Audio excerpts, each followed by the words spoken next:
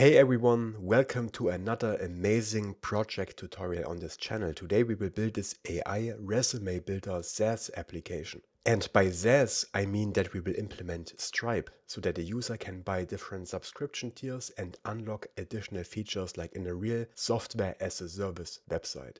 So let's take a look at what we will build and all the features. This is just the front page with a preview of a resume that we can generate.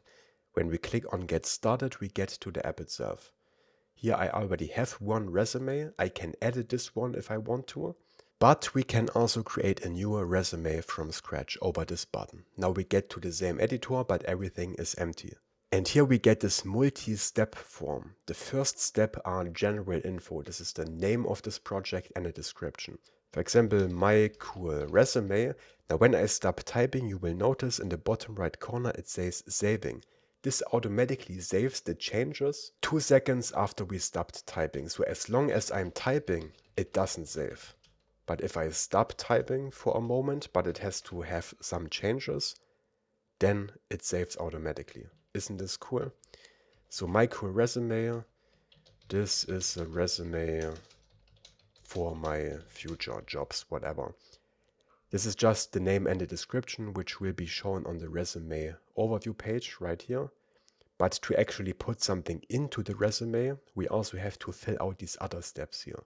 So now I can click on next step, or I can click on this breadcrumb up here. Has the same effect. Of course, this app has a dark mode and a light mode, because why not? Every modern app these days has dark and light mode. We can also set it to the system theme, which is light in this case. And now we are on the personal info form, and when we type something in here, like our first name and the last name, it will be put onto the resume. And again, it autosaves. We can also upload a photo. Let's see if I have a photo of me. I think here on this USB stick. There we go. Let's take this one. And there it is.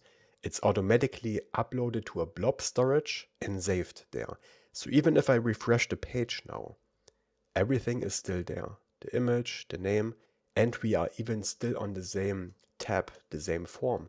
And we achieved this by putting the relevant state into the URL, which is a good practice in general. So you will notice up here that we have the resume ID in the URL. So this is why when we refresh the page, we still edit the same resume because it loads this resume from the database. And we also have the current step here in the URL, personal info. If I switch to work experience, this changes to work experience. This is why every time I refresh the page, we end up on the same step, the same form as we were before. Really professional. Okay, let's keep filling this out. So let's say we are a full stack developer. This text is automatically put here. City, Erfurt, country, Germany, and it automatically adds a comma between them. And if I add a phone number, it also adds this bullet icon here, just so that everything looks good. And then let's say florian@codingandflow.com for the email address. There we go. This is the personal info. Let's go to the next step, work experience. And of course, this layout is also mobile responsive. Let's take a look. So when the screen gets smaller, the preview of this resume gets smaller. And you will notice that the contents inside it, the text and the image, grow and shrink relative to the size of the container, which makes sense because this is a preview of a resume that we want to be able to print onto an A4 sheet later, right? A sheet of paper. And this means the text size and everything has to scale with the size of the container, so the proportions stay the same. Normally, in a div, the text sizes here would stay exactly the same, and just the container would get smaller, but we scale the content inside it. Now, eventually, when the screen gets small enough, then we don't have enough space for both the form and the preview anymore. When this happens, we just hide the preview by default, but we can still show it over this button here at the bottom. So now we see the resume preview, and now we see the forms. So we can also use this editor on mobile. Isn't this cool? And on larger screens, we see both parts. Okay, on this step in the form, we can add work experiences. And this is really cool because we can add as many as we want. We can add one work experience and another one. And when we start filling this out, we see this data over here on the right side. We can give this a starting date and an end date. If we don't give it an end date, it says present here and a description. But the cool thing is we will also implement AI via the ChatGPT API. So I can click this button here and then this dialog opens. And here we can just write what we did and from when, and we can be really sloppy here. We don't have to pay attention to correct grammar or anything. We can be really sloppy. For example, I can say from 2016, or let's say November 2016 till October 2018, I was a burger fryer at McDonald's. Sometimes I also cleaned the toilets. And now when I submit this, AI will generate a professional sounding work experience entry for our resume. Let's try this out. Generate. Only takes like 3 seconds or so. And there we go. It filled out all these fields.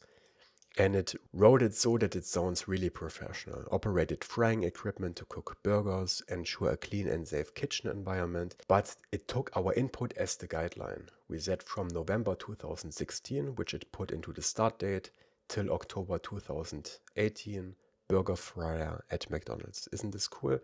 And we can add more work experiences. For example, from 2017 till now, I've been the CEO, I just find this term very cringe, this is why I use it, of coding in Flow. Maybe let's spell this correctly so that the AI knows how this is spelled. Where I make the best programming tutorials on React.js and Next.js.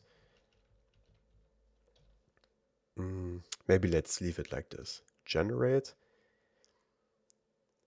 And then it added 2017, no end date, because this means present, CEO of Coding in Flow, and again it added this professional sounding description. Of course we can remove these work experiences and we can even reorder them, because I want to have this latest one at the top. So what we can do is we can drag this little handle here and move this up, drop it here, and now we have this at the top. And we will use React Hook form for these forms. And it will be really interesting for you to learn how to add these form arrays where we can add as many items as we want, and how to add drag and drop, and so that everything works together properly. We can add as many of these work experiences as we want. The next tab is education, which looks very similar to the work experiences tab, just that here we don't have a company, we have a school, and we don't have a description. So here I can write, for example, Master of Science, whatever, then I type in my school, University of blah blah. Here we don't have AI features because I didn't find them necessary, because this doesn't have a description, but of course you can use the same code that we use on the Work Experiences tab to also implement AI here on the Education tab. Okay, start date, whatever. Pick some random start date, 2020. Again, it automatically saves the changes, so at any time I can go back to the resume overview page and I always see this resume in the state where we left it off. We don't have to click a save button, it always saves automatically. We can add more educations. The next is the skills tab. Here we can add a bunch of skills and separate them by a comma, React.js, Next.js, cooking, steak, whatever. And it adds all of them as these little tags down here. And it also automatically adds these divider lines. You might have noticed these two buttons over here. With them we can customize our resume further. For example, here we can change the color of these primary texts here. Let's set this, for example, to my Coding in Flow green. This one. And with this button here we can toggle the border radius. So at the moment we have this scroll, this rectangle with rounded corners. Here are for this image, but also for these skill tags down here. And we can change them by toggling this button. Now it's a rectangle and the skills as well. And now this is a circle and the skills are round as well. So we can toggle this. And those two are premium features, so we have to unlock them by buying a Stripe subscription. And the AI features will also be behind the subscription. We will have two different subscription tiers, and I will show you how you can lock and unlock different features by implementing Stripe. And the last step in the form is the summary. And again, we can write this ourselves, and it will be put at the top because this is where this professional summary belongs. But the reason I have it as the last step in the form is that we can also use AI to generate this, and this will automatically take these other inputs into account. Everything we added so far will be taken into account when we click this button. So let's try this out. Generate. And it generates this professional summary. And as you can see, it knows that I'm a full stack developer because I added this up here. It knows that I work at Coding in Flow and that I worked at McDonald's before, and everything else we entered here. Really cool stuff. And here's the kicker. We can also print this resume. Here on the resume overview page, we can delete a resume, of course, but we can also print it, which opens this printer preview. The resume looks exactly the same as in our preview in the editor. And even cooler, if this gets too big and it's longer than an A4 page, then it will automatically add smart line breaks. So for example, this is a larger resume which goes over 2 pages. But by default, it would put the skills text here on this page, and then it would put the skill tags onto the next page, which looks ugly. There are certain places where we don't want to add line breaks, and we will implement it so that it always looks good. This is why it puts this headline skills on the same page as the skill tags themselves. It will also not break, for example, a work experience in the middle. It will always put the whole work experience onto the same page, and not, for example, the burger fryer on one page and the description on the next page, which again wouldn't look good. So we will implement this in a professional way. On the billing page, we can see our current Stripe subscription. With this account, I have this Resume Builder AI Pro Plus monthly subscription. This is why I have access to the customization features and the AI features. We can change our subscription via this button, which brings us to this Stripe customer portal. Here we can do different things. For example, we can change our subscription from Pro Plus monthly to just Pro monthly, which gives us access to some of the features, but not all of them. Let's try this out. So we select this one, click on continue. Then I click this button, and don't worry, for testing, you don't need to pay real money in Stripe. You can use a fake card that they provide with this 4242 number to simulate making these payments. So when I make a payment here, this doesn't actually make a payment, it just fakes it. So let's click this button, confirming. Then we can go back to our application, which brings us back to the billing page. And now it is changed from Pro Plus monthly to just Pro monthly. And with a Pro account, I have different options available. For example, in a normal Pro account, I can only create up to 3 resumes. So when we create a third resume, go back to the overview page, and then try to create another one, then we will see this premium dialog, because we need a premium plus subscription in order to create more than 3 resumes. And with a premium subscription, we have these tools here available. But instead of changing our subscription, of course, we can also cancel it if we don't want these features anymore via cancel subscription. This will be cancelled at this end date here, so we still have access to these features for about a month. We don't want to give a reason here. Again, we go back to the application, and now it says your subscription will be cancelled on December 7, so that the user knows that his subscription is about to end. And if we want, we can renew it again. So I can change my mind. I don't want to cancel it. I want to renew the subscription. And then it will continue. Again, back in the app, now this text here disappears because our subscription is not cancelled anymore. Okay, now I'm in a different account that doesn't have any subscription active. We are currently on the free plan. Now we see this Get Premium Subscription button here. Again, the same premium dialog. And free accounts can only create 1 resume. So now when I click this button, we see this dialog, and we can also not use the customization or the AI features. When we try to use them, we always see this premium dialog where we can buy a subscription. And if I want a subscription, I decide between premium or premium plus, click this button, I get redirected to the checkout page. Let's try a complete checkout. The email address of this account is entered automatically. This is this fake Stripe card. And we also have to check this box here. We can change this, we can remove this if we want, but I set this up on purpose. More on that later.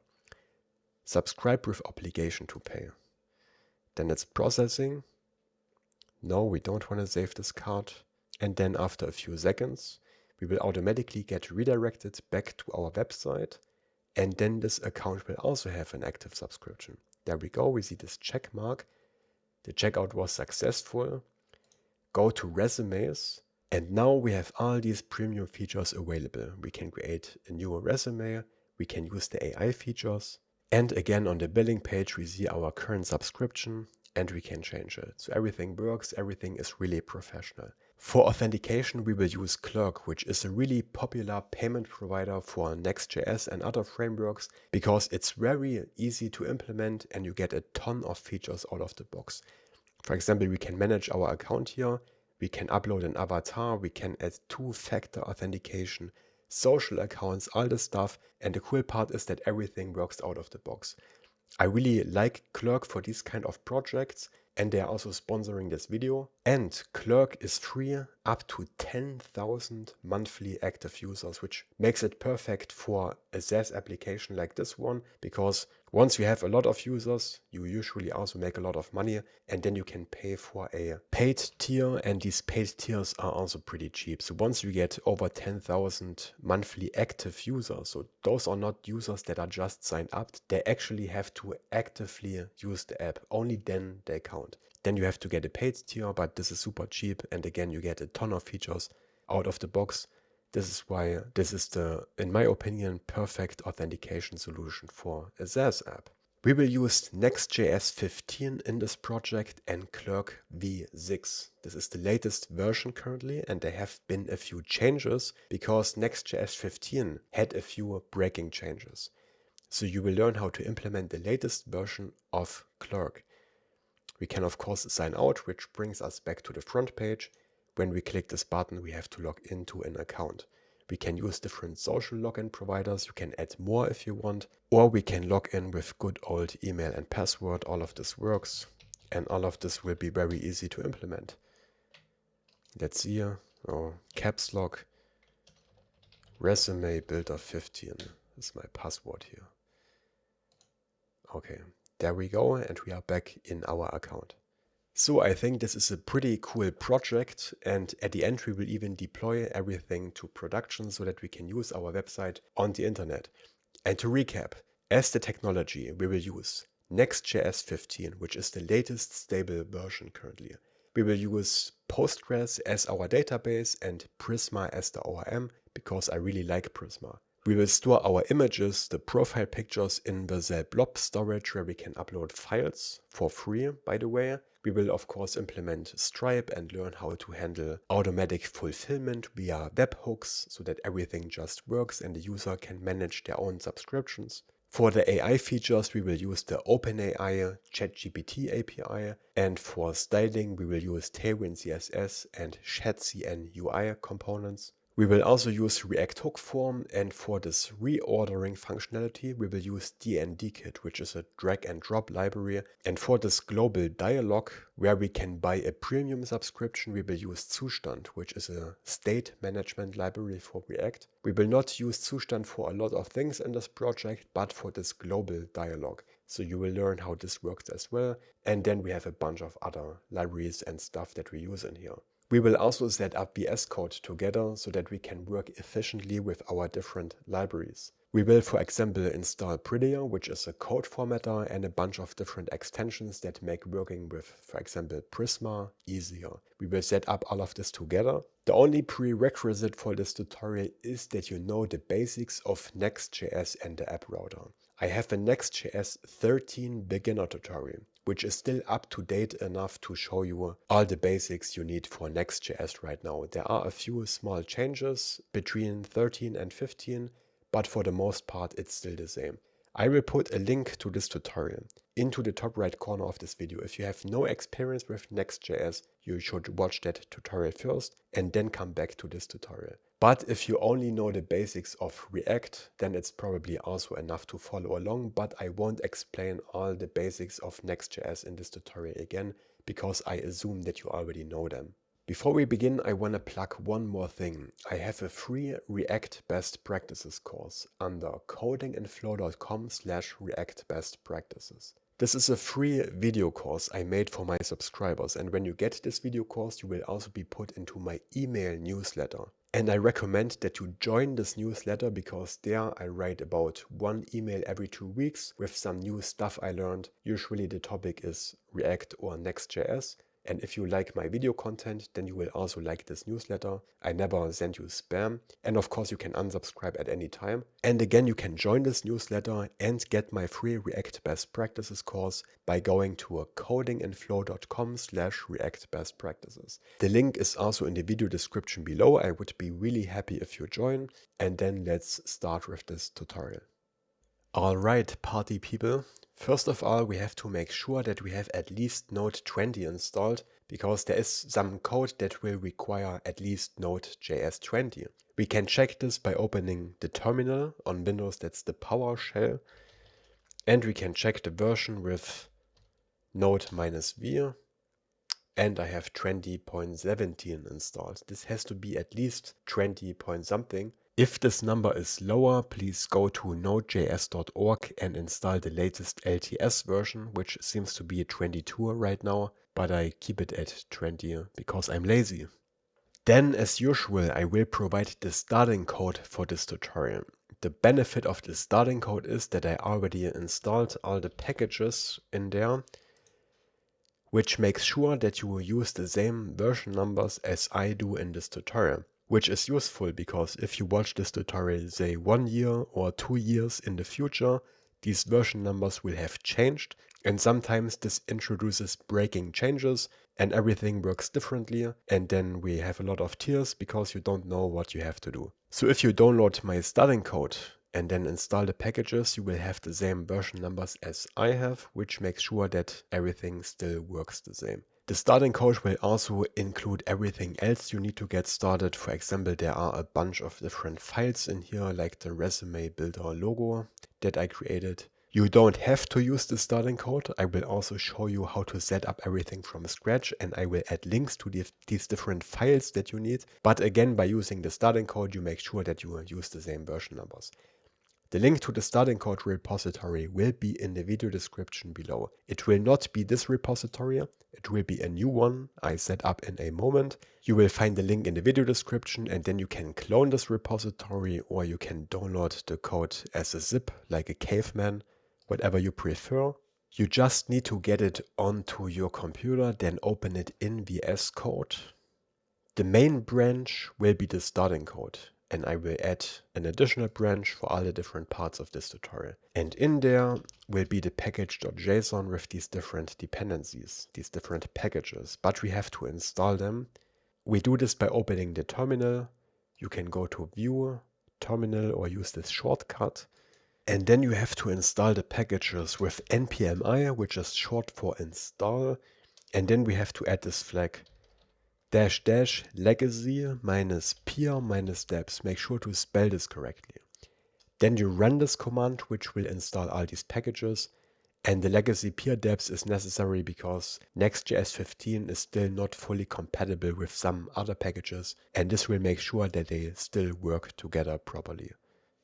If you follow these steps, you will have the same packages as I do here, and everything should work exactly the same. But if you are brave, you don't have to use the starting code. I will also show you how to set up this project from scratch. But then if there are breaking changes in these packages, you have to figure out yourself how to implement these changes by using Google. But you are a big boy or a big girl, so I trust that you can do that. Which path you take is up to you. And now I will show you how to set up the same project from scratch. So if you did not download the starting code, then we go to the folder where you want to put this new project. Here I put it into this VS Code projects folder. Then we open the terminal here. On Windows you do this by holding Shift down and then right clicking. and then you can click on Open PowerShell window here or Open Command Line here, depending on what settings you have in your Windows. But we want the command line opened here. And then we type in npx create -next -app at latest, which generates a new Next.js app when we press enter. We have to confirm this with while and then answer a few questions. What is your project named? Let's say Next.js 15 AI resume builder. Of course, you can call this whatever you want. Enter. Would you like to use TypeScript? Of course, because vanilla JavaScript users are lunatics. We also want to use ESLint and Tailwind CSS, and we want to use this SRC directory for organization, and very important, the app router, yes. TurboPack, no, I haven't used this before. I think it's still experimental. And to avoid despair and desperation, I want to play it safe for now and not use TurboPack and wait until this has become stable. We also don't want to customize the import alias, so we select no, and then it takes a few seconds and it sets up a fresh new Next.js project. Alright, and when this has finished, then we can close the terminal and we can open this project if I can find it. Here it is. Open in VS Code. And can you smell that? That's the smell of a fresh new Next.js project. And this works out of the box. We can run this with npm run dev. And then we can open this bad boy on localhost 3000.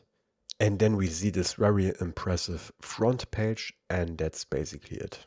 Later we will put our website here. Let's stop this localhost with Ctrl-Z. Since this is a fresh, new project, we have to install all the packages that are already included in the starting code. Now we have to install them manually one by one. So again, we type in npm-i in the terminal, and then we have to add all these different packages. Make sure to spell them correctly, and we have a bunch of them. So we want to use Prisma as the ORM.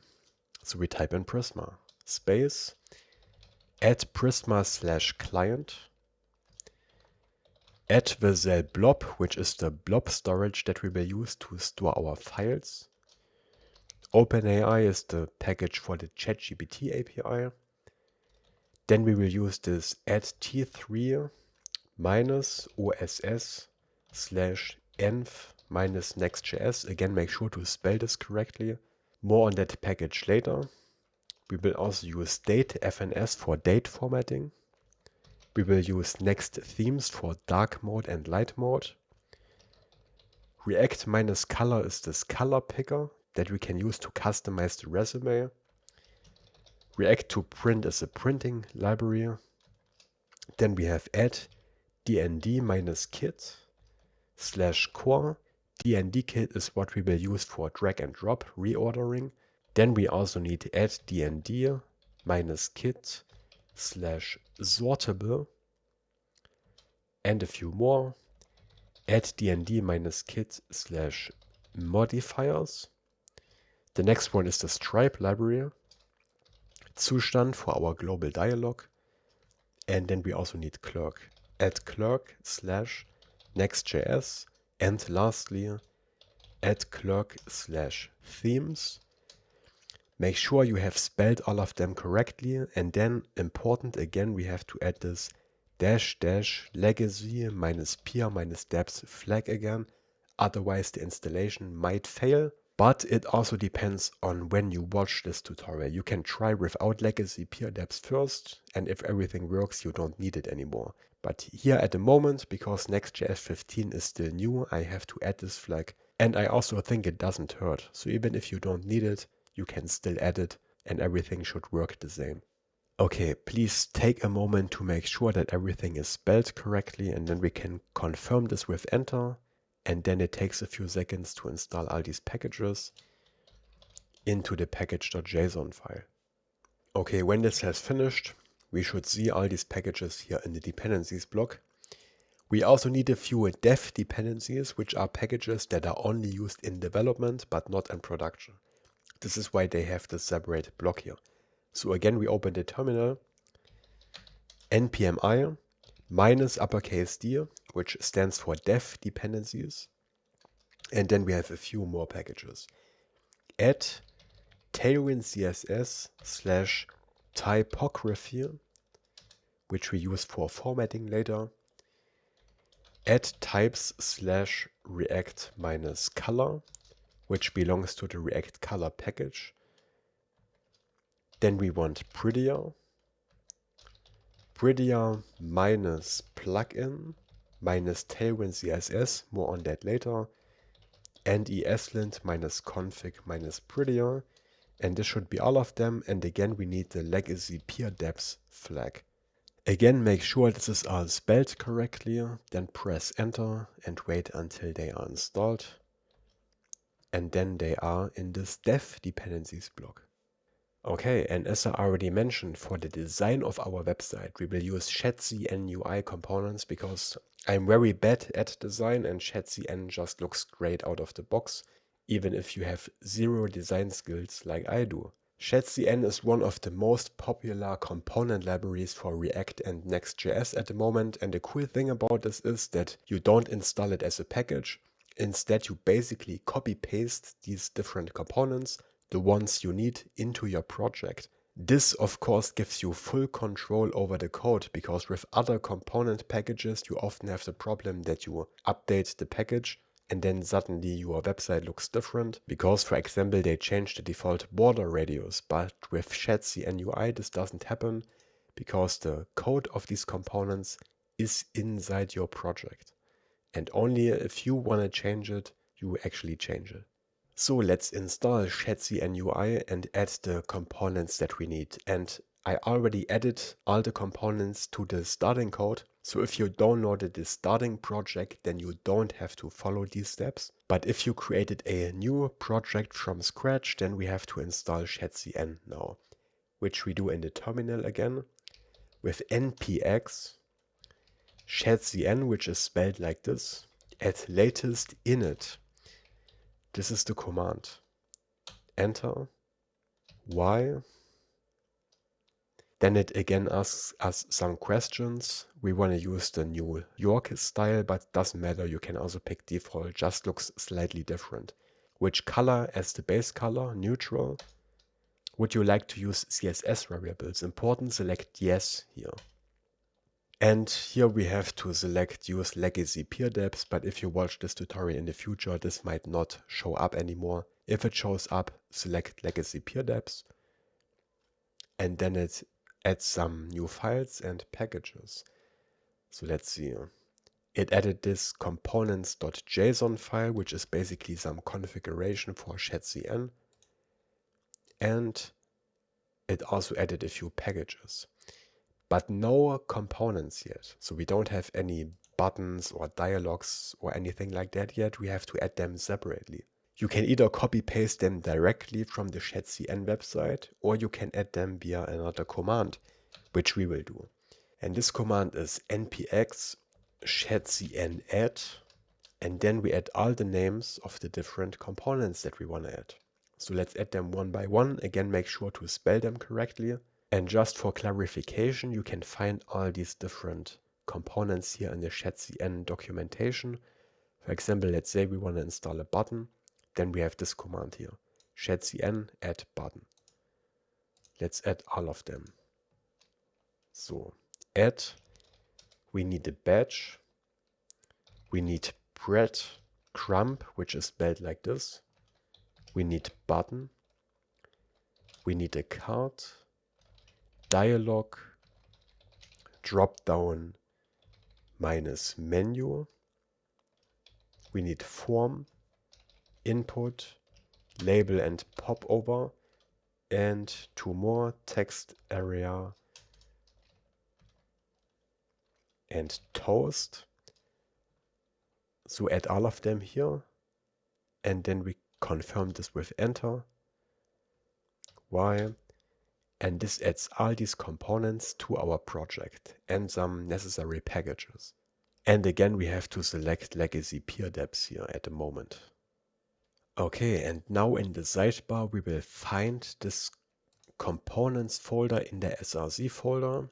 And in here is this UI folder, and here are the different Shadcn components that we just installed. So as you can see, we have full access to the code. We can make changes to the code, and we don't get surprised by updates later. And as I mentioned, it also installed a bunch of new packages. For example, these Radix packages, which are necessary for these components to work. And we can also customize the way Shadcn looks. Here we have this themes menu option. And here we can click on customize, and we can change the primary color. We can change the border radius. We can see how this looks in dark mode and light mode. And then when you have set up your theme, you can click on copy code, copy this part here. If you want, you can also use the default theme, copy all of this. And then you simply put this into the global CSS file, which contains all these color variables for Shadcn. And you replace this part here, layer base, together with this dark block, only this part for the one we just copied. And now we have these custom colors. But for this tutorial, I have already prepared a theme, which I will also put into the video description below. You can either set up your own theme or use my theme or keep the default theme. And I also already added this to the starting code. Okay, so I paste this here, save the changes. Then we go into the input component, which we installed via Shadcn. Here we get an error in the moment. In the future, this will probably not show up anymore. But again, there are some compatibility issues between the latest Next.js version and the current Shadcn version. We can fix this by disabling this warning for this line. And we have to do the same in the text area component. Again, quick fix, disable for this line. And one more in this used toast hook. Again, we want to disable the warning here. There is one more of these warnings in the Tailwind config file. Again, this warning might be fixed in the future, but if it shows up, again, we have to disable the warning for this line. Then we go to the Explorer here in VS Code. We want to go to the src folder, and right in here we want to put a new folder called assets for some images that we need in our project. In here we want to put two files, this logo and this resume preview for the front page. They are already in the starting code project. If you set up the project from scratch, I will put links to both of these files into the video description below. So we download them here via the download button.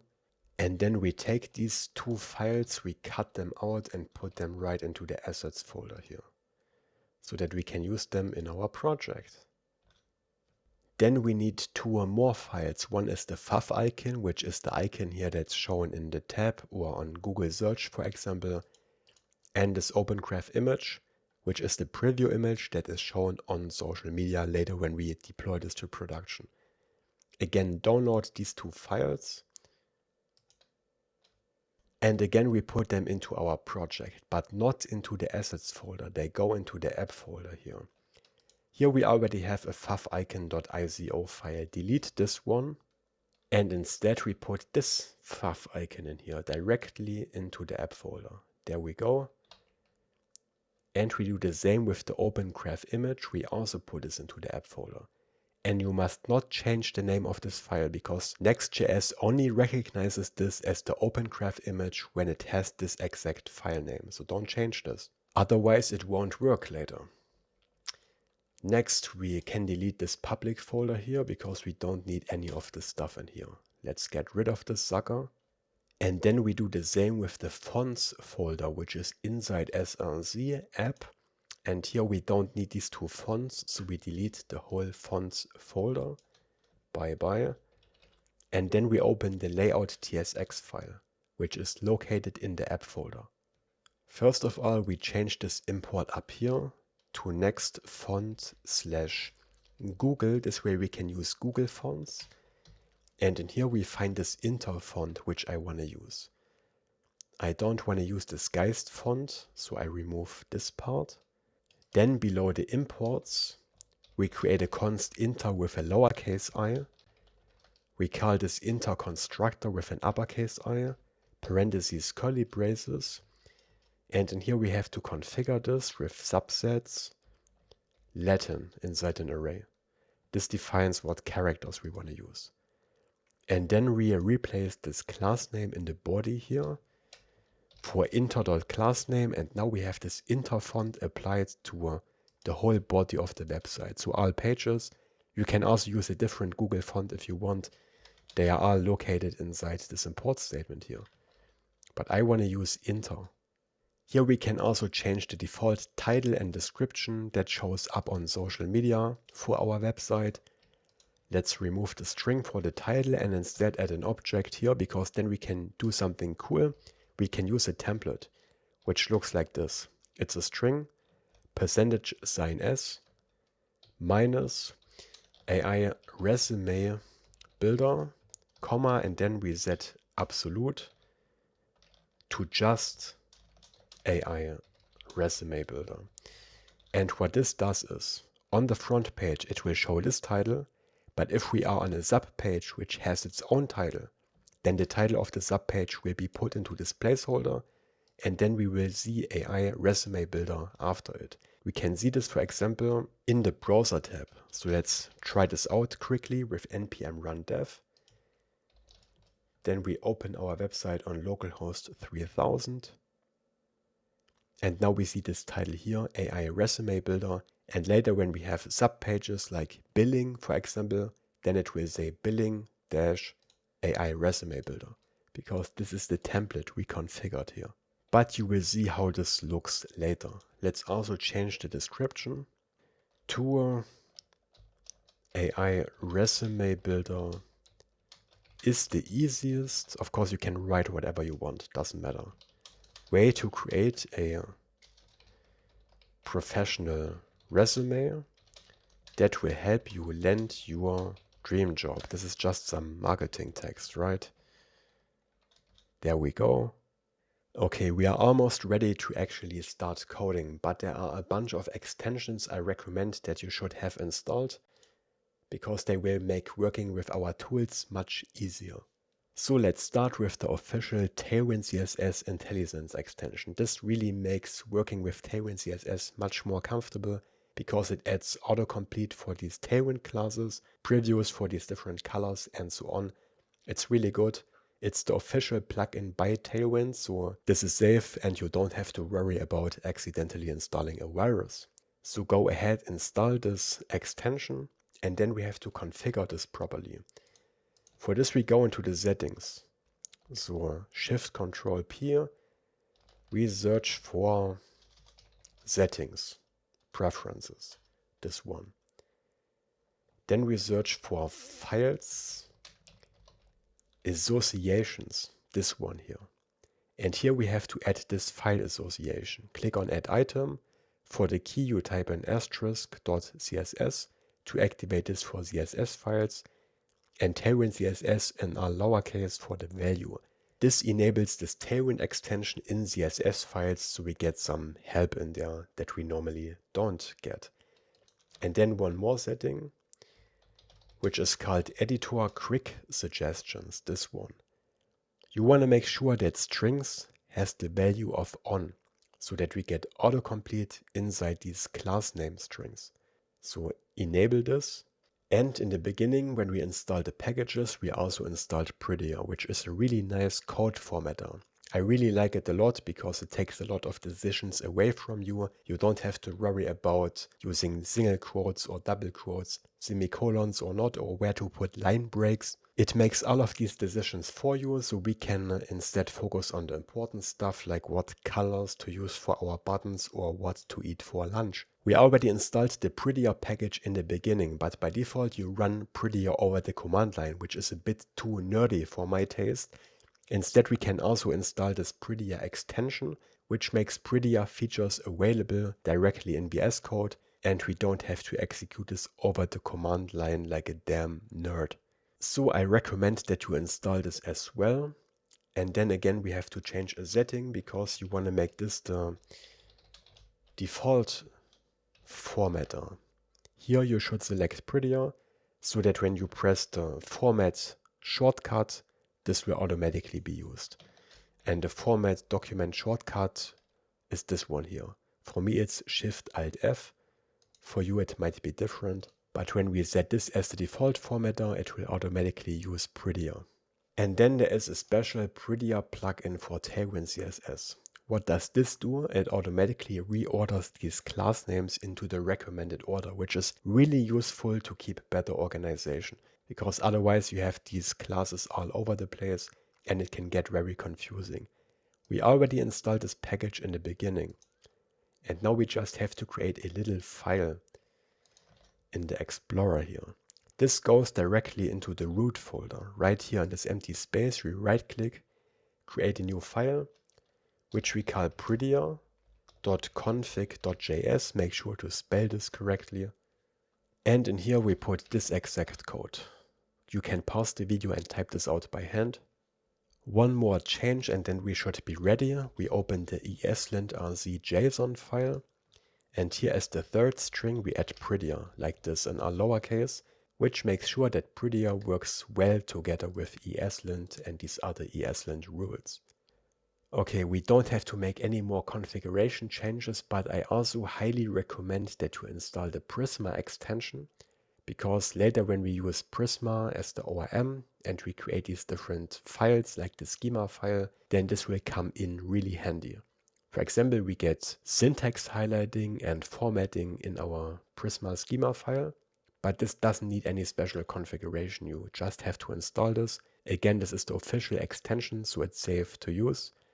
And lastly, I also recommend that you install the ESLint extension.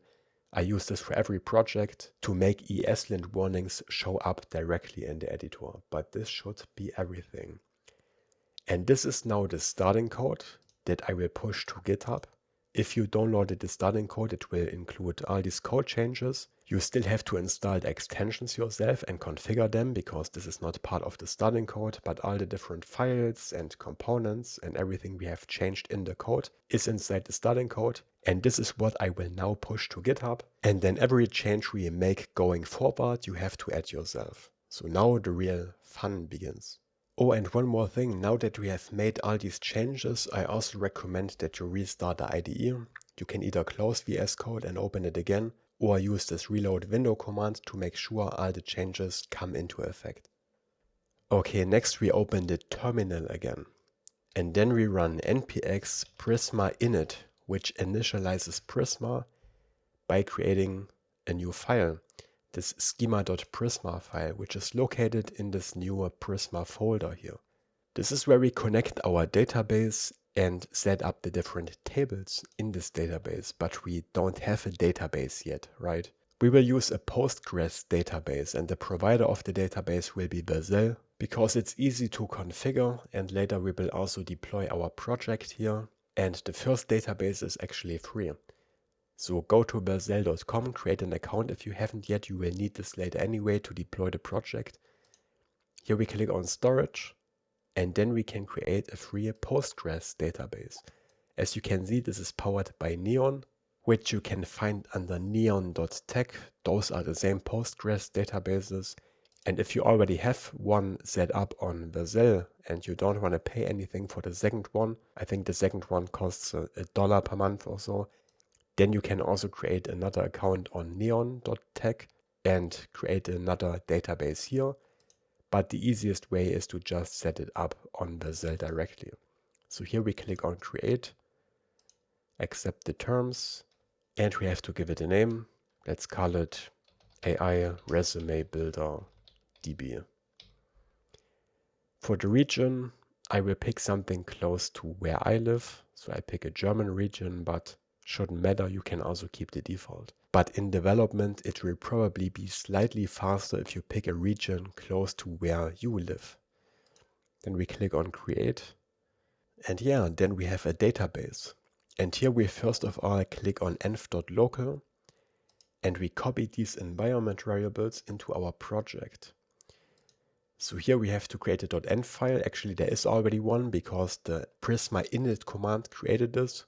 And we can actually remove all the content in here and instead paste the stuff from the Postgres database. This .env file is not pushed to GitHub by default because it's part of the gitignore file. which makes sure that we don't push these sensitive credentials to our repository. And I think if we go back to Vercel, we can also see the Prisma configuration here. So we have to copy this snippet as well, data source DB, and this goes into the schema.prisma file. We want to replace only this part down here for the code we just copied, and this connects this database to Prisma. And I get autocomplete and formatting and syntax highlighting in the schema.prisma file because I installed this Prisma extension in the beginning. If you didn't install this will probably just look like a plain text file. But this extension is really useful because in here we also define our different database tables, and the formatting and syntax highlighting is really useful. So let's actually put our first table in here, which we do by defining a model, which we call resume. This represents one resume in our app. So each resume needs a unique ID, which is of type string with a capital S. Then we add this add_ID annotation behind it, and add default, parentheses, and in here we pass CUID, and again a pair of parentheses. This makes this field the unique ID, which each row in a database requires, and it uses this automatically generated ID so that we don't have to pass one. It's generated automatically. Each resume also needs a user ID, which is also of type string. This identifies which user this resume belongs to, right? Then we also need a title, but here we add a question mark behind the string because the title is optional. Optional because we don't have to set a title. If we don't set one, it will just use no name or no title as the title for this resume. Then the description, which is also an optional string. And if I press the formatting shortcut, the Prisma extension automatically aligns this properly so everything looks good. And then we need a bunch more fields, which each represent a column in this resume table. So let's add them all one by one. We need a photo URL, because when we upload a photo, we store it in our file storage, and then we get a reference to this file back in form of a URL. This again is an optional string because we don't have to upload a photo. Then color hex is the color that we can change, which I showed you in the beginning. We also store this as a string. We don't make this one optional because here we set a default value to black with hashtag 0000000, 6 zeros. And since this has a default value, we don't make this optional because this will always be filled automatically by Postgres. Then the border style, which is the border radius that we can configure. Again, this gets a default value of scroll. So by default, it will be this rectangle with rounded corners. And scroll is a word mix between square and circle. Next, the summary, which again is an optional string. Then we need a first name, and I spelled this in camel case. Optional string, last name optional string, job title, city, country, phone, email. And then we also need created at, which is a timestamp when we created this entry. This is of type date time. Again, this gets a default value of now. I think this is self-explaining. And then also updated at, which is also a timestamp. And here we set at updated at, which automatically updates this field when we update this entry in the database. Okay, you can pause the video and type all of them out. Or you can always open the GitHub repository in the video description and copy the code from there if you are lazy. And there's one more thing I want to add here at the bottom. 2 ads, then map, and in here we write resumes. By default, the name of the table is the name of the model. Resume with an uppercase R and singular. But the naming convention for tables in Postgres is usually lowercase and plural, and this way we can rename this table. So instead of resume, it will be called resumes. But you don't have to add this. This is up to personal preference. Some people also prefer lowercase with underscores for these column names. And similarly, we could map this with add map. This time only a single add. And we could name this first underscore name, for example. But here I don't want to do this. I will just keep it like this. Now later we will come back to this file and make more changes and add more models, but for now this is enough. So we save this, and now Prisma is connected to our database and we have our model, but we still need a way to access Prisma in our code. For this we create a new file in the lib folder. And by the way, this lib folder was generated automatically by Shadcn when we initialized it. In here we want to put a new file called prisma.ts. And in here I copy paste some code. Now I won't do a lot of copy pasting in this tutorial, we will write most of the code ourselves, but this one I just copy because this is just boilerplate code that we need to get Prisma to work with Next.js. You can pause the video and type this out, or again copy it from the GitHub repository in the video description. But this code is necessary because it makes sure that when we reload our app in development all the time, it doesn't create a new Prisma client over and over again. Instead, it creates the singleton that we reuse. This is necessary in Next.js, and this is also described in the Prisma documentation. So you can Google this, Prisma Next.js, and here they describe why this is necessary. And here is the same code as we put into our project. Okay, and now we have to push our new model, so our new database table, to our Postgres database to create it, so to speak. And we do this over the command line. First, make sure that all the changes in the schema.prisma file are saved. And then in the command line, we run npx prisma-db push, which pushes these changes to the Postgres database that we connected to our project. And remember, this is connected via these environment variables. So npx prisma-db push, you should not get an error now. If you get an error, go back and make sure that you followed all the steps.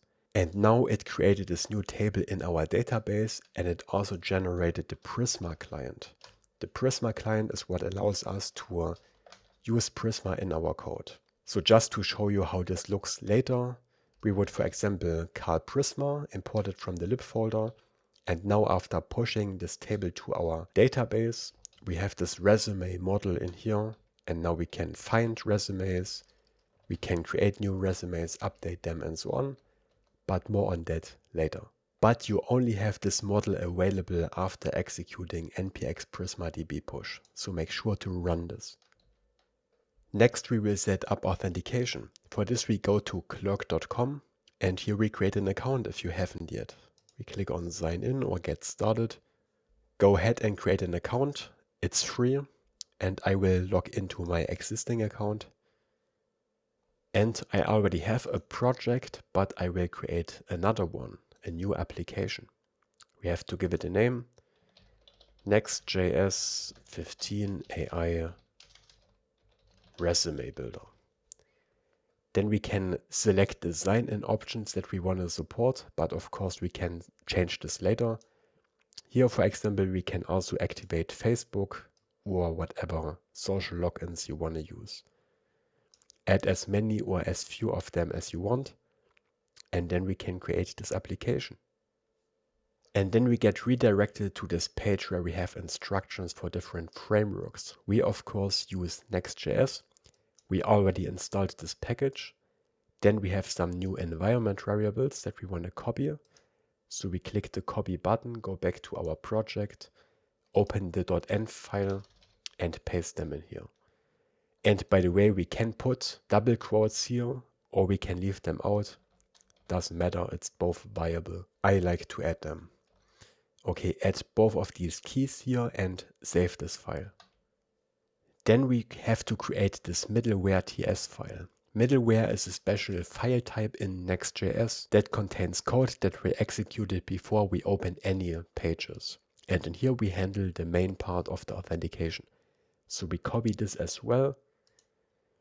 Go to our project and we have to put this middleware file directly into the src folder. Not into the app folder, directly into src, and it has to have this exact name, middleware ts. Make sure to spell it correctly and put it into the correct folder. And here we can copy this Clerk code. This will activate authentication on all pages, basically. It just excludes some static files that we don't need to protect. But there are certain pages that I don't want to protect. I want to keep them public. Those are the front page, because everyone should be able to open the front page without logging in, and the sign in and sign up pages themselves. We have to whitelist them so that we can open these pages even if we are not logged in. How you do this is described in the Clerk documentation. This has recently changed with version 6. Just follow along. We create a const called isPublicRoute. And here we call this create route matcher function, which is this import here from Clerk Next.js server. And to this we pass an array of paths that we want to whitelist, which is the front page, so just slash, then a second one, slash sign in, and then we add this placeholder behind it, so that we also include subpages. So sign in, and then without a space, parentheses, dot asterisk. And then the same for sign up. So again, slash, sign minus up, parentheses, dot asterisk, closing parentheses. Those are the 3 pages for now we want to whitelist so that we can open them even if we are not logged in. Then we go into this Clerk middleware function, to which we pass an async arrow function like this. And this arrow function gets passed to arguments auth and request. This is of type Clerk middleware auth, and this is of type next request. And we can use this to protect the routes that we want to protect, which looks the following way. We check if exclamation mark is public route, which is this function that we created up here. Parentheses. To this we pass this request that we get passed here. Again, the middleware will be executed before we open any page on the website. And now we check if this page is not a public route, then we want to require authentication on this page. So we automatically get redirected to the login page if we are not already logged in. For this we call await auth. Auth is this first argument here. Dot protect, parentheses. This way we protect this page. But because of this if check, this will only be executed on all pages that are not included in this array. So on these pages up here, we don't need authentication. And when we press the formatting shortcut, Prettier formats our code properly. And if I, for example, remove the semicolon here, or I mess up the spacing, or I use single quotes instead of double quotes, Prettier automatically takes care of this when I press the formatting shortcut, and everything looks the same as before. This is why I really like Prettier. It makes these decisions for you, so you don't have to worry about them. Then let's take a look into the Clerk instructions again. So we have our middleware file. Then we have to add this Clerk provider to our layout. So back into our project, we open this layout.tsx file in the app folder. And here in the return block around the HTML, we want to put this Clerk provider. Looks like auto import doesn't work. Add this import statement here from Clerk Next.js. And then we wrap the whole HTML tag into this Clerk provider, which makes Clerk available on all the child components in here. There has been an interesting change in Clerk 6.0. So before version 6.0, all pages we wrapped into this Clerk provider would opt out of static caching. So by default in Next.js, pages that don't depend on any data, like our front page here, can be statically cached so that we can open them much faster. In the past, this would be disabled by the Clerk provider. Everything in here would be dynamically rendered, which made our page slower. But this has been changed in Clerk 6.0. Now you don't have this effect anymore. You can still have static caching inside the Clerk provider. So even if we wrap our whole app into this provider, our front page will still be statically cached later and very fast to load. But this just affects the website's speed. It doesn't change anything about the functionality, but it's still very good that they made this change. Okay. Then we go into the src folder, into app. We right click on app. And in here we write parentheses main, like this, slash. This way we create a folder. Resumes, slash, so another folder. And in here we put a page.tsx file. So this creates this main and resumes folder in the app folder, and in here we put a page. Folders with parentheses are so-called route groups in Next.js. They are ignored from the URL. So this page will be available under /resumes, but the /main will not be part of the URL. This is just for organization. If we left out the parentheses, the URL would be /main/resumes, but now it's just /resumes to reach this page. In here for now we will just put a simple dummy page. Later we will load and show our existing resumes in here. But for now just export default function page. And we return a main tag that says, here will be your resumes. Let's also go to the front page, which is the page.tsx file in the app folder that was created by default. And I want to get rid of all this boilerplate code here and instead just return a main tag again that says front page. And we can also remove this import. Now let's run the app on localhost 3000 with npm run dev. When we open localhost 3000, we see our beautiful front page here, which doesn't require login. But if we try to go to /resumes, we get redirected to the login screen. This is what we want, because the /resumes page is in the part of the app that requires authentication. So let's go ahead and create an account here. You can use Google or Facebook if you want. This works out of the box without any additional setup. But I'm going to use email address. And of course I have to click on sign up to create a new account. Resume builder 15. By the way, this also has some protection in case you use a password that is too simple. I think this one, for example, will not be allowed. I'm not sure. Yeah. Clerk automatically makes sure that we don't use any compromised passwords, which is useful, of course. So I create this new account. We get sent a verification email, which is also really cool because Clerk takes care of these transactional emails for you so that you don't have to set this up yourself. So let me type in the code I got sent to my email address. And now that we are logged in, we can reach the /resumes page.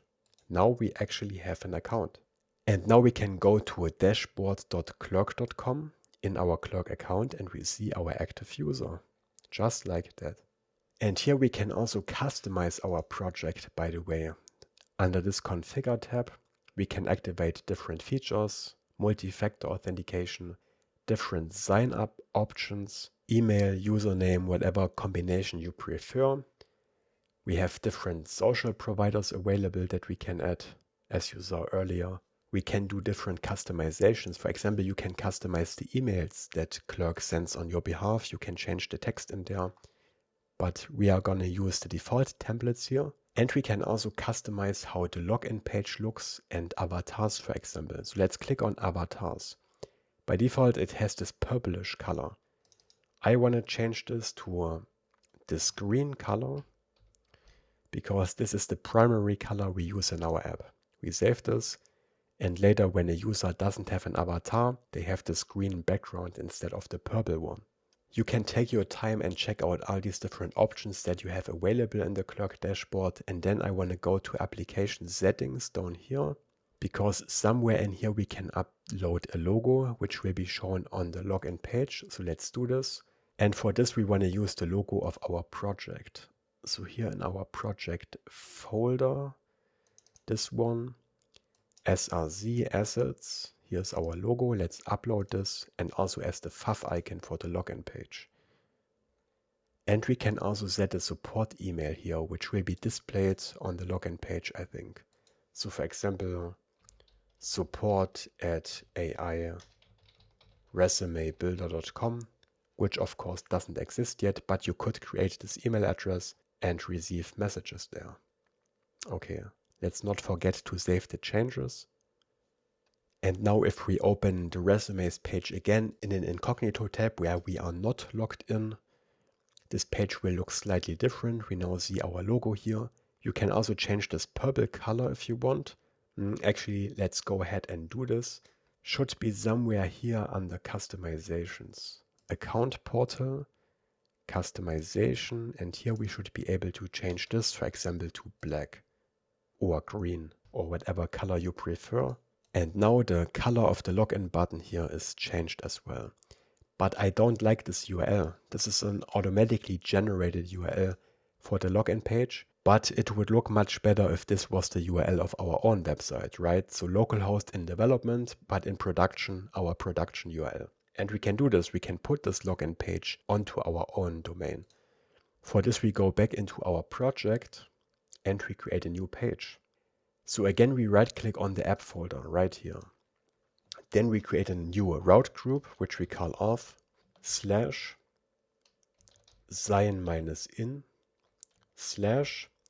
/ and then we add 2 pairs of square brackets like this. And in here we write ... sign-in again. And after both closing square brackets, we write /page.tsx. So this creates these folders in the app folder. Auth /sign-in / and then this text here. This is a so-called route group in Next.js.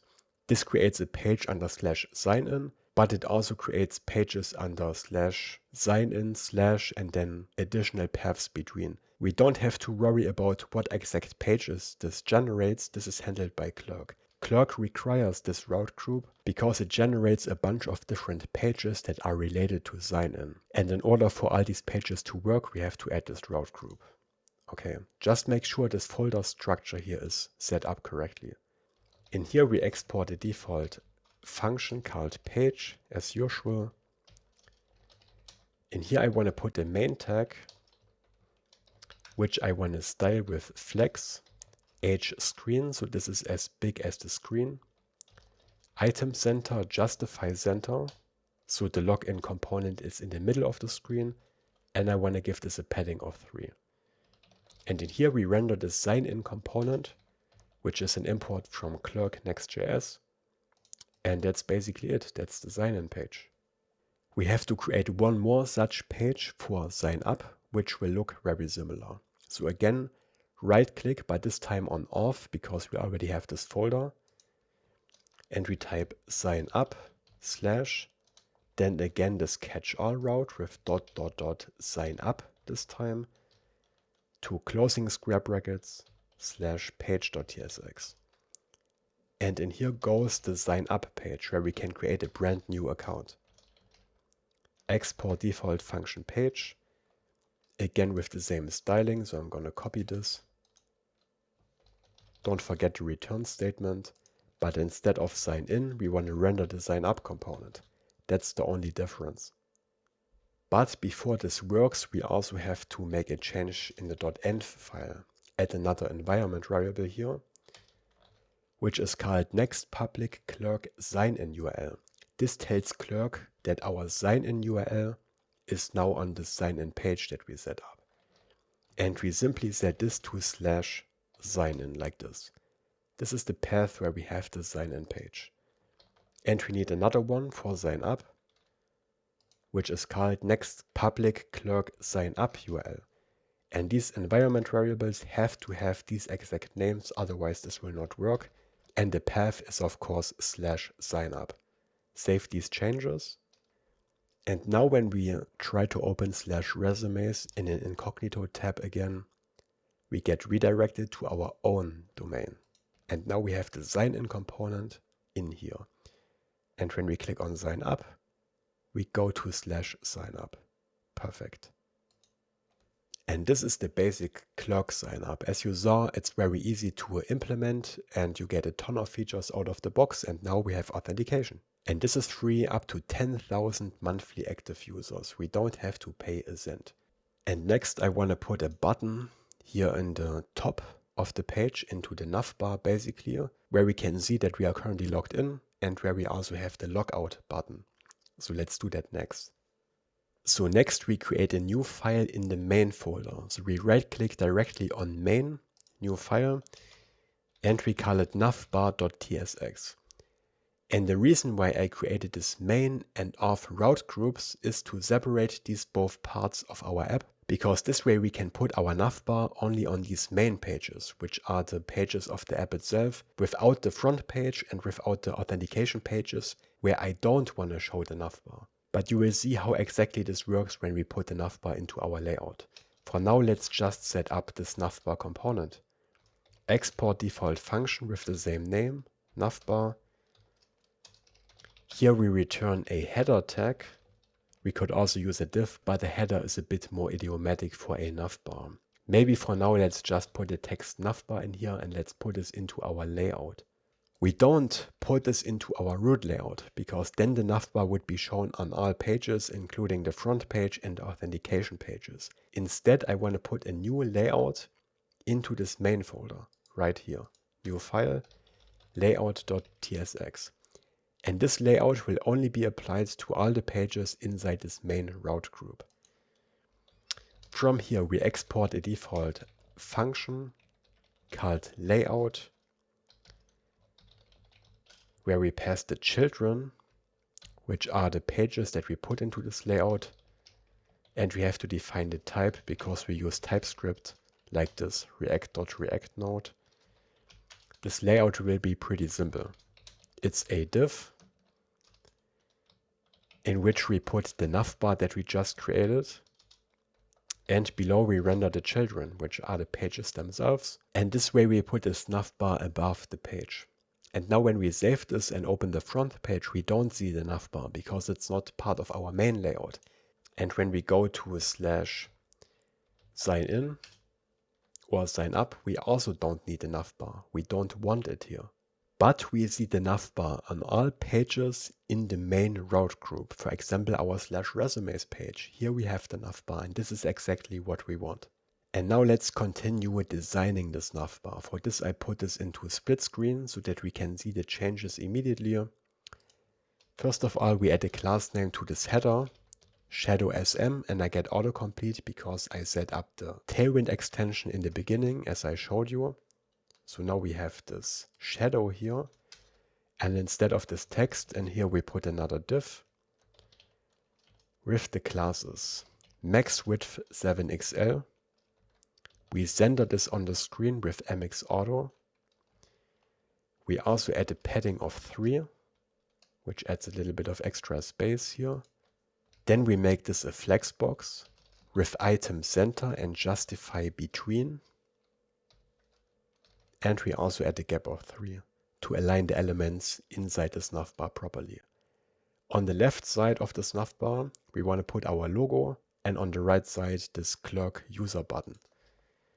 So inside this div, here as the first element, we put a next link. And when we click this link, we get redirected to /resumes. And we style this with flex, item center, and a gap of 3. Because inside this link we put our logo and some text. So in here we put a next image, so it should add these two import statements. For the src, I want to use the logo file, which we import as a file. Import logo from add/assets, and in here is logo.png. And we want to use this in our navbar. We set the alt text of this image to logo or resume builder AI logo or whatever you prefer. We set the width and height both to 35 pixels. And then we style this with rounded full. And then we close this image tag. And when we save this, we see our logo here. And next to the logo, I want to put a title of the website, but still inside the link.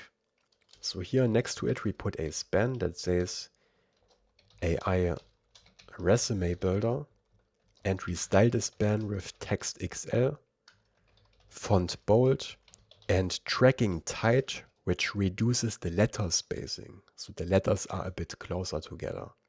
There's the text. And when we click this, we get redirected to /resumes, but we are already on this page. Okay, so this navbar div is a flex box with justify between alignment, which means that whatever we put after the link will be aligned on the right side of this navbar. Here I want to put this user button, which is an import from Clerk Next.js.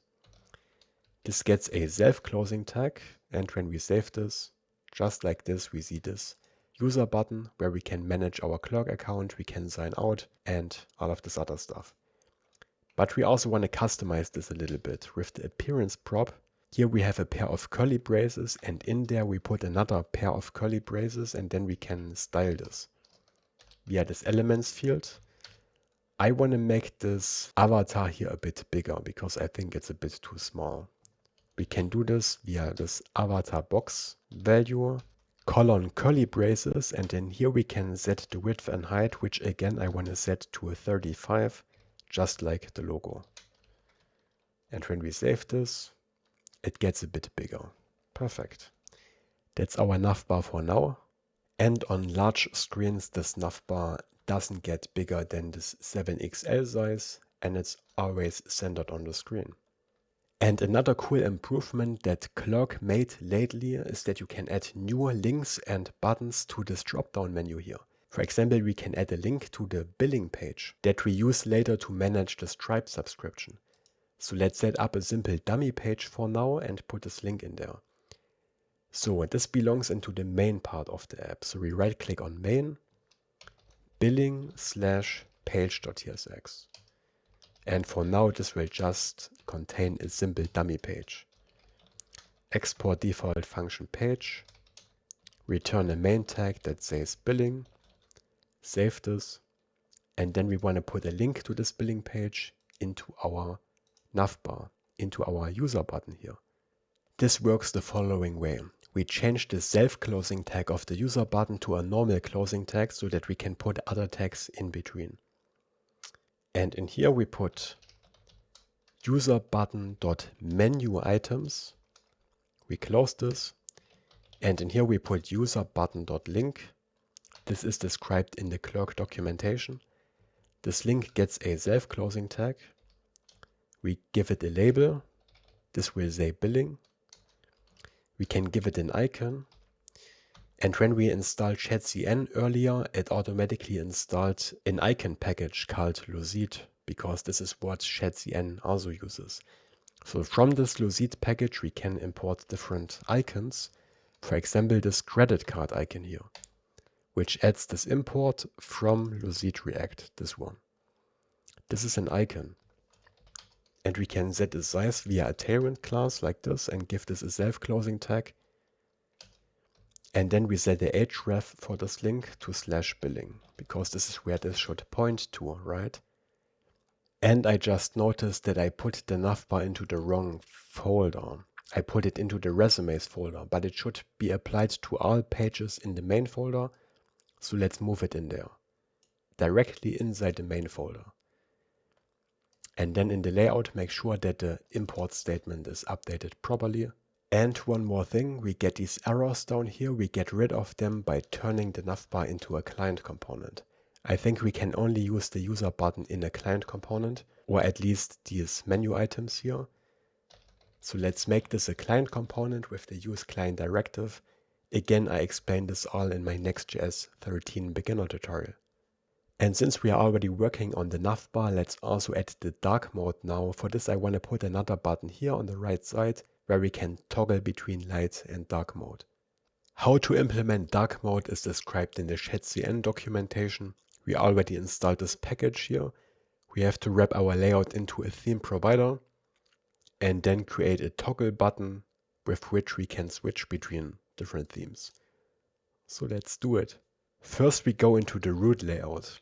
That's the layout.tsx file in the app folder, not the main one, the other one. Then we go inside the body tag right here where the children are. Those are all the pages of our app. And we wrap this into a theme provider, but it looks like we have to import this manually. Import curly braces from next themes, and in here we find this theme provider. We wrap all child pages into this theme provider, and we have to configure this a little bit. We set attribute to class. This just defines how the theme is changed. It changes the theme by adding a class to this HTML tag here. This is handled by Next themes. We set a default theme to system. So whatever is the selected system theme on the device can be dark or light. We also have to enable the system option.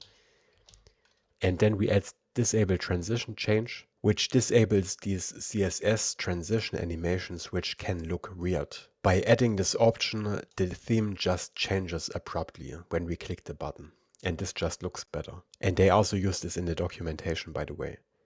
We have to add one more thing here on the HTML tag. Suppress hydration warning. This is described in the Next themes documentation. We have to do this, otherwise we get a hydration warning by this theme provider. But this is fine. It only disables hydration warnings for the HTML tag, but not for the children of the HTML tag. So we are not disabling hydration warnings altogether, only for this one level. And this is described in the Next themes documentation. This is unfortunately necessary in Next.js, but it doesn't break anything. Okay, next let's set up this theme toggle button and then put it into our Navbar. I want to put this into the components folder right here. Not inside UI, but directly inside the components folder. And I call this theme toggle.tsx. This has to be a client component. And then we export the default function theme toggle.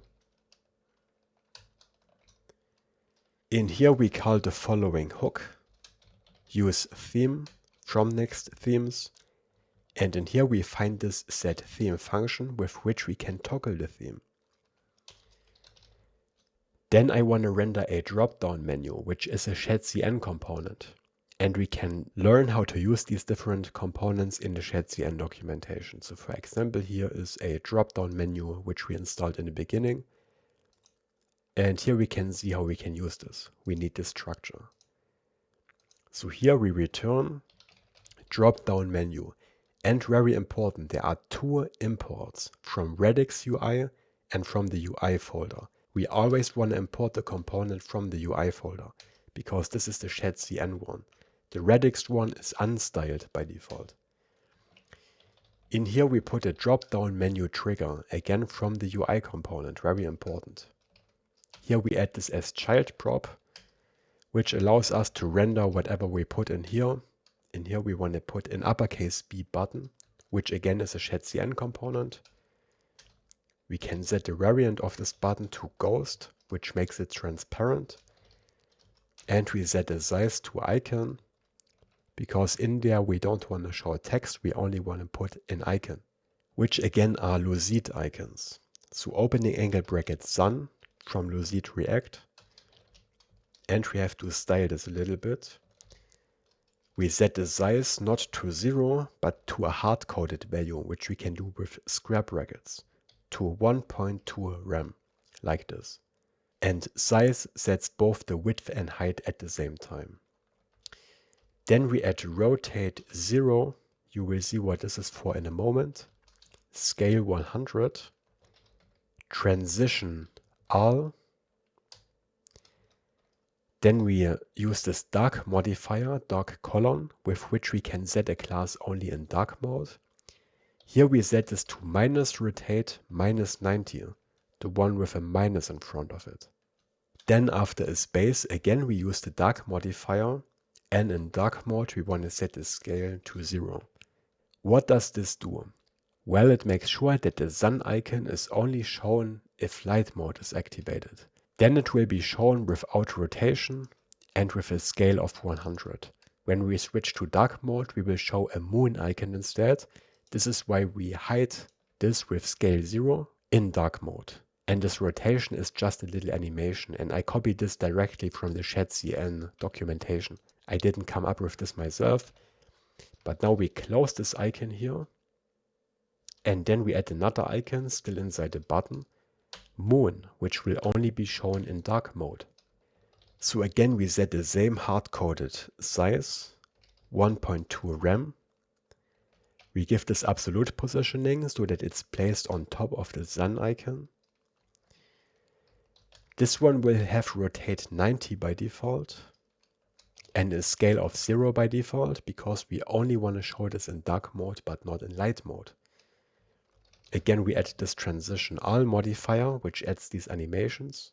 And now we can say, okay, in dark mode we want to scale this to 100 to show it. And we also want to rotate this to 0. So the exact opposite of the sun icon. Looks a bit complicated, but this just adds this cool effect where we have an animation that toggles between the sun and the moon icon. You can also leave out most of these classes except for size and absolute positioning, but it looks a bit cooler. And then for screen readers, it's a good practice to put a span in here that says what this is for. Toggle theme. This is good for accessibility so that people with vision impairments, for example blind people, can still know what this button is for. And we make this invisible with this SR only class, which makes this invisible, and it adds some other stuff to make this text available to screen readers. Okay, now we go below the drop-down menu trigger closing tag, but still inside the drop-down menu. Because here we put the drop-down menu content, which contains the actual items inside the drop-down menu. We set align to end to align this properly so that the drop-down menu doesn't move out of the screen when we click it. And we are almost done. In here we put 3 drop-down menu items for each theme option. So drop-down menu item, this will say light.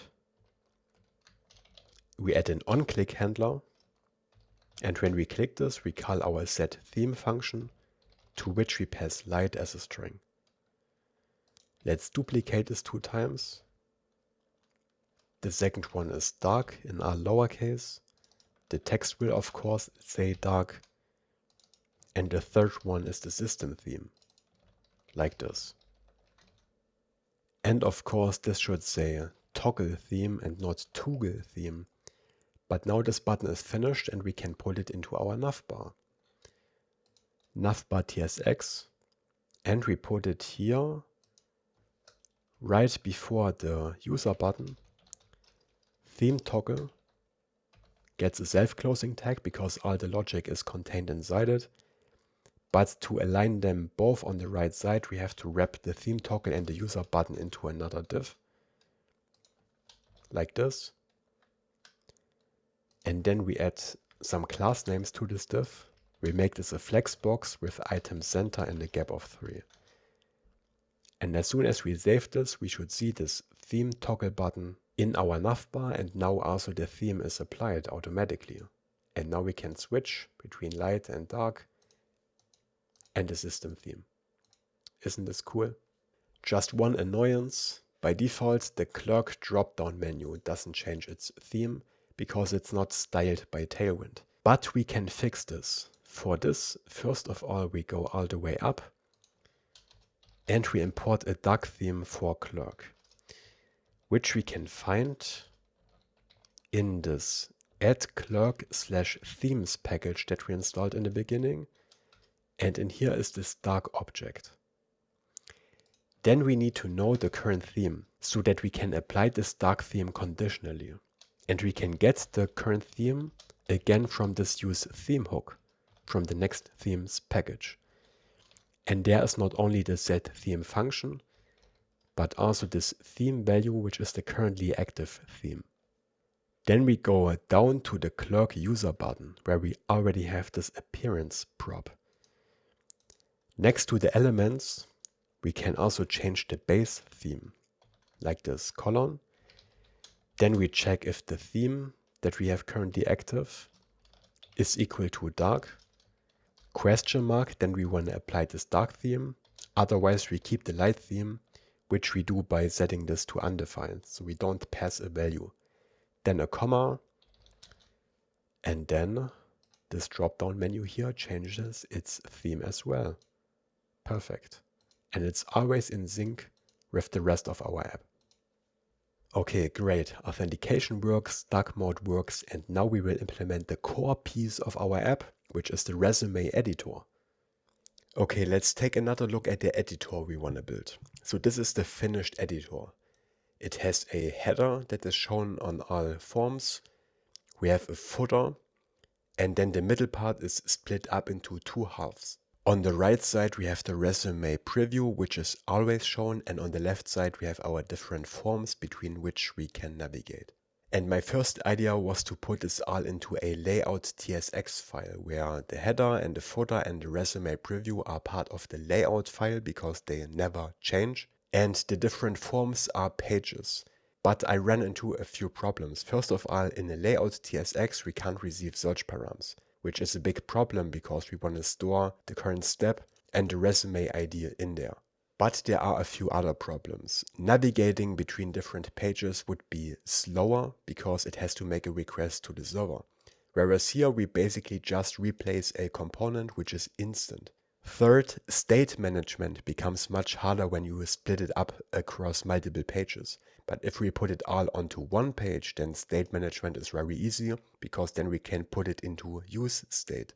This is why I ended up putting this whole editor into a single page because it worked much better. So let's go back into our project. And first of all, let's open our /resumes page and continue setting this up. First of all, I want to set a page title here, which we do by exporting a const metadata. Again, I explained this in my Next.js 13 beginner tutorial. Like this. Make sure to spell this correctly and import metadata from Next.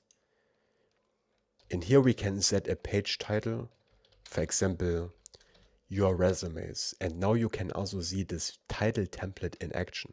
So here is the title of this page, your resumes, and afterwards we have this part that we put into the template in our root layout, this part here. And this is how we get this combination, the page title and the title of the website itself. And then for now, I just want to put a button here that brings us to the resume editor. We put it into the main tag. In uppercase B button from the components folder. In here we want to render an icon, this plus square icon from Lucid React, with a size of 5 and a self-closing tag, and a text that says new resume. There it is.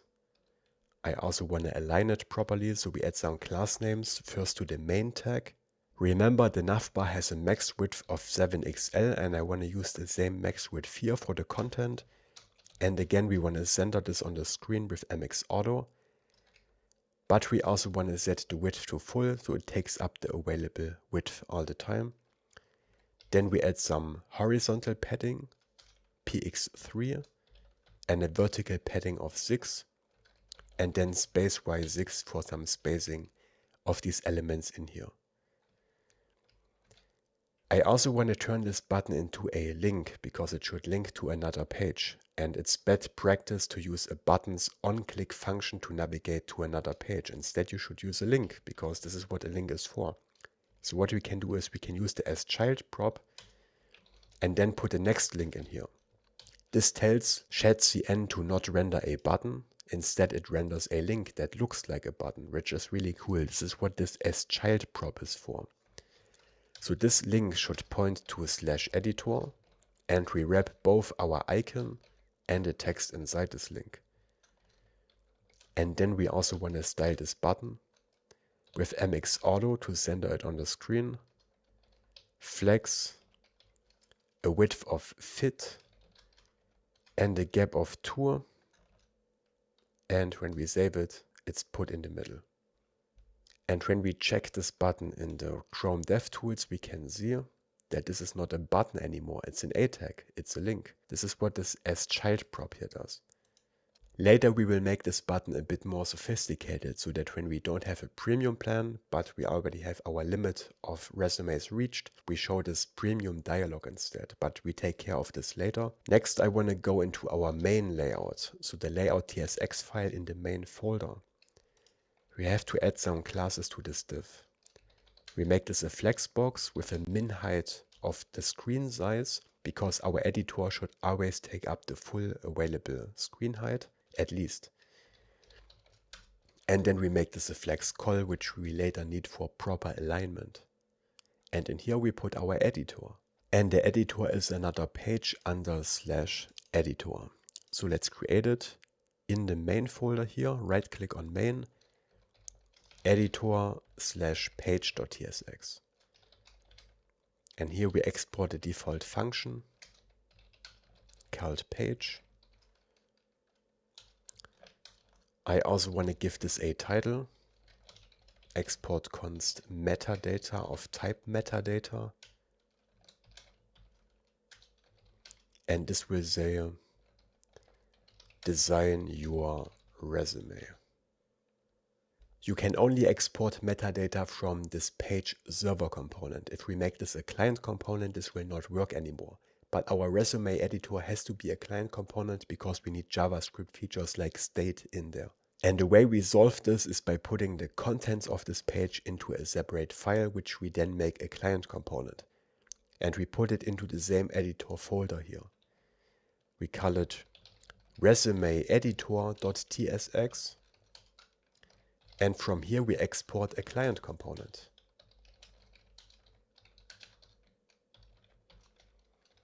For now I just return an empty fragment like this, save this, and then I want to put it onto the page. So back to the page, return resume editor, and then all the magic happens inside here. And this page TSX is only responsible for setting the page title and showing the resume editor, and later also loading the existing resume if there is a resume ID in the URL, but more on that later. Let's go back to the resume editor component. Of course, we don't want to render an empty fragment, we want to render a div, which we style with flex, grow, and flex call. In here we put this inner header with space y 1.5, a border bottom, a horizontal padding of 3, a vertical padding of 5, and text center. And this header just contains some text. It contains the headline, which we style with text 2XL and font bold. And this will say design your resume. Maybe let's save this and navigate to this page. There it is. Then I want to put a little explainer text below, which is just a paragraph tag with text size small and text muted foreground as the color. This says, follow the steps below to create your resume. Your progress will be saved automatically. And here's a cool thing: when we have a long text like this, Prettier takes care of adding the proper line breaks. So when I press the formatting shortcut, it gets aligned properly, so it's easier to work with. This line break doesn't actually change how the text is displayed, it's just for the code. And there's our explainer text. Okay, below the header, we put the main tag. For now, I just write main in here. This is where the main part of the editor goes. And then below, we also want to have a footer with a width of full, a border top, horizontal padding of 3, vertical padding of 5 again. In here we put another div with a max width of 7XL again, so everything has the same width. Again, MX auto for alignment. We make this a flex box with flex wrap, justify between, and a gap of 3. We close this div, and in here, guess what? We put another div, which we style with flex, item center, and a gap of 3. And in here we put the buttons to navigate to the next and the previous step in our form. We put them into a div because we want to align them on the left side, and then we want to put some other stuff on the right side. So in here, an uppercase B button. The variant is secondary, which gives this a lighter color. And this will say previous step. And the other button with the default variant we'll say next step. And there they are. For now, these buttons won't do anything. They are just placeholders. We will add functionality later.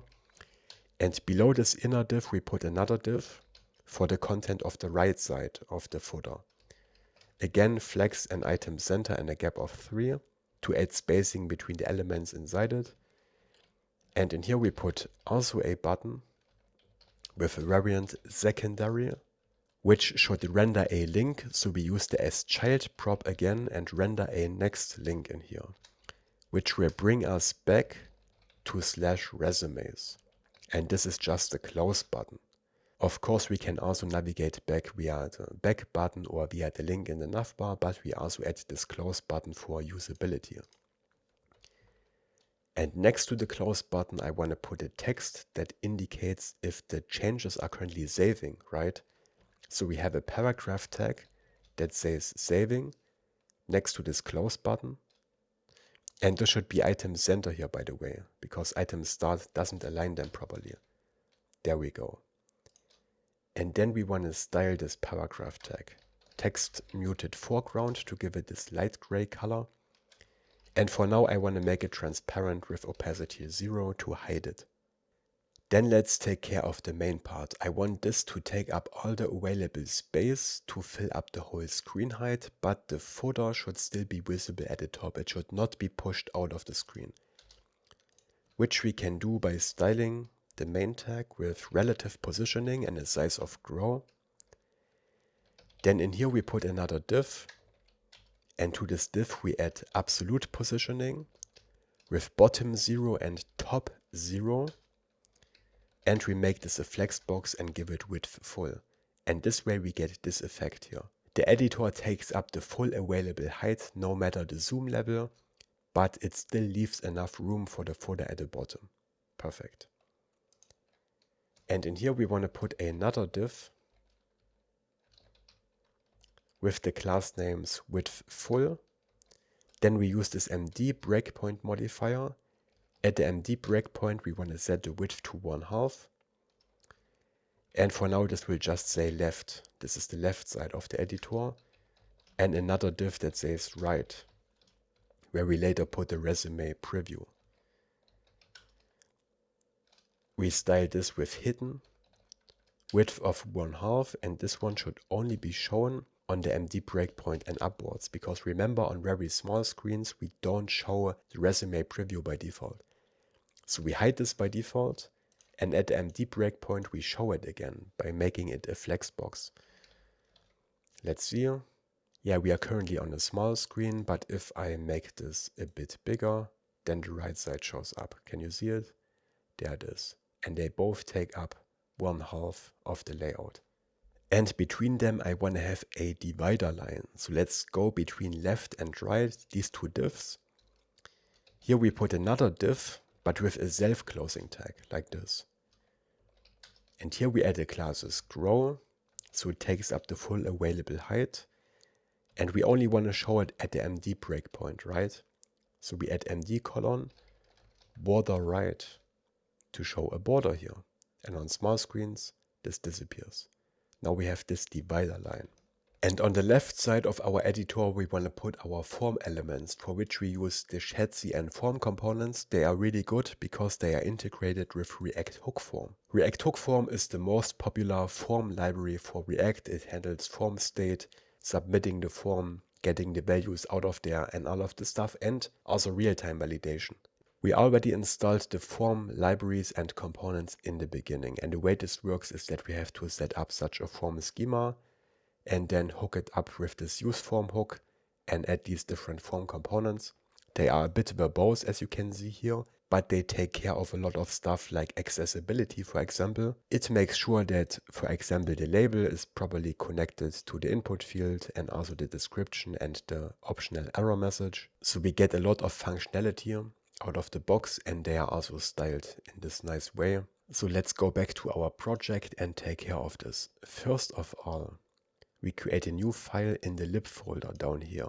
Right click, new file, called validation.ts. Here is where we put our form schemas. Now we could also put these schemas into the components where we use them, and usually co-location is good because then you don't have to navigate between so many different files. But we will not only use these schemas on the front end for the form, we will also use them on the back end to validate the data that we receive on the server. And since the data that we receive on the server is pretty much the same as what we put into our forms, we can share the same validation schema. This is why we put it into this shared file here in the lib folder. Okay, let's go. So we export a const called general info schema, because this is the first form we will implement, the general info form where we put the title and the description of the resume. Then we have to import zot. Import z from the zot library. And then we create a schema the following way with z.object parentheses curly braces. In here we put the fields that we want to put into this form. As I explained, it's the title and the description. And each of them is a z.string. So this makes sure that we receive a string and not a number or something else. Then we can also call .trim, which automatically removes any empty white spaces at the beginning and end of the input. And this all happens when we pass the input later. But remember, we don't have to insert a title. We can also leave it empty. So we make it optional, but optional only includes undefined, not an empty string. So we also append this or function, and to it we pass a z.literal, to which we pass an empty string. So this way we can pass undefined or an empty string as an empty value. And we will use this exact same combination a couple of times. So what we can do is we can cut this out and above export a const called optional string and assign it to the schema. And then use it down here. And then we can also use it for the description and other fields later. This is just a little trick. And then what we can also do is we can generate a type from the schema. Export type. Let's call it general info values, but this name is arbitrary. You can name this anything you want. And then we call z.infer angle brackets. And in here we pass type of this general info schema. And this creates a type that contains these two values with the optional strings, right? Because we made them optional, so they are also optional in here. Okay, let's save this. Next, we create our first form where we then use this schema. So let's open the sidebar here and we put it into the editor folder. So right click on editor. I want to create a new folder called forms in here. And in there we put a general info form.tsx. So it's located inside editor forms general info form. And then we export this component from here. For now, let's just return an empty div and save this and then put it into the resume editor. And since the resume editor is already a client component, we don't have to make this file a client component because it's the child of a client component. And where do we put it? We want to put it here on the left side, right? So we remove this left text and instead we render our general info form in here. And I also want to give this div a padding of 3, like this. Okay, back to the general info form tsx file. At the top, we create a const form and we call useForm. This is described in the Shadcn documentation. This is how we connect our form to our form schema that we created. Here we set the type to general info values. Where is this coming from? Remember, that's the type we generated from our schema.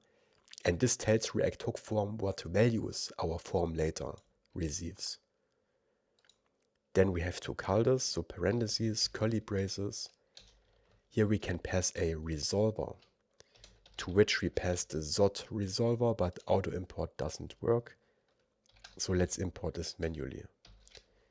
Import curly braces from add hook form /resolvers, and in here we find the SOT resolver. It's actually /resolvers/SOT.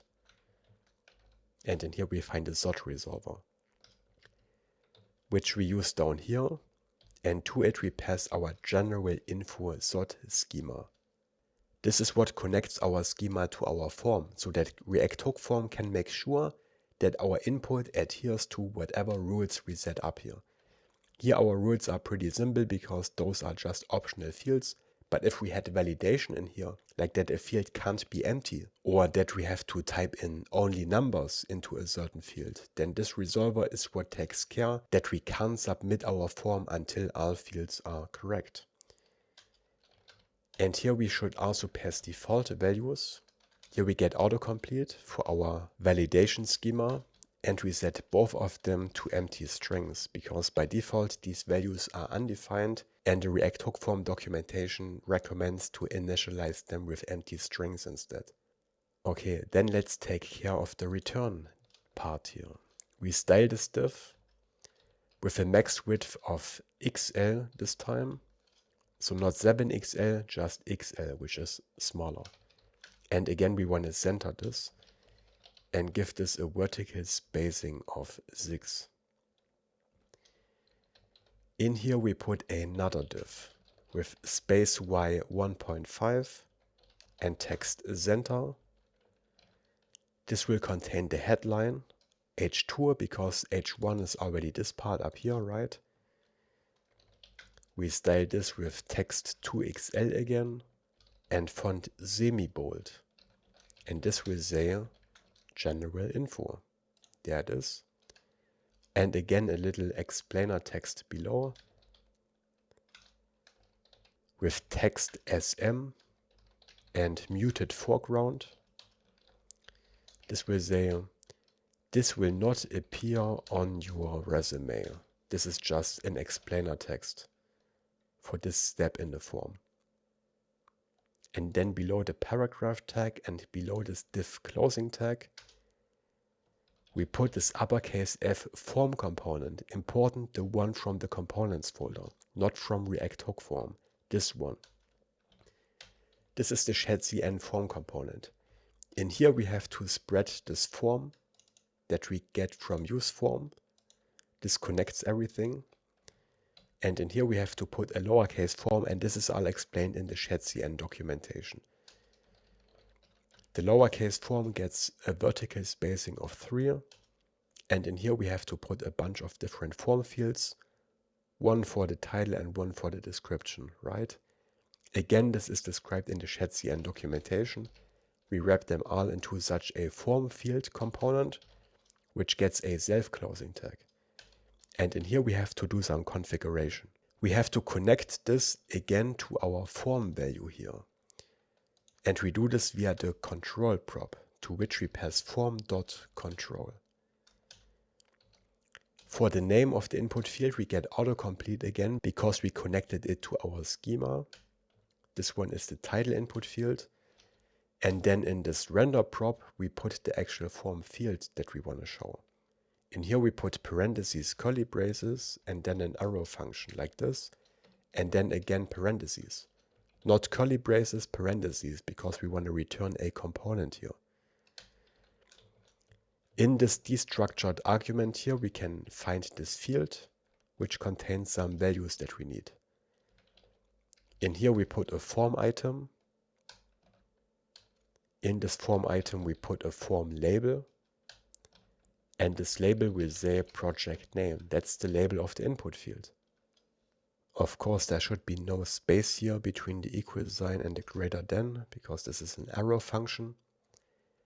Then below the form label, we put a form control, which contains the input field itself. In here we put an uppercase I input from the components folder. Uppercase I because this one is already styled. That's the Shadcn input. Here we have to spread this field that we get passed here from this render function. Then we can also configure this, for example, with a placeholder. The placeholder says my cool resume. And I also want to add this autofocus prop so that when we open this form, the cursor is automatically placed inside this input field. And then below the form control, we can put the form message, which shows error messages for this input field if the input is not correct. But again, since all these fields are optional and they are strings, and strings include any characters, we will basically never see an error message here. But maybe later you want to set up some rules, like for example, you cannot use certain special characters in here. Then this form message will show the error messages from the sort schema. Okay, then we put a second input field below.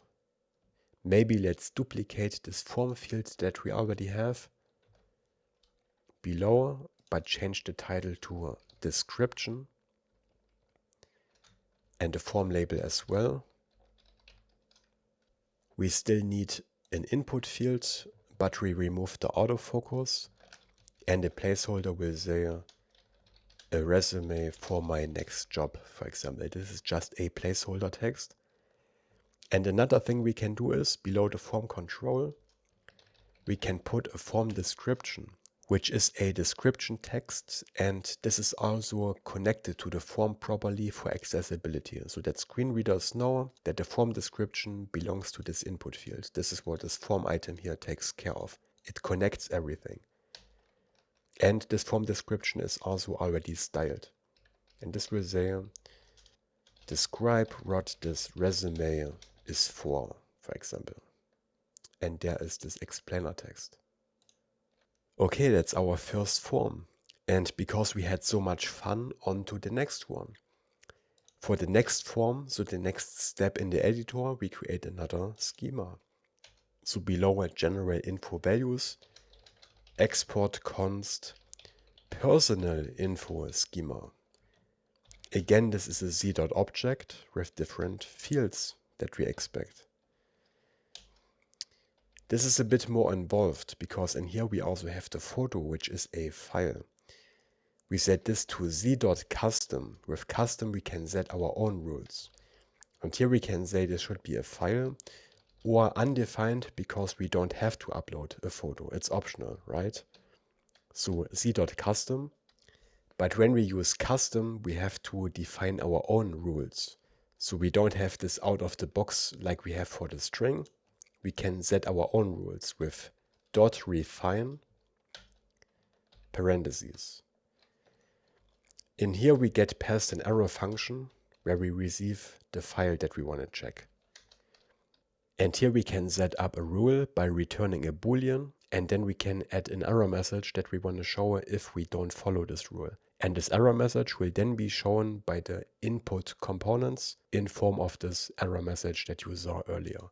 And again, we will also use these schemas on the backend to make sure that we receive the correct file types. So this is very important here because we only want to receive images, not EXE files or PDFs or whatever. And we also want to make sure that the file is actually a file. So here we check if we don't have a file. Then we want to return true. Then we want to accept this input. Why? Because we don't have to send a photo. We can also not send one at all. So if the file is undefined, this is okay. Two vertical bars, the second condition. If we send a file, it has to be an instance of type file and it has to be an image. So we add parentheses. We check file instance of uppercase file, the type. Two ampersand signs. File.type.starts with and images start with image / as a string. This way we make sure that this is an image file. Then a comma here, and then we can define an error message that will be shown if the file does not adhere to these rules. Must be an image file. And this will be shown again either on our input field or as an error message on our server when we try to send an invalid file to our backend. And we also want to make sure that the file is not too big because we can actually send only up to 4 MB to a serverless function in Next.js. This is big enough for a photo image. If you want to upload something bigger, then you have to upload it client-side. But this is a different topic. So we add another refine with another rule. Again, we get past our file here. Again, we want to let it through if the file is undefined because we can pass no photo at all. or if file.size is less than 4 megabytes, less than or equal to 1024 times 1024, because those are bytes, times 4. This should be 4 megabyte. And then after a comma, we can define the error message.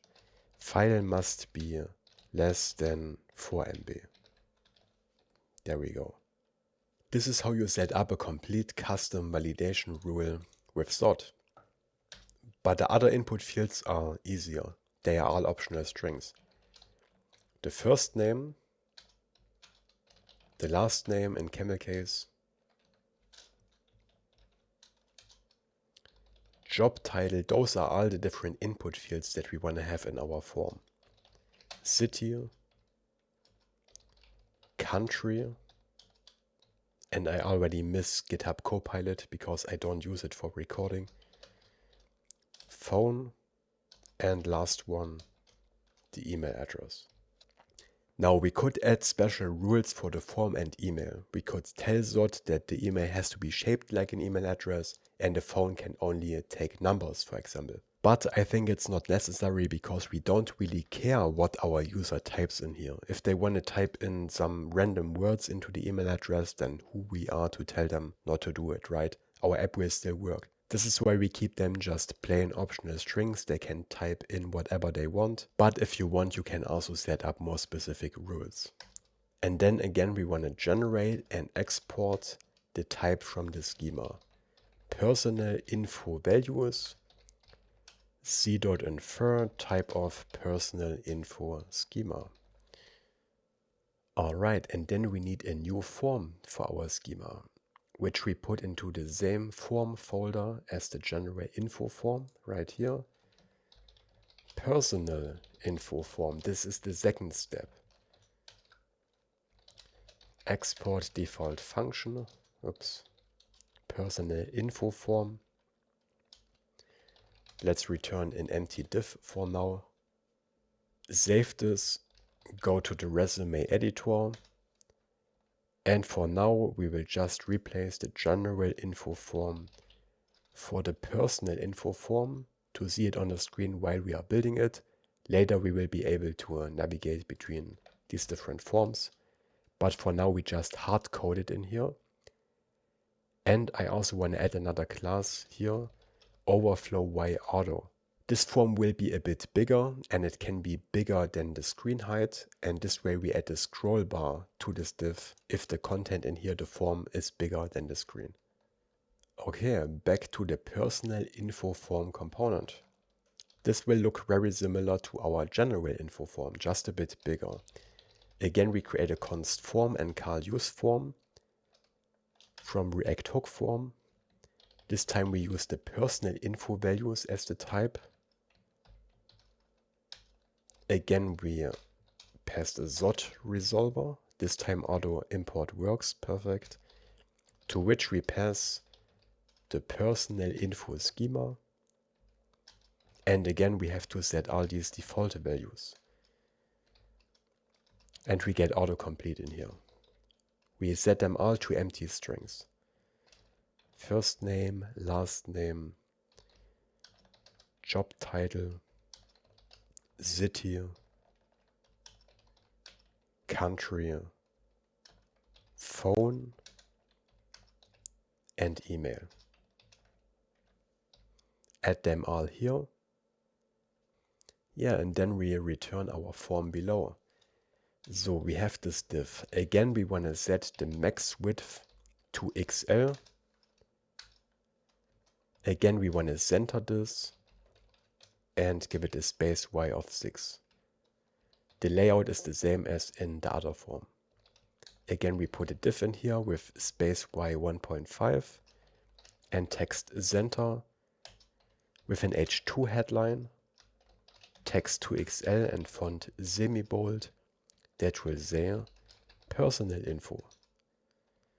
And a paragraph below, text SM, text muted foreground, and a description text that says, tell us about yourself. Let's see, there we go. And now comes the most fun part, setting up a billion form components. Yay! So an uppercase F form, again from the components folder. Again we spread this form object in here as props. And again in here a lowercase f form with space y3. Yeah, and then a bunch of different form fields. We already know how this works. We add this form field component with a self-closing tag. We connect it to our form object via the control. This one is the photo input field. Again, we get autocomplete here. And again, we have this render prop. So curly braces, parentheses, curly braces, field. And we make this an arrow function to return a form item. In this form item, we put a form label that says your photo. And below it again a form control. The structure is always the same. And in uppercase I, input.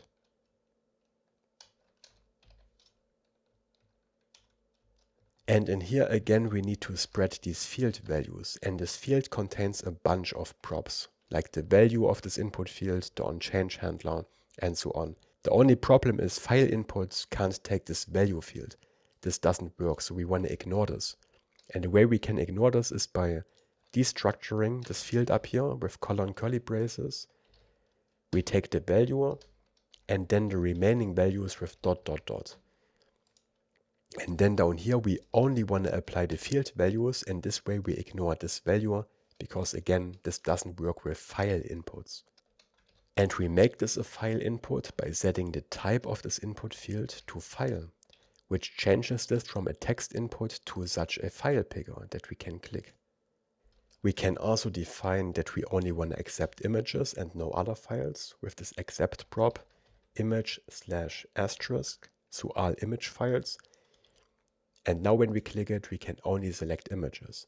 But you still have to validate the input on the backend because this can always be circumvented. Front-end validation is never enough. Front-end validation is only for user experience, to make it easy for the user to pick the correct file. But we still have to secure our backend later, which we will also do. Okay, but we also have to do something when we select a file. For this we implement onChange. Here we get passed e, which is this change event, and to this we pass an arrow function with curly braces. Because when we select a file, we receive a file list from this input field, even if it's just one file. But our SOT schema expects a single file, not a file list. So what we do is we take the single file out of the file list and pass it to React hook form. And we do it the following way. We create a const file, and we can find it in e.target.files. Here we have to use the save call operator because this can be undefined. And here we want to get the first element, which is our single file that we select here. And then we want to pass this to React hook form, which we do via these field values. In here we have this onChange function to which we pass the file. Okay, it's a bit complicated the first time, but this is how you have to handle files with React hook form. And in the latest Next.js version, they have made these lint rules a bit more strict, and it doesn't allow us to have this unused value here. But the reason why we destructure this is, remember, we don't want to apply it to the input field. And this is kind of a useless rule in my opinion for exactly this reason. We can disable this. For this we go into the eslint.rc.json file. We add a comma after extends, and then we add this rules key with which we can override these eslint rules and we can change them. And the key has to be in quotes because this is a JSON file and not a JavaScript file. And the rule we want to change is called TypeScript -eslint / no unused vars, this one here. Then a colon and then square brackets. In here the first value is error, this is just the syntax we have to use here, comma, and the second one is an object again. And in here we find this ignore rest siblings field, which we set to true. Rest siblings are the siblings of these rest props that we destructure here. And as you can see, the error disappeared because we disabled this rule that we don't need. Okay, let's save this. If the error still shows up, then you might have to restart the IDE and then it will work. Or actually, you can also restart the ESLint server. With this command, I think this should be enough. Okay, let's finish our form. Below the form control, we put a form message again, because then we get our error message. And to see this error message in action, let's for a moment remove this except here by commenting it out. And then let's try to upload a non-image file, because this is not allowed in our schema, remember? So if I select this axle, for example, but this doesn't trigger automatically because it only shows the error message when we try to submit the form. And we want to submit the form automatically whenever we change something, because we want to show these changes immediately here in the preview, right? So we do this in a use effect, which we put above the return statement. We put a use effect here, add a dependency array. Here we want to watch for changes in our form. And whenever there are changes, then we want to move them up to the page which contains the resume data. So what we do is we create a const that we destructure and we call form.watch parentheses. To this we pass an async error function like this with curly braces. And this watch function will trigger whenever anything inside our form here changes. Here we first want to verify our form to check that the input is valid. So we create a const is valid. And we can do it with await form.trigger. Normally this is not necessary because validation also happens when you submit a form. But our form is a bit different. We never really submit it. We don't have a submit button. Instead, we always want to pass the latest input to the parent page immediately. This is why we have to write this validation logic ourselves. If isValid is false, then we want to return, because then we have invalid input, then we don't want to update our state. If the input is valid, we want to update the resume data, but we will take care of this later. For now, we just leave a comment here. Then we destructure this return value because in here we can find unsubscribe. This is necessary because use effects can run multiple times, but we don't want to create multiple form watchers. This is why we have to unsubscribe the previous listener before we create a new one. And we can do this with a cleanup function. And by the way, I explained these use effect cleanup functions in my React Best Practices course that I told you about in the beginning, my email course. And again, you can get it under codingandflow.com/reactbestpractices. There I explain how these cleanup functions here work. But in a nutshell, we just have to return the unsubscribe function here. And now the next time this use effect runs, it will first call unsubscribe to remove this listener before it creates a new one. This way we make sure that we always only have one form watcher. Okay, and then down here, we have to pass the form as a dependency to use effect. And for now, this is enough. This won't actually save anything yet, but it will trigger the form validation. So when we save this and again we try to select an exe file, we see our error message here immediately. This must be an image file. So let's add this accept image back in so that we can only select images, because if we select an image, then this error message doesn't show up. Okay, great. And then we need a bunch more input fields. So we go below this first form field. Here we put a div with grid calls 2, and a gap of 3. Grid because I want to put 2 input fields next to each other horizontally. So, form field. Again, we add the form control. This one will be the first name. And again, we have to add this render prop where we destructure the field.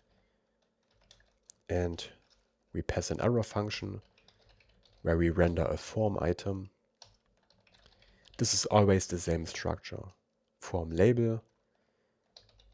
first name, form control, input, and here we destructure the field. And then below the form control, the error message. There we go. Then let's duplicate this input field for the last name. So here last name, this will say last name, and there it is.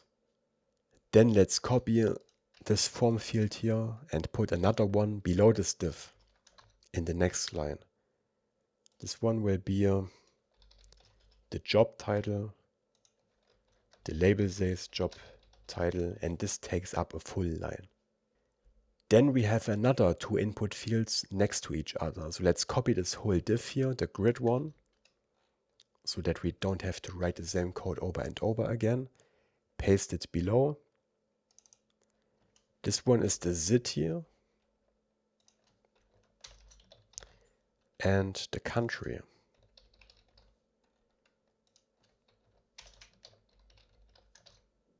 There we go.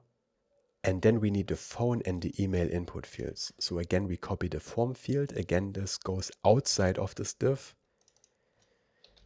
The name is phone. The label says phone. And we can set the type of the input field to tell, which changes what characters are allowed in there. This is not necessary, but it's especially useful on mobile phones because there I think it changes the keyboard that is shown to show the characters that we need for a telephone number. And the last input field below, again we paste it. This one is the email. The form label says email. And again we can set the type to email to change the keyboard here. So now our second form is ready, but we want to be able to switch between different forms, right?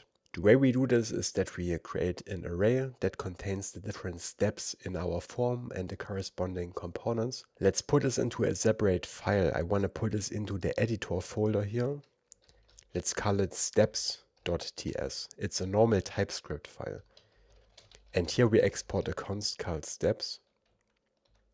And I want to set the type here so that we get autocomplete and type safety when we add elements to this array. So after steps we write colon, curly braces and then square brackets, because this is an array of objects. And each object should contain a title of type string, a component that's the form component that we want to render, for example our general info form or the personal info form. And this should be a React component. So we can use this type here, React.componentType. And a key, which is what we put into the URL to open this form when we refresh the page. And this is also a string. Then we put elements in here and now we should get autocomplete. So we can set a title. The first one is called general info in this human readable form. Comma, the component is the general info form component, and the key is general minus info in all lowercase.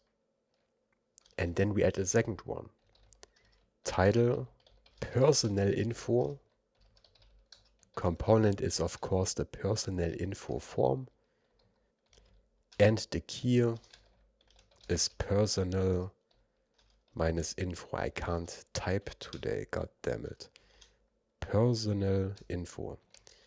There we go. Add this here. Later, of course, we will add more entries here, but for now, we only have these two. And then I want to put these breadcrumbs into our form layout to navigate between these different elements, these different forms. So this is coming from Shadcn. This is the structure. Let's create a separate component for this. So into the Explorer, we right-click on Editor again and create a breadcrumbs.tsx file. Export default function breadcrumbs. And this component will need props. So above we create an interface called breadcrumbs props.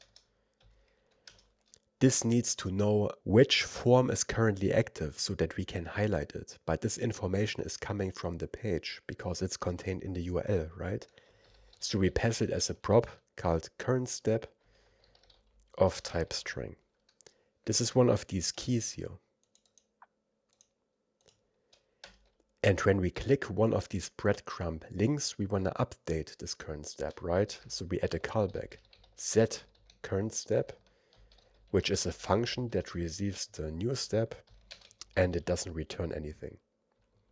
And then we destructure these props here, breadcrumbs props, and in here we find the current step and set current step.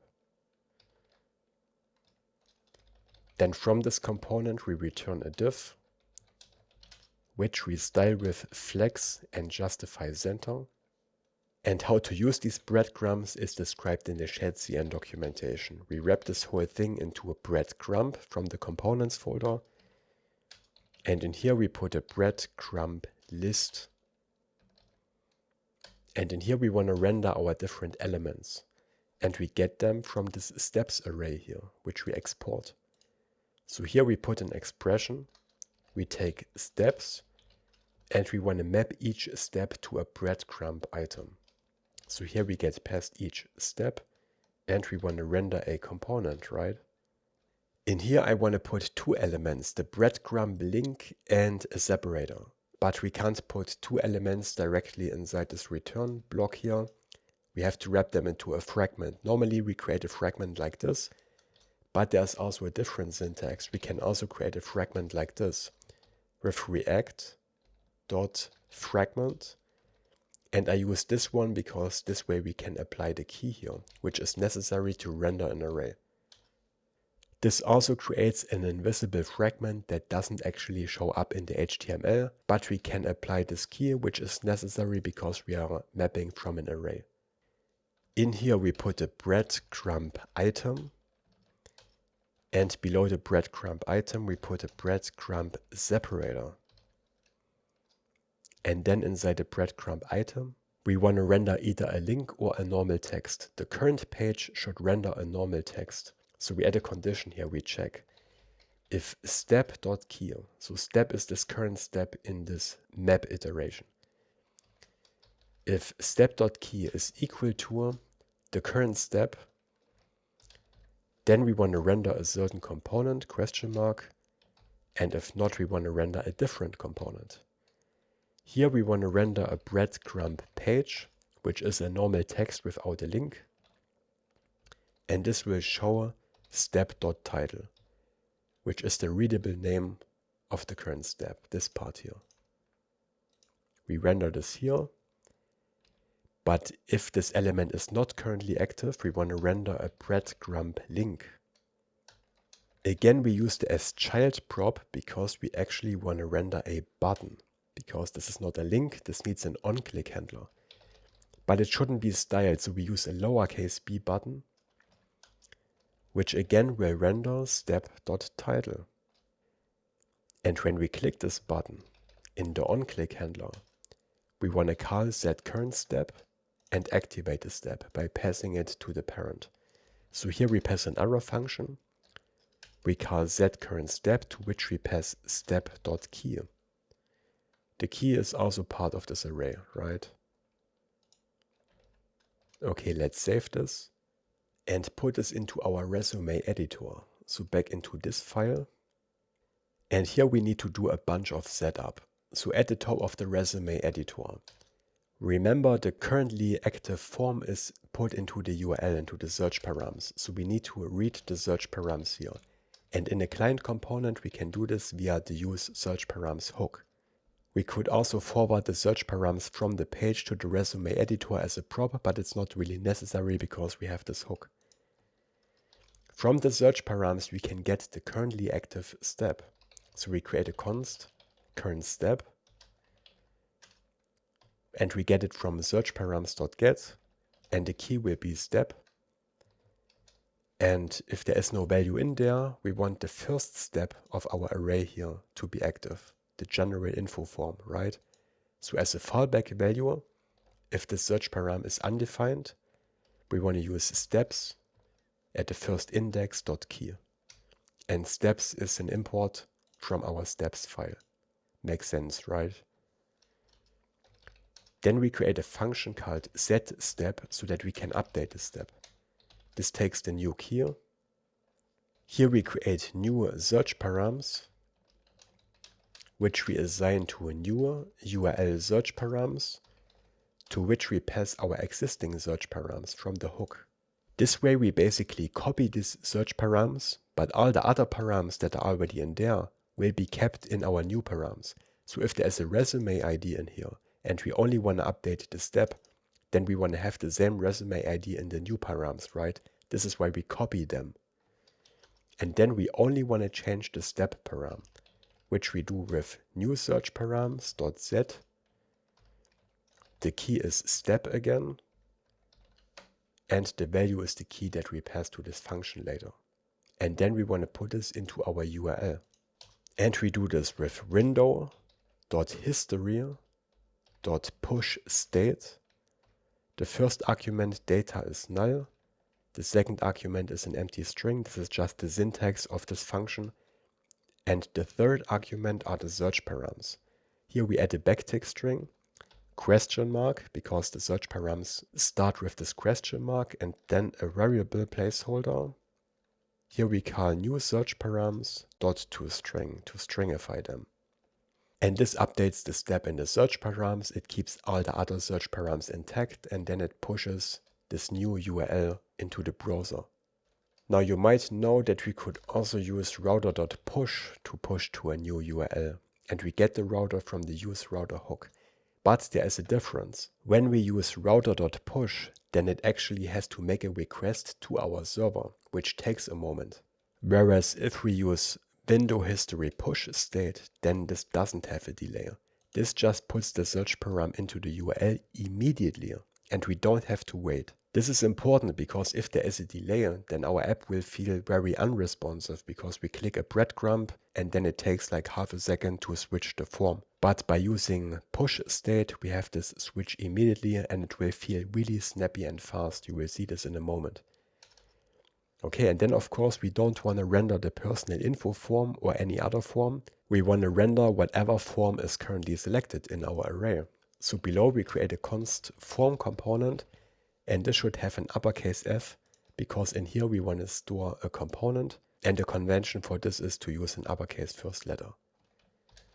We assign this to steps.find, and now in our steps array we want to find the component for the currently active key. So we call this find function.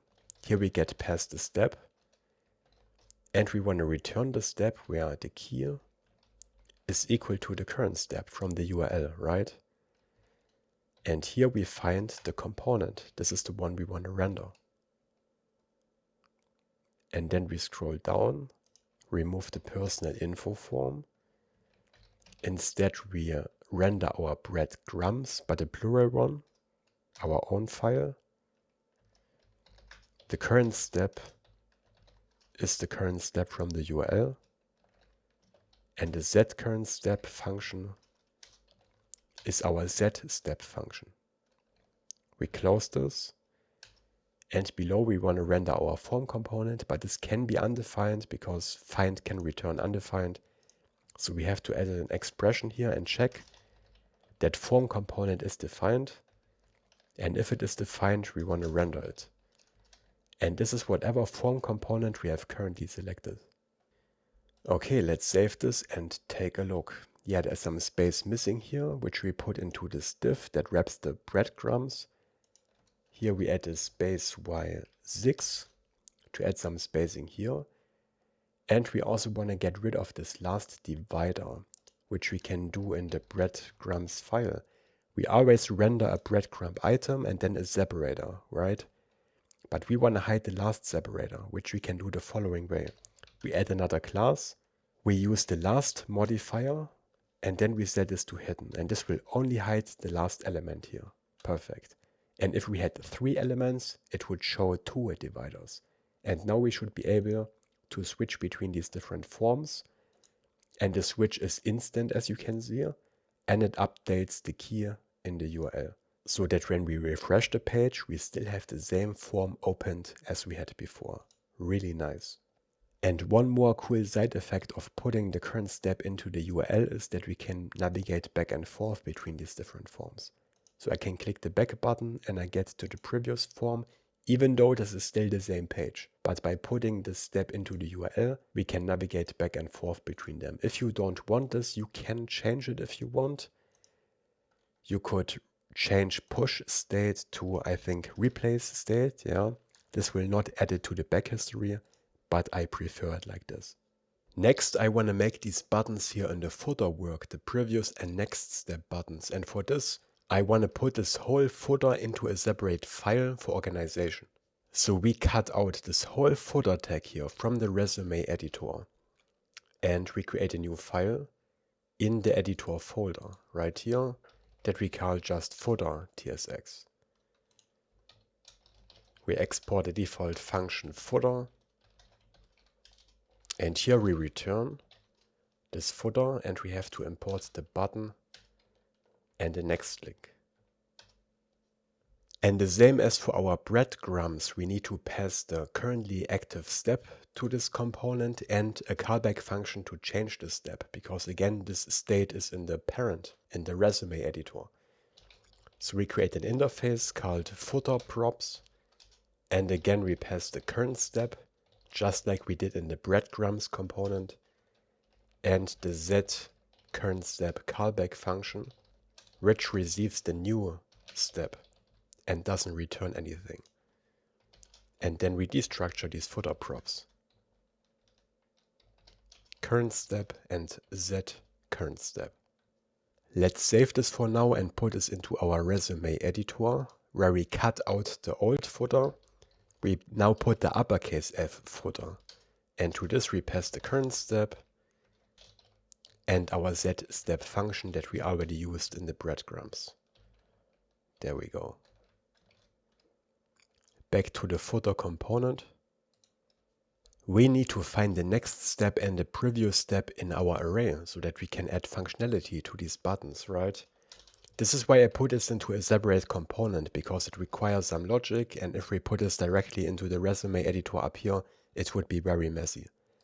So we encapsulate this in a component where we create a const previous step. For this we take our steps array from the steps file, and we need to find the previous step. So here we get past each step, right? But we actually don't care about this. So we name this underscore, which is a convention for unused variables. We care about the second value, which is the index. And then we add an arrow function like this. And to find the next step, we write steps, add the index +1, dot key is equal to the current step. Makes sense, right? The previous step is the step where index +1 is the current step. So the next index is the current step. This way we can find the previous step in this array. But it can be undefined because maybe this index doesn't exist. So we have to add a save call operator here. Now this can be undefined, which makes sense because maybe we don't have a next or previous step. And on here we need the key. And then we do the same for the next step. Steps.find. Again, we take each index. This time it's steps at the index -1. The previous element has to be the current step, like this. Again, we add a save call operator here, and we need a new key. This is the kind of stuff ChatGPT and GitHub Copilot are really good at. I didn't even write this myself. I just wrote const previous step and Copilot came up with the code. And now we can add functionality to our two buttons here. So the previous step button gets an on-click handler, but this should only do something if the previous step is defined, because remember, maybe we don't have a previous step. So in here we don't pass an arrow function, instead we check if previous step is defined, question mark, then we want to pass an arrow function, which calls set current step and sets it to the previous step, colon. If previous step is undefined, we don't want to set an on-click listener, so we pass undefined for the on-click listener like this. And then we do the same for the next step. On-click. Again, we check if next step is defined. Then we want to pass an arrow function and set the current step to the next step. Otherwise, we set the on-click listener to undefined. And it also makes sense to disable these buttons to show them in a grayed out state if the corresponding step is not defined, right? So on the previous step button, we say this should be disabled if previous step is not defined. And similarly, the next step button should be disabled if next step is not defined. And there we go. We don't have a next step, but we have a previous step. And now the previous step is disabled, and these buttons here are always in sync with the breadcrumbs and the URL as well. Nice. Okay, but of course right now we don't store this input anywhere. When we refresh the page, the input is gone. We want to store the state in the resume editor because this is where we display all our forms and also our preview. So this is where we need the data. So back to the resume editor component. Up here, we add a use state, which we call resume data and set resume data. We initialize this with a use state, but here we also want to set a type.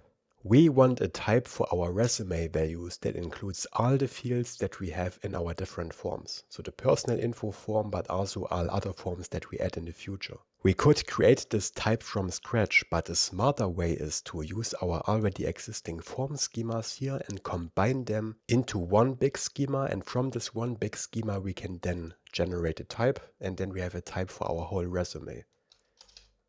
And also we can use this big schema to validate our resume later on the backend because we send all the data at once, right? So here at the bottom of the validation file, we export another const called resume schema. We assign it to z.object, parentheses, curly braces. And in here we pass ... generate info schema.shape and ... personal info schema.shape. This way we combine these two schemas into one. Now we have one big schema that includes both the personal info schema and the generate info schema and all these values in here. And later when we create additional forms, we will also put them in here. And now we also want to generate a type from this. Export type, resume values, and we assign this to z.infer. Again, type of resume schema, but I want to add something to it. So after this type, we add an ampersand sign and curly braces. This way we can extend this type, so to speak, because when we update an already existing resume, then we also have this idea. When we create a new resume, we don't yet have an idea. But if we update one, we have an idea, and we also need to store this somewhere. And we will store the ID in these resume values together with all these other fields, but independently from the forms.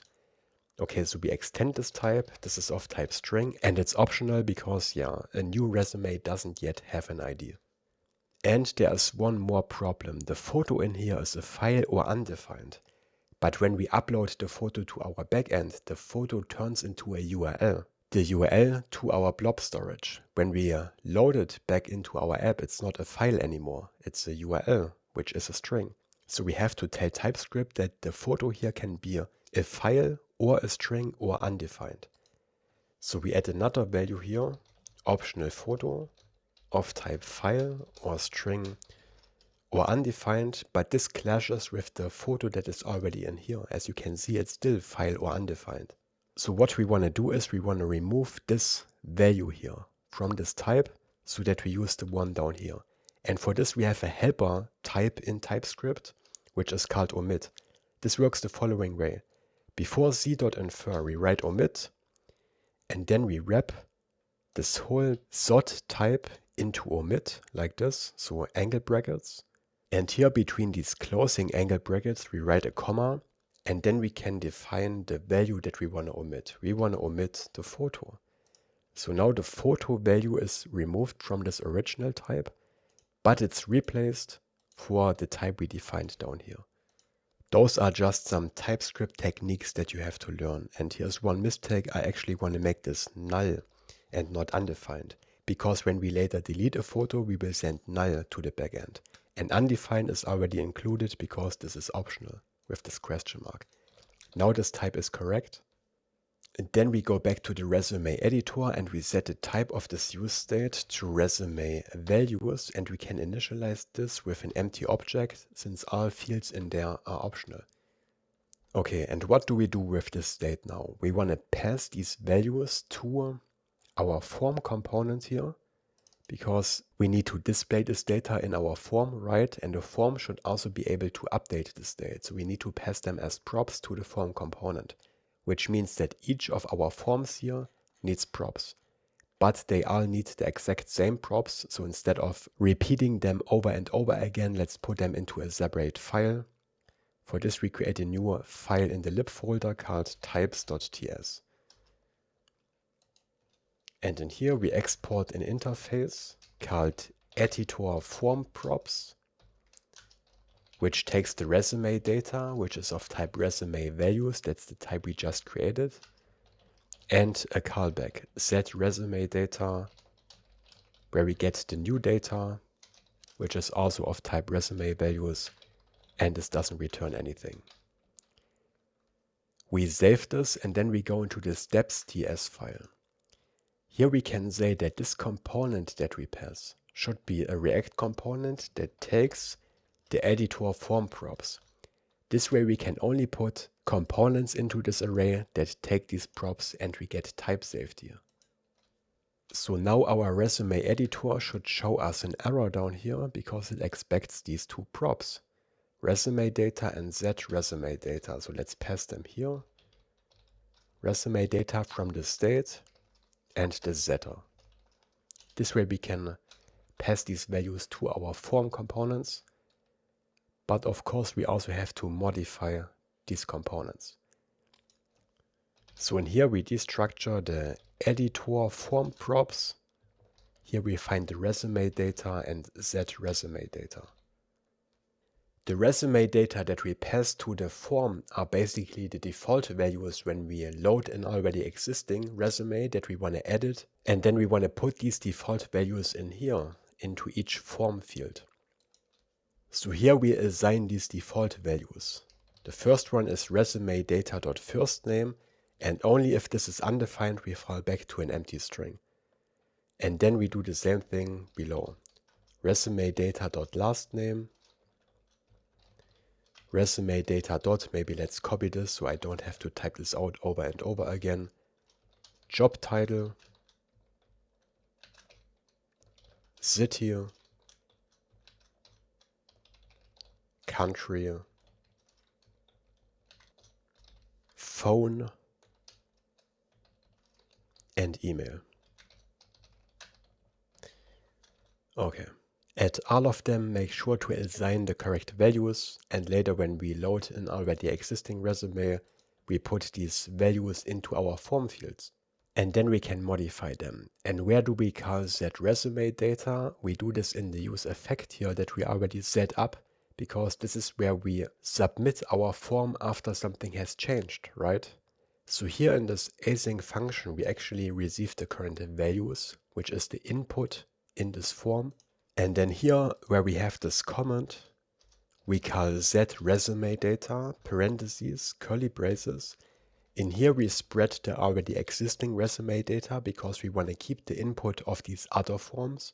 And then we spread the updated values like this. And we also have to add these new values as dependencies to the use effect.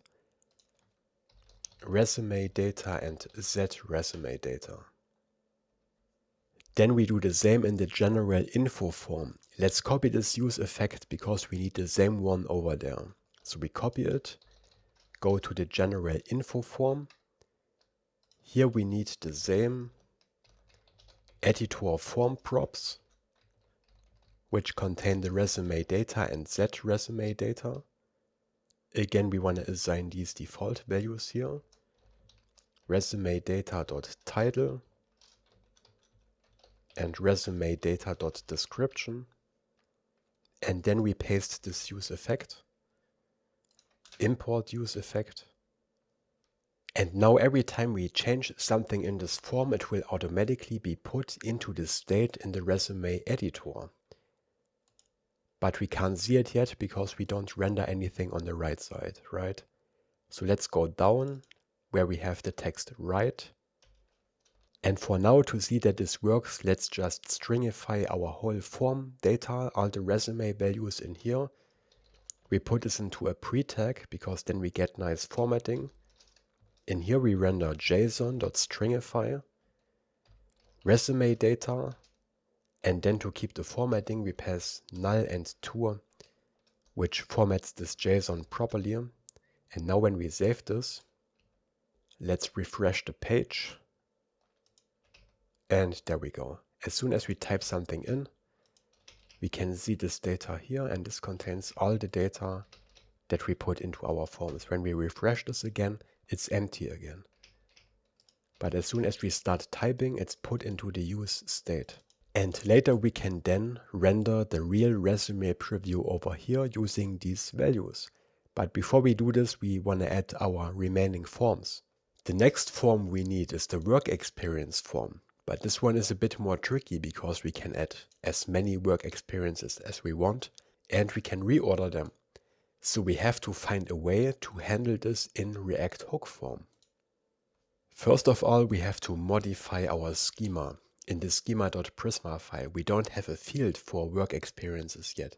And for this, we have to create a new model in our database. So each work experience will be saved in a separate table. When you have a one-to-many relationship, like one resume can have multiple work experiences, then you usually want to store these many items in a separate table. We could also make this an array of objects, but then it's more difficult to work with.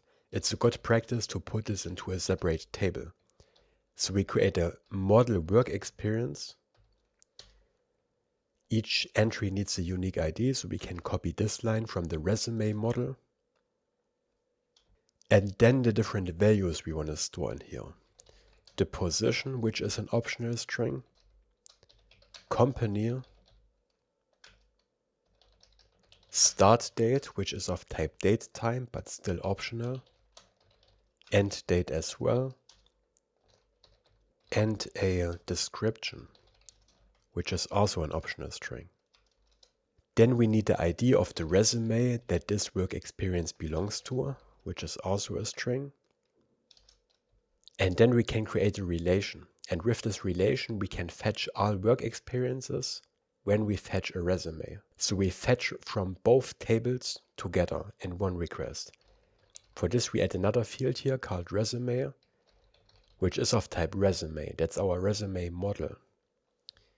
Then we add relation, parentheses, fields colon, resume ID in an array like this, comma, references, and in here we put ID.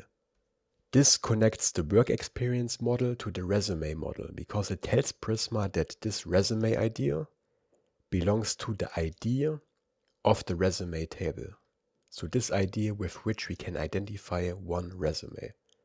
This is how we connect the two. And this shows an error because if we add a relation like this, we also have to add the opposite side up here in the resume model. So here we put a field called work experiences, which is an array of these work experience models. This way later we can access all these work experiences directly over this resume model, even though they are stored in a separate table, but more on that later. And I also want these timestamps here, created at and updated at. And again, I want to rename this table to work_experiences, just to follow proper naming convention. And now important, we have to push this new table to our database, which also generates a new Prisma client that we can then use in our code. So we stop run dev and we execute npx prisma db push again, which we also executed in the beginning. And then we can run npm run dev again.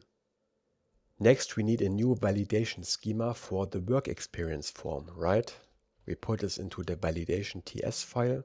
I want to put this below the personal info values, but above the resume schema. Export const work experience schema. It's a Z object again. But remember, we can add as many work experiences as we want, which means that we have to put an array in here. So we add a field called work experiences, colon, and we assign this to z.array, parentheses. And in the Z array, we define a z.object, just like we did for these other schemas, with the values that we expect. But the difference is that now this is an array, so we can add as many of these objects as we want. Multiple form fields, in other words. And in here we want to put the position, which is an optional string.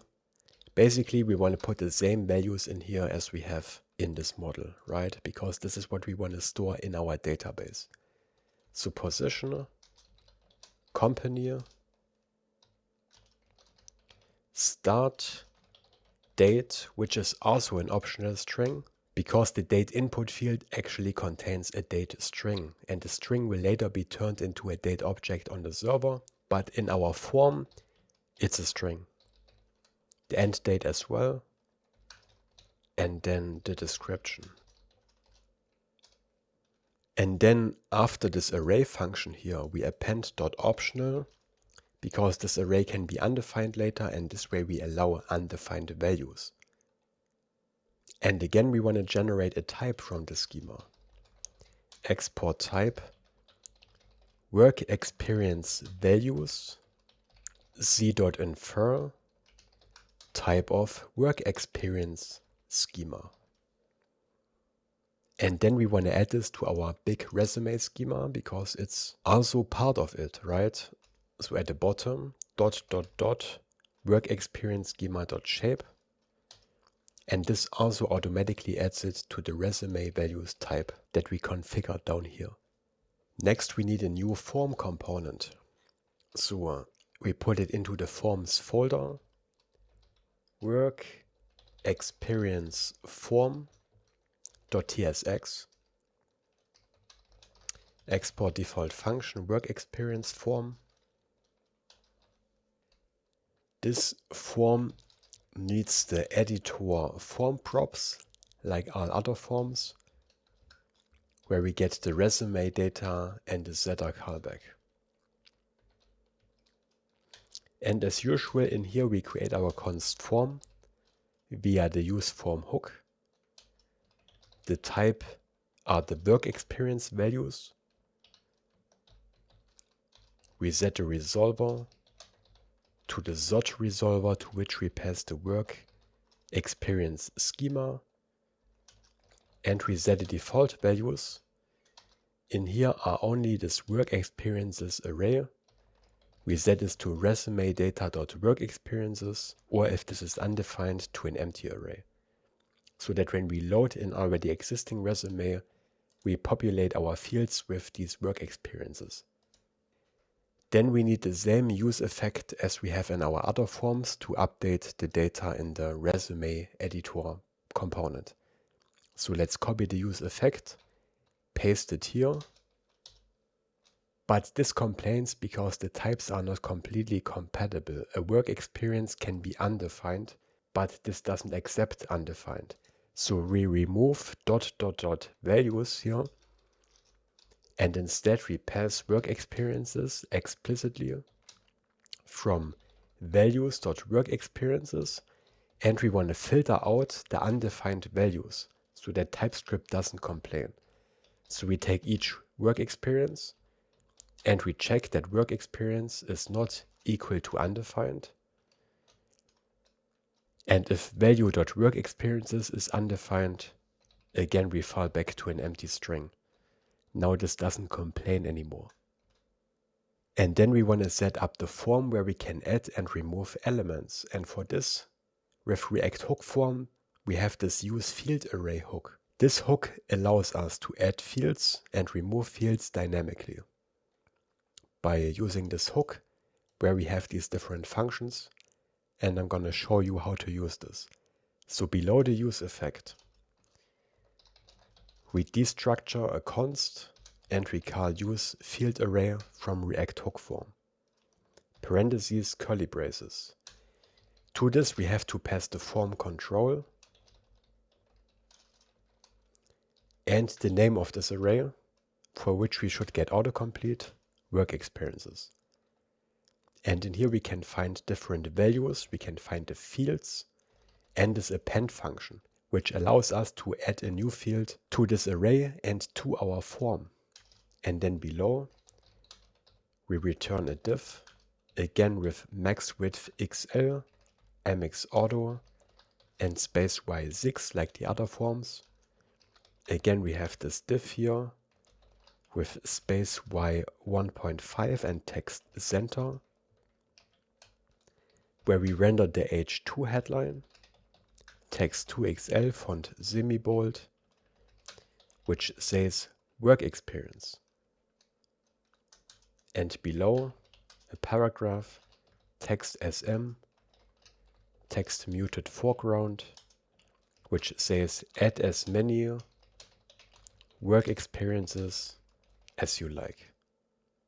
Okay, then below this inner div, again in uppercase F form, where we spread the form values, lowercase f form with space y3. We have done this a couple of times before.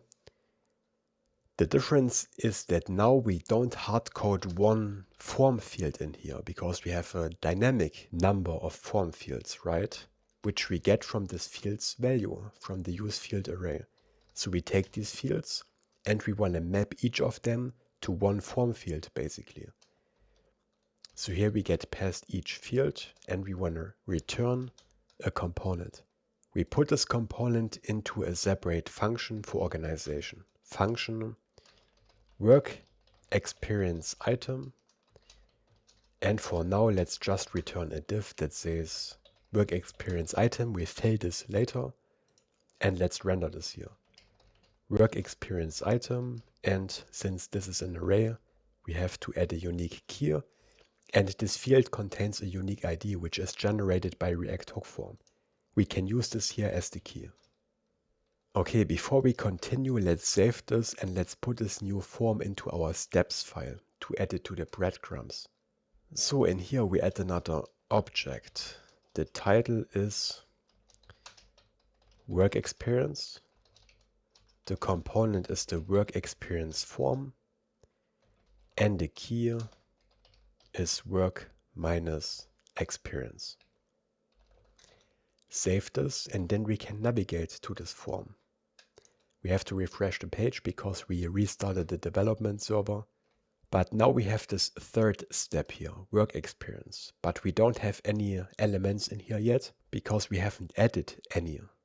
For this we go back to the work experience form and below this map call here, still inside the form, we put another div with flex and justify center. And in here we put an uppercase B button from the components folder. We set the type to button because this is a form and otherwise this button would submit the form, which we don't want. We only want this onClick handler, which calls this append function that we destructured up here. This way we can add a new field to our fields array. So here we call append, parentheses curly braces, and we have to set default values for all these different work experience fields because otherwise React hook form will complain. So position, empty string. Company, empty string. Start date, empty string. End date, and description. Let's close this button tag and this will say add work experience. There it is. And now when we click this button, we add these work experience items. For now we just hard-coded this text, but in there we want to put our form fields, right? For this we need to pass a bunch of props to each work experience item. So we create an interface, work experience item props.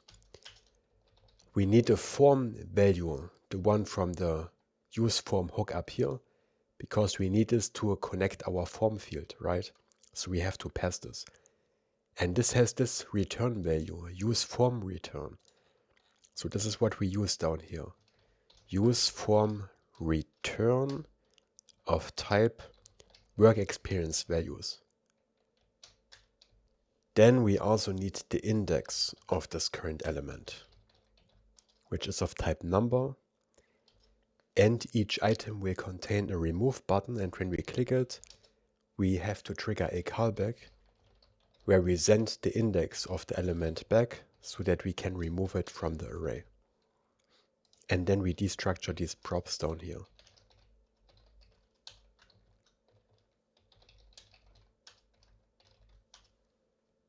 Let's scroll up and pass these props. So after the key, we also pass the index, which we get from the map call as the second argument here.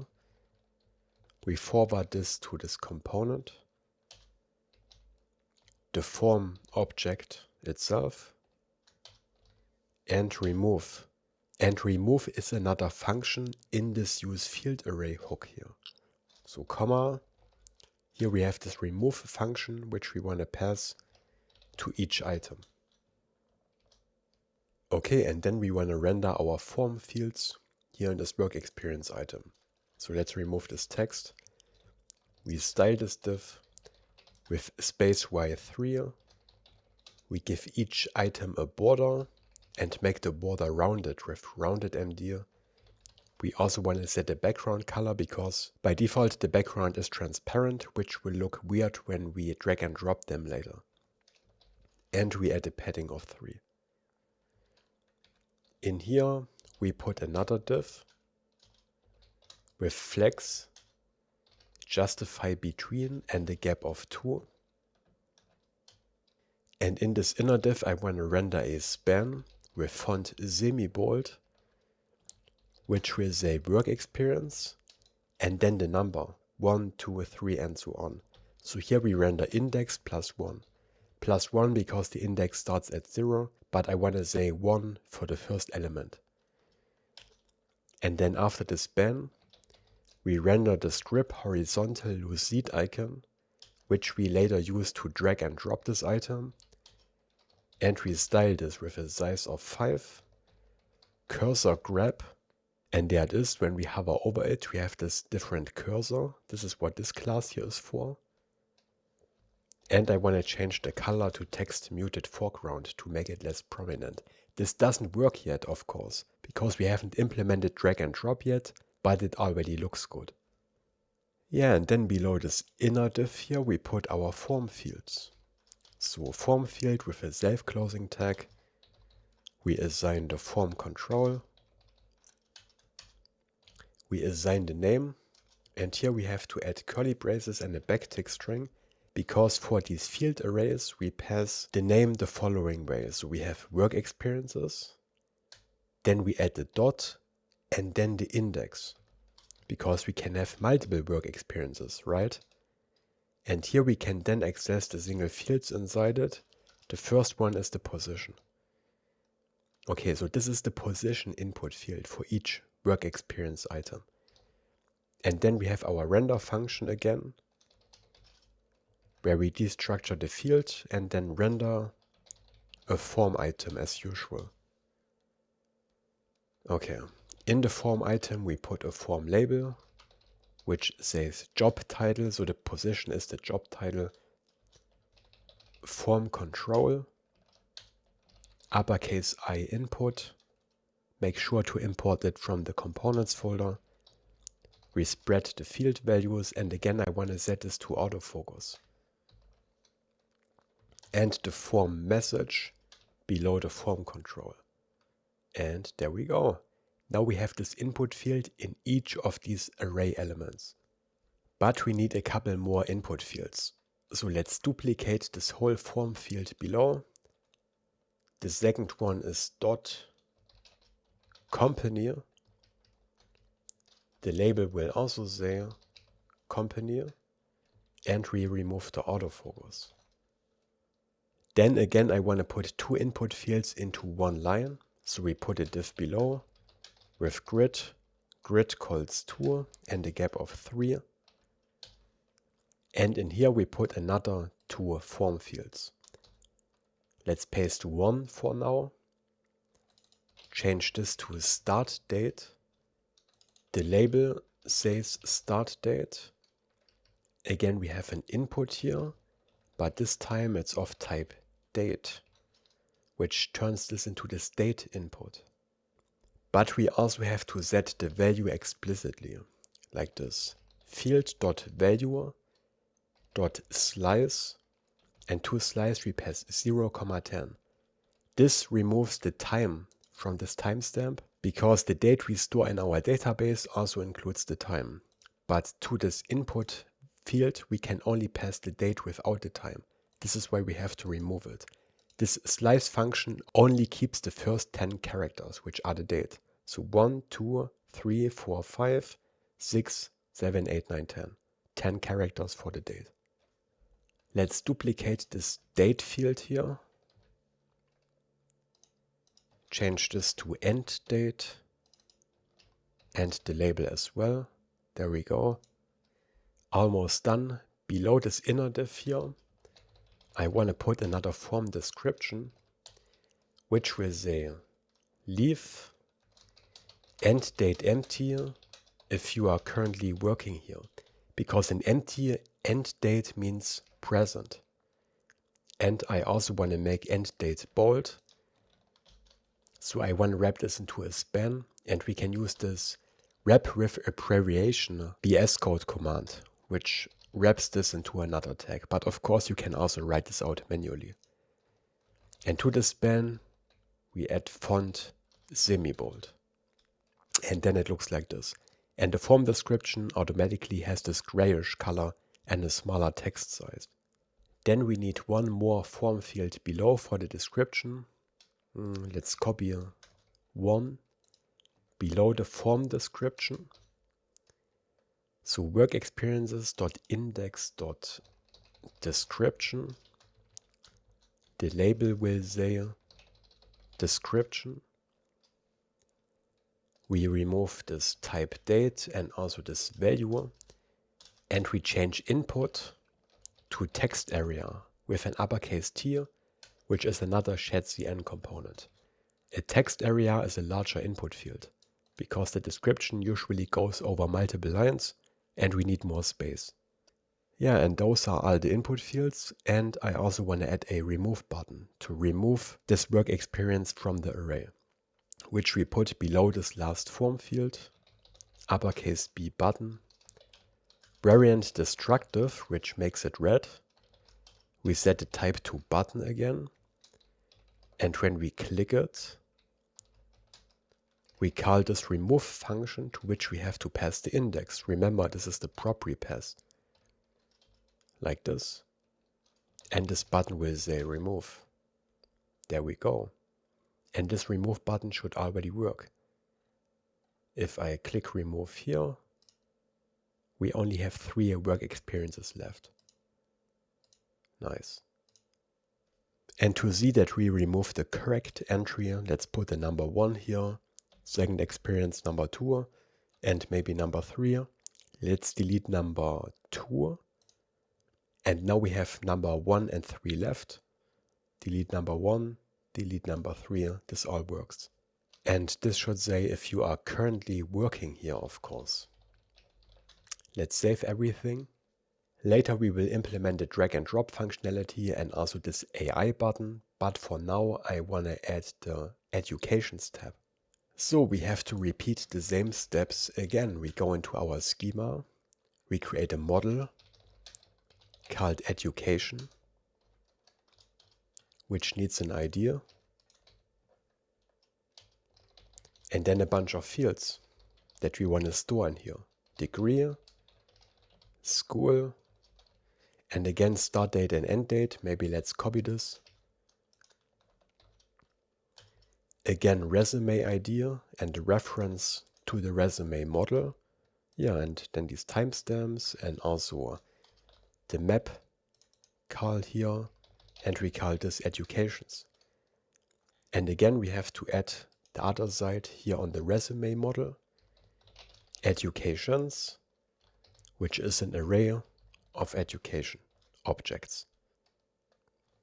And remember, npx Prisma DB push to push these changes to our database and generate a new Prisma client, and then we run dev again. Next, we go to the validation.ts file, set up a new schema, below the work experience schema, export const education schema, which is a z.object, which again contains an array, which we call educations. z.array, parentheses, in here we put a z.object, parentheses, curly braces, and the single fields for each education, which are the degree, optional string, the school, optional string, and the start date and the end date.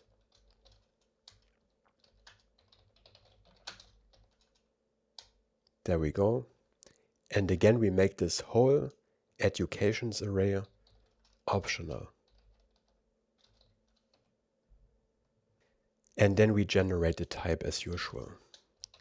Export type, education values, c.infer, type of education schema, and then we add it to our resume schema down here, which automatically adds it to the resume values. So education schema.shape. Then we need a new form.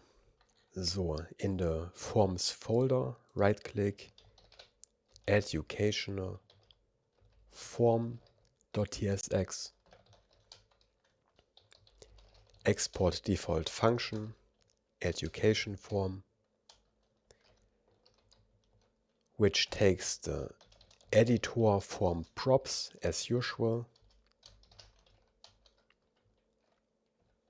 and we return a div. Let's save this for now and put it into the steps file. So steps, here we add another object, title says education, the component is the education form, and the key is education in lowercase. Nice. Then back to the education form component. Let's finish setting this up. Maybe let's put a work experience form on the right side for comparison, because they will look very similar, right? So again, we need a const form equals use form of type education values.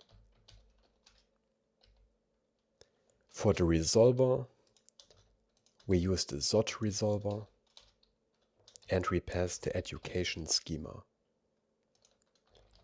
And then we set the default value, educations, to the resume data's educations or an empty array. Then we need the same use effect and useFieldArray. So let's copy all of this, put it here. Of course, here we want to set the educations to value.educations, and let's change the name of this variable to edu, short for education. And we also need to import useFieldArray, and the name is educations. And we have to import useEffect as well. Then we need education item components. So function education item, similar to our work experience item here. It needs the same props, so let's copy this again, rename it to education item props, import useForm return, and this should be education values. Then we destructure these props here, education item props, form, index, remove. And the layout is very similar. So we copy this first line here, this div, close this, and also this part in here with the grip horizontal and the title. Let's paste it here, but rename this to education and import this icon. If you are confused about the code, you can always look into the GitHub repository and check out the branch for this part. And now we need a bunch of form fields below this div. So let's copy this form field from over here. I love copy pasting. Import all these form components.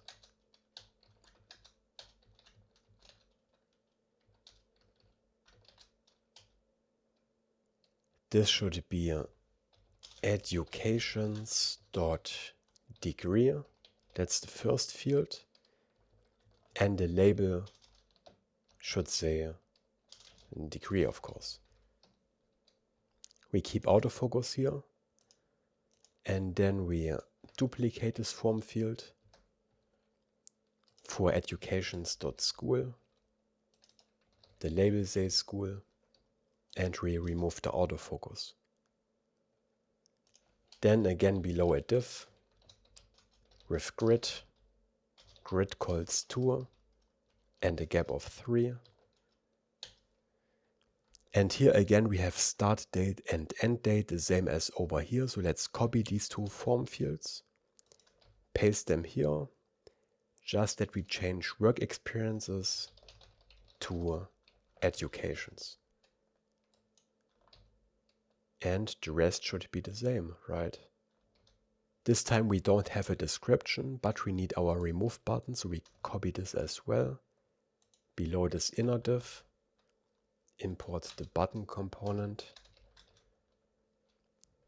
And then we need to map these education items up here where we have this empty div. Let's take a look here at the work experience form. Will look very similar. Actually, we can copy this whole return block here, this whole div, paste it here,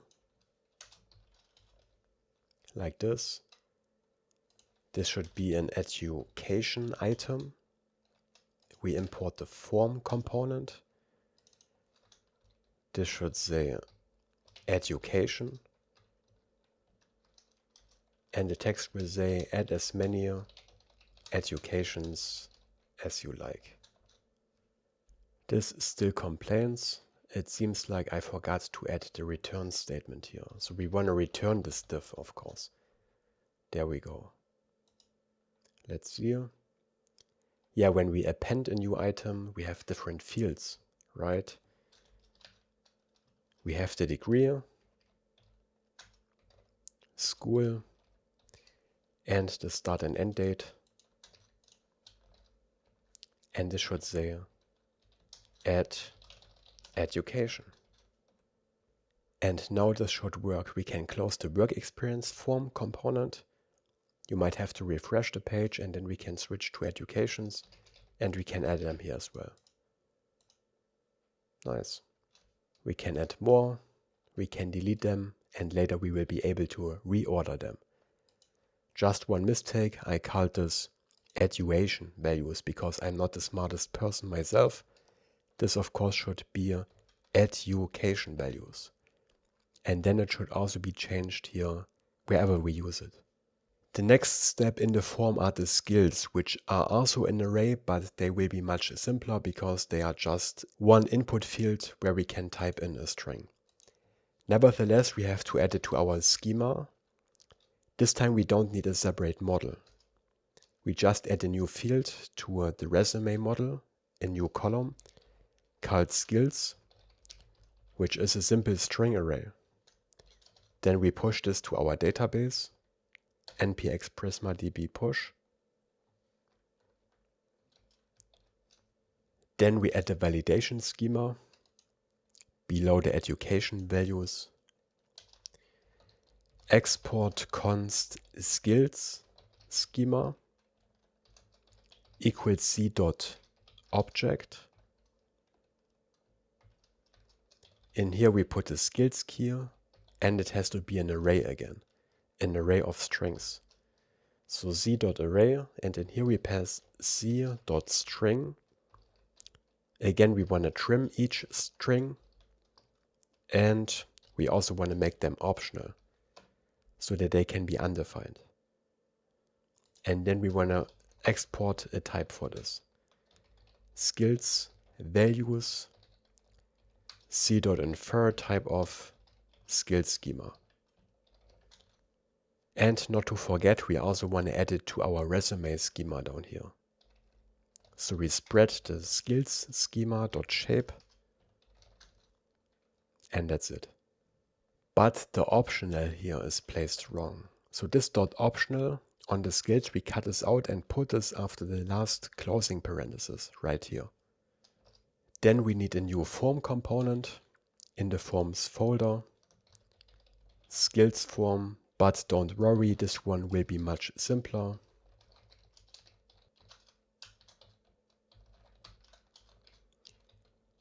And it takes the editor form props as usual with the resume data and the set resume data function. Okay, let's set this up. Const form equals useForm, the usual setup, skills values. The resolver is the ZOT resolver to which we pass the skills schema, and we set a default value. We set skills to resume data.skills or an empty array. I don't explain everything again because we already did this a couple of times. This is nothing new, right? Then let's copy the use effect from the education form or the work experience form. This one here. Let's paste it over here. But instead of educations, of course, we pass skills. And we assign this to values.skills. And then we have to again filter out the undefined ones. Otherwise TypeScript will complain. So we take each skill and we check that skill is not equal to undefined. Then I also want to take each skill, map it like this, and I want to trim it with skill.trim. This again removes the white spaces. So if we type, for example, skill 1, comma, then a space, skill 2, I want to remove this empty white space here in the beginning. This is what this is for. And then we add another filter call right after it, where again we take each skill and we check that skill is not equal to an empty string. Because we could type skill 2, comma, space, comma. But if we have an empty field here between these two commas, this should not be an actual skill. This should be filtered out, right? This is what we do here. And here we have the save call operator, which means that this can be undefined. And if this is undefined, we fall back to an empty array again. So make sure to type this here correctly. And then we need our form below, which will only contain a single input field. So we return a div with the usual max width XL, mx auto and space y6. In here we put the div with space y1.5, text center with the headline in it, h2, 2xl, semi-bold, this says skills, and a paragraph, text sm, muted foreground, and this says, what are you good at? Question mark. Let's save this for now and put this into our steps file, steps.ts, title, skills, component, skills form, and the key is skills in lowercase. And when we refresh this, we will see our new breadcrumb. There we go, and in here we want to put one text area. So back into the skills form component, Below this inner div, we put in uppercase F form. We spread the form values.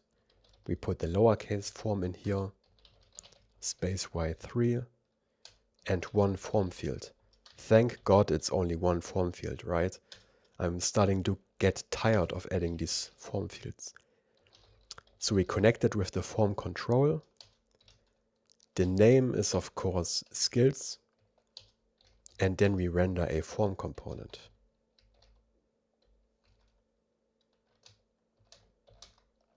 The usual way. Form item. Form label. This will say skills again. Form control. And in here we put a text area again, so that we can type over multiple lines. In this text area we have to spread the field values. We can set a placeholder so the user gets an idea of what they can put in here. This could say, for example, e.g. React.js, Node.js, graphic design, dot dot dot. Just so that the user has an idea of what they have to put in here. And then we implement the onChange callback again, where we get past this change event.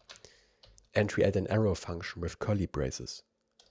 Remember, the skills in our validation schema is an array of strings. But this input field here will just be one single string, right? In input field is one big string. What we want to do is whenever we type something in here, we want to take the input, split the words at each comma, and turn these single items into an array of strings. And we can do this in here. So in here we create a const skills equals e.target.value, that's the latest input, dot split at each comma.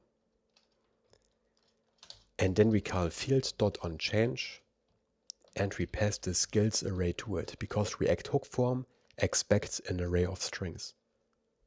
And the value we put in here, field.value, is also an array of strings, but text area actually accepts an array of strings, which was surprising to me. I thought it has to be a single string, but we can pass an array to it and it will work. Let's try this out. Skill 1, comma, skill 2, and as you can see, this turns this into an array. It automatically splits at each comma, but if we leave an empty space and a comma, it filters it out, so that we don't have empty strings in here, right? Just two little changes. I want to hide this form label here because it already says skills here, so it's a bit unnecessary. But it's still good for screen readers, so that people know what they have to type in here, right? So we add this sr-only class that we already used before to the form label to hide it, but it's still available for screen readers. And then I also want to put a form description down here with the text, separate each skill with a comma so that the users are not confused. And then below we also put the form message in case you want to add any validation so that it shows the error messages properly. Okay, now we have this little description. And the last step is the summary form, which again only has one input field, so it will be over soon. We go to the validation file again. Below the skills values, we export const summary schema, which is a simple Z object that contains the summary, which is an optional string. Export type summary values equals z.infer type of summary schema. And we add it down here to our resume schema. Summary schema.shape. Then we need a summary form.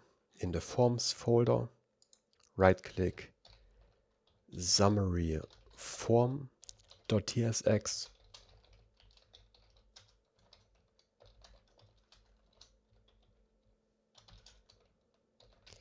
Editor form props. And this will be the last form we have to set up for our editor here. So const form equals useForm. We already know the drill. Summary values, sort resolver, summary schema. We set the default value to a resume data.summary or an empty string as fallback. We need our use effect. Let's copy it from the personnel info form. This one. Paste it here. Because this time we don't have an array that we have to handle in a special way. Yeah, and then our layout. Return div. Max width XL. MX auto. Space Y6.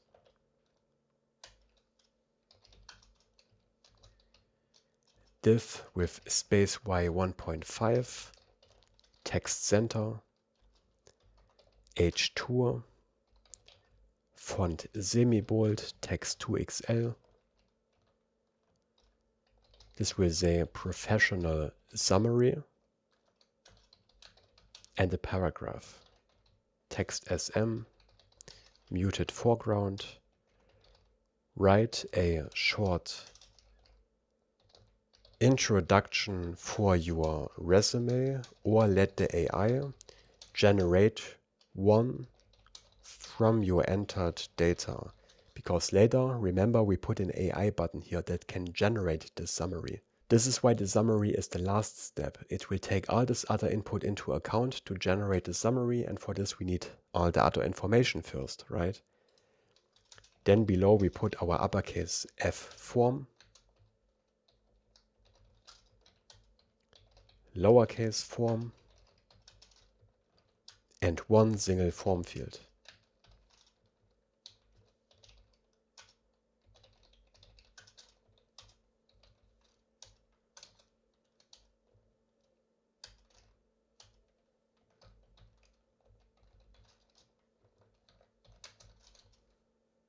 Just follow along. Form item, form label, professional summary, form control, and again this is a text area where we spread the field values and we add a placeholder. A brief, engaging text about yourself and the form message below. And then we have to put it into our steps file. So another entry here, title, summary, component, summary form, and the key summary. And then we have it here as another step. There it is. Maybe we can hide this label here as well, like we did on the skills page, because we already have the headline here, right? So in the summary form, let's add the SR only class to the form label. Makes sense, right? So now all our forms are ready, and we take their data and store it in the page file. And now we just need to take this data and render a resume instead of a JSON, right?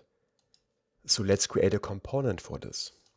Let's put it into the components folder because we will use it on different pages, and we call it resume preview.tsx.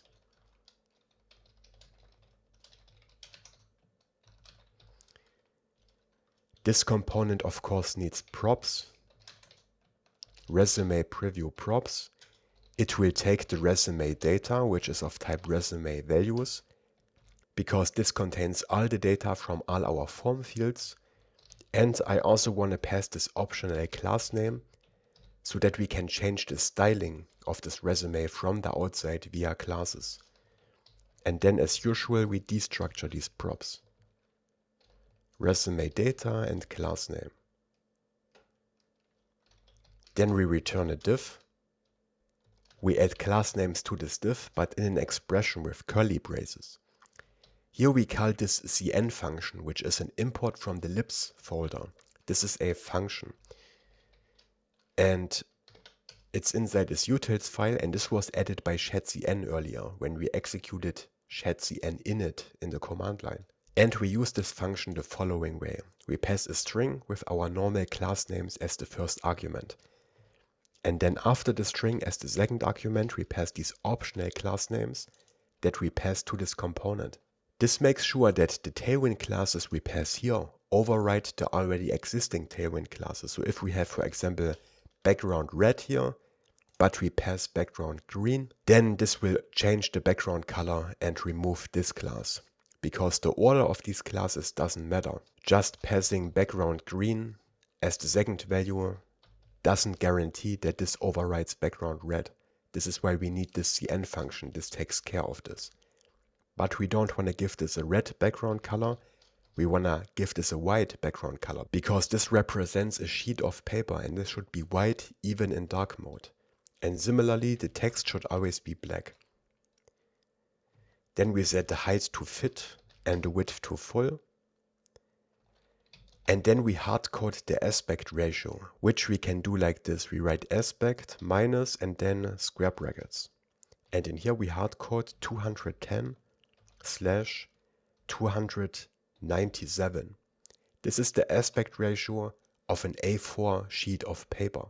I just googled this, and this makes sure that this div at any size looks like a sheet of A4 paper. Of course, we could divide these values by 3 and write 70 divided by 99, but I keep it like this because those are the actual millimeters of an A4 sheet of paper. So I think this is easier to understand. And inside this div, we put an h1 headline for now with a padding of 6. Text 3XL and font bold, and this will say this text should change with the size of the container div. Later we will render our resume data in here, but for now I just want to hard code this text and figure out how we can resize this with the dimensions of the div. So this is the resume preview.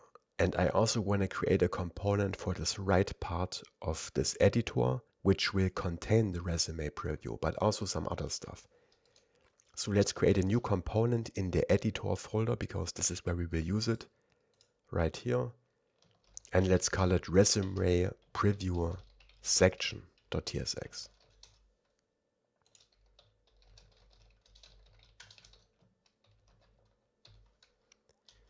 This also needs props. Again, we need to pass the resume data so that we can render them in the resume preview. And remember, later we also have two buttons in here with which we can change the border radius and the primary color, which means that we need to be able to update the resume data, which means that we need a callback. Set resume data, just like in our form components, which accepts the resume values and it doesn't return anything. Then we destructure these props here. Resume preview section props, resume data and set resume data. And we return a div. Let's save this and open the resume editor on the other half of the screen. Split right. Here we have this right side where we currently render this JSON. We cut out these class names of this div, put them over here, and then delete this whole div with this pre-tag. And instead here I want to render the resume preview section, to which we have to pass the same props as to our form components, the resume data and the set resume data callback. Let's save this and then we can already close this file. Inside this div, we put another div with the class names flex, width full, justify center, overflow y auto, bg secondary, and a padding of 3. This is this gray background that will contain the resume preview, and it centers it in the middle. And this creates a scroll bar if the resume is longer than the height of the page. Yeah, and in here we want to render the resume preview, which needs the resume data, and then we can style it. We set a max width of 2XL so that it doesn't grow indefinitely, and we give it a shadow MD, and remember the class name is a prop that we added here, which will override the styling of this white div. And then we close this, save this, and there is our resume preview. And the container already scales properly. As you can see, it always has the dimensions of an A4 sheet of paper. But the text in here keeps its size. So even if this is small, the text is still big. And this is not what we want. We want this text to scale with the dimensions of the container, so that this sheet of paper always looks the same at any size. So next we need to figure out how we can do this. Now we can't achieve this only with CSS code, we have to use JavaScript for this. And the method I came up with is that we calculate the size of the container div here, and then we apply a zoom to the content in this div, which then resizes everything inside it like this text. So let's do this. To calculate the size of the div, we create a custom hook. We already have this hooks folder, which Shadcn created in the beginning. If you don't have one, create one. Then we right click, new file, and we call this hook useDimensions.ts. We export a default function, useDimensions, and I came up with the code for this hook with the help of Stack Overflow. This is the kind of stuff you just have to Google. And to this we will pass one argument called containerRef, and this is of type react.ref object of type HTML element in angle brackets like this. Type this out. We later attach this ref to the container that we want to measure, the div, and then we calculate its dimensions here. And we store these dimensions in state. So const dimensions and z dimensions, and dimensions just means width and height. And we initialize this with useState, and in here we put as the initial value an object with width 0 and height 0. Then we put a useEffect in here, which does the actual calculation. For this we need a const currentRef, to which we assign containerRef.current. Then we create a function below called getDimensions, and here we return an object that contains the new width and height. So width colon, which we get from currentRef.offsetWidth, which can be undefined, so as the fallback value we use 0, but this should never be undefined. And the height, currentRef.offsetHeight or 0. Then below this function, we create a const resize observer. And we assign this to a new resize observer, which is a JavaScript class that we have available here by default. This doesn't belong to any package. To this we pass an arrow function which receives these entries. And the entries are the elements we observe. We only observe one element, our div, later.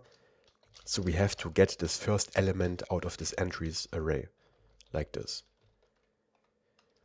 Then we have to check that this is not undefined, because I guess we could forget to attach this ref, in which case we don't have an element in here.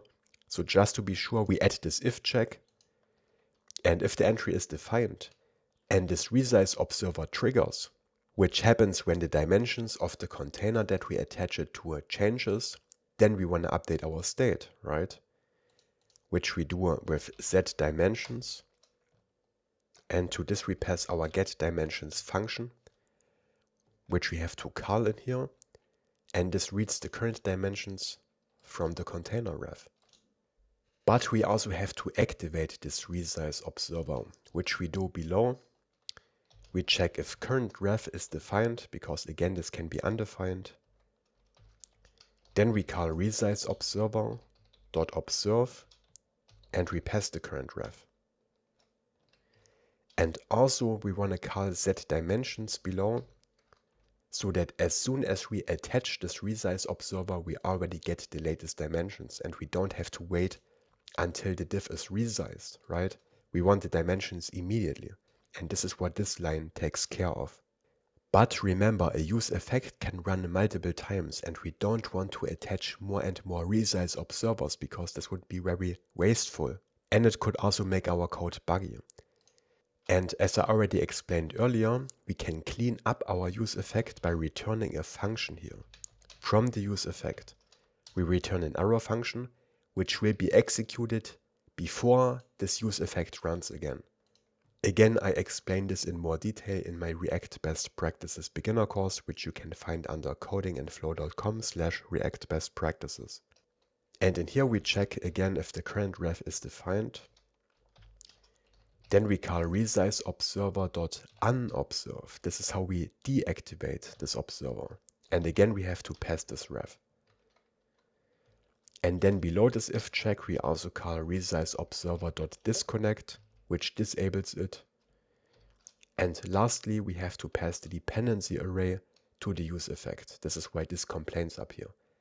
So we have to find the correct closing parentheses, which should be this one, and pass the dependency array as the second argument. And this requires the container ref because we use it in here. And lastly, we want to return these dimensions from the hook so that we can use this hook in a component and then get the dimensions. And that's it. Let's save everything, go to the resume preview component and use this hook in here. So first of all, we need this container ref, right? Which we get via this useRef hook. This is of type HTML div element, and we initialize this with null. And the div we want to measure is this one here with the white background color, right? So we can attach our ref. To it, we have this ref prop. Then we call and destructure our useDimensions hook, pass the container ref. And in here we find the width and height, but we actually only need the width. Okay, now we always get the width of this div. In this div, I want to put another div. We wrap our headline into this inner div like this. And then here in this div, we add this style prop. In this style prop, we put a second pair of curly braces because this expects a JavaScript object. And here we can set CSS styling, but the cool thing is that in here we can make calculations, which doesn't work with Tailwind classes.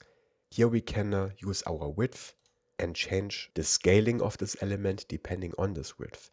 We could use the scale class, but from my experience this doesn't work really well because it leaves an empty space. It works better with the zoom value, which is also a CSS property. And we set the zoom level to parentheses 1 divided by 794 times the width of this div. Where is the 794 coming from? This is the number of pixels for 210 millimeters. I calculated this online, and remember the default size, default width of this sheet of paper is 210 millimeters, because this should represent a sheet of A4 paper. So by dividing this by these 210 millimeters in pixels and then multiplying it with the width, this will always look like an A4 sheet of paper. But I also want to add Tailwind classes to this div. We could also handle this via style, but it's not really necessary. And again, I want to use the cn function here. As the first string, we pass space y6 to add some spacing between the different sections of this resume and a padding of 6. Comma. And this cn function is not only useful to pass a class name to a component, it's also useful to add expressions here. Remember, the default value for the width and height we get back from the useDimensions hook is 0. And for a short moment this will be 0 before our resize observer has measured the actual dimensions. When this is the case, I want to hide the content of this resume, otherwise we see it in the wrong size for a moment. So here we check if width is 0, so exclamation mark width. Then I want to attach the invisible class to make this invisible until we have the correct dimensions. Okay, and now we measure the dimensions of this div and we change the size of the content via the zoom property in relation to the size of the container. Let's try this out. As you can see, the text size is smaller and it resizes with the container. Isn't this cool? And now everything is in proportion, no matter the screen size. And this div wraps all the content of our resume and everything we put in here in the future. So now we have to replace this h1 headline here, which was just a placeholder for the actual content of the resume, which is coming from the resume data. We organize this into different components. So below the resume preview component, we first of all create an interface called resume section props, because all these different resume sections take the same props. They all need the resume data. And then below we create another component function. We could also put this into a separate file, but I like to keep it in the same file and not export it here, because it's only used in the resume preview, right?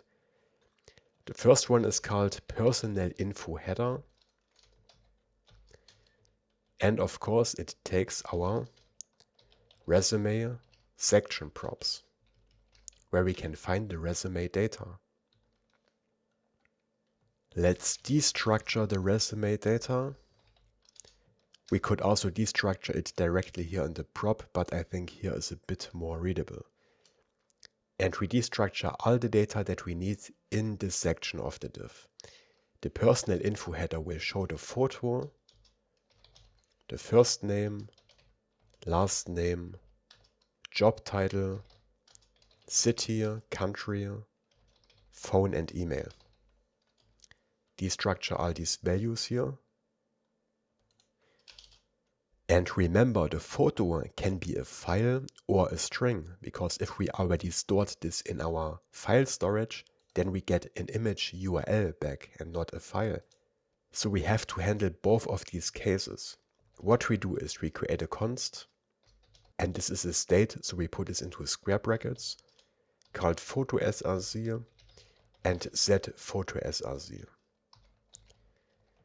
We initialize this with a use state, and the default value is the photo URL if we have one, if this is a string.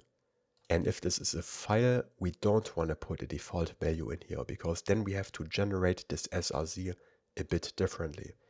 So in here we check if photo is instance of file, then we assign this to an empty string.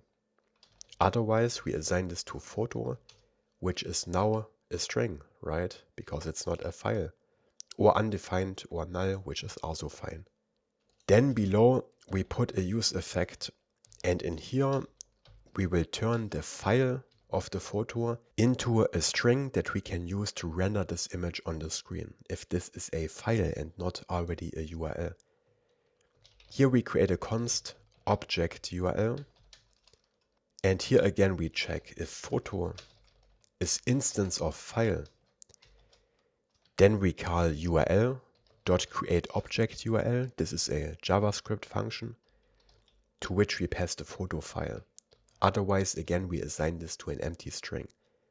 With this createObjectURL function, you can turn a file into a string, which we can then render on the screen. So we render a preview of this file, in other words.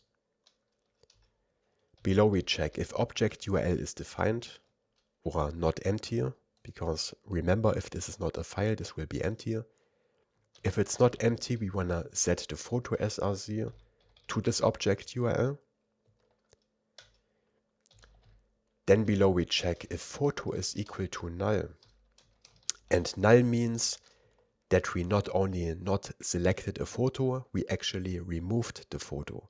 Later we will put a button into our form with which we can remove a photo, and when this happens we set the photo to null, and when this happens we want to set the photo src back to an empty string to remove the preview. And the reason I put this into a use effect is because we have to clean up these object URLs. If you keep creating more and more of them, for example by putting this logic directly here into the render body of the component, then we actually create a memory leak. So we have to clean them up. And we do this as usual in the return function of the use effect. Here we call url.revoke object URL, to which we pass the same object URL. This cleans it up, and to the dependency array of this use effect we have to pass the photo, because every time the photo changes, this will execute. So to recap, if our photo is already a URL, then we just put it into this photo src state. If the photo is a file, we first have to turn it into a URL via this function. And we put this all into a use effect because if we execute create object URL over and over again, we create a memory leak, which also makes our app slower. Instead, we clean this up. And with this use effect, we always have a valid photo src, which we can then render on the screen. So below we return a div, which we style with flex, item center and a gap of 6. In here we check if photo src is defined. In this case, we want to render a next image, right? The src is this photo src, which is either a real URL or an object URL. We hardcode the width and height to 100. We set the alt text to, for example, author photo, because this is what this shows. And we style this with aspect square to make sure that width and height are always the same. And object cover, which center crops the image if this is not a perfect rectangle. Later we will be able to customize the border radius of this image, but for now we keep it like this.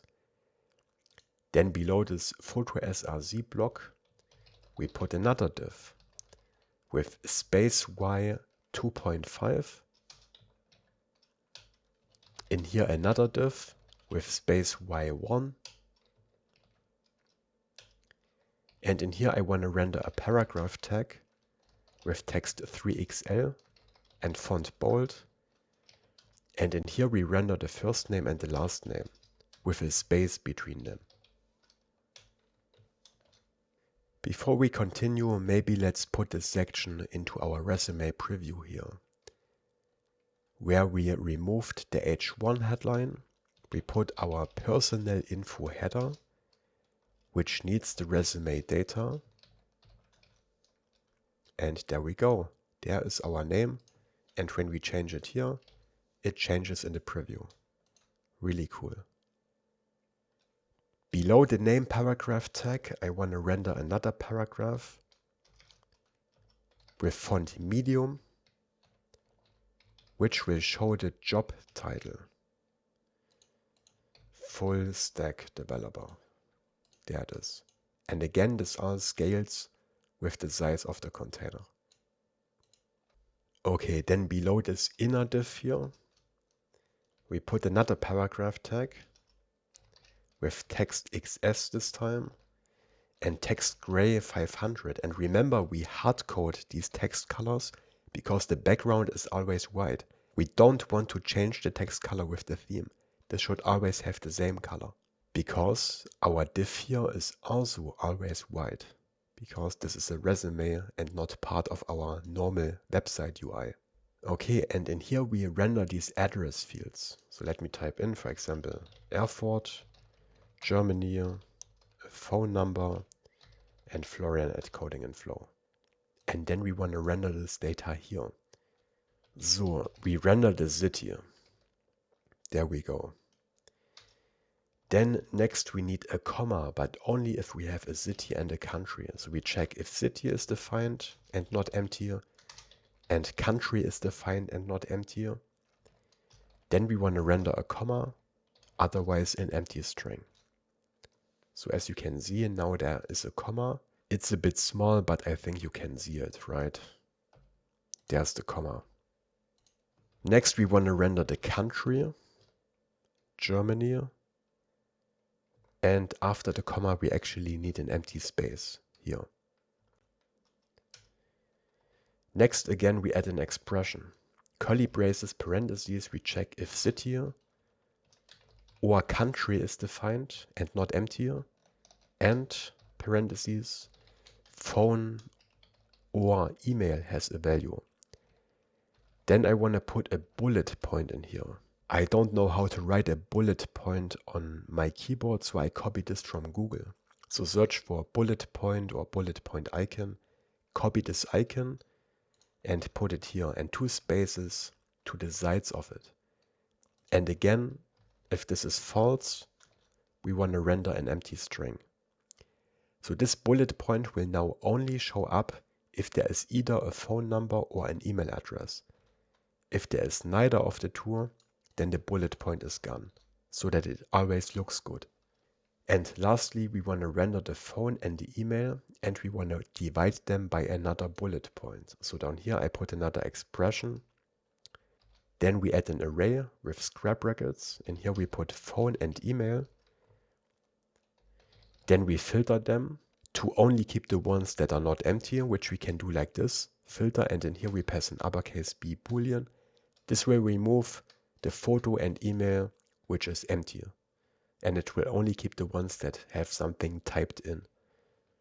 And then we join them again by a bullet point with 2 empty spaces like this one here. And now we see the phone number and the email address divided by a bullet point. If I remove this, the second bullet point is gone, and similarly here, so that it always looks good. And we should also be able to select an image and show it in the preview. Let's try this out. There we go. This is created from the object URL. The next section will show the summary. Even though the summary is the last part here in our form, it should be shown at the top. This is a summary. Let's type something in here and then create another component for it. Again in the same file, function summary section, which again takes the resume section props, where we can find the resume data. Again, we destructure this resume data, but this time we only need the summary. If the summary is undefined or empty, then we don't want to render anything. We return null. If the summary is defined, we want to render a fragment that contains a divider line, which we create with this HR tag, and we make it a bit thicker with border 2. This gets a self-closing tag, and below we put a div. Maybe let's save this for now and put it into our preview at the top.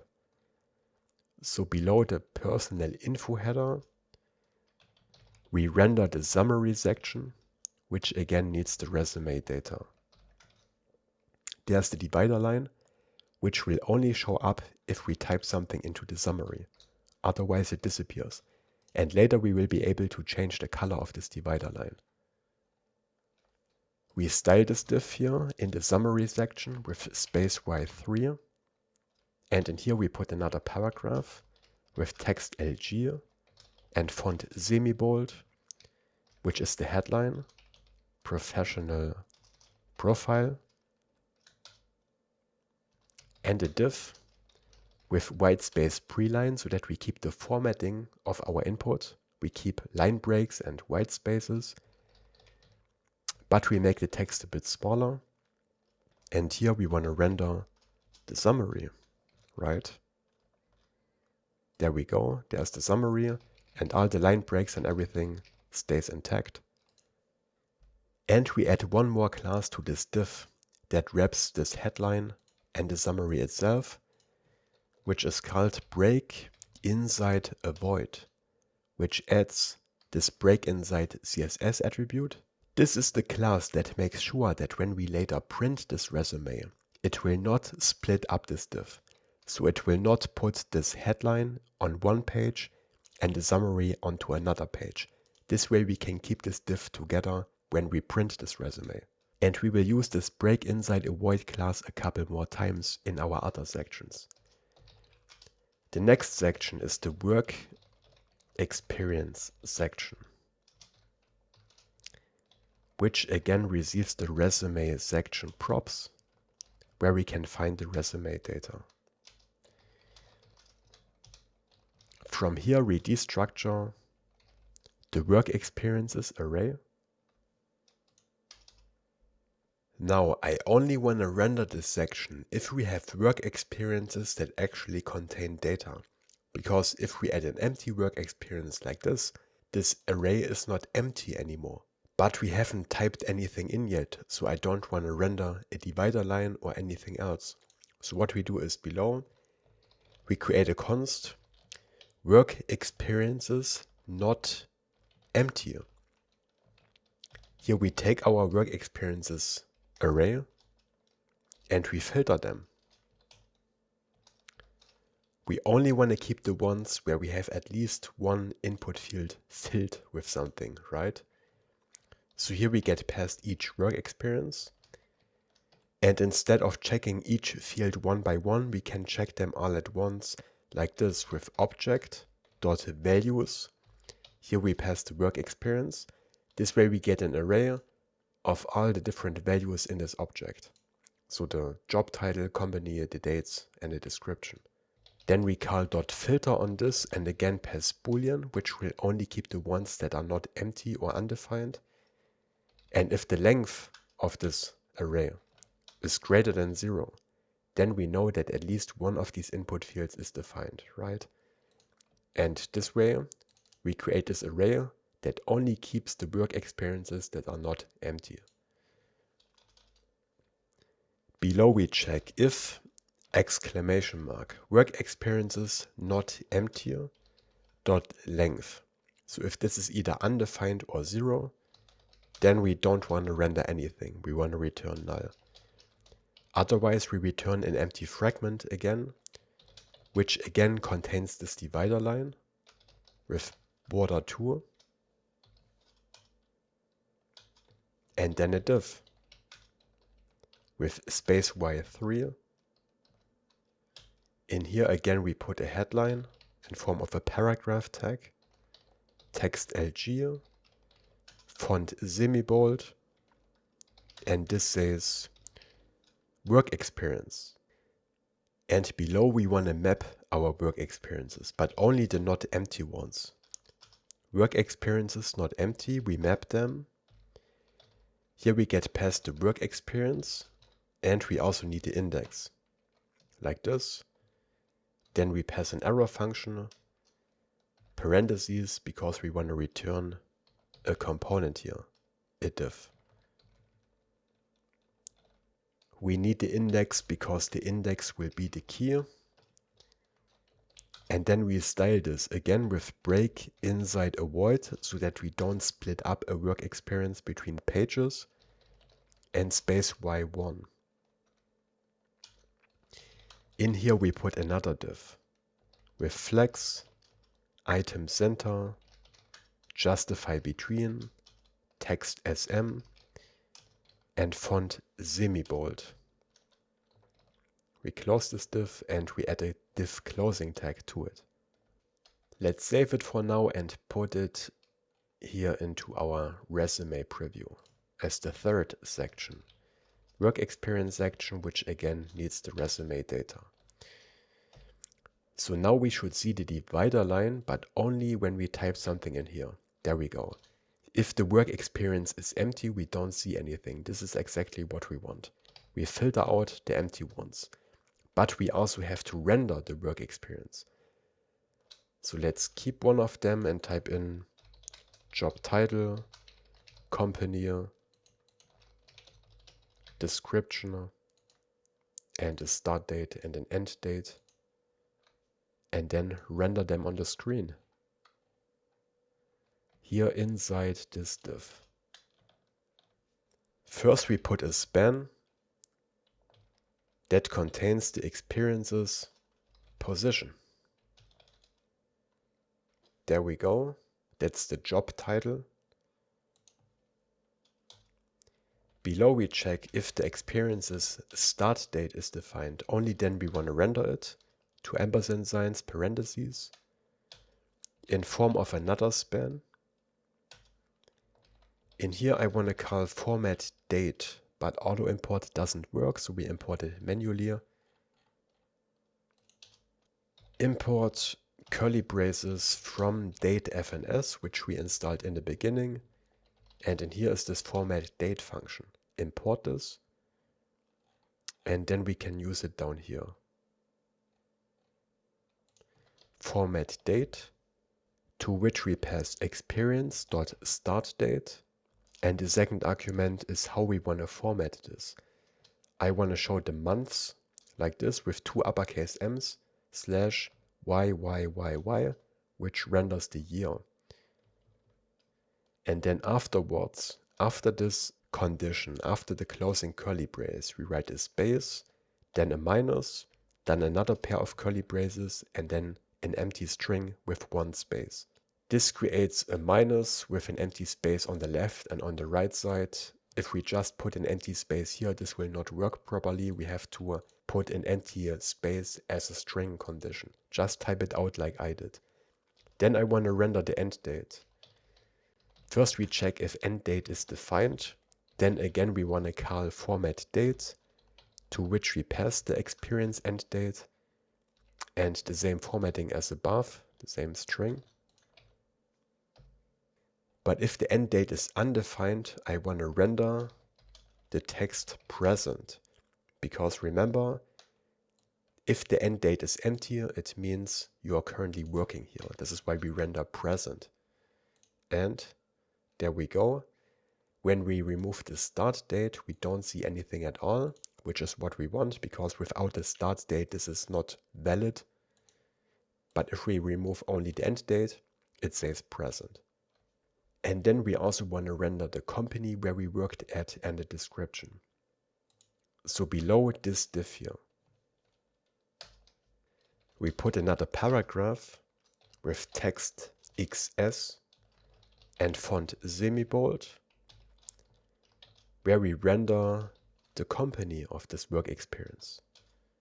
And another div below with white space preline and again text XS, where we render the experience's description.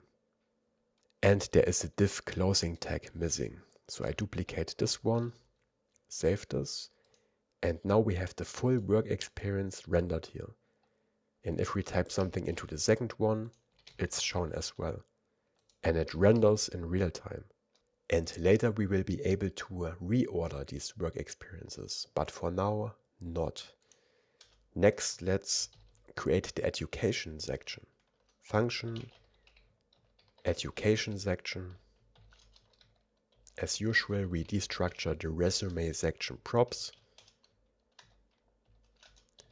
And here we want to get the educations out of the resume data. And again, we create this not empty array.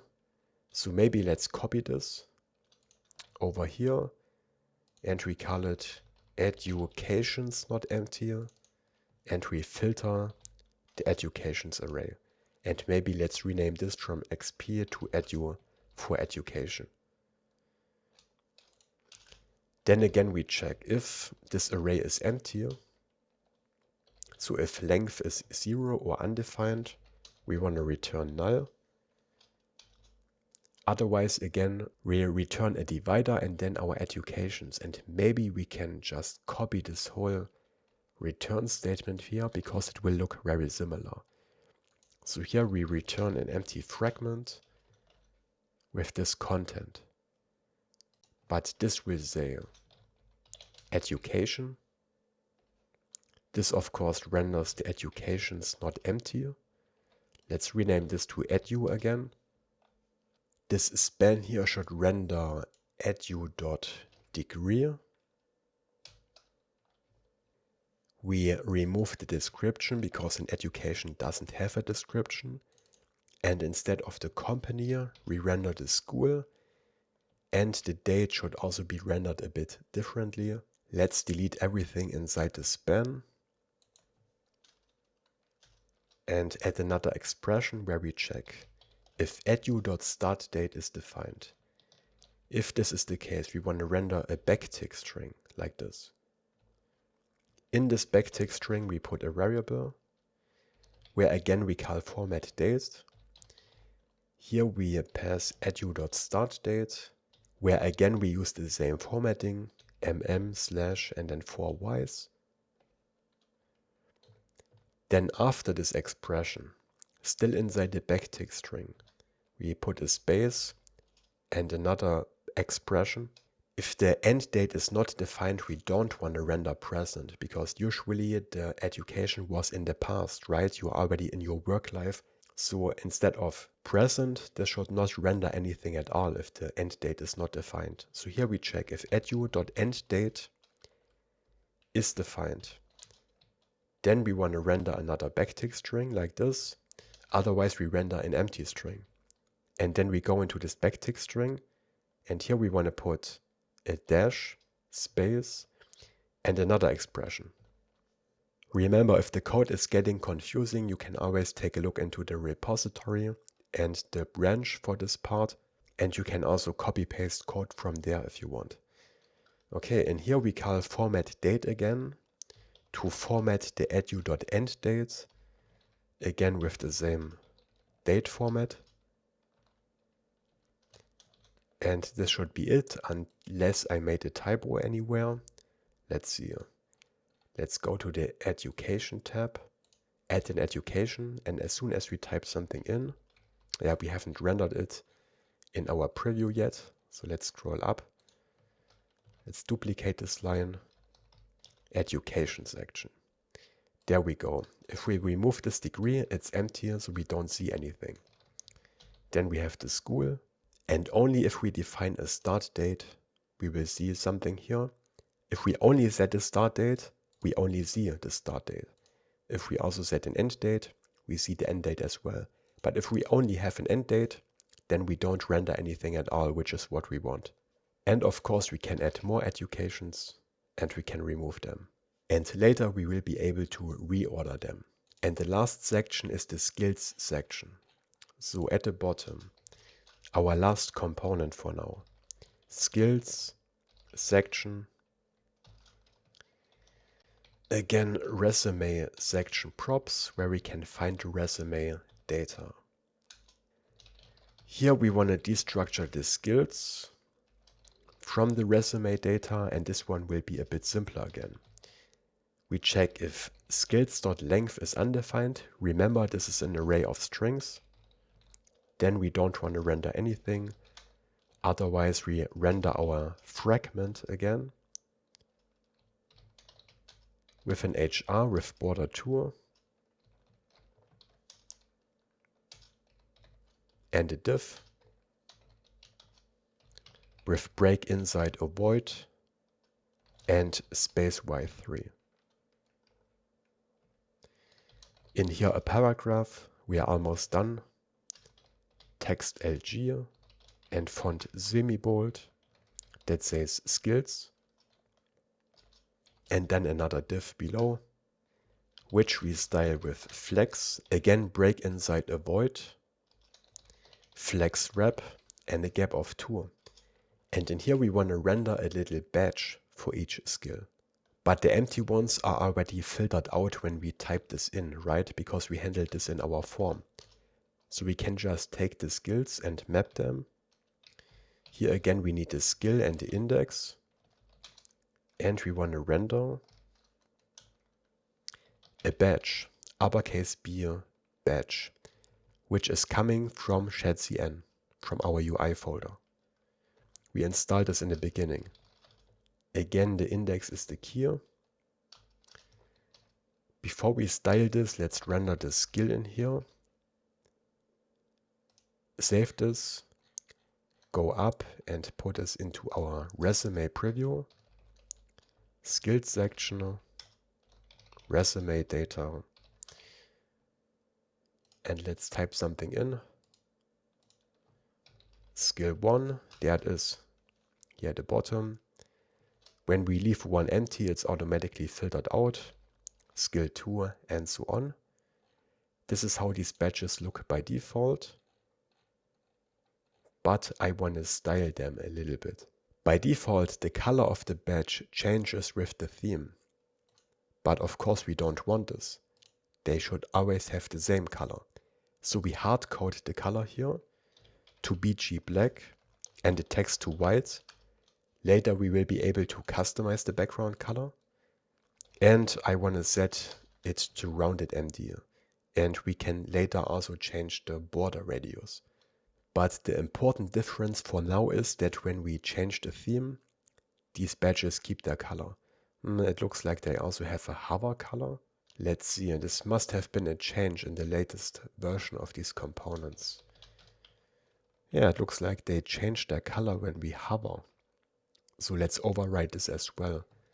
Let's set hover colon BG black. Then we should get rid of this effect. Yeah. Okay, we want to be able to customize the border radius of the image and the skill tags, and also this primary color, which is currently black. But these options are not part of any of our forms here. Instead, we handle them separately.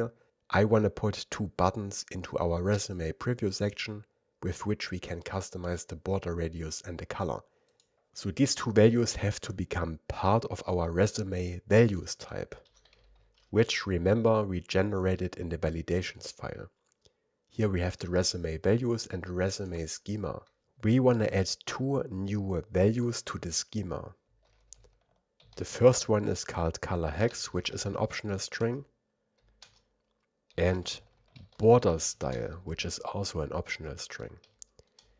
We add them to our schema because, remember, later on the backend we also use the schema to validate our input, and this way we can make sure that we receive the correct values there. And by adding them to the resume schema, they also become part of the resume values type. Let's save this, go back to the resume preview, scroll up to the personal info header here. And since we added these two values to the resume values type, we can now destructure the color hex here and also the border style. And we can use these values and apply them to our layout. But of course we have to set them somewhere. So before we continue with the preview, let's create a new component in the editor folder up here, which we call colorpicker.tsx. We export this component function here. And to create this color picker, we will use this React color package that we installed in the beginning. We will use this Twitter picker here, and we will combine it with a Shadcn popover so that we can show this color picker when we click on a button. And this component will also need props, color picker props. It will need the currently selected color, which will be of type color from the React color package, or undefined. I guess we could also make this a string because we accept a hex string, right? But I think this color class includes hex strings. And this way we don't have to assert the type later when we apply this to the React color picker. And we need this on change callback, which is of type color change handler, which is another import from React color. We destructure these two props here.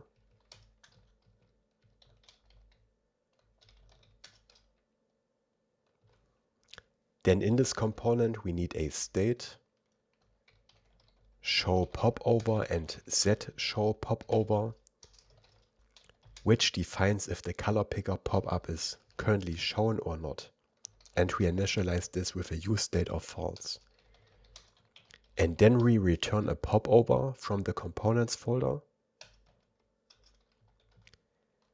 to which we pass the open state, which is the show popover state, and the onOpen change callback, which calls set show popover. This way we show and hide this popover. Again, the structure and usage of this component is described in the Shadcn documentation. We render a popover trigger, but we use the as child prop again because we want to render a button. This button will contain this palette icon from the Lucid React package. And we set the size to 5. Let's save this component for now and put it into our resume preview section. This is where we want to render it. We go to this outer div that has this hidden class, and we want to set it to relative positioning. Then as the first child in this div, we put another div that contains the color picker with a self-closing tag, which needs the color that we get from resume data.colorHex and the onChange callback. And in this onChange callback, we pass an arrow function where we receive the new color. And what do we want to do with it? We want to call setResumeData to change the color value in our resume data state that we store in the page, right? So here we call setResumeData, parentheses curly braces. We spread the already existing resume data because we only want to change the color hex, and set this to this new color, and in here we can find a hex value. There we go.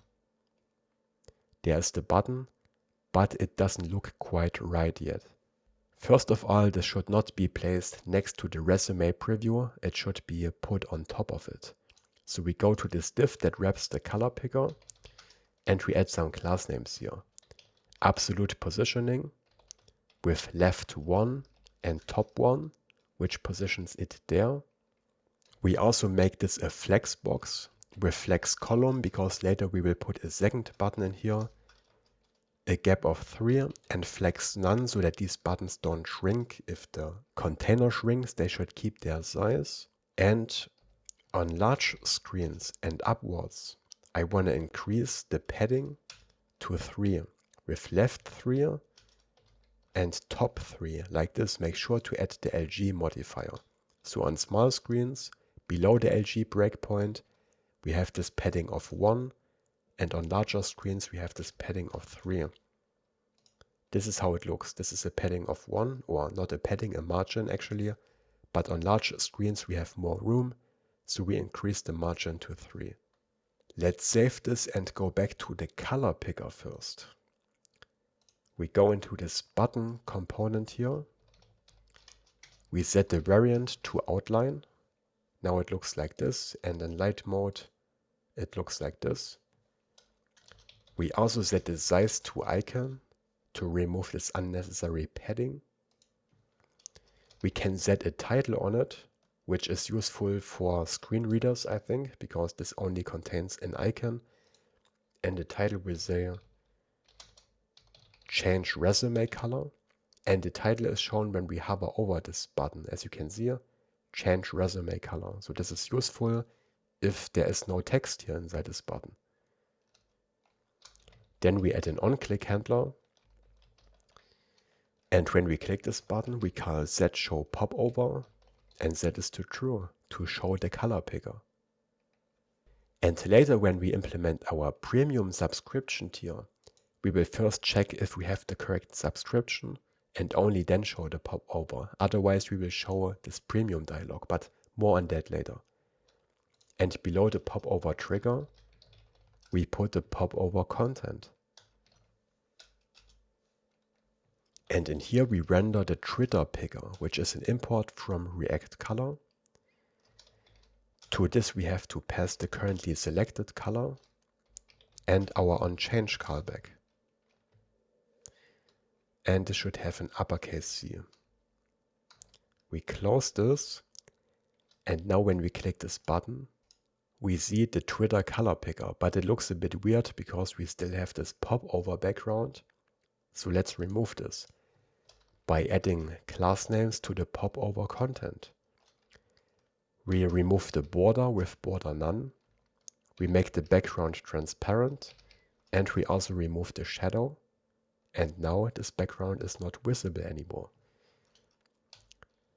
We also set the align prop of this popover to end, which aligns it on this side. And there is a little rectangle here on the top left corner of the Twitter picker. We can put this on the right side with another prop on the Twitter picker, which is called rectangle, and we can say top right. And now it looks much better because this triangle is aligned properly with the button. And now when we change the color here, this is passed to the page, which keeps it in state, but we haven't yet applied these values to our resume preview. So back to the resume preview component, we are still inside the personal info header. And now we want to use the color hex value to customize our resume. Let's start with the paragraph that renders the first and last name. And again, when you want to customize some CSS value from a JavaScript variable, then you can use this style prop because this doesn't really work with Tailwind classes. Here we can customize the color, and we set this to color hex, which we destructure from the resume data. And when we save this, the color of this name changes to whatever we select here. Isn't this cool? And we can pick any hex value that we want. Okay, let's continue with the other texts. So let's copy this whole style tag here. And then we paste it into the job title paragraph tag. We want to color this as well, but not this text down here. I think it looks better if this stays in this gray color. Next, we go to the summary section, which is below. Again, we want to destructure the color hex. We will handle the border style later. And we also want to color these divider lines here. So again, we add the style prop, but here we want to set the border color. And now this is green as well. And I also want to change this headline that says professional profile. So I paste it here as well. There we go. Next is the work experience section, where again we destructure color hex. Again, we have a divider line that we want to color with border color. Then we have this text that says work experience. We want to color this as well. And then this top line of each work experience with the job title and the date. We want to color this as well, which is this div here that includes the position and the dates. Here we also paste the style prop. And now these are colored as well. We do the same in the education section below. Destructure color hex. Style the HR divider. Border color. The education text. And then this div here. There we go. And then the skills. Color hex. Again, we want to color this divider with border color. We want to style this text that says skills and the background color of these badges here. So here we use the background color attribute. And there we go. Now they are green. And now our resume looks much cooler. And next, I want to add a button where we can change the border radius of the image and these tags down here. So we create another component in the editor folder. We call it border style button.tsx.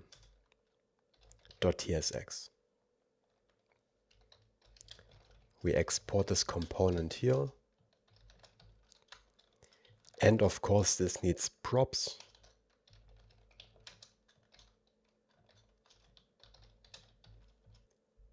We have to pass the currently selected border style to this component, which will be a simple string or undefined.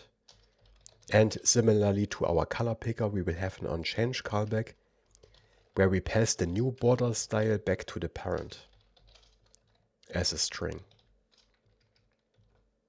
We destructure these props here.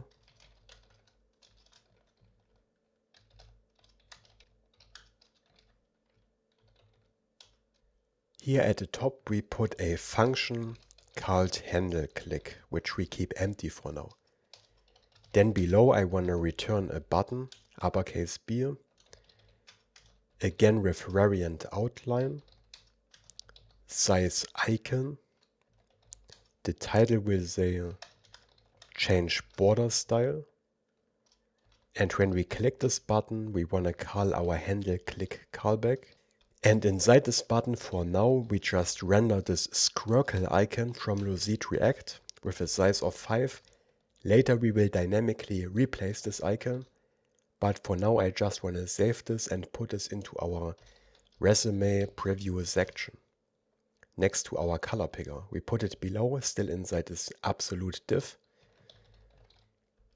Border style button, which expects the currently selected border style, which we get from the resume data. This is also just a string. And then the onChange callback, where we get passed the new border style. And the same as up here, we want to update our resume data. So we call set resume data, but we want to change the border style value here. And we have to close this button tag. Okay, there is the border style button. But as you can see, it hides part of the resume when the screen is small. When the screen is big, there is enough space, but on small screens, it can be a bit annoying. To fix this, I want to make these two buttons transparent by default, and I want to show them when we hover over this resume preview section. So what we do is, we add the group class to this outer div here.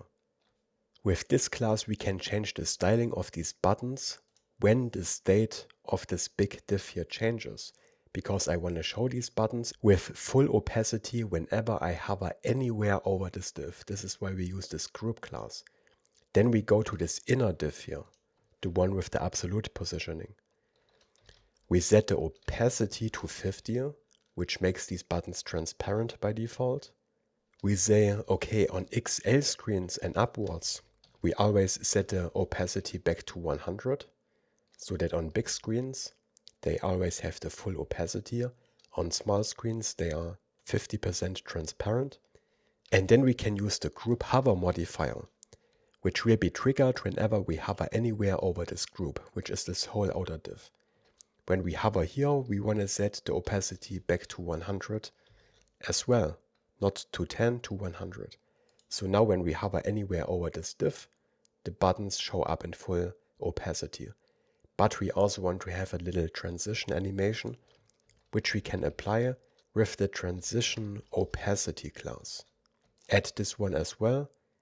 And now we have this animation. And again, on large screens, they always have the full opacity. But on small screens, they have this transparency so that we can see the resume behind it. I think this looks really cool if you ask me, but of course our button doesn't do anything yet. We have to finish it. Back to the border style button component. Here at the top, I want to export a const called border styles, which is an object where we put different constants so that we don't have to hardcode these strings, because then we can accidentally add typos. Instead we create these constants. And the naming convention for constants is all uppercase. So the first one is square, and we assign it to the string square. Then we have circle and scrogle. Those are the three options for border radiuses that we provide.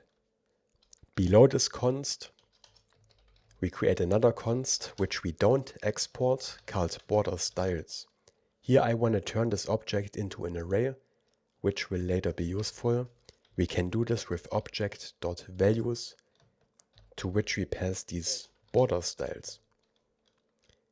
Now we have an array that contains these 3 strings. Because now when we click this button, we can cycle between the items in this array. The following way: we create a const current index. Then we check if this border style string we pass is defined. Then we want to find the index of this border style in our border styles array, so that we know what is the next element that we want to select. So question mark border styles with an S, plural this time, index of border style, singular. And if the current index is undefined, we set the index to 0 so that we start at the first item. Const next index equals current index plus 1, like this, in parentheses. And then we use the modulus operator, which is a percentage sign, and write border styles dot length. This makes sure that the next index doesn't exceed the last element, and instead we get back to the first element. For example, if this is 4, which is an invalid index because we only have 3 items, then 4 modulus 3 would be 1, and we would start back at the first index. And ChatGPT came up with this logic here, to be honest. I would have probably written it in a more verbose way, but it makes sense. And then we call the onChange callback with an uppercase C, this one. And we pass border styles at the next index, because this is the next border radius we want to apply. This way we can cycle between these different border radiuses here. And I also want to swap the icon that we render depending on the current border radius. So below we create a const icon, but with an uppercase I, because this is a component that we want to store in a variable and then render. Here we check if border style is equal to square. Then we want to store this square icon from Lucid React in this variable. Otherwise, we check if border style is equal to a circle. Then we want to store the circle icon. And otherwise, we want to store the scroll icon. And then we render this icon down here dynamically. To be honest, I'm not sure if this is the smartest way to set up this logic. If you can come up with something better, please let me know in the comments below. And now we want to apply the border style to our resume preview, right? So back to the resume preview component. Let's go all the way up to the personal info header, where we already destructured the border style. And we want to apply it to this image here. So we add a style prop here. We want to set the border radius attribute, colon, and then we check what border style we have currently selected. And here we can use our constants from this border styles object that we exported from the border style button component. This way we avoid that we accidentally add typos here. So we check if border style is border style square. Then we want to set the border radius to 0 pixels. Otherwise, if the border style is equal to border styles.circle, we want to make this a full circle, which we can do with 9999 pixels. And otherwise, we want to create a scroll for which we use a border radius of 10%. Let's try this out. Let's add an image, which is a scroll by default with a border radius of 10%, but we can toggle between these different options. And as you can see, not only the icon in the button changes, it's also in sync with the border radius in the background. Isn't this cool? And we want to do the same for these skills down here. So let's search for our skill badges. We need to destructure the border style here as well. And actually, let me copy the border radius attribute from up here Let's copy this whole style block so that we don't have to write it again. Go back down, apply it to the badge. But now we have the style prop twice, so we cut out this background color, put it here and remove this duplicate, right? Okay. But here we don't want to use 10% because it doesn't look correct. Instead, we want to set this to 8 pixels when this is a scroll. So now they are round, scroll, rectangular. And they are always in sync because this looks the best in my opinion. Later we will hide these features behind a premium subscription, but for now everyone can use them. Next I want to add a button next to this photo input with which we can remove this image, which will also later delete it from the blob storage. So let's go once again into the personal info form component. Somewhere here above the return statement we need a ref for our file input, photo input, ref, and we assign it to useRef of type HTML input element. And again the initial value is null, and then we attach this ref to our file input here. This input, here we set the ref to the photo input ref. This allows us to change the value of this input field without clicking it directly, for example via a button. Next we wrap this form control here into a div that we style with flex, item center and gap tour. We close this, we take the closing tag and we put it below the form control here. Because in here I also want to put this button with the variant secondary. We set the type to button because we are inside a form. We add an onClick handler to which we pass an arrow function. Before we take care of this function, let's close the button tag, and it didn't generate the closing tag for some reason. And in here is just the text remove. So now we have this remove button. And when we click this, I want to set the value of this file input to null. Not undefined, but null, because undefined means no image selected, but null actually means deleting the image. And we will later distinguish between these two cases in our backend, so that when we pass null for the photo, we know that we have to delete the photo from our file storage. So let's go inside this onClick handler. We call field values. Remember, this is what we also used here. This is what we get passed from this render function here. So we call field values dot on change. We pass null. And then we also want to remove the value from this input field, which we have to do separately.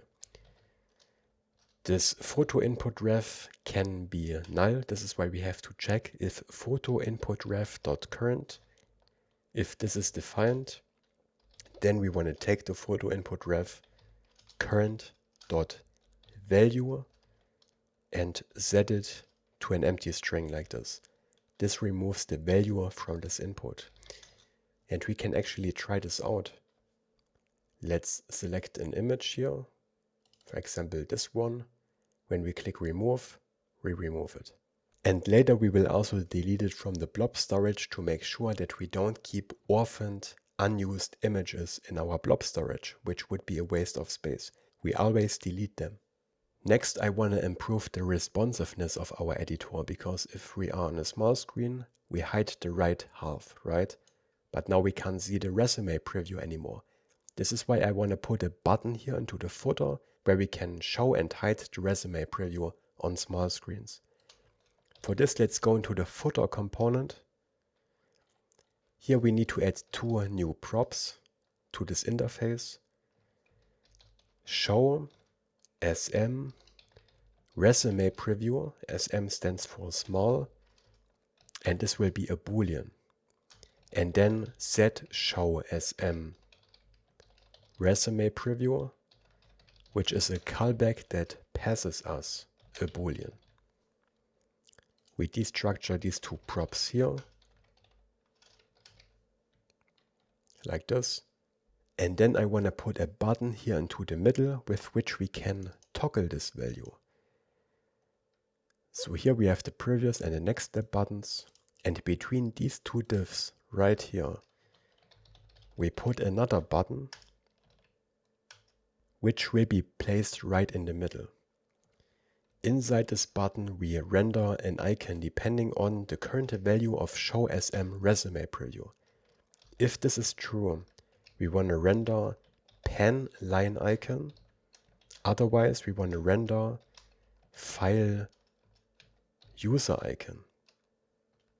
And you can search through these different Lucid icons on lucid.dev/icons, and here I just searched for, I don't know, image or whatever, and I picked the one that I liked the most, and I came up with these two. Then we want to change some props on this button. We set the variant to outline, the size to icon. When we click this button, we want to toggle the show SM resume preview state via the state setter function. We want to set this to the opposite of the current value. And we want to hide this button at the MD breakpoint and higher. We only want to show it on small screens. So there it is down here, but on larger screens it disappears because then we don't need it. Let's also add a title so that we can see some hint when we hover over this button. Again, we add the title prop. Here we put an expression because we want to change the title again depending on the show SM resume preview state. If this is true, this should say show input form. And if this is false, it should say show resume preview. So now when we hover over this, it says show resume preview. Next, let's go to the resume preview section file. I want to be able to show and hide the section depending on the state of this button. We do this by passing an optional class name here. We could also make this non-optional, but it's convention for these class names to make them optional usually. We destructure this prop here.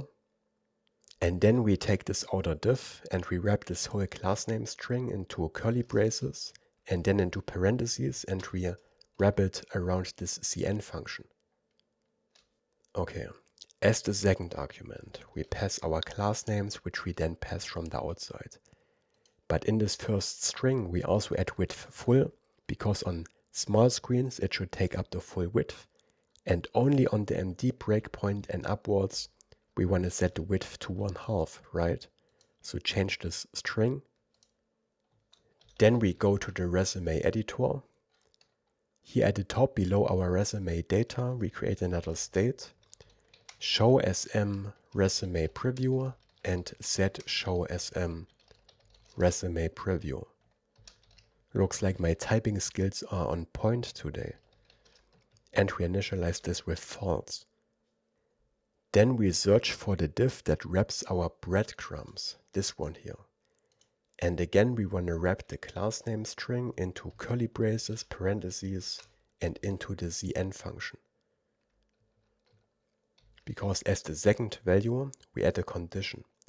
If show SM resume preview is true, then we want to make this left half hidden. But at the MD breakpoint and bigger, we always want to show both. So we go into this class name string and we also add MD block. So that no matter what this value here is, at the MD breakpoint and bigger, we always show this element. And we also show the resume preview section. So to the resume preview section, we now also pass the class name string. We use the cn function and we check if show resume preview is true, then we want to show this. Otherwise, internally, we hide it by default. But on large screens, we always show it, just like the form half. And then lastly, we have to pass our new props to the footer so that we can toggle this state.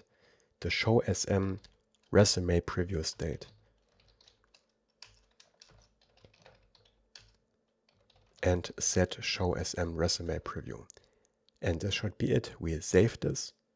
And now we can toggle between the form and the resume preview. It's empty because the page was refreshed when I saved the changes, but this still works. And we can still change the color and the border radius, and we can go back to the form, or we can make the window bigger again, and we see both halves at the same time. Now we can use our website even on mobile phones and on tablets, which is really cool. And next I want to implement the drag and drop functionality for our field arrays. Very exciting. And for this we will use the dnd-kit library, which in my opinion is the best drag and drop library for React. I also tried out Framer Reorder, which is also nice, but the problem with this one is that this doesn't automatically scroll up and down when we exceed the boundaries of the screen. And this is a big problem. With dnd-kit this works out of the box and it's pretty simple to use. Okay, simple is maybe an overstatement, we have to write some code, but I will show you how this works step by step. And of course everything is described in the documentation. And we have already installed the necessary packages in the beginning, so let's implement this. We go into the work experience form component. First we scroll up to where we call useFieldArray. Here. We need a fourth function from here, the move function, so that we can move one item of our form to a different place.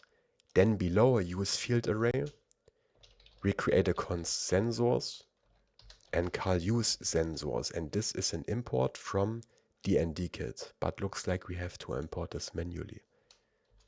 So import curly braces from add dnd-kit core, and in here we should find useSensors plural. Import this, then we scroll back down. We call this here parentheses. And to this we pass useSensor singular this time, this one here, which also imports from the dnd-kit core package. And to this we pass pointer sensor, which is another import with an uppercase P, comma, and the second one useSensor. And this time we pass keyboard sensor, and in here we also pass a comma, curly braces. Then we set this coordinate getter field to sortable. Yeah, again we have to import this manually, just follow along. Import curly braces from add dnd-kit sortable. And in here we should find the sortable keyboard coordinates, this one. Import this as well. And then we pass this down here. Yeah, this one here is responsible for reacting to pointer events with the mouse pointer and also fingers on a mobile phone. And I don't know what this one is responsible for. I guess if you want to drag and drop via the keyboard.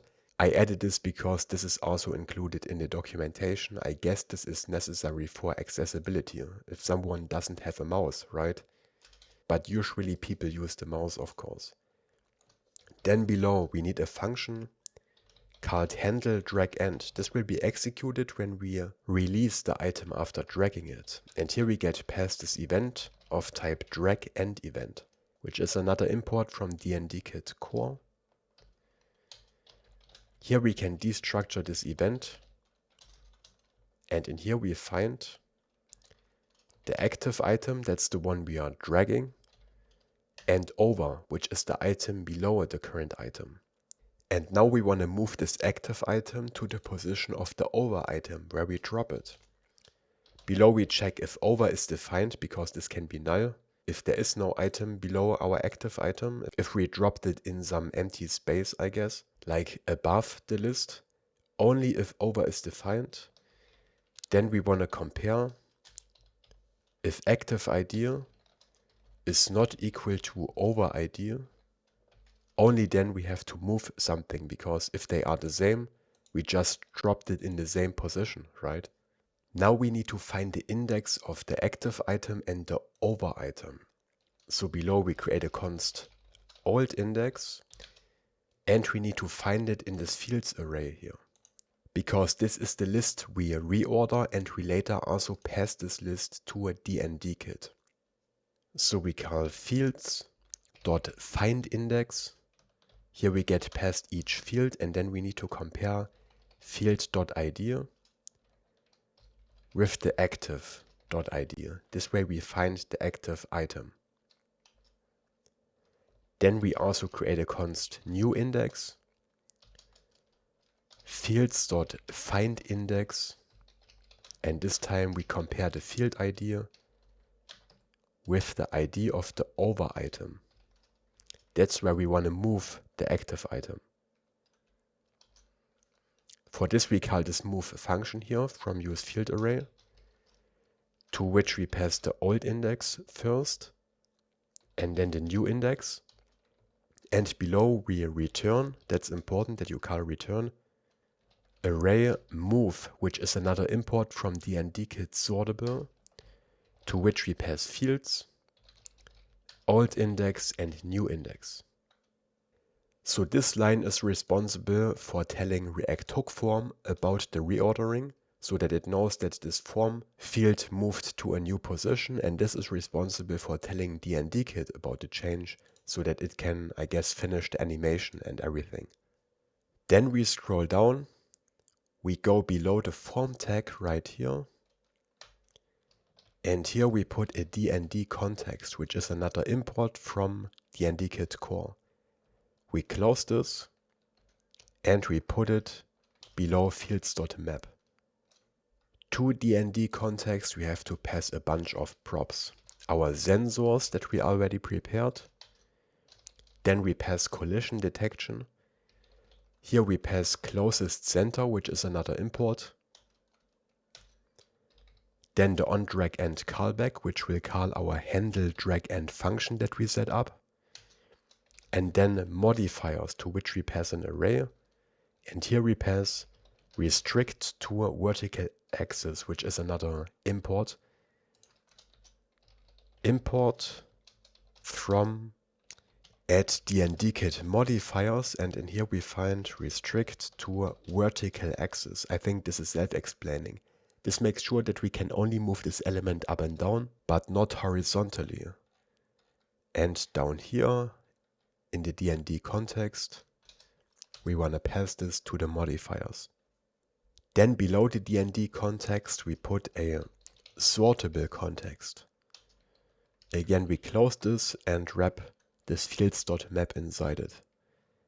And again, we have to pass some values here. We have to pass the items that we want to sort. Those are our fields that are coming from React hook form. And the strategy, which is the vertical list sorting strategy. Again, all of this is described in the dnd-kit documentation. I basically just followed their instructions. Okay, add all of this, and then we have to go down to the work experience item component, because we have to add some stuff here as well. First of all, we destructure a const and call useSortable. And here we have to pass the ID of this item, which we have to pass as a prop to the component.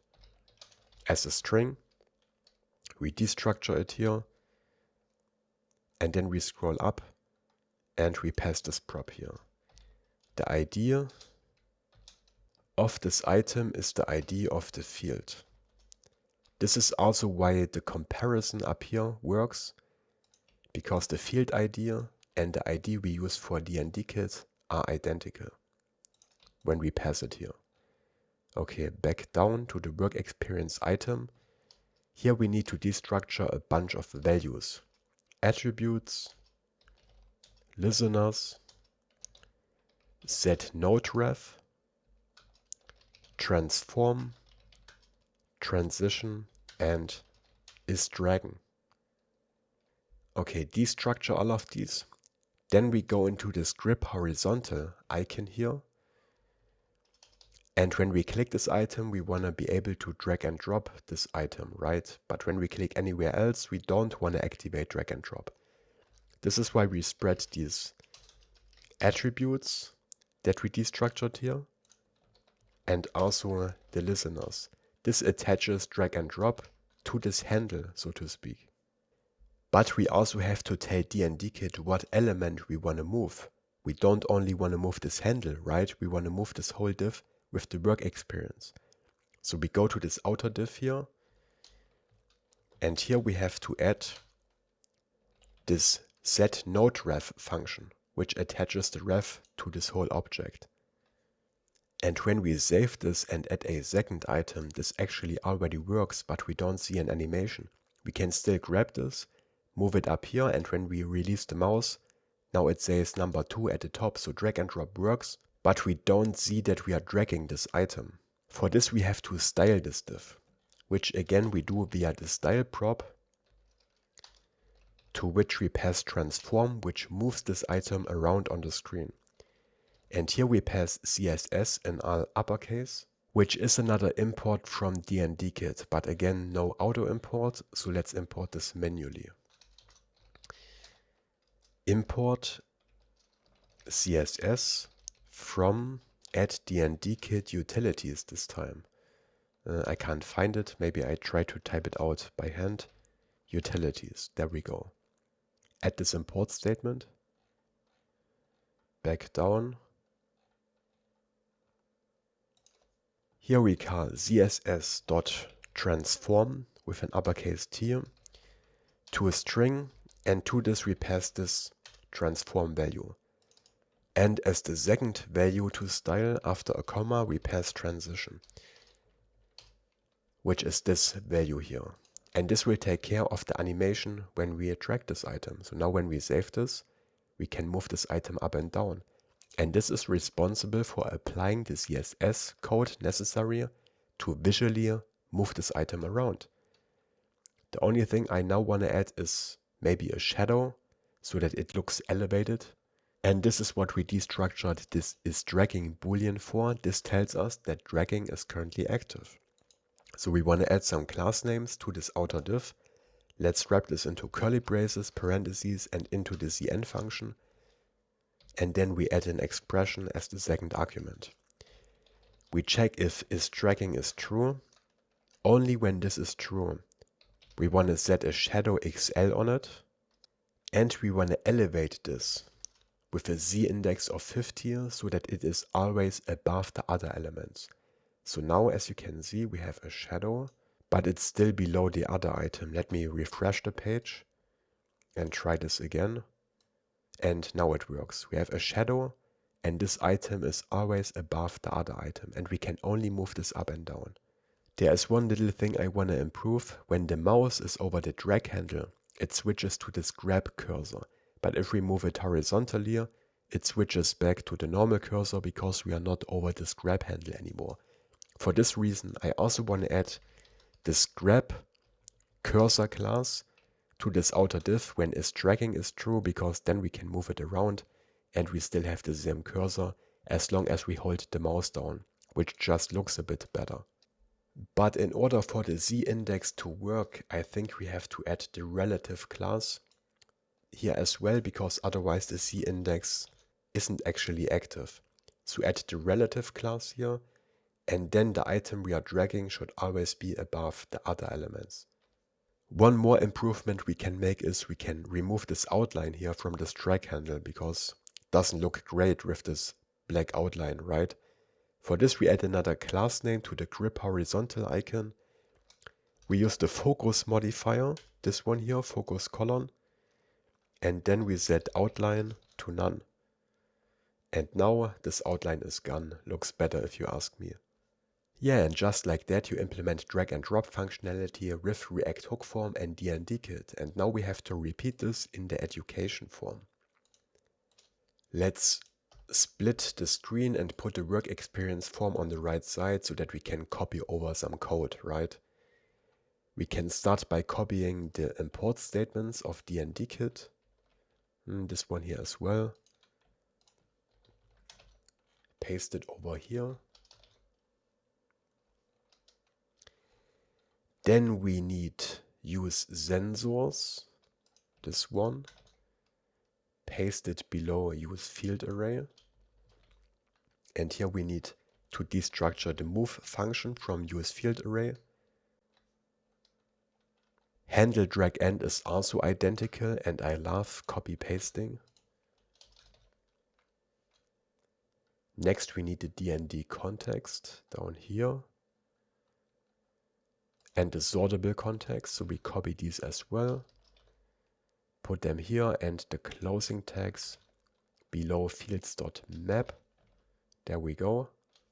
And then we scroll down to the education item, which now needs this ID, which we destructure here, and we pass it to the component. That's again the field ID. Okay, back down to the education item. We copy use sortable, and then we attach all these values. So let's start by wrapping this div into a CN.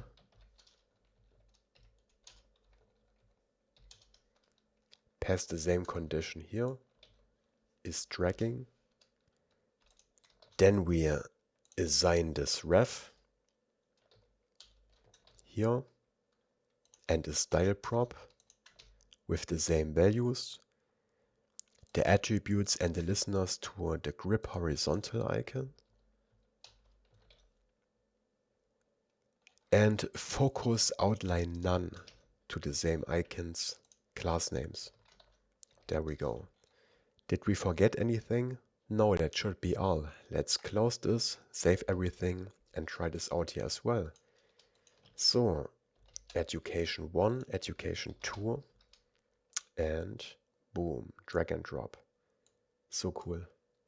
So now that you know how drag and drop works, you can just copy paste this into other projects and you don't have to spend much time on it. This just works.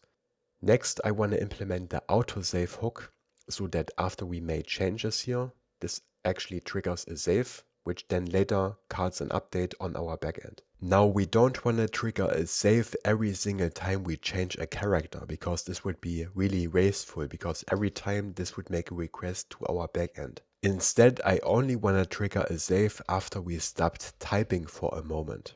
And this is called debouncing. And to handle this, we will create a new hook and we put it into the hooks folder because this one is reusable.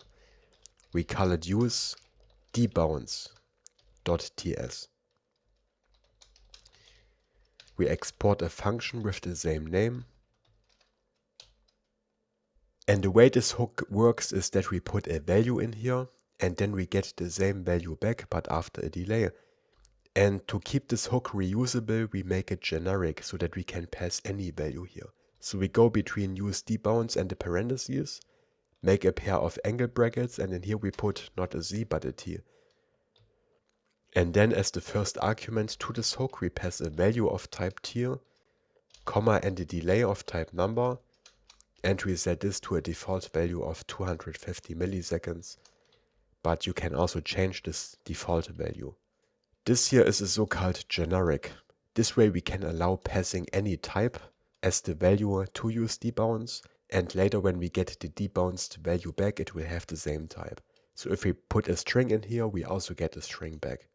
Inside this hook, we create a const debounced value and set debounced value, which is a state, which is also of type tier, and we put the value in here. And this hook is actually pretty simple. Every time we change this value, we want to return the same value but after a delay. And we do this in the use effect.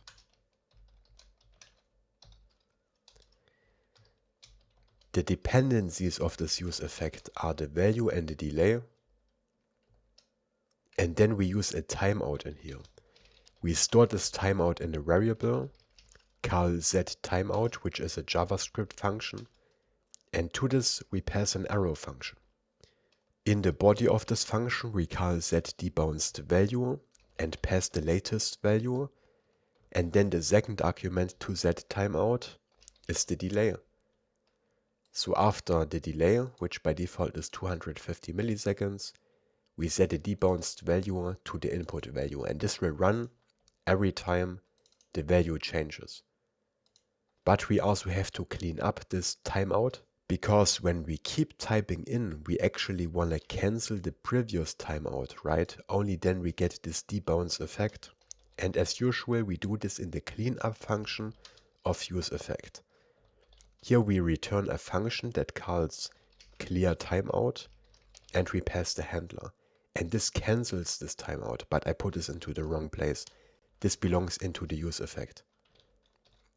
This cancels the timeout, but only if the value changes. If we stop changing the value, this will not be cancelled, and eventually it will set the debounced value to the input value. I hope this is understandable. And lastly, we return the debounced value so that we can use it in our components. I want to create another reusable hook. When we make changes to a resume and we try to refresh the page before the changes have been saved, we need a warning that we have still unsaved changes, because otherwise we lose these changes. To show you what I mean, I'm going to change something in here, and before the save triggers, I'm going to press F5. And this is the message I want to show. You have unsaved changes. You might have seen this on other websites. This makes sure that we don't refresh the page until our changes have been saved. And now when we wait 1.5 seconds, which is the delay I set here, then the changes have been saved and we can refresh our page. For this we create another hook in the hooks folder called useUnloadWarning.ts. We export this function here, and to this function I want to pass a conditional. This will be a boolean which we set to true by default. If we don't pass anything, this will always show this message, but if we pass false, it will not show this message. In here we put a useEffect. Inside this useEffect, we first check if the condition is false. If it's false, we don't want to do anything. We just want to return. Below, if condition is true, we create a listener as a function, which looks like this. Event colon before unload event. This is what we get passed here. And this is an arrow function. Here we want to call e.preventDefault, which prevents closing the page and shows this warning instead. Then below we have to activate this listener with window.addEventListener. For the name of the event we pass before unload. This is what this is called when we try to refresh or close the page. And the listener is the second argument. And then when this hook runs again, we have to remove the previous listener as usual. So we return a function that calls window.removeEventListener, again the before unload event, and again the listener as the second argument. This is why we store this function in a const, so that we can pass it to both functions. And this is how you add these event listeners in React. You have to do this in a useEffect, because only in useEffects we can do side effects like adding these listeners. But since useEffects can run multiple times, we also always have to clean up the previous listener. And then we should also pass the dependency array as the second argument, which needs the condition. If the condition changes, this will run again. Okay, here we don't need to return anything. Let's save this and maybe try it out in the resume editor. Let's just put it here for a moment. Use unload warning, and let's keep the condition at true. So now every time we try to refresh the page, we will see this warning. But of course we only want to show it when we have unsaved changes. So let's remove this for now and create a hook that triggers the autosave. Since this hook is only used in the resume editor, I want to put it into the editor folder here, called use autosave resume.ts.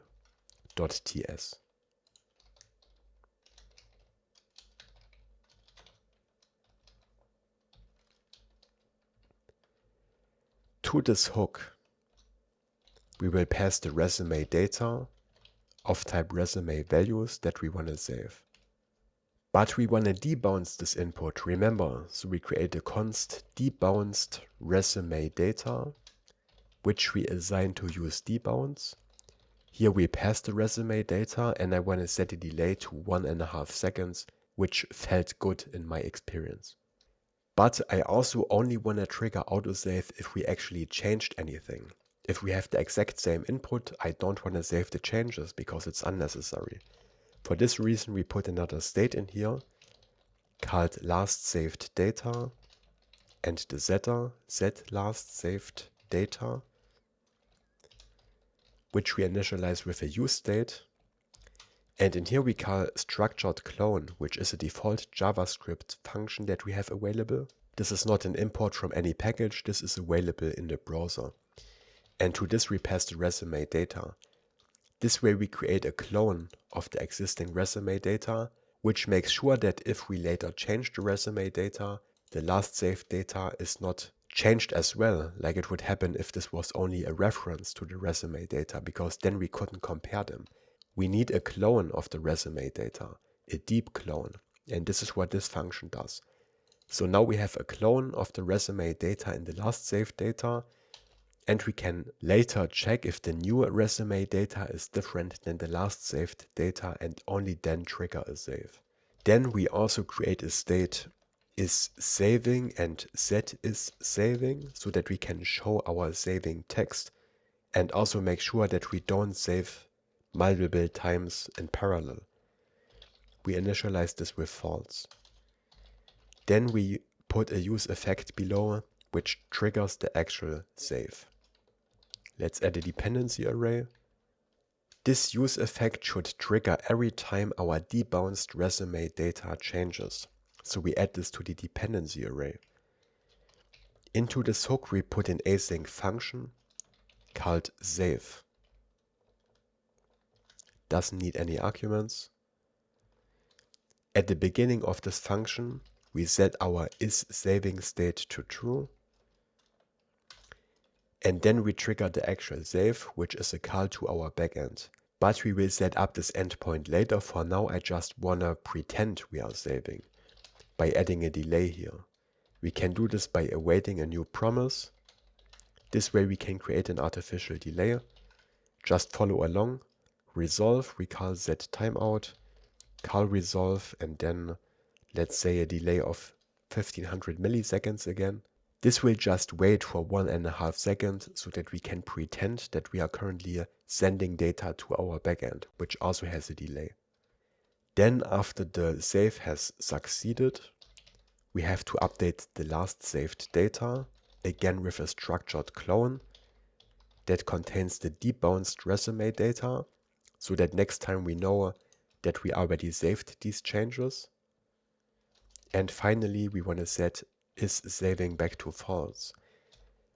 Now if this hook looks confusing to you, don't worry, it was very difficult for me to set up as well. I needed a lot of experimentation until I get rid of all the problems and race conditions, but yeah, after experimenting for a few days, this is what I came up with. Okay, we go below the save function, still inside the use effect. We only want to call this save function if we actually have unsaved changes, remember. So we create a const has unsaved changes, and we know that we have unsaved changes if the debounced resume data is different from the last saved data. And the easiest way to compare them, including all the fields and arrays inside it, is to just turn them into strings. Because this way we can compare all their content without having to write a lot of logic. So we stringify the debounced resume data, and we check that this is not equal to the stringified last saved data. If they are different, we know that we have unsaved changes. And only then we want to execute our save function. So, we want to call the save function only if we have unsaved changes, but also debounced resume data has to be defined, because when we call this hook for the first time, this doesn't have a value yet, right? Then we don't want to trigger a save. And if is saving is currently false, if there's already a save in progress, we don't want to run another one until this is false again. And then we also have to pass these two values as dependencies to the use effect. Is saving and the last saved data, and then the warning disappears. Again, this hook is quite complicated, but I came up with it after a lot of experimentation. And from this hook, we return an object with the values that we need on the outside in our resume editor. We need this isSaving boolean to know when we have to show our isSaving text in the bottom right corner, and also has unsaved changes so that we can trigger our unload warning, right? And here again we use json.stringify, but this time we have to compare not the debounced but the normal resume data with the stringified last saved data. So this is what we return from this hook. Let's use this hook in our resume editor. Of course, we don't actually save anything yet. We just have this artificial delay in here, but we can already see if our logic works. So I'm gonna put it here below this show sm resume preview state. Here we destructure a const. We call our use autosave resume hook, which needs the resume data. And in here, of course, we find is saving and has unsaved changes. Below I want to call use unload warning, and as the condition we pass has unsaved changes, so that this triggers only if we have unsaved changes. And let's try this out. We have a delay of 1.5 seconds. So when we try to refresh the page, within these 1.5 seconds, we should see this warning. So I type something in, press F5, and we see the warning. But if we wait 1.5 seconds and refresh again, this will work. But again, we don't actually save anything yet. We will take care of this in a moment. But first I want to put this saving indicator here into the footer. Let's go to the footer.tsx file. We already have this saving text down here, right? We just have to show it when a save is in progress. For this we add another prop to this component called isSaving, and this is just a simple boolean. We destructure it here. Then we wrap these class names here into the cn function, and then we add a condition as the second argument. When isSaving is true, we want to set the opacity back to 100 to make this text visible. Let's save this and pass this boolean here in our resume editor. isSaving, which is coming from our use autosave hook. Okay, and now when we change something, the isSaving text should show up, but only after 1.5 seconds. And then it should take another 1.5 seconds and the text should disappear.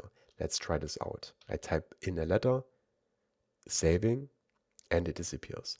But if I keep typing and making changes, we don't see this saving text until I make a break of at least 1.5 seconds. But this time saving didn't trigger. Why? Because I have the same input as I had before, but if I type in the letter B, it will trigger again. So this works. In order to actually save our changes to the database, we need a server endpoint. And the easiest way to create a server endpoint in Next.js is to use a server action. They look like normal functions, but they are backend endpoints, and they are very easy to use. Let's put a new file into the editor folder. And the naming convention for these server actions files is actions.ts, but you can name this anything you want. To turn this into a server action, we add this use server directive at the top. And now every function we export here creates a server endpoint. We export an async function that we call save resume. And the cool thing about these server actions is that we can just pass normal data to them. Here we want to pass our resume values. Normally, if you want to send data over the wire, you have to turn it into a JSON or a form data or a blob or something that you can serialize and send to the backend. But here we can just pass normal JavaScript objects and they will be serialized and then deserialized automatically by Next.js. But this is really cool because then we don't have to worry how we transform this data. We just pass this value like to a normal function. Okay, here first I want to destructure the ID out of these values. Remember, the resume values can contain an ID if we are editing an already existing resume. Then we need to know this ID. Next, I want to console.log the data that we send to the backend. This is not necessary for the functionality, but we need this later to check that we are actually sending the correct data. So we console.log the values, and then we should validate this input here. Because even though this looks like a function, this creates a server endpoint, and theoretically we could call the server endpoint and send any data there we want. So we have to make sure that we actually send the resume values that we expect.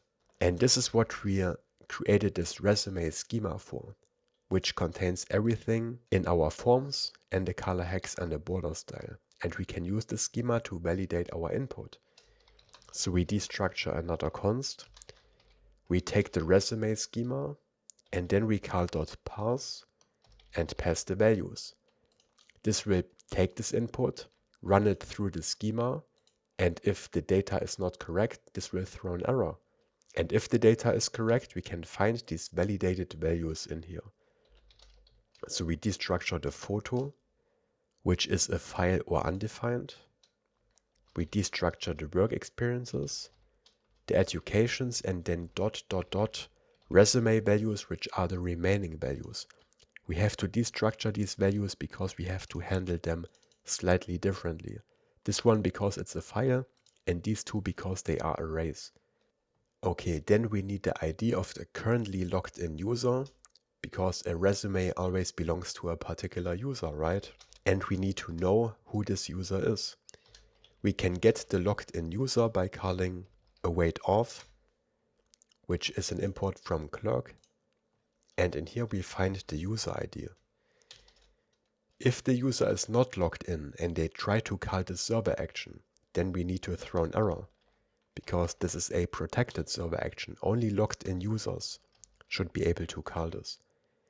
So we check if user ID is undefined, then we throw a new error, which says user not authenticated. This should never happen, but again, in theory, these server actions can be called with any data and even if we are not logged in, so we have to take care of this case.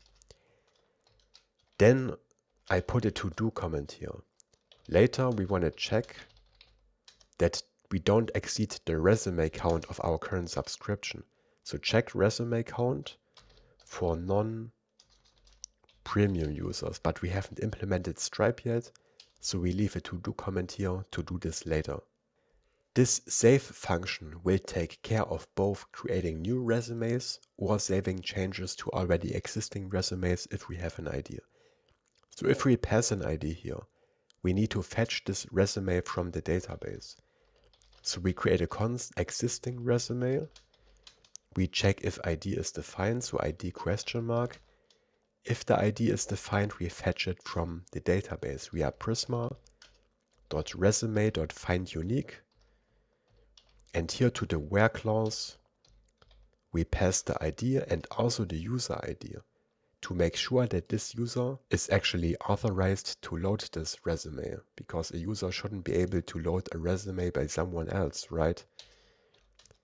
But if the ID is undefined, we set the existing resume to null, and then we know that we have to create a new resume.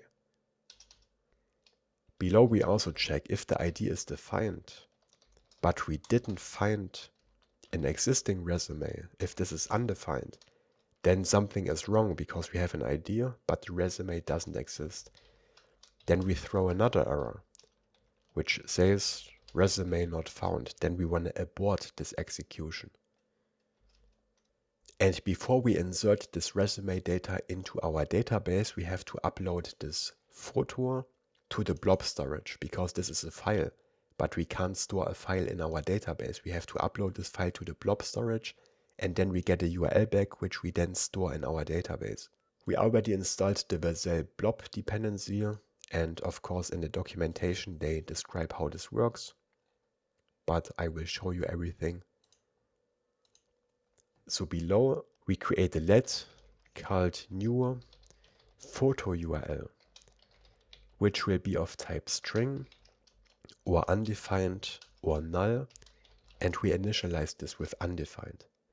Remember, undefined means that we don't have a photo uploaded, but null means that we want to delete the current photo. This is why we distinguish between null and undefined.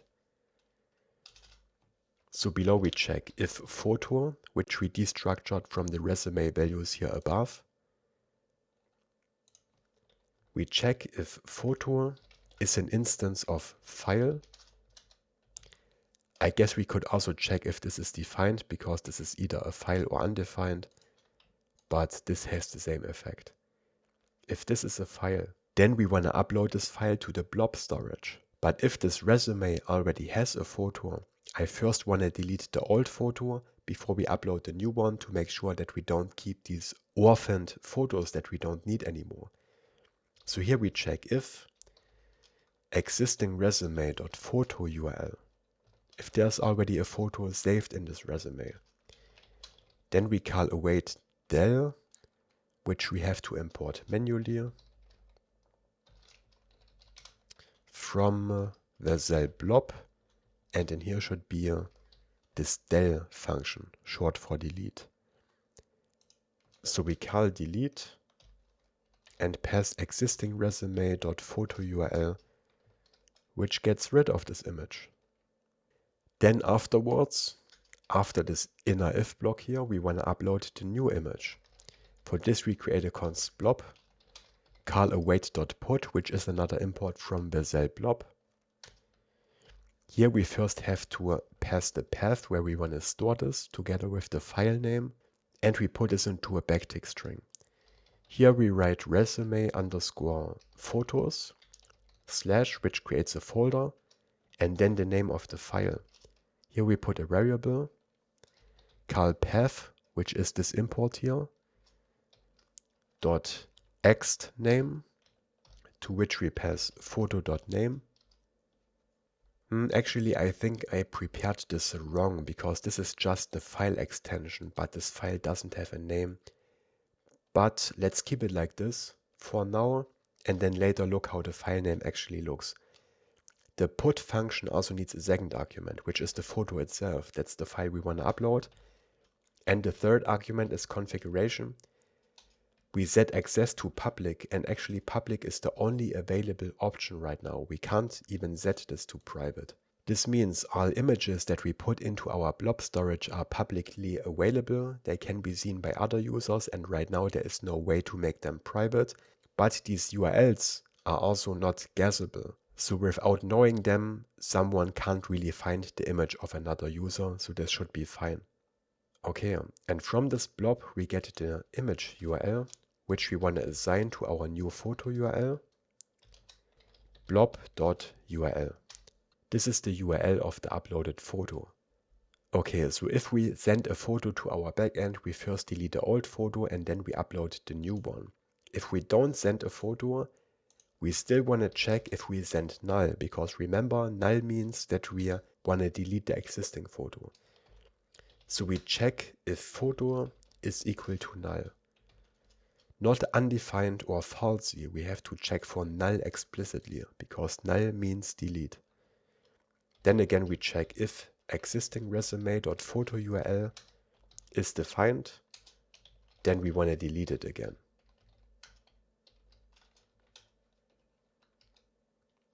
And then we also set the new photo URL to null, so that we can store this in our database. Okay, and the last step is to save these changes to our database. Here we check if the ID is defined, then we want to call an update operation. If ID is not defined, we want to insert a new entry into our database. So here in the if block, we return prisma.resume.update parentheses curly braces. We added the where clause where we pass the ID because this is the resume we want to update. And in data, we pass all the fields that we want to update. Here we spread all the resume values. But remember, the photo and the work experiences and the educations are handled slightly differently. Instead of the photo, we want to store the photo URL in the database because this expects a string, and this of course is our new photo URL. And since we destructured the photo separately, it's not included in the resume values, which is important because our resume table doesn't accept a file. It needs the photo URL, which we pass here. Then we pass work experiences. And these arrays need special handling as well. Why? Because remember, they are completely separate tables. They are not just arrays. They are their own tables. So for them, we have to pass a JavaScript object. In here, as the first argument, we pass delete many, colon, and then an empty pair of curly braces. This deletes all the existing work experiences from the work experience table, and then we insert the new ones that we send to the backend. So here we pass create colon, and here we want to pass all the work experiences. But this will actually throw an error because the dates in here are strings, but this expects an actual date object. This is why we have to map them. So we call work experiences.map. Here we get past each work experience, right? And we want to return parentheses curly braces. We want to return a new object. In here we spread the work experience values. And then we only change the start date and the end date. We have to wrap the date strings into date objects. So we check if experience.startDate is defined. Then we want to pass a new date, to which we pass experience.startDate. But if this is undefined, we also want to save undefined. Let's duplicate this line and do the same for the end date. So we pass end date here. We check that end date is defined, and then we wrap it into a date object. And we need to do the same for the educations. So let's copy this whole work experience block, paste it below, put a comma here, change this to educations. We want to map the educations. Let's call this edu again with F2 rename, but this here stays the same. We want to turn these two dates into date objects. And lastly, after educations, we add another comma, and we have to set the updated add value ourselves to the current date, like this. I'm not sure anymore why I added this. I think the updated add timestamp should update automatically, but maybe it didn't work. It's possible that we can remove this, but it will also not hurt when we leave it in, because this will in any case update this updated add timestamp. And the else block, where we don't have an ID, which means that we need to create a new resume, will actually look very similar. Again, we return prisma.resume, we call .create, and here I think we have to pass the exact same data. Let's see. This data block, but we don't need the updated add timestamp. So let's remove this timestamp, and we also don't need delete many because we don't yet have any entries for this resume because it's a new one. So let's delete these lines. But here we have to pass a user ID when we create a new resume. So after the resume values, we pass the user ID that we get from Clerk. That's the currently logged in user. So that later we know which resume belongs to which user, right? Okay, now we have a server endpoint that we can call to actually update our resume, which we then do in the use Autosave resume hook. But before we go there, let's go to the next config file and add something to this configuration.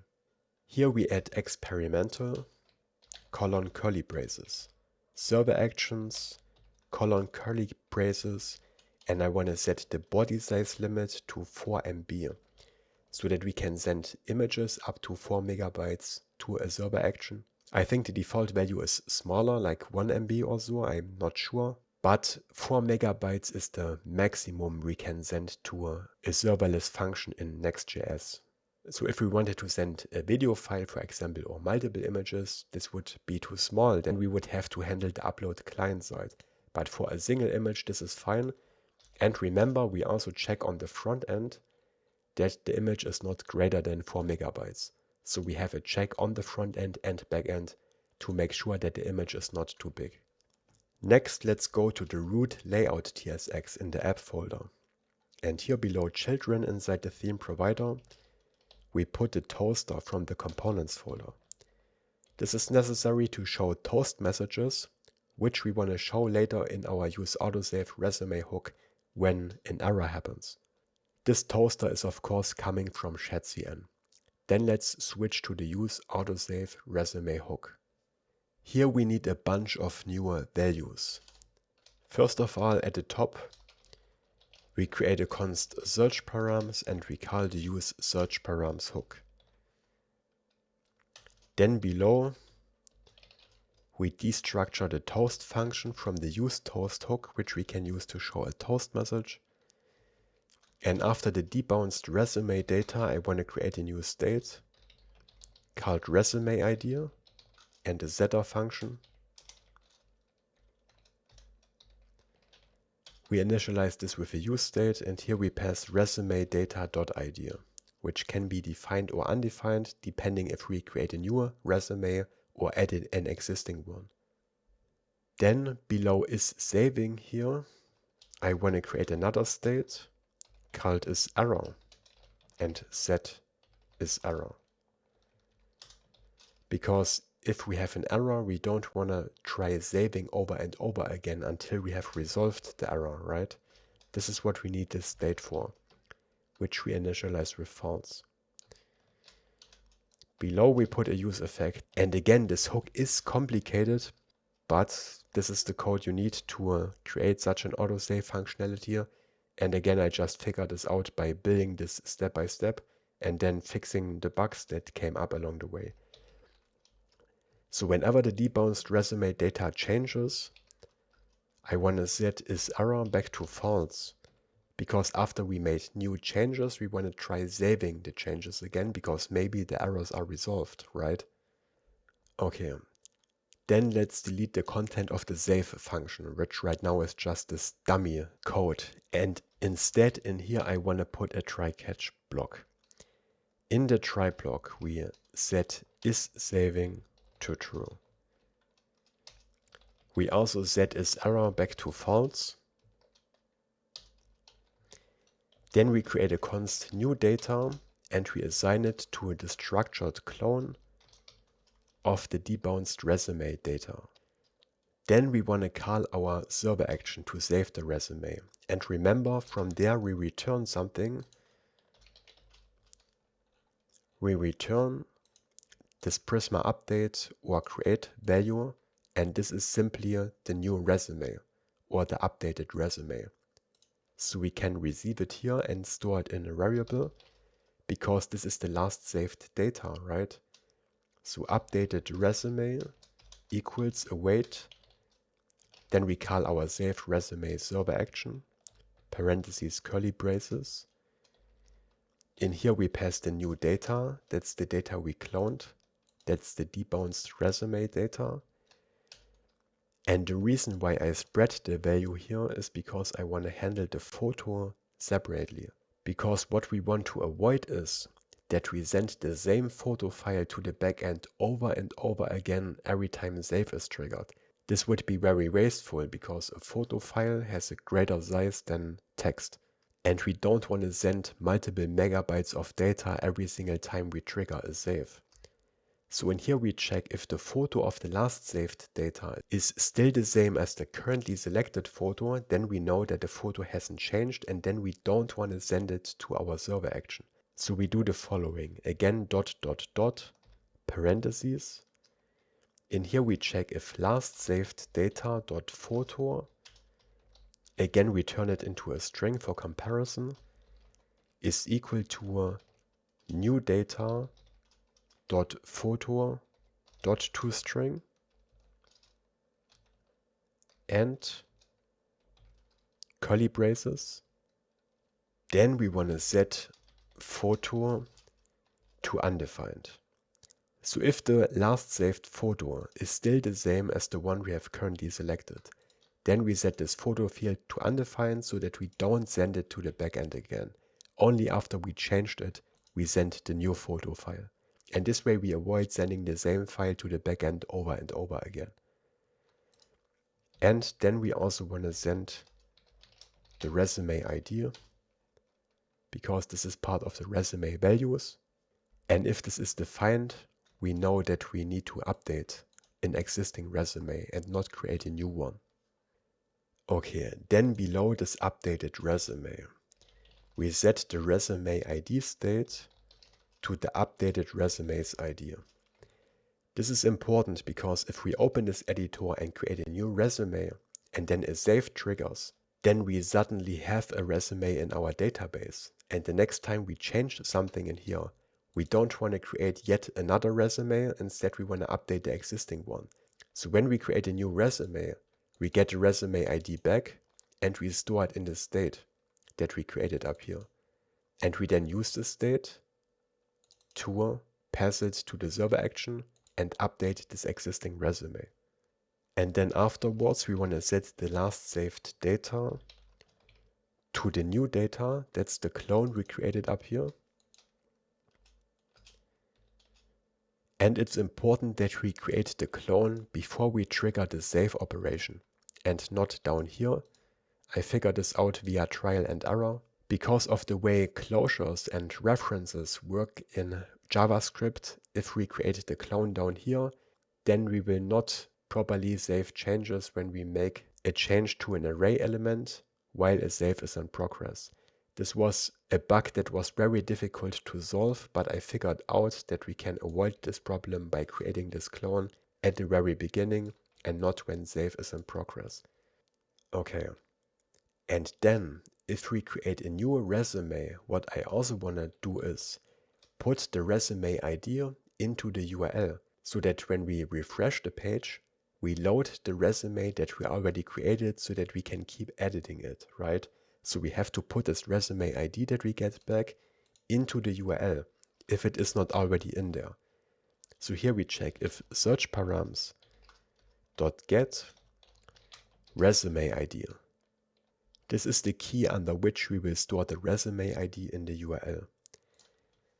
If this is not equal to the ID of the updated resume, then we need to push this resume ID to the URL. Again, we want to keep the existing search params, so we create a const new search params. We have done this before. We assign this to a new URL search params to which we pass the existing search params. Then we take the new search params and we only want to change the resume ID param. And in here we put the ID of the updated resume. And then lastly, we call window.history, which we have done before. But this time we don't call push state, we call replace state. So that this new entry doesn't get added to the back history of the browser. Instead, it replaces the current page, which makes more sense in this case. Here again, we pass null, an empty string, and then the search params in a backtick string. Question mark, $, curly braces, and in here we put new search params dot toString to stringify them.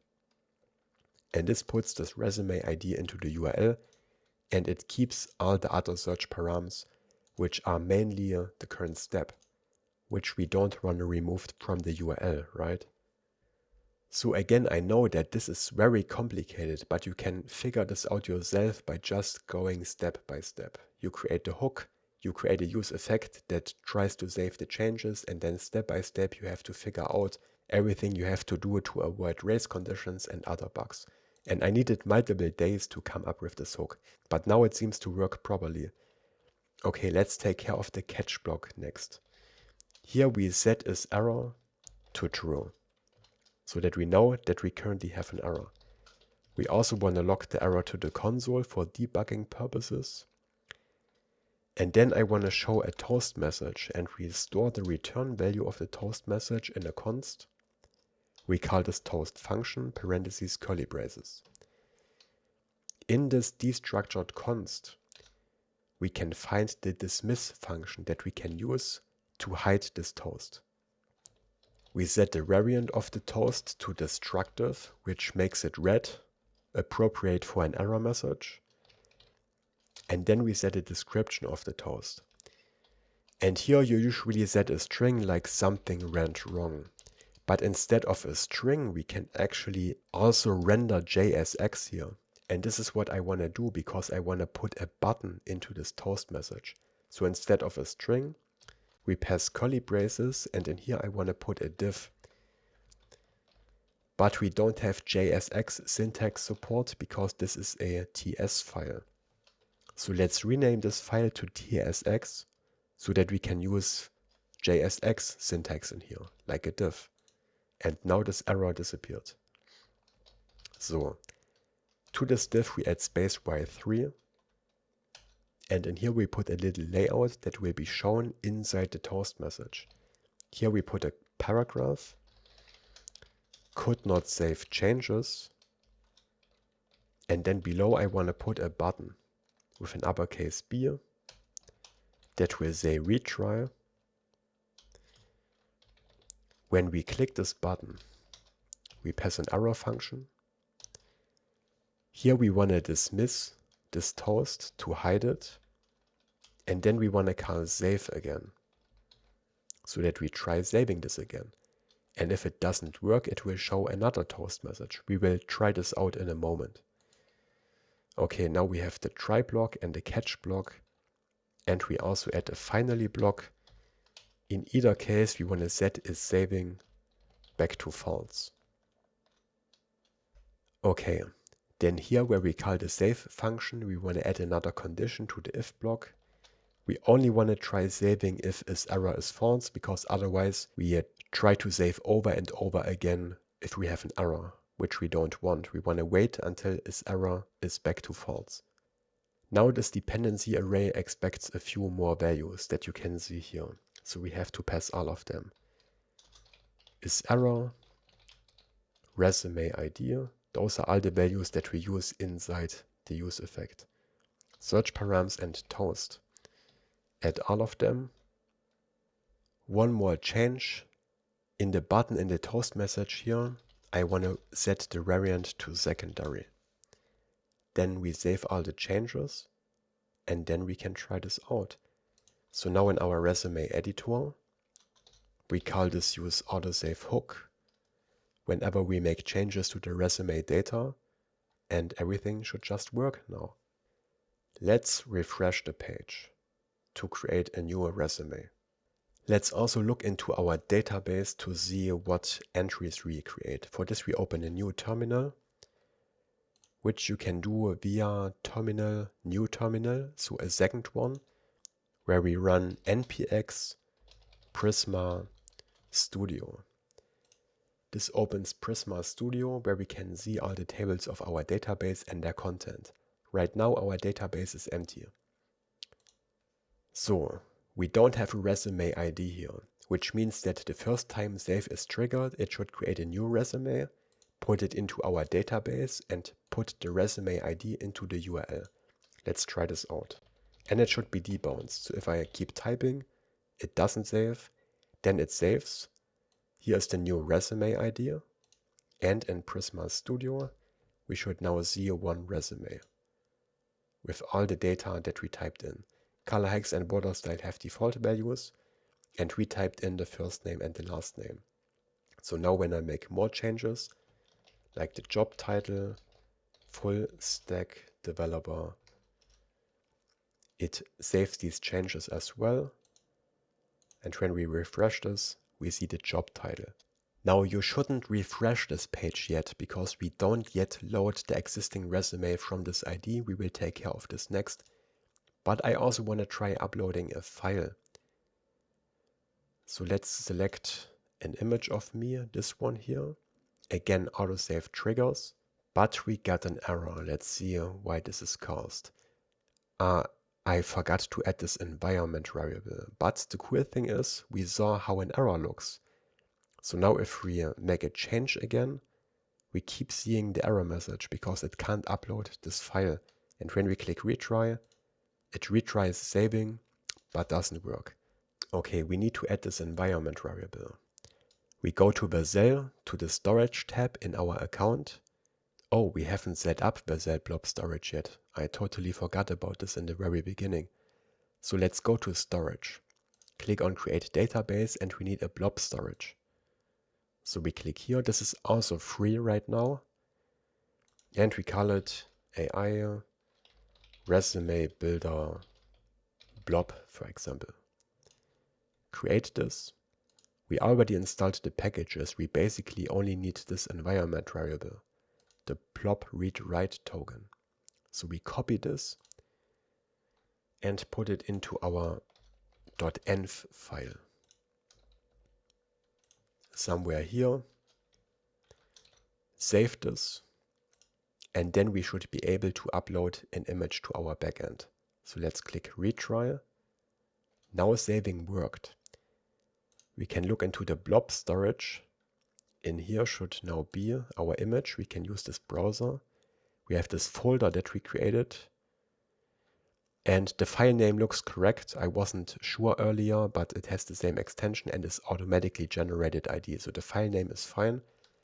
And here we have this image, which is now also added as the photo URL to this resume. There it is.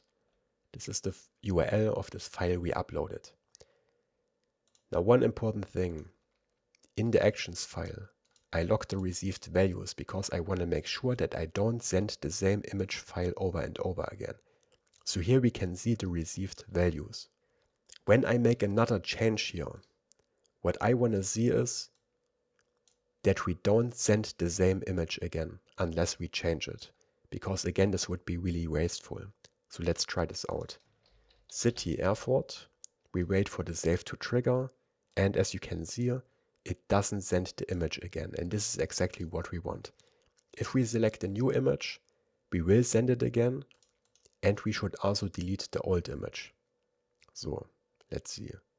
It looks like adding a new image doesn't trigger an autosave. This is a bug. We will try to figure this out in a moment, but if I change another field, it triggers autosave again, but it doesn't send the new image. So this is a bug. Let's try removing the existing image. This sends null. So now this image should be deleted from the blob storage and it's gone. This is what we want. And we can upload a new one. But it looks like replacing an existing image doesn't trigger a save. So let's take a look into our use autosave resume hook and try to fix this. Okay, I think I figured out the problem. We can't just stringify a file because this results in an empty object. To show you what I mean, I log the debounced resume data and the last saved data to the console. And now when I change the file, you can see that the photo in both cases is an empty object because JavaScript doesn't know how to turn a file into a string. So it still thinks we have the same file. And this should also be a problem up here, where we call toString on the photo. Okay, I tried to Google for a solution and I think I came up with something. When we call json.stringify, we can pass a replacer as the second argument. And we can create such a replacer that replaces this empty file object with the file object that we actually want. So let's try this out. Let's put this into the utils folder. Let's export a function which we call file replacer, I would say. And this takes two arguments, a key and a value. I'm not sure about the types right now, so let's just set them to any. Maybe we can improve them later. And from here we want to return an object. If a value is an instance of file, then we want to return a JavaScript object that contains all the values we need for comparison. Otherwise, we want to return the unchanged value. I'm not sure if it is enough if we just spread the file in here, or if we have to assign these values one by one. Let's try it like this first. And I think we can change the types of these arguments from any to unknown, because then ESLint doesn't complain. This should still work. Okay, let's cross our fingers and pray. So, here in the const unsaved changes, to the stringify function, we pass our file replacer as the second argument, and over here as well. And I also want to do this in these two log statements here. I will remove them later, but this way we can see if this actually works. Let's save this and then try this out. We have to refresh the page, otherwise these changes might not come into effect. Then we open the Chrome DevTools. I'm still logging this stuff here. And then let's see if we properly stringify the image. No, it still doesn't work. But don't worry, it just means that we have to pass these fields here one by one. So we can't spread the whole value in the file replacer. Instead, we have to spread the values that we care about, which is the file name, right? The size, everything we need for comparison. So the name, the size, and maybe type and last modified. I think this should be enough to compare a file, right? Type, value.type, and last modified, value.last modified. Let's save this, refresh the page again, and try this again. Okay, I select a file. And now we see the properly stringified file, which means that we can use this for comparison. Perfect. So back to the autosave hook. Down here we already used the file replacer for our has unsaved changes value. We also need to use it up here, where we call save resume and call toString on the photo. So we remove toString here and also over here. And instead we wrap them both into json.stringify, both of them, the new photo and the last saved photo. And again, we want to use the file replacer here so that we can compare these files properly. Okay, we refresh this page again. And now we should be able to update this photo, and it should trigger a save. So on the first photo, saving. Let's take a look into the blob storage and see if the file is here. We have a bunch of files because we created multiple resumes, but that's fine. This is the last one we uploaded. And now we want to replace this one. Let's delete the other two so we don't get confused. And now when I select a new file, it should trigger an autosave. It should delete this file and instead upload a new one. And I really hope this works. Okay, saving. Refresh the blob storage. And this looks good. There is our new file. Perfect. So this is how I debug my code live in production, basically, while recording the tutorial. But as I told you, creating such an autosave hook can be really difficult. And as you saw, I still have problems getting this to work properly, but I think now it should work properly. And I found the solution from Stack Overflow by just logging some stuff to the console, and then we figured out that we have to stringify the file properly. And then I googled how to stringify a file, and this is what I came up with. And it's also important that we don't send the same photo to the backend over and over again. So let's type in a first name. And yeah, we don't send the photo again unless we select a new one. This is exactly what we want, right? Perfect. Okay, but when we refresh the page, we don't see the previous data because we don't load the resume yet. This is what we want to do next. Okay, so where do we load the resume when we refresh the page? We load it in the page.tsx file because this is a server component, and in there we can load the resume and then pass it to the resume editor. So we go to the editor page file, this one here. And here we create an interface, page props, because we need to read the resume ID from the search params, right? So in here we can destructure the search params. And this has just changed in Next.js 15. They are now async, which means that we have to wrap this into a promise. So the type is an object wrapped into a promise. And in here we find our search params. We need the resume ID. This has to be the exact same key as we use here, resume ID in camel case. Otherwise we don't find this value. Okay, then we destructure these page props here. In here we find the search params, and since they are async now, since they are wrapped in a promise, we have to await them, but this is pretty simple. We destructure a const, call await search params, and in here we find our resume ID, which also means that we have to make this an async function, which is fine because this is a server component. We can fetch data in here. And then we want to fetch the resume for this ID. Let's call it resume to edit.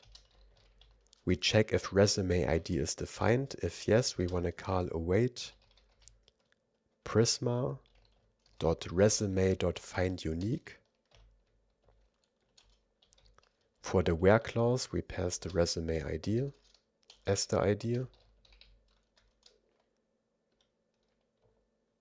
And we should also check for the user ID to make sure that the user can only load their own resumes, right? So above, let's call await auth from Clerk, get the user ID and pass it as the second where filter here. Okay. If the resume ID is not defined, we set this to null because then we don't have a resume to edit it. We want to create a new resume. Oh, and the user ID can be undefined, but if it's undefined, we should never get on this page, right? Because only if we are logged in, we are allowed to be here. So let's say if !user ID, then we can either throw an error or return null. Doesn't really make a difference. But by default, we only fetch the resume table, but not the work experiences and the educations because they are in separate tables. We want to fetch them as well, and we can do this with a database join, and with Prisma we do this via this include value here. In here we pass work experiences true and educations true, and this way we also fetch these arrays from their corresponding tables, and they are put into this resume so that we have all the data we care about. But actually this is not the only place where we use this include, so I want to extract this into a separate file. So let's cut out this block. We create a new file in the lib folder here. No, actually we already have this file, types.ts. I want to put it in here. Here we export a const resume data include. We assign it to this object, and we can also set the type here with satisfies Prisma, which we import from the Prisma client package, dot resume include, so that we get type safety and autocomplete in here. Okay, we export this here. And then we also generate a type from this include, which we can do the following way. Export type resume server data. We need this because the resume values that we use in our editor and the data we get back from the server are slightly different, so we have to map them later. So we generate this type, again Prisma with an uppercase P, resume get payload, angle brackets. In here we put curly braces. In here we pass include colon, type of resume data include. This generates a type for a resume that includes the work experiences and the educations. Now we have a type that includes all of this. So we save this. Then I want to use this on our editor page here, where we had the include. Here we pass the resume data include. And then we want to pass this resume to the resume editor. We haven't added this prop to the resume editor yet, but we will do so now. So we save this and go to the resume editor.tsx file. Here we now need props, interface, resume editor props, and this should accept this resume to edit, which is of type resume server data or null if we don't have one. And then we destructure this prop down here. Resume to edit. What do we want to do with this? Well, we want to put it as the default value into our resume data, and then we can modify it. So we want to put it in here. Resume to edit. The problem is this expects resume values, but as I mentioned before, the resume server data and resume values are slightly different. For example, in our database, the dates are strings, but on the client, they are date objects. So to handle this, we go into our utils folder again, and we create a function with which we can map our data from the server data to resume values. So we export a function called map to resume values. This will get resume server data as input, and we want to return resume values. Here we return an object, and in here we get autocomplete with all the fields that a resume value expects. So we have to add them one by one. The ID is data.id. That's the same on the server. The title is data.title, and here is another difference. This title from the database can be null, but on the client, when we put it into our form, it can only be undefined. So we have to fall back to undefined like this. And we have to repeat this a couple of times. For the description, just follow along and type it out exactly like I do. The photo is the photo URL or undefined. First name,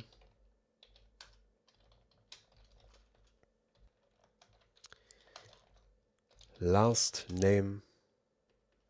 I'm going to duplicate this last name line 5 times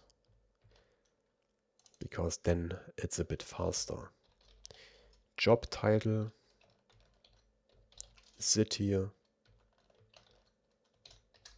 country, phone, email. Then we have our two arrays. Work experiences. Again, we have to map data.workExperiences to make these types compatible. We take each experience and we map it into an object. The position is experience.position, and again we have to fall back to undefined to handle these null values. Company as well. Then we have our two dates, start date. So what we get back from the server is a date object, but what we want to put into our forms are strings, because these date inputs expect strings. So here what we do is we take experience.startDate, call .toISOstring, and then we have to call .split and split it at t, uppercase T as a string. This way we remove the time, because our date inputs only need the date, not the time. And the time value starts after this t. So we want to split this and, important, access the first element like this. Then let's duplicate this line, do the same for the end date, and then we also have the description. experience.description or undefined. And then we have to do the same for the educations. We map data.educations. We take each education and we return an object. Let's copy these 4 lines here. The start and end date look the same, but this should all be called edu. Instead of a position, we have a degree, and instead of a company, we have a school. And we are almost done. After the educations, we have the skills, data.skills. Here we don't have to fall back to undefined because this is an array. And then border style, which is data.borderStyle. Again, we don't have to fall back because this has a default value. This is never null. And the same for color hex. And lastly, the summary, which again can be null. Wow, this was a lot of work, but now we can map the server data to resume values to put it back into our editor. Okay, then next we go back to the resume editor. Here in the initializer of the use state, we check if resume to edit is defined, then we want to call our newer map to resume values function, to which we pass this resume to edit. Otherwise, we want to pass an empty object again, which means that we are creating a new resume. And now this data is compatible. Now we get this error, but this is a good sign because it means that it was trying to load the image URL from the blob storage. But we have to whitelist this image in the next config file. So here after the experimental block, we add the images block, colon curly braces, remote patterns, which takes an array of objects. Here we have to whitelist the URL where we can load this image from. This is necessary because next images are resized on your server, which takes up compute power, which costs you money when you exceed a certain limit. And to make sure that you can only resize your own images and not someone else can abuse your server, you have to whitelist images that you own. So you should only ever whitelist paths that you own. And this is the case for our blob storage because this is our own unique sub URL here. Okay, we set the protocol to HTTPS, and then the host name is this part here, this number all the way to the .com. We put this here, save the changes, and we might have to restart our development server. So we run npm run dev again, refresh the page, and then we should load this image. And voila, there we go. I refreshed the page and we see the same image and name as before because now we load this data from our server. We should have one entry in our database, and when we make a change here, we should also only modify this one entry because we modify this resume ID. There we go. We should also be able to completely delete this image by clicking remove. It triggers a save. The photo URL should be gone from the database. There it is, null, and it should also be gone from the blob storage. And voila, we deleted it. Let's try uploading a new image. First the one of lot here. Refresh the page. There is the image again. Upload another one. It triggers a save. Refresh the page and we see the same image, and in the blob storage there is only one file, the latest photo. Perfect, everything works. It can also be useful to, just for debugging purposes, render the resume data in the resume preview. Let's go into the resume preview component all the way to the top, and here above the personal header, I want to render all the data in form of a JSON, just so we can see what data is actually in there. Resume data, and then null and true for formatting. And then we can see that we have a photo URL here, not a file. But if I select a new photo, this should be replaced for a file and not a string, the file that we upload to our backend. There we go, it's a file, it's not stringified properly, but this is fine this time. But when we refresh the page, this turns into a URL again, because a URL is what we get back from our database. Yeah, and this was our unload warning because the changes haven't finished saving yet. And refresh, and everything seems to work. One more thing, now that we load data when we open this page, it makes sense to add a loading.tsx file, which then shows a loading indicator while the data is loading. This just creates a better user experience.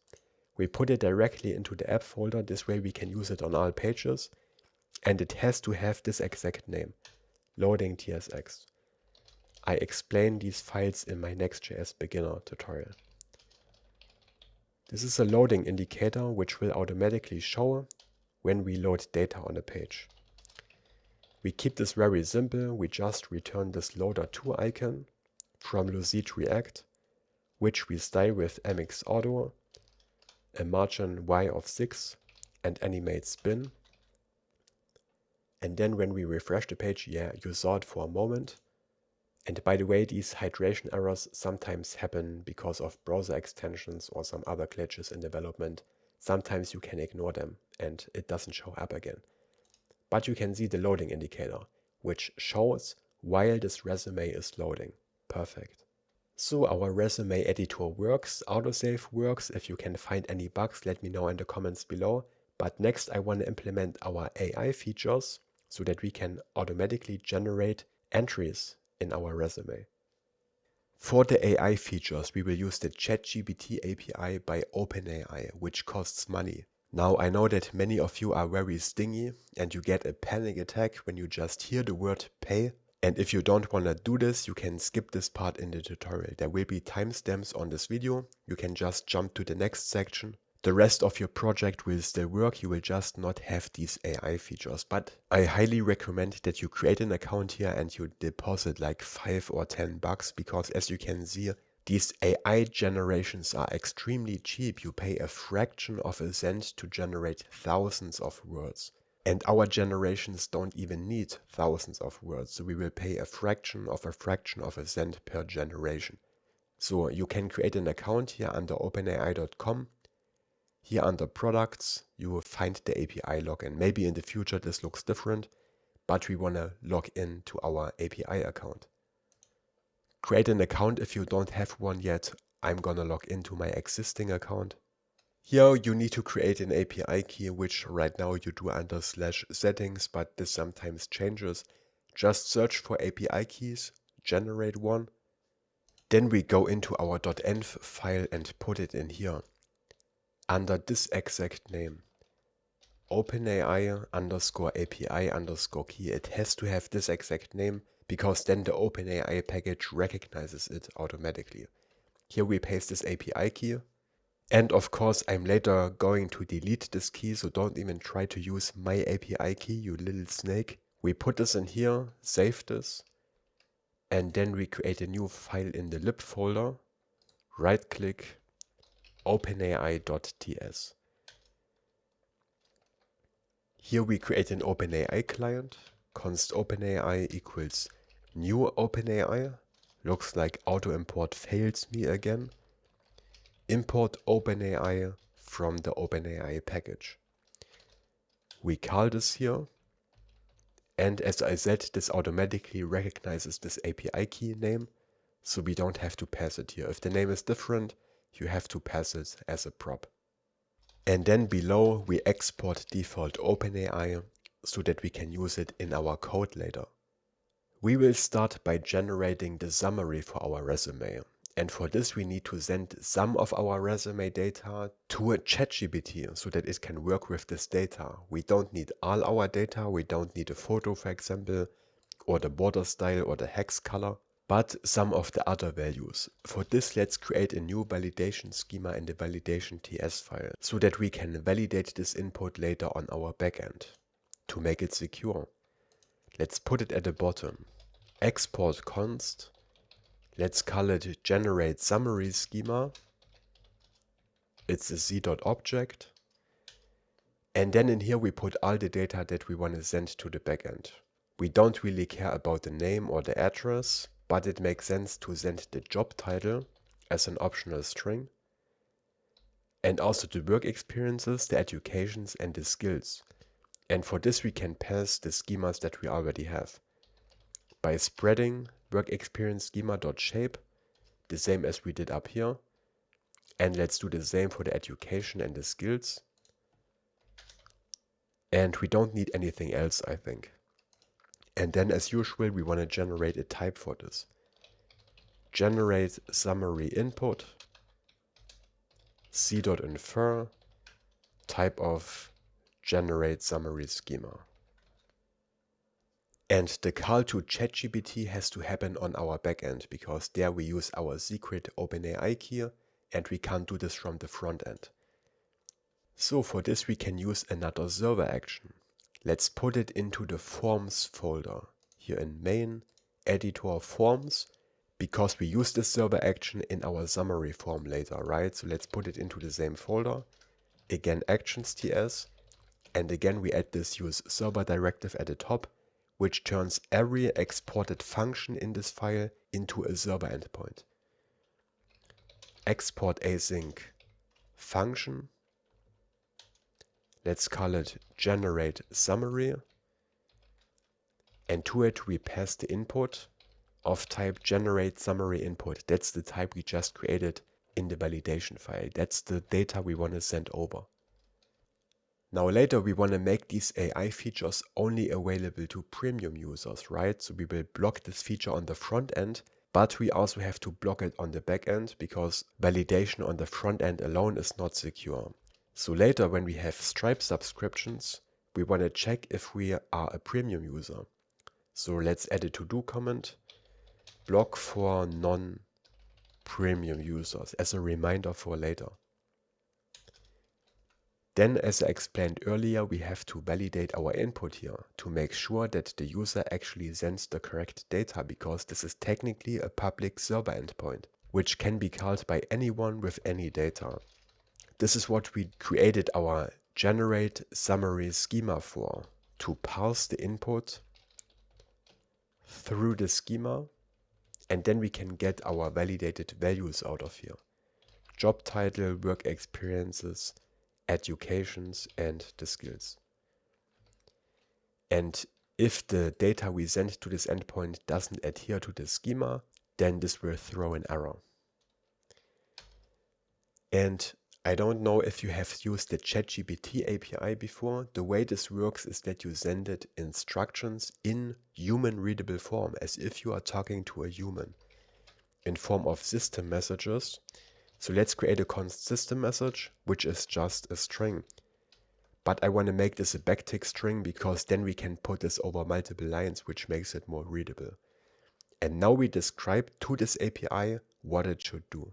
And the more exact you are with this description, the better it will work usually. And often you have to tweak this and experiment until you get the result you want. For example, we could say, you are a job resume generator AI. Your task is to write a professional.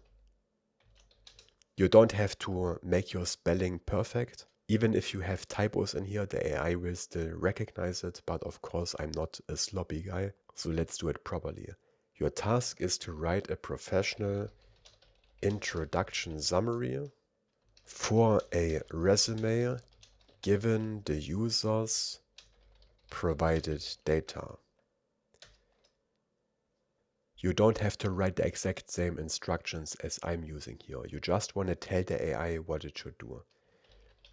Only return the summary and do not include any other information in the response. This way I want to avoid that it adds some text like summary colon or here is your summary. Instead we only want the summary and nothing else. And you can tell the AI this. And then keep it concise and professional to make sure that it doesn't start rambling. I think this is a good instruction message. And then we need to send it the actual data, which is all of this stuff here, right? We could put this into a system message, but usually you put this into a separate message that is representing the user. So we can create a user message, but this is also just a backtick string. So after the system message, we send this user message, and this will say, please generate a professional resume summary. So it makes sense to repeat the most important instructions, but the AI will read this first and then this message. Please generate a professional resume summary from this data column. And then we want to put all of this data in here. And we are still inside this backtick string. So in here we put job title colon, and then we want to render this job title, which can be undefined. So in here we put a variable, job title, but if the job title is undefined, I want to render not available so that the AI knows that we didn't send a job title. I think this means not available, not sure, but it will work. Then we want to pass the work experiences in the string. So work experience colon. Then we take our work experiences and I want to map them into strings because this is an array, right? So we take each work experience and for each of them we want to render another backtick string. In here we put the position colon. And then we render experience.position. But again, this can be empty, so we fall back to this n/a to indicate that the position is missing here. So position colon add experience.company, again with this fallback value from. Then I want to render the start date, again with this fallback, to, and then the end date. But remember, a missing end date means till present. So here as the fallback value, we put present as a string. And we do this for each work experience. And we also want to add the description. So below the position, still inside this backtick string, we write description colon. And here we want to put the description. So experience.description. Again, this can be undefined. And since we have multiple of them, we want to join them into one string. So after the map call, here at this closing parenthesis, we call .join, and I want to put two empty lines between each work experience so that they don't stick together, right? We can do this with two \n, which creates empty lines. And then we want to do the same for the educations. And since we are lazy, let's copy the work experience code, and still inside this backtick string here, we paste it. We change this to education. We change work experiences to educations. We call exp edu. We change position to a degree. Edu.degree. Add school. From start date to. But here an undefined end date does not mean present. It means not available again. And we don't have a description, right? So let's remove this. And lastly, the skills below the join call, but this one is simpler because this is just an array of strings. We can render it in here directly, and it will be stringified into a comma-separated list automatically. Okay, those are our AI instructions. I hope this is understandable. You just generate a string that is readable for the AI and also for humans. And to make sure that this looks correctly, let's log them below. Console.log, we log the system message first, and then also the user message. Then below we call the OpenAI API, pass these instructions to it, and then we get an answer back. So we create a const completion equals await OpenAI, which we import from the lib folder, .chat .completions.create parentheses curly braces. We can define the model we want to use. The latest one is 4.0, but if you want to save even more money, you can use 3.5 turbo. This is the cheapest one. This is really extremely cheap, but 4.0 is a bit more advanced, so I'm going to use 4.0 mini. And then we have to pass these messages to the AI via this messages key, which expects an array of objects. In here we define the role, system, and the content is the system message. And then as the second object, we pass role user, and then the user message. And this is how you pass messages to the ChatGPT API. If you create an actual back and forth chat where we can chat with the AI, then you add all these messages in here and it will always generate the next response. I have tutorials on this as well, but what we do here is simpler because we only expect one response and no back and forth chat. But you can watch my other tutorials where we use the ChatGPT API. This is really cool stuff. Next, we want to get the AI response, so the string it generated, out of this completion here. So const AI response equals completion.choices. Here we need to access the first element, .message.content. This will be a string with the text we get back.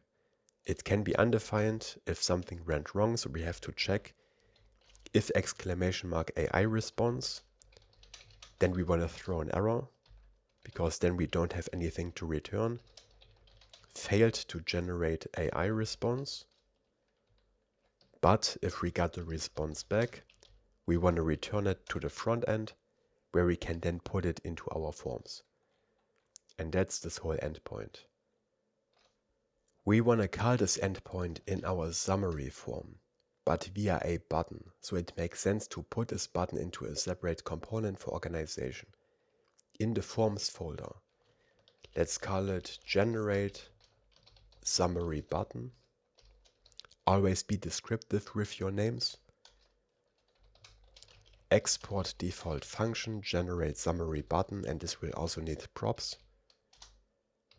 Interface generate summary button props. We will need the resume data so that we can send this to our backend, which is of type resume values. And we need a callback for when this summary was generated so that we can put it into our form. So on summary generated, which receives the summary as a string, and it doesn't return anything. We destructure these props, and then we create this component. In here we need our toast function, so that we can show an error message if something goes wrong. We also need a loading state, loading and set loading, which is a use state with the initial value of false. Then we need an async function, which we call handle click. This will be executed when we click this button. And below we want to return this button. Now I want this button to have a loading state, so that when we click it, it shows a loading spinner until it has finished.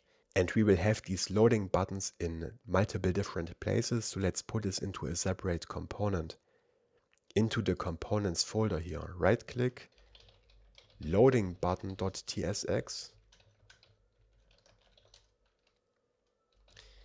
export default function loading button. It will need props, interface loading button props, and we extend the button props, which are coming from our Shadcn button component. Because this way our loading button can accept all the same props as Shadcn buttons, plus whatever we put here into this type. Here we want to put this loading state, which indicates if this button is loading or not. And if you can hear kids screaming in the background, I have a school next door, so let's just ignore this. And let's destructure these props here. So loading button props. In here we find our loading state, but we also find these button props. We also need to destructure the disabled prop, the optional class names, and all the remaining props. Again, those are coming from these button props that we extend. Here we return an uppercase B button. And in here I want to render a loading indicator, but only if loading is true. So if loading is true, we render this loader2 icon that we used before, which we style with size 5 and animate spin. And next to it, we put props.children, which is usually the text that we put into this button or the icon. So they will be shown next to each other. We set the disabled prop of the button to loading or disabled. So if loading is true, this button will be disabled, but if we pass disabled explicitly, then the button should be disabled as well, of course. Then we style this button with class names. Here we use the cn function. The first argument is flex, item center and a gap of 2 to make sure that we align these elements here correctly. And the second one are the class names that we passed from the outside. This allows us to customize this loading button with additional class names wherever we use it later. And then we need to spread all these remaining props here with ... props. And that's our loading button. You will see this beautiful thing in action in a moment. Let's save this and go back to the generate summary button file, where we want to return such a loading button. In here we put this wand sparkles icon. It doesn't matter if you use this import here or the one with icon appended to it. They both render this icon. They are just different names. We give this a size of 4 this time. And next to it, it will say generate and in parentheses AI. This is just the text of this button. And here we can pass the same button props as to a normal Shadcn button, right? So we can set the variant to outline, type to button because we will use this inside a form. When we click it, we want to call the handle click function, of course, and it needs the loading state, which is our use state above. And maybe let's save this for now and put this into our summary form before we take care of the handle click function. Summary form. I want to put it next to this input here, below the form message. On the summary form. Here we render the generate summary button, which gets a self-closing tag because the text is already inside it. But this needs the resume data, which we forward to it, and the onSummary generated callback, where we get past the generated summary. This is coming from OpenAI later. And what do we want to do with it? We want to put this into our form, which we can do with form.setValue. Then we can pass the key of the form component that we want to fill. In this form, we only have the summary field available. And in here, we want to put the summary string. We put it into the form, which then automatically triggers our use effect, which forwards this value to the resume data. So let's save this and go back to the generate summary button. Now we have to make a call to our server action here in this handle click function. Again, we add a to-do here, block for non-premium users, because here we want to show our premium dialog if we don't have a premium subscription. And below we add a try catch block. If we get an error, we want to log this error to the console as usual, and we want to show a toast message, again with the variant destructive, But this time we will use a simple string for the description because we can just click this button again. Something went wrong. Please try again. And maybe let's spell this correctly. In the finally block, we want to set loading to false. And at the beginning of the try block, we set it to true. Genius. Then we call our server action and get the AI response back. And this is really simple. We just call await, generate summary, and pass the resume data. It couldn't be any simpler. If something fails, we will end up in the catch block. If we succeed, we end up in the next line where we call our onSummary generated callback and we pass the AI response to it. And remember, we then pass this to our summary form, which puts it into the resume data. So when we save this, this should work. Let's try this out, but we have to add some stuff here to know that this actually works. Job title, full stack developer, and maybe let's add one. Work experience, burger fryer at McDonald's. We started, I don't know, 2020. I fried burgers and cleaned the toilets sometimes. Let's also add one education. Master of Disaster, School of Life, and we went there from, I don't know, 1990 till 2010. We are slow learners. Let's also add some skills because we send this to our backend as well. Next.js, React.js, cooking steak, and 180 kilo deadlift. And maybe let's remove this JSON here. We only added this for debugging purposes, right? Let's remove this from the resume preview. This whole pre-tag here. There we go. So now we have some data in here, work experiences, educations, skills.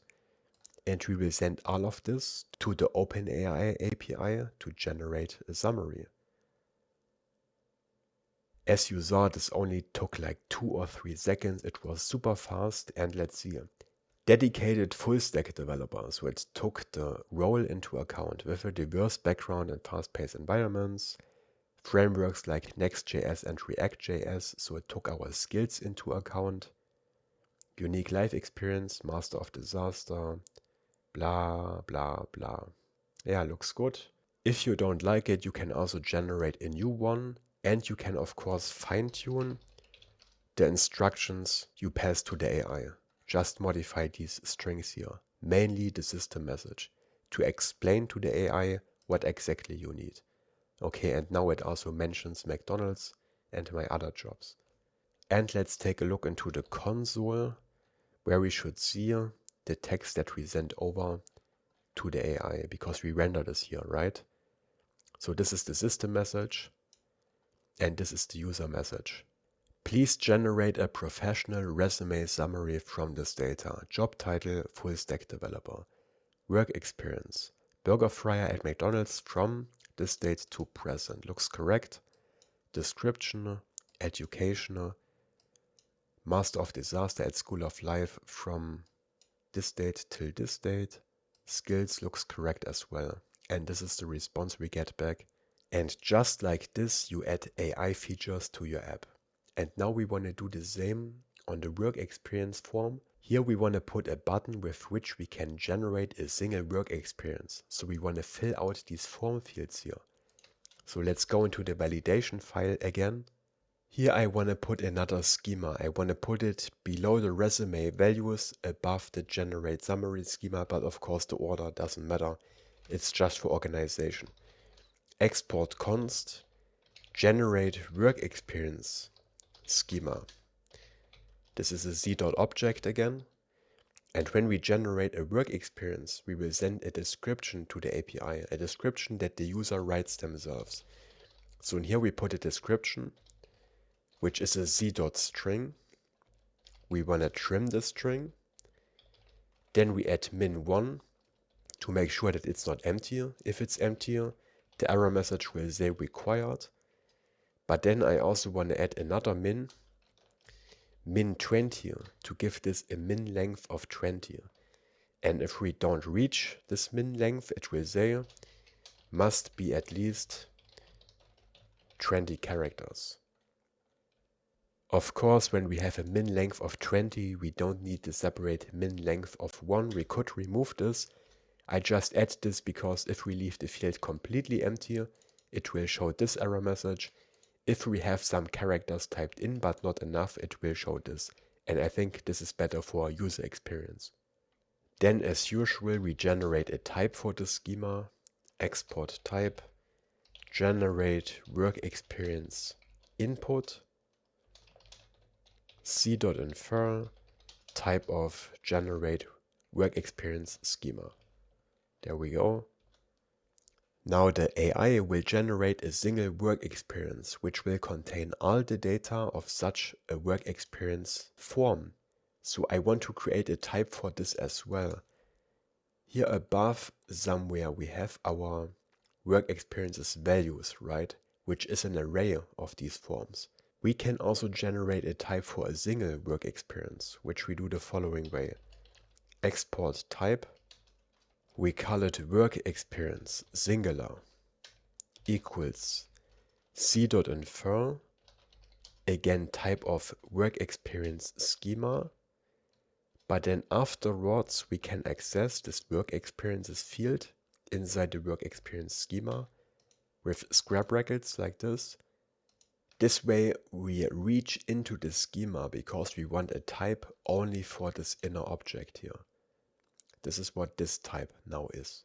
But each work experience can be undefined, remember, because this is optional. I want to remove this undefined here, which we can do with another TypeScript helper type.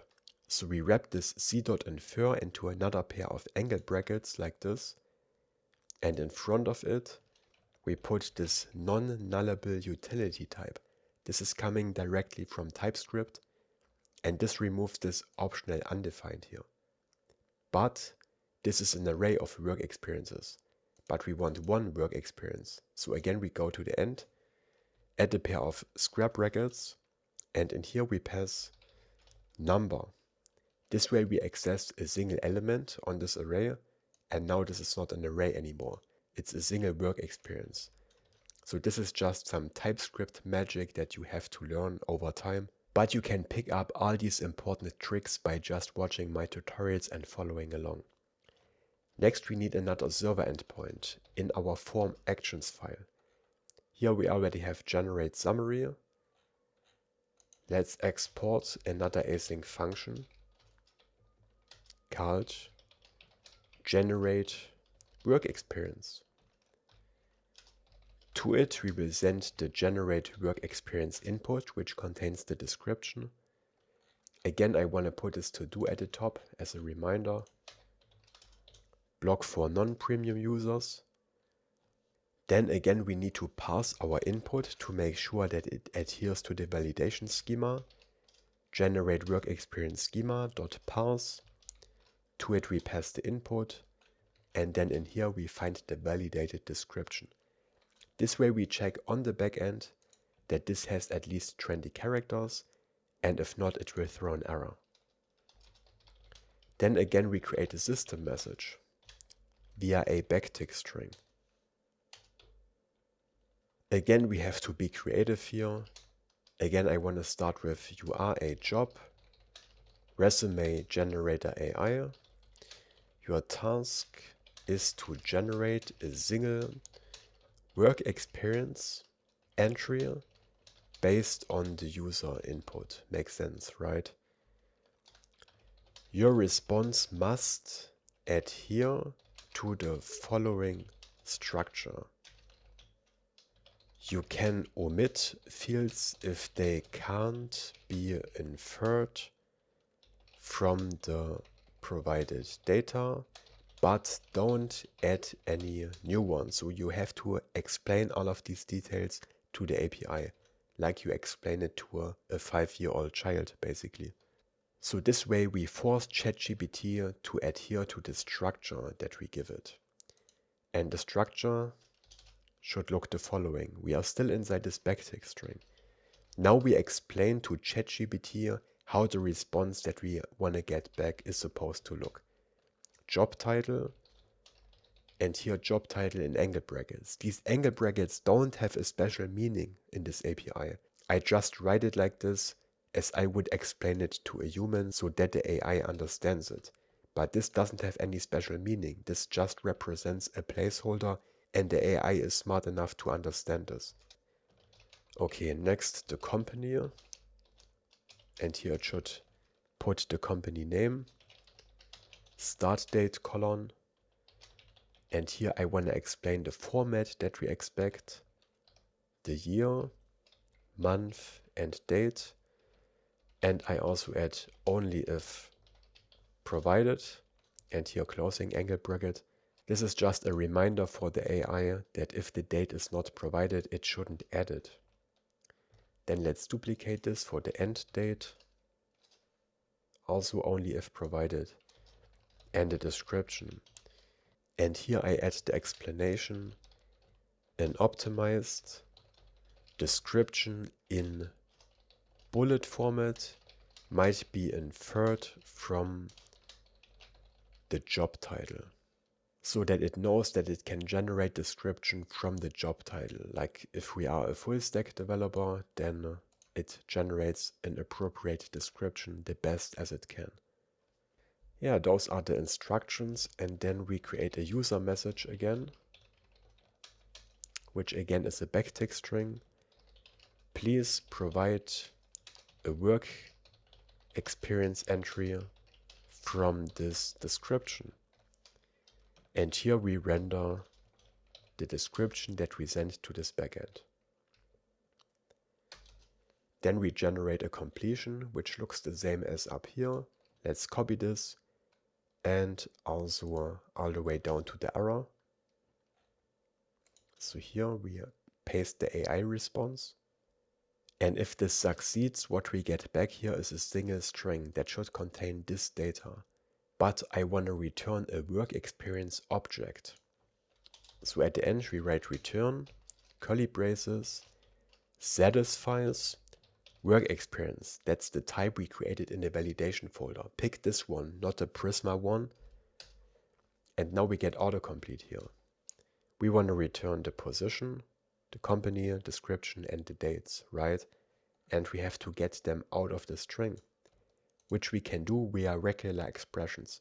We can use a regex to find the value for each of these keys and put it into our work experience. And I already prepared this regex. As a tip, I used ChatGPT to come up with this.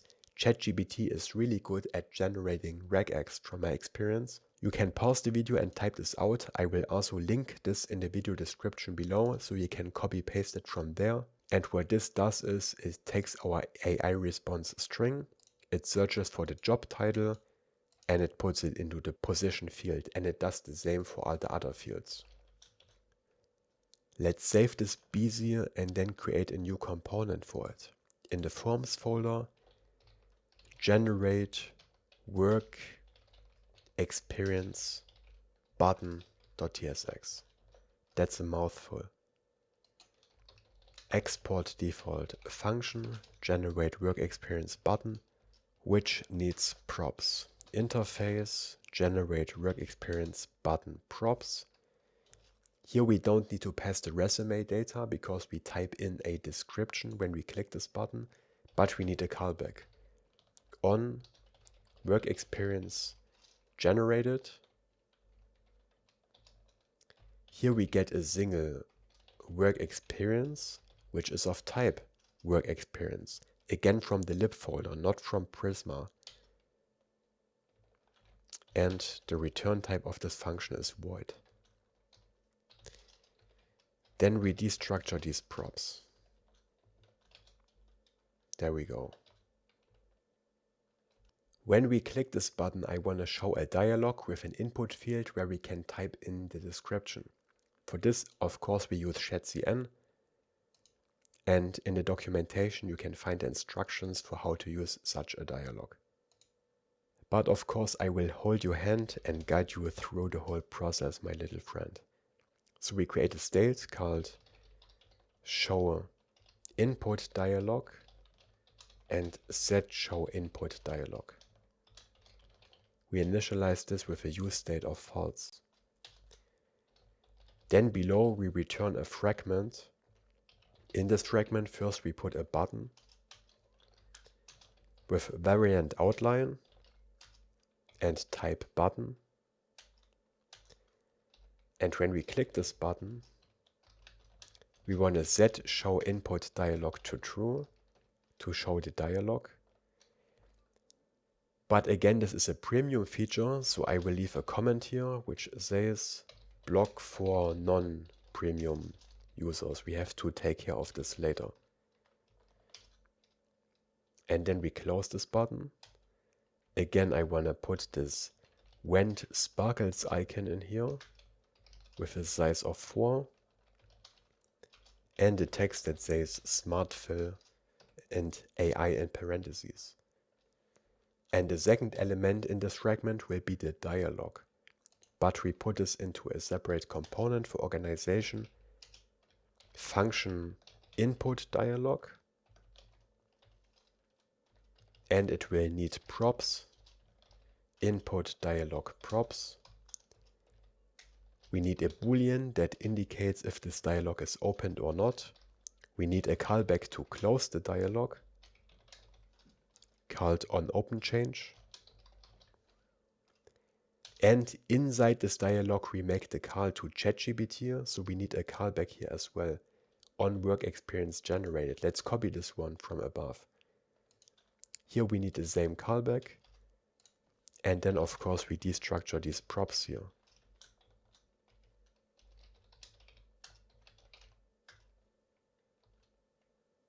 Okay, this dialog will contain a form and it will make a request to ChatGPT, which means that we can have error messages here, for which again we want to use toasts. And it also means we need a form in here. So we create a const form, use our good old useForm hook. I hope you don't have PTSD from using it in the past, but this should be the last time we have to set up such a form. The type is generate work experience input,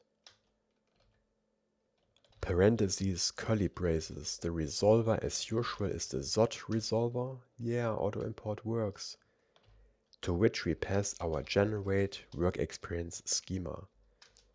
And then we set the default value as usual. In here we have this description field. We set this to an empty string by default. Then we need a function for when we submit this form, async function on submit, where we receive the generate work experience input. Here we make our API call, so we put a try catch block in here.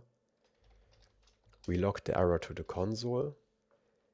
We want to show our toast message, and I'm lazy, so I'm going to copy paste this from the generate summary button, this one here. We don't need a loading state because the form already has a loading state, but we need to call our server action. So in the try block, const response equals await generate work experience, which is the function that we export from our actions file, to which we pass the input. This expects generate work experience input, and this is what we type into this form. And what we get back is a finished work experience, if it goes well. So below we call our callback, to which we forward the response, which will then pass it to the generate work experience button, which then passes it to our form. Okay, great. This is the onSubmit function, and now we need to return the dialog itself that we then render on the screen. Again, this is described in the Shadcn documentation, but you can just follow along. We import dialog from the components folder. We pass the open state, which then shows the dialog, and the onOpenChange callback can close the dialog, for example, when we click outside of it. In here we put dialog content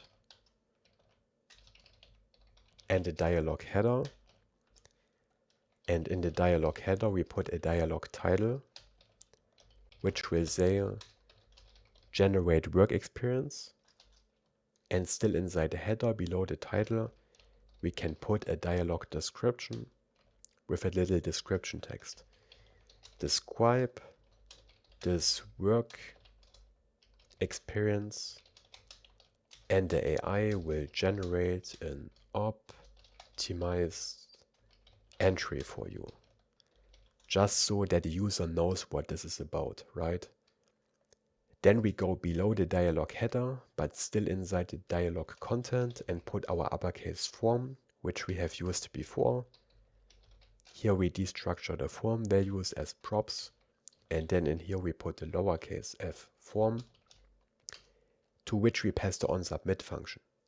We haven't used this onSubmit function before because in all our other forms we submitted these values automatically in the useEffect, right?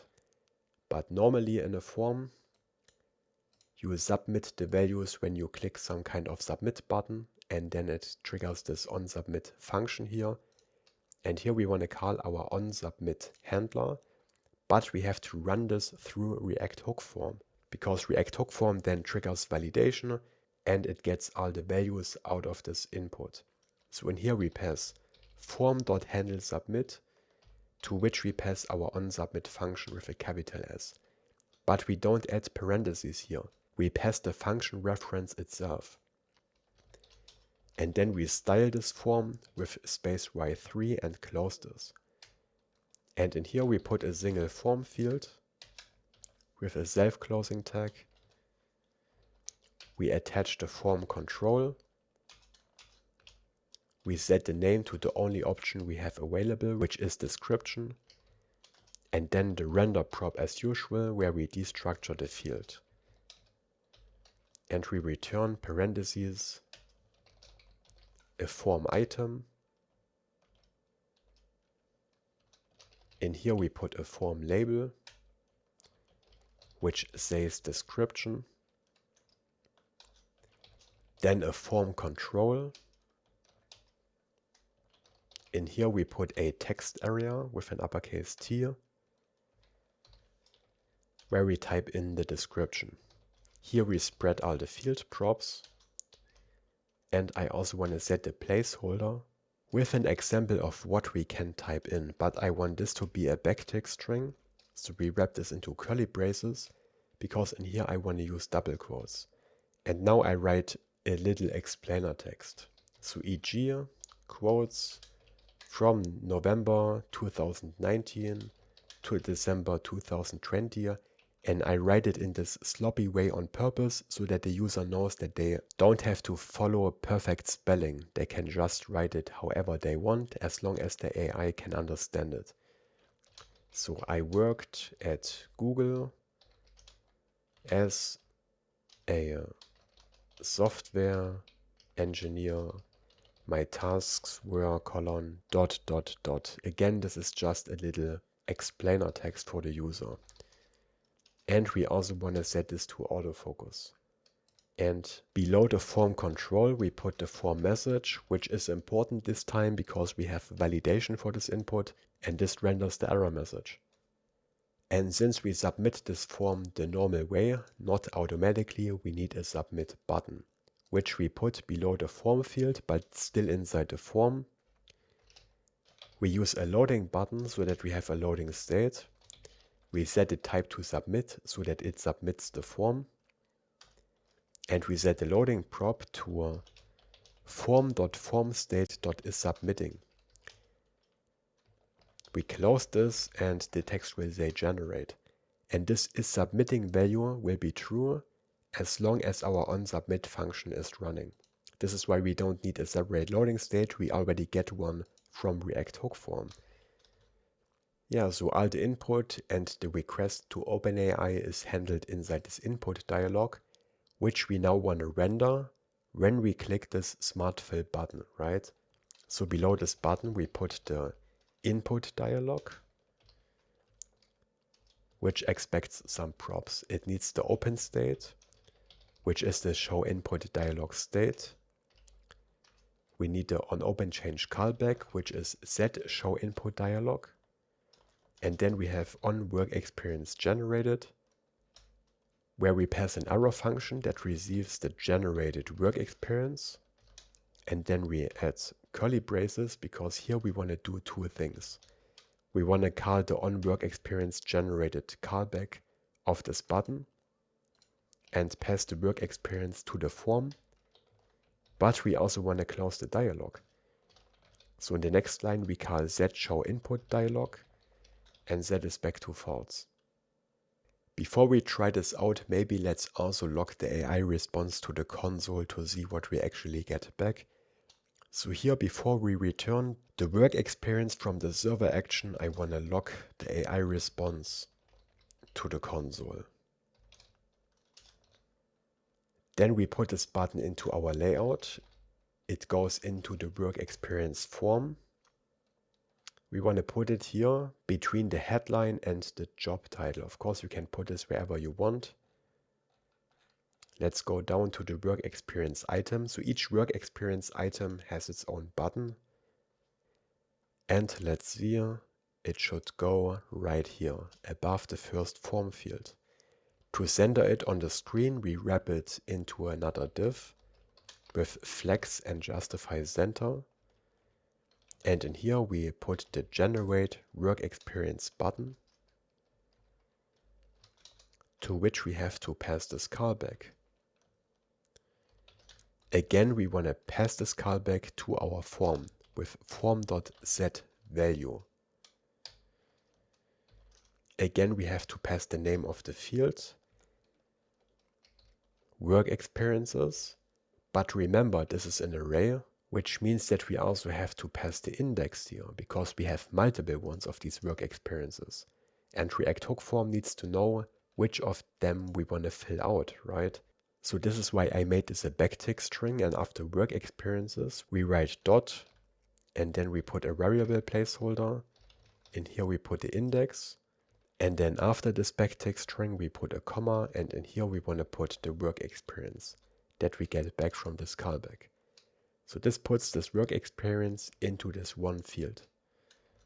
Okay, let's cross our fingers and try this out. There's the button, and the next work experience has its own button. And the cool thing is, since they all maintain their own state, they will even keep the input. So when we type in work experience 2 here and close this, and here work experience 1 and close this, we can still open these dialogues and they still have their input, because they all render their own dialog, which maintains the state. So let's try this out, and we also have input validation here. If this doesn't have 20 characters, it shows this message, and if this is completely empty, it says required. So let's try this out. From 2017 till now, which means present, I worked as a developer at let me spell coding and flow correctly, so it knows that this should be uppercase. I specialize in Next.js and React.js. Sometimes I clean the toilets. Generate, we have a loading state. And after maybe not even 2 seconds, it generated this work experience. Developer, coding and flow, 2017 till now. And it adds these bullet points, because this is what we told the AI to do. And it rewrites it in this professional way, because we put this into the instructions. It turned cleaning the toilets into occasionally involved in facility maintenance tasks, including cleaning duties. Because if you send a resume, you would want this to sound professional, right? Let's also take a look into the console with the data that we got back from the AI. Here it is. So AI response, job title column, developer, company, description, and we extracted all these values via our regex. And of course, all these changes are saved immediately so that when we refresh the resume, we see the previous data. And I think this hydration error should just happen in development. We ignore it for now. If it still shows up in production later, we will try to fix it. And next, I want to fetch our existing resumes so that we can later select and edit them. We will load and show our resumes on the /resumes page. We make this an async function so that we can fetch data in here. And to fetch the resumes, we need the user ID, which we get from Clerk as usual. In here we find the user ID. And again, if this is undefined, we are not even supposed to be on this page. So we could throw an error or we can return null. But if we have a user ID, then we want to fetch the resumes of this user. So we create a const resumes equals await Prisma from the lib folder .resume.find many parentheses curly braces where the user ID matches so that we only fetch resumes of this particular user. We also want to order them, which we can do in Prisma via the order.by argument. We want to order with the last updated one at the beginning, but of course you can customize this. And remember, the work experience and educations are in separate tables, so we have to include them into our query via the include argument. And here we can use our resume data include that we created in this types folder. And I also want to fetch the count of these resumes. On the resume model, we have this .count function with which we can get the total number of resumes for this user. We could fetch it below, but it's a bit wasteful because then it first fetches the resumes and only after this has finished it fetches the count. Instead, I want to execute these two operations concurrently at the same time, which we can do with the promise.all function. For this we change this slightly. Again, we create a const, but this is an array. In here we find the resumes and the total count. And we assign this to await promise.all because promise.all allows us to execute multiple promises in parallel. And to it we have to pass an array in square brackets. The first one is this operation here, but without the await. Paste it in here. This is the first promise, comma, and the second promise is also a Prisma query. Prisma.resume.count. But again, we have to add our where filter because we only want to show the total count of resumes for this particular user, right? So now we execute these two requests in parallel, and here we get the values back. Then I also want to add another to-do comment below. Check quota for non-premium users. Because remember, non-premium users can only create a single resume and later we have to check for this. Then below this button, but still inside the main tag, I want to render the resumes in a div with space y1. Here we first put the headline of this page with text 3XL and font bold, which will say your resumes. Then I want to render the total count in the paragraph tag, total colon, and we render the total count value. Then below this div, we put another div with flex col, so by default we show a vertical list, but on small screens and upwards, so we use this SM breakpoint, we want to turn this into a grid. With grid calls 2, not 1 but 2, so we show 2 columns in this grid, but at the MD breakpoint we want to show 3 columns because we have more space available, and at the LG breakpoint we want to show 4 columns. So add all of these classes. We also set the width to full and give it a gap of 3. And in here we want to render the resumes. via resumes.map, we take each resume and we return a component.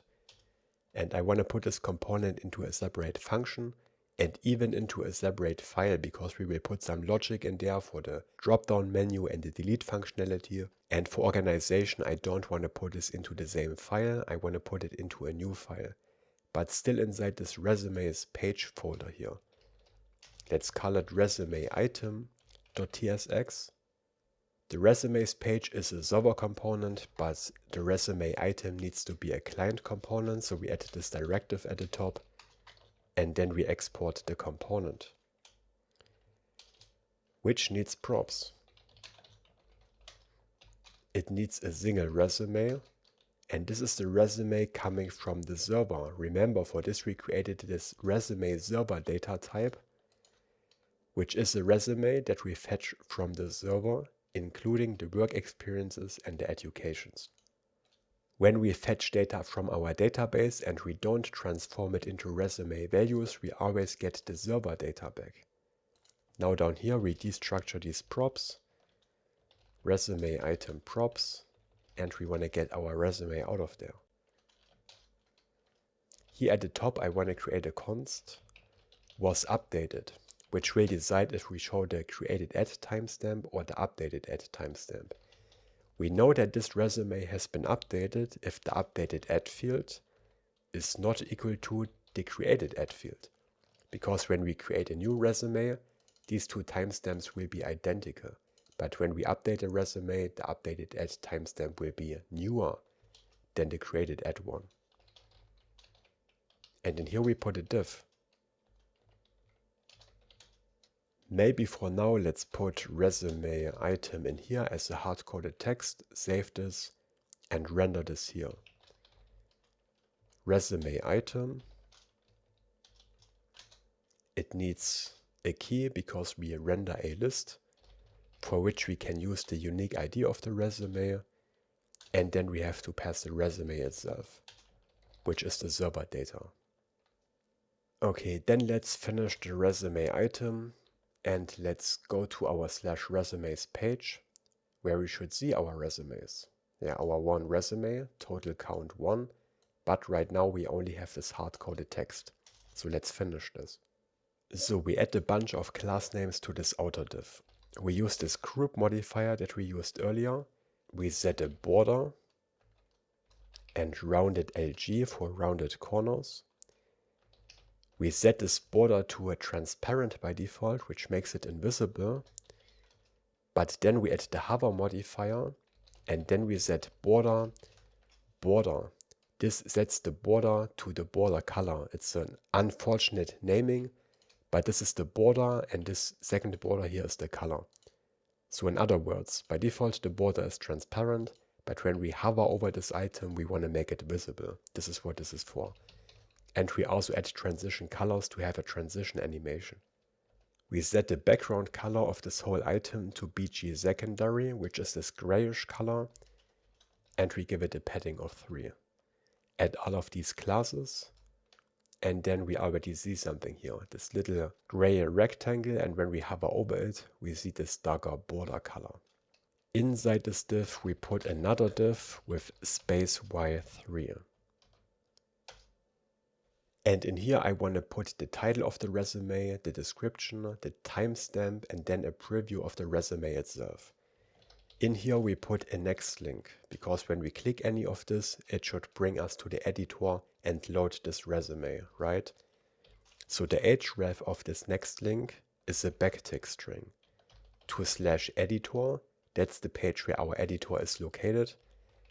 And we want to append the resume ID as a URL search param.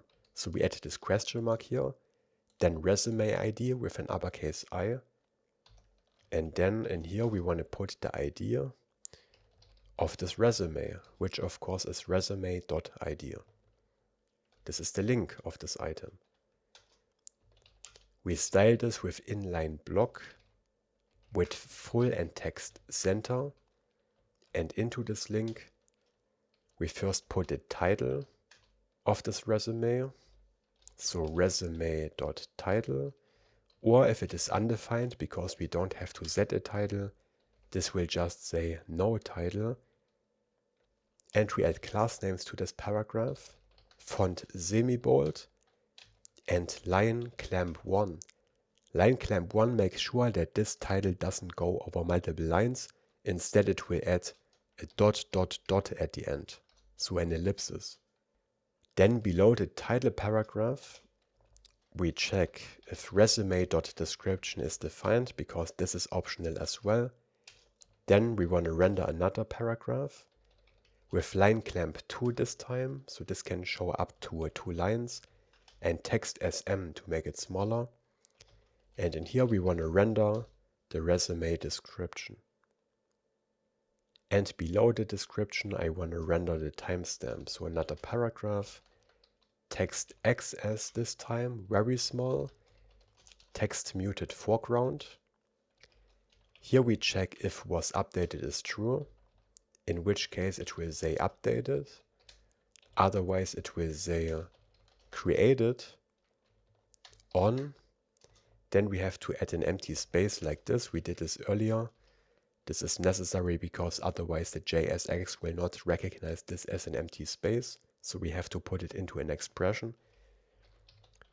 And here I want to format the resume.updated at timestamp. And format date is coming from datefns.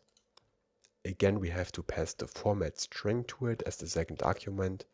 3 uppercase M's, MMM, 1 lowercase d for the day, comma, and then 4 Y's.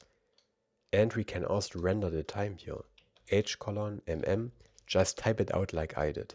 This is the formatting string for this date. And when we save this, we should already see it on the screen. No title, updated on November 12th at this time. You can also remove the time if you want and only keep the date. And when we click this, this is already a link to the editor for this resume. It loads this resume ID via the URL param, and it just works.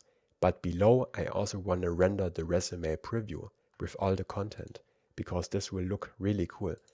So below this link, we put another next link with the same href. This will also bring us to the editor. And here we add the classes, inline block and width full. And in here we want to render a resume preview, which expects the resume data. Remember, those are resume values, but what we receive here is resume server data, but we have our mapping function. Map to resume values from the utils file, to which we pass the server data. This will map this into resume values and pass it to the resume preview, and the preview knows how to render this data. And when we save this, there's the preview. Isn't this cool? We have this small preview of our resume editor, and all the content inside it scales together with the size of the div. This is so cool. And I also want to give this a shadow SM. And when we hover over the group hover. So the group is this whole div, right? Because here we added the group class. If we hover anywhere over this gray area, then we want to make the shadow bigger, shadow LG. And we also add transition shadow to add this transition animation. And now when we hover anywhere over this gray area, the shadow of this preview increases, and it just looks cool in my opinion. Okay, very cool. We can also change the title, for example, of this resume. My cool resume. Again, this auto saves after 1.5 seconds, and when we go back, we see the title here. Let's also add the description. This is a cool resume description. Then we go back, and we see the description here and the latest updated timestamp. Now you could also add pagination here, so that when you have very many resumes, you can separate them into pages. But I left this out here because I think it's not necessary, because no one should really create thousands of resumes that we have to paginate. Usually they probably have a few or maybe tens of resumes, but never a huge amount that we should paginate. But of course you can add pagination. I explain this in a lot of my other tutorials. I have tutorials on numbered pagination and on infinite loading. You can implement whatever you prefer. But our resume preview here has one problem at the moment. If the resume gets really long, let's do this by copying the summary a couple of times. So if this gets really long, this div over here grows. This is fine. It contains all the content. But our preview here is also very long, and this looks weird at a certain point. Instead, I want to keep the original size, and instead I want to add a gradient at the bottom that indicates that there is more content in there. So what we do is, in the resume item, we go to this link that wraps the resume preview. We add another class to this link, relative, for relative positioning. To the resume preview itself, we add overflow hidden, so that the overflowing content doesn't grow the div, instead it's just cut off. But below the resume preview, we put a div with a self-closing tag. And here I want to render a gradient, which we do the following way. Absolute positioning, inset x0, bottom 0, we give it a height of 16. We set a bg gradient to a tier, this class here, bg gradient to tier. This means from bottom to top. Then we set from right, so the gradient starts with a white color and it goes to a transparent. And when we save this, we get this effect here. Now we have this white gradient at the bottom, and this indicates that the content of this resume is longer than the page here. I think this just looks better than if we cut off the content abruptly. But later when we print a resume, it will automatically split this into multiple A4 pages, and it will also split up the content intelligently because we use the break avoid classes, right? Next, I want to add a button to delete a resume and then a button to print a resume. Very exciting, so make sure to not miss that. Deleting a resume is of course a database operation, which means that we have to execute it on our server. So let's create another server action for that. We put it into the same resumes folder because we only use it here. And again we call it actions.ts and add the use server directive at the top. Then we export an async function, which we call delete resume, and to it we will pass the resume ID as a string, so that we know which one we have to delete. Of course we have to make sure that a user can only delete their own resumes, right? Otherwise we cause havoc. So we call await auth to get the logged in user's ID. We check if user ID is undefined, then we are not authenticated, which means that we have no business of calling this endpoint. So we throw an error. User not authenticated, difficult word. Before we delete the resume, I also want to delete the image if it contains one, again to avoid having orphaned images that we don't use anymore in our file storage. So instead of deleting the resume right away, we first have to fetch it. Await Prisma.resume.findUnique. To the where filter, we pass the ID and the user ID. This can be null if it doesn't find this resume. So if exclamation mark resume, if it doesn't exist, we throw another error. Resume not found, because then we shouldn't even be able to click this delete button. But if the resume exists, we check if the resume has a photo URL, and if yes, we want to delete it, and we want to await this operation. So we import delete from Vercel Blob, to which we pass resume.photoURL. Pretty simple. And then we can finally delete the resume itself with await prisma.resume delete, and again we pass the ID here. That's the resume we want to delete. And then lastly, we call revalidatePath, which is an import from Next/cache, and we pass /resumes. What's this for? This causes this /resumes page where we show our resumes to refresh after we called the server action. This makes sure that the deleted resume disappears from the user's screen. You will see how this looks in a moment. And to delete a resume, I want to add a menu here to the top right corner, so a little button which opens a drop-down menu. And for this we will use a Shadcn drop-down menu, of course. So let's go to the resume item component.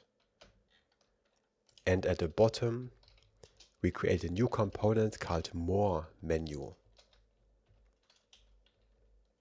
which needs a prop. More menu props. We need to pass the resume ID to it so that we know which one we want to delete. So let's destructure it here. And as usual, how to set up a drop-down menu is described in the Shadcn documentation. You can just follow along. We create a state. Show delete confirmation and set show delete confirmation. This is actually not for the drop-down menu, it's for a dialog. Because before we delete a resume, I want to show a confirmation dialog. And we will keep the open state in this useState, which we initialize with false. Then below we return an empty fragment.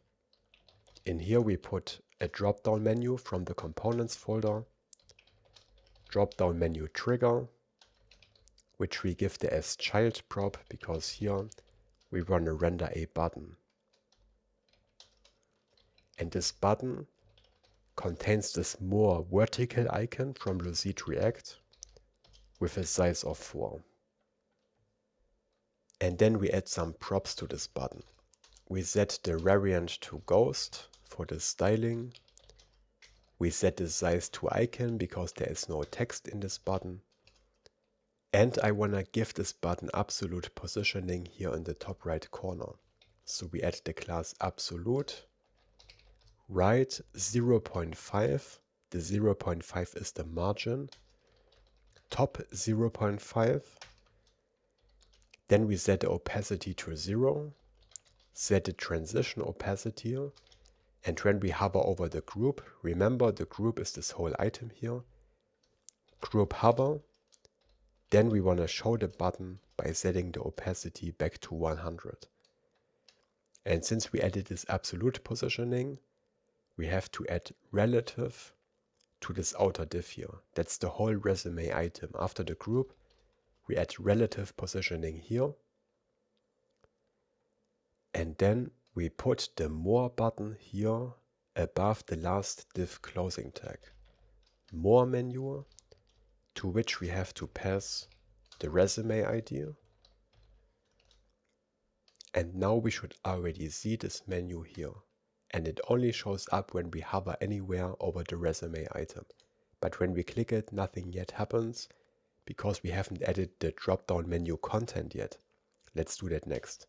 So below the drop-down menu trigger, drop-down menu content. And in here we put a single drop-down menu item for now. In here we want to render this trash2 Lucid icon, again with a size of 4, but also a text next to it, which will say delete. And then we add the class name prop to the drop-down menu item. We style this with flex item center and gap 2 to align the icon and the text properly. And when we click this button, we don't yet want to delete an item. Instead, we want to show our confirmation dialog. So we call set show delete confirmation and set this to true to show our dialog. And there is the button. So now when we click this, we have this delete button. And when we click delete, I want to show the delete confirmation dialog. Let's put the confirmation dialog into the same file, because we only use it in here and it's not big enough that it would bother me. So another function, delete confirmation dialog, which also needs props. Here again we need a resume ID to know which one we have to delete. And again we need the open state and the on open change callback so that we can close the dialog. Here we get past the new open state and we return void. And then we destructure these props here. So resume ID, open, and on open change. There we go. Here we make a request to our database so we can get an error. And as usual, we want to show a toast message if we get an error. Then I also want a loading state for when our deletion is pending. So we create a const is pending, but instead of set is pending, the second value is called start transition. Because we don't use a use state here, we use useTransition instead, which is another React hook. There is a rule.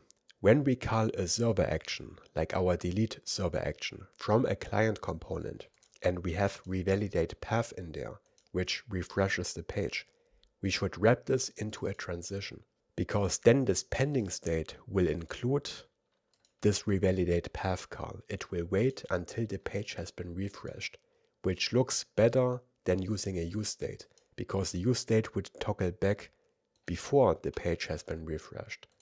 This is a bit confusing, but you can remember, when you call a server action with revalidatePath from a client component, then you should wrap it into a transition, just as a rule of thumb. But if you forget it, you also don't break anything, so it's not a huge problem. Here we put an async function called handleDelete, which handles the delete operation itself. We wrap this into this transition with the start transition function. And to start transition, we pass an async error function like this, where we do the actual delete operation. In here we put a try catch block. As usual, if this fails, we want to log the error to the console and show a toast message. And again, I'm going to copy the toast message from the generate summary button, paste it here because the text is the same. And in the try block, we call await delete resume from the server actions file, to which we pass the resume ID. And if this succeeds, we want to close the dialog automatically by calling on open change and setting this back to false, which hides the dialog. Yeah, that's the whole delete function. And then we just need to return the dialog itself. So dialog from the components folder. We pass the open state and the on open change callback. In here we put dialog content, dialog header, the usual structure, dialog title. The title will say delete resume ? And the description below, which will say this will permanently delete this resume. This action cannot be undone, just as a warning. Then below the dialog header, we put our confirm and cancel buttons, and we can put them into the footer, which aligns them at the bottom, which just looks a bit better. For the submit button, we use a loading button. We set the variant to destructive to make it red and dangerous. When we click the button, we call handleDelete. And the loading state is the is pending state of our transition. Remember, this includes the operation, but also the revalidatePath call. So as long as this is loading, we want to show a loading state in this button, and this will say delete. And then we also add a cancel button as the second element in the dialog footer. This is a button with variant secondary, And when we click this one, we simply want to hide the dialog, right? We don't want to do anything else. We call on open change, set this to false, and the text of this button says cancel. Pretty straightforward if you ask me. Take a moment to type all of this out, and then we put this button into our drop-down menu here as the second component in this fragment of the more menu component. So here below the drop-down menu closing tag, we put the delete confirmation dialog, to which we have to pass the resume ID, the open state, which is coming from useState, show delete confirmation, and the on open change callback, set show delete confirmation. So now we have this delete button. When we click it, we see this confirmation dialog. We can close it, then nothing happens, or we can delete our resume, but for this I want to create a new one. Let's give it a title and add a name, and also upload an image to see that we actually delete the image. So we go back to our overview page. We see our new resume here. We can of course refresh the page and we still see it. We can open it to edit it. And in our blob storage, there should now be a second image that we just uploaded. Now let's delete this resume. And by the way, we also have this close button down here, which brings us back to the resume's overview page. So delete, we should have a loading state, and then the page refreshes automatically. Perfect. Let's look into our blob storage, and the second file is gone. So this all works. Next, let's implement the printing functionality. For the printing feature, we will use the React to print package that we installed in the beginning. This makes it easy to print a div. And to use it, we go into our resume item component and we scroll all the way up. Here at the top of the resume item, first of all, we create a const content ref, which we assign with useRef. This is of type HTML div element, and we initialize this with null again. Then we create a const react to print fn, short for function, which is the return value of the use react to print hook. Looks like we have to import this manually. Import curly braces from react to print, and in here we find the use react to print hook, which we call here parentheses curly braces. To it we pass the content ref. That's the ref to the div we want to print. And we can also configure this, for example, with a document title. If we don't print this document, but instead save it as a PDF, I think this document title will be the file name by default. So it's useful to set this. We can set it to the resume's title, or if this is undefined, maybe just resume or unnamed or whatever. Okay, and we want to attach this content ref to the content of the resume. So let's go into the resume preview component, scroll up to the props interface, and here we add the content ref as a prop. I'm going to make it optional, and the type is react.ref of type HTML div element. Optional so that we don't have to attach this ref, because not everywhere we use our resume preview. We also want to enable the print feature, right? So we make the content ref optional and we destructure it down here.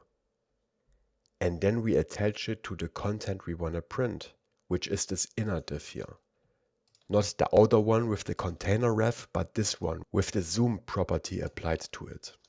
So to this we apply the content ref.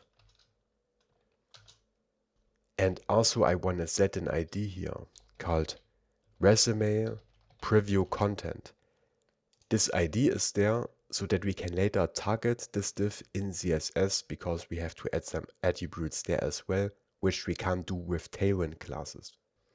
So we save this file, then we go back to the resume item and we pass the content ref to the resume preview that we render in here, right? Down here it is. Content ref, and here we pass the content ref. Now you might be wondering why we can pass a ref without wrapping the resume preview into forward ref. This is because we didn't name this prop ref. If we name it just ref, then we have to wrap the component into forward ref. If we name it something different like content ref, we can pass it like a normal prop. If you have no idea what I just talked about, you can ignore this, it's not important. Okay, and now we just need to call this react to print function, which I misspelled, which will then trigger the print. I wanna add another item to our more menu, the drop-down menu, that triggers the print. So here inside the drop-down menu content, below this item, we put another drop-down menu item. Again, we style this with flex, item center and a gap of 2. We add an on-click handler. Let's leave this empty for now. We close this, we render this printer icon with a size of 4 and a text next to it that says print.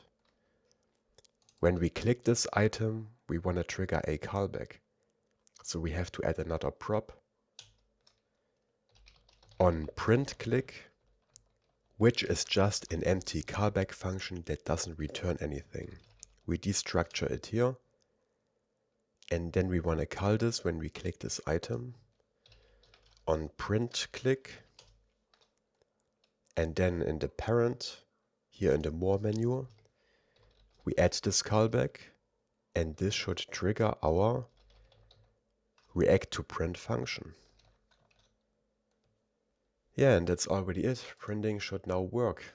So now we have this print option here, and when we click it, it opens the print window. But this doesn't look quite right yet. The scaling is off, right? This doesn't look like the resume that we see in our preview. To fix this, we have to add a little bit of CSS. As I mentioned before, we can't do this with Tailwind classes, so we put this directly into the global CSS file. Here we scroll down, and below layer base, we add media and then print in our lowercase, which applies classes only when we print something. Here we want to target the resume preview content with this pound symbol in the beginning, because this way we target an ID. And remember, this is the ID we gave the content of our resume preview with the exact same spelling. So make sure they are both spelled the same way.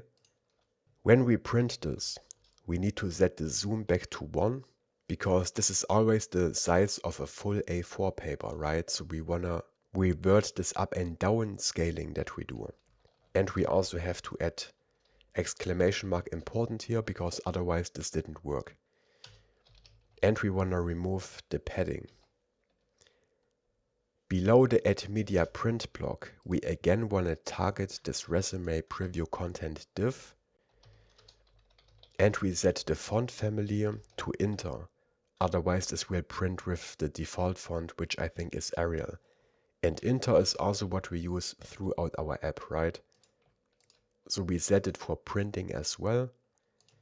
And then below we write add page, with which we can style a single printed page. We set the size to A4, like this, and I figured out all of this via Stack Overflow. And here we set a margin of 0.6 centimeters. I played around with this and this looked the best. So let's save this and try this out again. So again we click on print. Already looks better, right? Make sure that the page size is set to A4, otherwise this will look off. Let's compare it to our actual resume. Yeah, it has the same stuff on the first page that we also have on the first page here, right? So this looks correct. And on the second page are the educations. And remember, we use this avoid break class to avoid breaking up an element in the middle of the page. So to try this out, maybe let's make this part up here a bit shorter and see if it breaks up the education in the middle. which shouldn't happen. So let me modify this a little bit. I'm not sure how many sentences I have to remove. I will just remove half of this and see what happens. Back to the overview page. Let's try printing this again. Yeah, and as you can see, it does not put the education onto the previous page, which is important because otherwise this would look off. Okay, cool. Now we can print this. And when we change the color, for example, then this will also be taken into account. It should always look exactly the way like we designed it here. Really cool stuff. And here we can also save it as a PDF.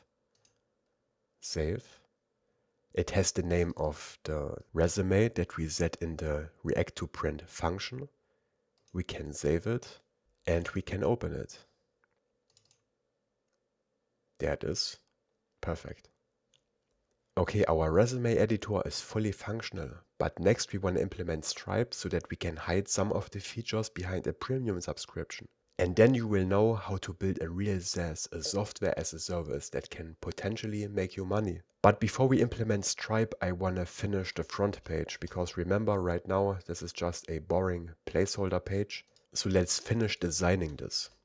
For this we go to the front page TSX file. We remove this front page text, and then we have to write some code.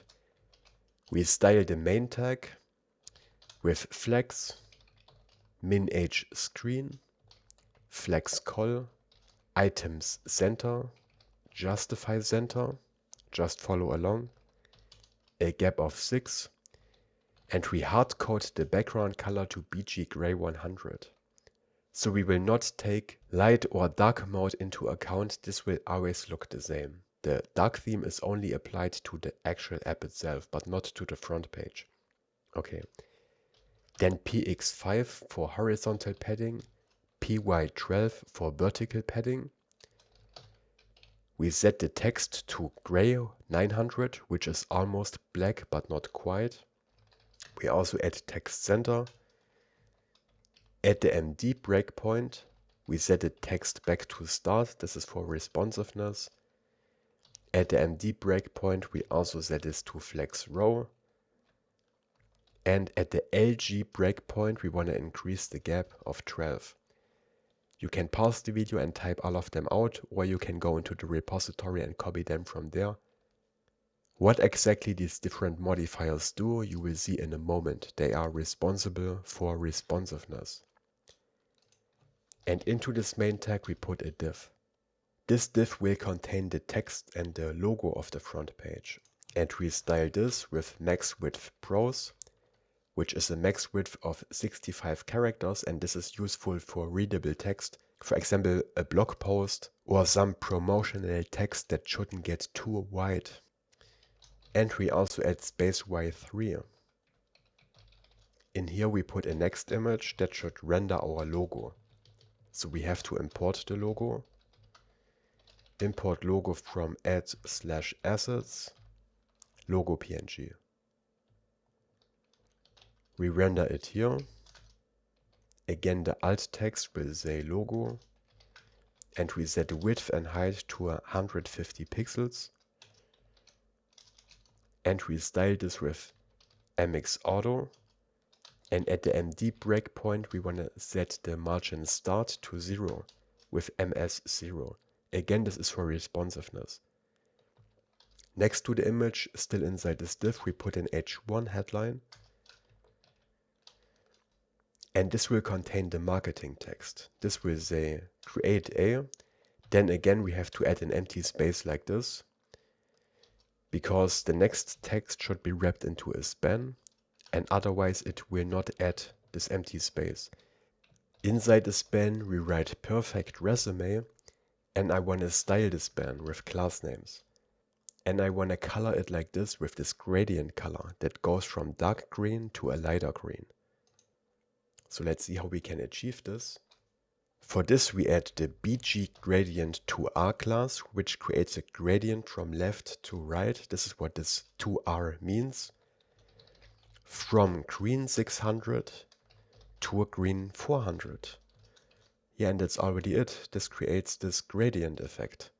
Yeah, but it only applies it to the background. To apply it to the text, we have to add two more classes. bgclip text, this one, which removes the background again, but the background is still visible behind the text. And now we make the text transparent. This is a cool trick to add this gradient only to the text. And as the last class to this span, we also add inline block positioning. And then we style this whole h1 tag here with text 4XL to make it bigger. Font extra bold this time. Looks much better. Again, dragging tight to lower the space between the single characters, which looks better for a large headline. And at the LG breakpoint, we want to make the text even bigger with text 5XL. And then we also add the scroll M20, which adds a scroll margin. To be honest, I forgot what this is for, but there was a reason I added this. Okay, but this text here isn't finished yet, right? Create a perfect resume. Again, we need an empty space, which we add like this after the span. It looks a bit weird, but this is necessary. And this will say in minutes. This is our headline. And below this h1, I want to put a paragraph, which we style with text LG. And again, we hard code the text color to a text gray 500. Again, the front page does not support dark mode. I want to hard code the colors here. And this will say our AI resume builder helps you design a professional resume, even if you are not very smart.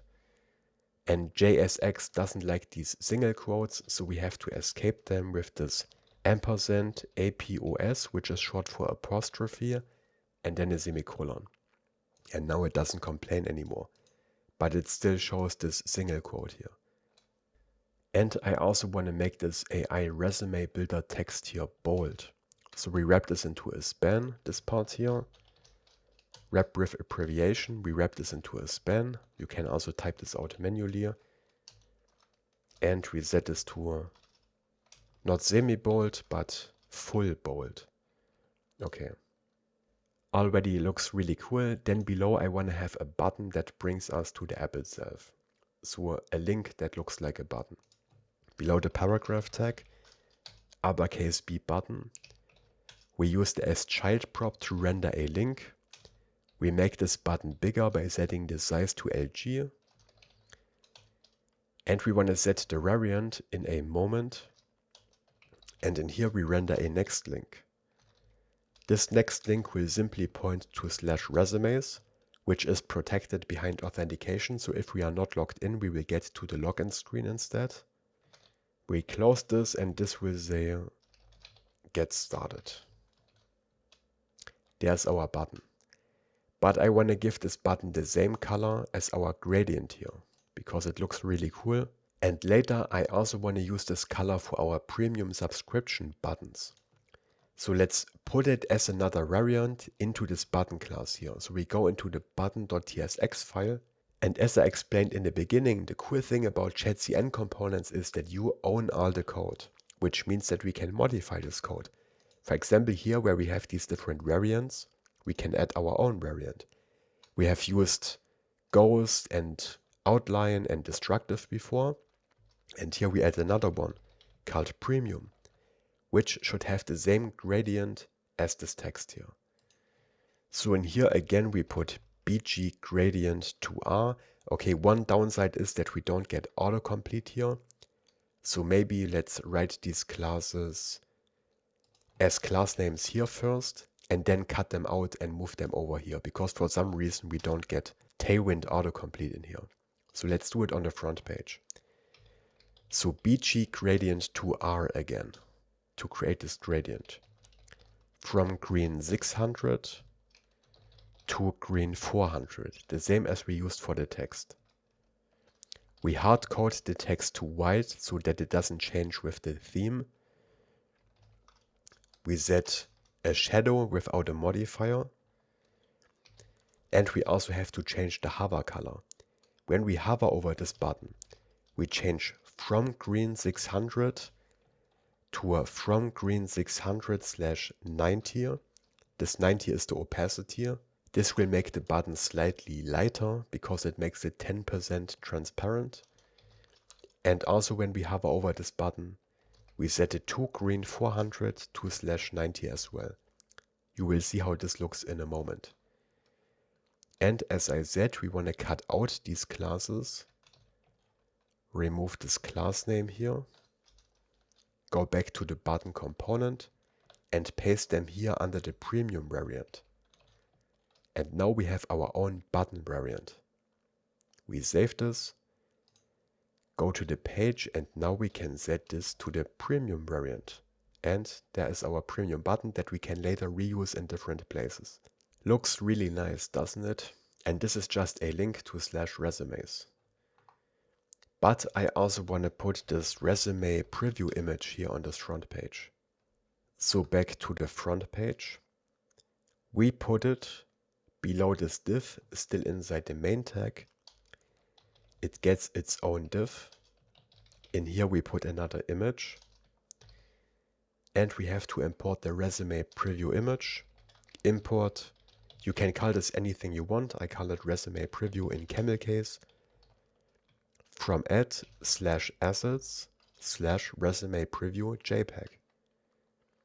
Import this, then we render it down here. Resume preview. The alt text will say resume preview as well. We set the width to 600 to make it a bit smaller. Let's see. There it is. I also want to add a shadow, and on large screens I want to rotate this slightly because this looks cool. And we already implemented all the responsiveness necessary with these different classes here. So to this image we add a class name, shadowMD, which adds a light shadow, and then at large screens at the LG breakpoint and upwards, I want to rotate this, but I want to set an arbitrary value, which again we can do with these square brackets. And here we set 1.5 DEG, short for degree. And we are done with our front page. Again, if this was too much code for you, you can go to the GitHub repository and copy it from there. But this is now also fully responsive. On large screens, this rotates slightly because this looks cool. At a medium breakpoint, it doesn't rotate anymore. And on very small screens, we have a flex column, which puts these elements below each other. This is what we added all these different screen size modifiers for. Just two little changes. This should say create the perfect resume and not a perfect resume. So I changed this to a the. And I think we have to add a comma down here before the even. I'm not sure, I'm not the best at grammar, but let's add it here. Okay, that's our front page. And if we are not logged in, this button will automatically bring us to the login page because the /resumes part of our app is protected. So this works exactly as we want. Next, we want to implement Stripe subscriptions. Again, a very important topic, so you don't want to miss that. When we try to use a feature that we don't have the appropriate subscription for, we want to show this dialog here, where we can buy a premium or a premium plus subscription. So first, let's create this dialog. Let's put it into the components folder. Right here, right click on components, but we create another folder in here called premium / and in here we put the premium modal.tsx file. We put this into another folder because I want to put a server actions file in here later. And for organization, we put these two in the same folder because they belong together. From here we export the function, premium modal, and we return a Shadcn dialog from the UI folder. We hardcode the open value. We only do this for now. We will replace this later, but I want to see the dialog on the screen while we are building it. So for now, let's put it into the main layout, this one here where we have our navbar. And down here, let's render the premium modal so that we can see it on the screen while we are building it. And the front page doesn't belong to the main layout, so let's go to the app itself. And as soon as we put content in here, we should see it on the screen. So let's see. In here we put dialog content. We change the size to max width 2XL to make it a bit bigger than the default dialog. And when we save it, we can already see the dialog. In here we put a dialog header as usual, and in here a dialog title, which will say Resume Builder AI Premium. There we go. Below the dialog header, still inside the content, we put a div with space y6, and in here a paragraph that says get a premium subscription to unlock more features. Of course, you can change this to your liking. This should say subscription, not sunscription. Okay, below this paragraph tag, we put another div with flex. And in here another div, again with flex, a width of 1/2. We will split this up into 2 halves, flex col, and space y5. This again is the left half. We close this div and we duplicate it for the right half. There we go. And then I want to put a divider line between them, similar to what we did in the resume editor earlier, if you remember. So again, we put a div in here with border L and also a horizontal margin of 6. This is a divider line that adds some spacing.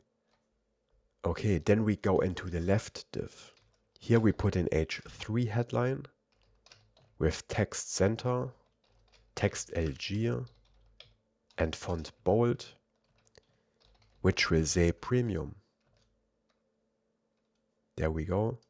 We copy this H3 headline and also put it in the right side, but this should say premium plus. But I want to style this with our premium color, the green gradient. So let's add some more classes here. The same ones that we added to the front page text. BG gradient to R, from green 600 to green 400. Again BG clip text and text transparent. Right? Let's see. And we have our premium color. Nice. Then I want to render a list of features below each of these headlines. And instead of repeating this code over and over again, you usually want to put these texts, these list elements into arrays so that you can map them. So above the component function, we create a const premium features and we assign an array of strings. And this contains the different premium features. AI tools, comma, and up to 3 resumes. And then we also create a const premium plus features, which is also an array of strings, infinite resumes, and design customizations. And then we map the premium features array below this premium H3 headline on the left side. We put an expression.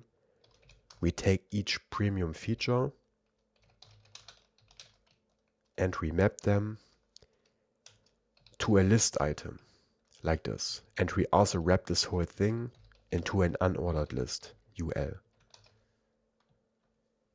Okay, since we render an array, we need to add a key to these list items, which is the feature itself, because the name of the feature is unique. We don't have 2 times the same feature in here, right? We style the list item with flex, item center, and a gap of 2, because we want to put an icon and a text in here. The icon is this check mark from Lucid React with a size of 4, and we set the color to green 500. And then next to it we want to render the feature text itself. And there we go. We also style this UL tag here with list inside and space y2. I think the list inside is unnecessary, but I'm not sure. I'm gonna leave it in. And then let's copy this whole UL tag and paste it here on the right side for the Premium Plus features. And of course we change this array to a Premium Plus features. And now we have the Premium features over here and the Premium Plus features on the right side. And below each of them I also want to put a button that brings us to the striped checkout. We put this button under the UL list and it's an uppercase B, button from the UI folder. For now we don't add any functionality to this button, we just put the text in here. Get premium, and on the right side below the UL we also add a button, but this time with our cool premium variant, which will say get premium plus. There we go. It looks really cool if you ask me. But of course we don't wanna show this dialog all the time. We don't wanna hardcode it into our main layout. We only wanna show it when we try to use a premium feature that we haven't unlocked. But there are many different pages where we wanna trigger this dialog. Now we could take this dialog component and just copy paste it in all these different places. But this also means that we have to put a use state everywhere that shows and hides the dialog. This is very repetitive and not great code. Instead, it would be nice if we had a way to trigger this dialog from everywhere and just put it into our layout once. And we can do this. There are two options. We can either use a context, but the downside of a context is that the children will re-render every time the dialog state changes, and this would re-render our whole app, which can be fine, but it's not perfect. Another way to show a global dialog is to use a state manager like Zustand. And this is what we will do in this tutorial. You can do a lot more stuff with a state manager, but we don't really need this for anything else besides this global dialog. And it's a nice thing to learn how to do this. So we create a new hook in the hooks folder. Here, right click, new file, use premium modal.ts. And in here we use Zustand, and how to use it is of course described in the Zustand documentation, but you can just follow along. First we need an interface that we call premium modal state, which is necessary for TypeScript. This defines the state that we want to keep and return from this hook. We want to know if this dialog is open, because then we know if we should show it or not. And we also want to have a function with which we can show and close the dialog. We call it setOpen, and here we pass the new open state as a boolean. Then we create a const with the name of the hook, to which we assign this create function, but not this one here. We have to import it from Zustand. Import create from Zustand, which we installed in the beginning. Here we set the type to this premium modal state. After create we add parentheses to call this, and in here we pass an arrow function. And in here we get past this set function, right arrow, parentheses, curly braces. And here we return the state object, where we have our open field, which we initialize with false, and the setOpen callback, which is this function that receives the new open state. And when we call this function, we can change the state via this set function here. This looks a bit complicated, but this is described in the Zustand documentation. We want to call the set function and pass the new open state, which then changes this state. And the difference to a normal use state is that we have this state here available throughout all our app, wherever we use this hook. That's the difference. It's stored in some global place where we can access it from everywhere. And then we want to export default this use premium modal hook, and that's already it for this state hook. We save this, then we go to the premium modal component again, we scroll up, and here we call this hook. We destructure a const, we call use premium modal, and in here we will now find the open state and the setOpen function with which we can modify this state. Yeah, and instead of hard coding this open state, we pass the state from the hook, and the onOpenChange callback calls the setOpen state setter. And since we use a hook in here, we also have to make this a client component. So add the use client directive here at the top. Save this. Now the dialog is hidden again because by default open is false, and now we can call this setOpen function from anywhere throughout our app to show and hide the dialog. One place where I want to show it is on the resumes page. Here we have this new resume button, but remember there is a limit to the amount of resumes we can create without a Premium Plus subscription. So in here we want to check if we exceeded this limit. If yes, we want to show the premium dialog instead. So let's cut out this whole button and put it into a separate component, because this is a server component, but we can only call our premium dialog hook in a client component. So we create a new component in the same folder /resumes, create resume button.tsx. We export this component here, create resume button. We need props, interface, create resume button props. We need to know if we can create a new resume.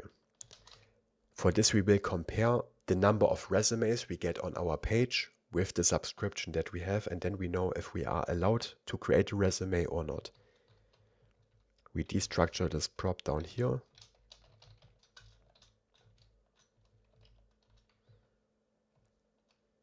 Here we use our hook, const premium modal equals use premium modal, and on this we have our open state and our setOpen function. Before we forget it, let's make this a client component, right? So that we can use this hook in here. And then depending if canCreate is true or false, we either return a button that shows the dialog or a link that brings us to the editor page. So if canCreate is true, we want to return the button that we used before. We have to import this. This is a normal link that brings us to /editor with the same plus square icon, right? So if we can create a resume, this is a normal link. But if we cannot create a resume, we want to trigger our dialog instead. So we render another button below with an onClick handler this time, which will call premium modal.setOpen, and it sets this to true to show this dialog.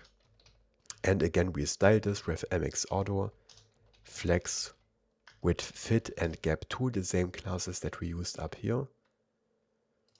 Close this button, and the content of the button is the same, the plus square icon and the new resume text. Just the behavior of these two buttons is different. Okay, let's save this and put this button into our resumes page. Here where we cut out the button before, create resume button, which expects the canCreate prop.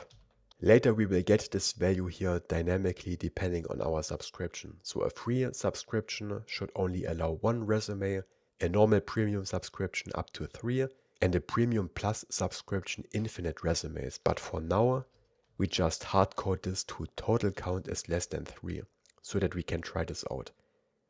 Okay, save this as well. We can remove these unused imports. We can do this with Shift-Alt-O, but this is on a German keyboard. I'm not sure what the shortcut is on your keyboard. Organize imports, this one here. Use this shortcut to get rid of the unused imports. Save these changes, and then let's try this out. Okay, we still have fewer than 3 resumes, right? Because 1 is a smaller number than 3. So when we click this button, we should be able to create another resume. Let's create one, go back to the front page. And again, we should be able to create a third resume. There we go, create it, go back. But now when we click this button again, we see the premium dialog because we reached our limit. If we delete an existing resume, we should be able to create another resume. So this all works. Really cool. And now it's time to implement the Stripe subscription itself. Adding Stripe to your app is free. You only have to pay a fee when you receive actual payments. But creating an account for development and implementing this in our app is completely free. So go to stripe.com and create an account if you haven't yet. Log into your account and make sure that test mode is activated. In test mode, as the name implies, we can test our implementation, we can create products, even do complete checkouts without actually buying a real product. And later we can switch this toggle to production mode, create these products again, and then receive real payments. First of all, we need our API keys. We click on developers and then on API keys, and this UI sometimes changes when Stripe gets updates. But somewhere in here you should find your API keys. Okay, first we copy this publishable key here, go into our .env file and create a new environment variable. Next underscore public underscore stripe underscore publishable key, and we paste this key. And the next one is the Stripe secret key. We don't add next public here because with next public we make an environment variable available on the client, and we can only do this with not sensitive keys, with keys that we can show to the user. But everything that is a secret should only be available on the backend, like the Stripe secret key. So back into our Stripe dashboard. Here we can find our secret key. We copy this into our .env file. And later when we switch from test mode to production mode, we will get a new set of keys. Then we go back into our Stripe dashboard and we want to create a product in the product catalog. Again, in the future this might look a bit different, but somewhere in here you find a product catalog. And here we add a new product. The first one is called Resume Builder Pro Monthly. Maybe AI Resume Builder Pro Monthly. Description. Unlock premium features in AI Resume Builder. You can write whatever you want. This is just a description. We can also upload an image, for which I want to use the logo of our project, which again is in our projects folder. AI Resume Builder SRC assets logo. I want to use this here. This will be a subscription, so we select recurring. You can also create products that you only have to buy once with these one-off payments, but this should be a subscription. And we set a price to $9.99. You can use whatever currency you want, and the billing period is monthly. Unit quantity 1 looks correct. And then we click on add product to create this. And then we create another product called AI Resume Builder Pro Plus Monthly. This is a monthly Pro Plus subscription. And this will say maybe unlock all features in AI Resume Builder. You can also be more specific, but this is fine. We upload the same logo. Of course, you can create a separate icon for this if you want. And the price of this could be, for example, $19.99, a bit more expensive. We add this product as well. And for each product, we need the price ID. For this, we click on the product. And we don't need the product ID, not this one here. We need a price ID. Down here, we find a price. Here we can click on these dots and copy the price ID. This is the one we need. We put this into our .env file as well. Next underscore public, because we will need this value on the front end. Stripe underscore price underscore ID stripe_pro_monthly. We paste this price ID. Let's duplicate this. And the next one is next public stripe price ID pro plus monthly, right? And we get the price ID of the pro plus subscription. Here, copy price ID and paste it here. Later in production mode, we have to set up these products again, and then we get new price IDs. So again, those are all just testing values that we can use in development. In production, we get different environment variables. Then we go back to the Stripe dashboard. We go to the settings, here settings, business, and here we have to add an account name. If there isn't one in there yet, type something in. What you type in here doesn't matter, but this is necessary before we can use the checkout. Okay, back into our project. We already installed the Stripe JavaScript package. We create a new file in the lib folder called stripe.ts, from where we will export our Stripe client. Const stripe equals new stripe. We have to import this manually. Stripe with an uppercase S from the Stripe package. Parentheses, and in here we have to pass our secret key with process.env.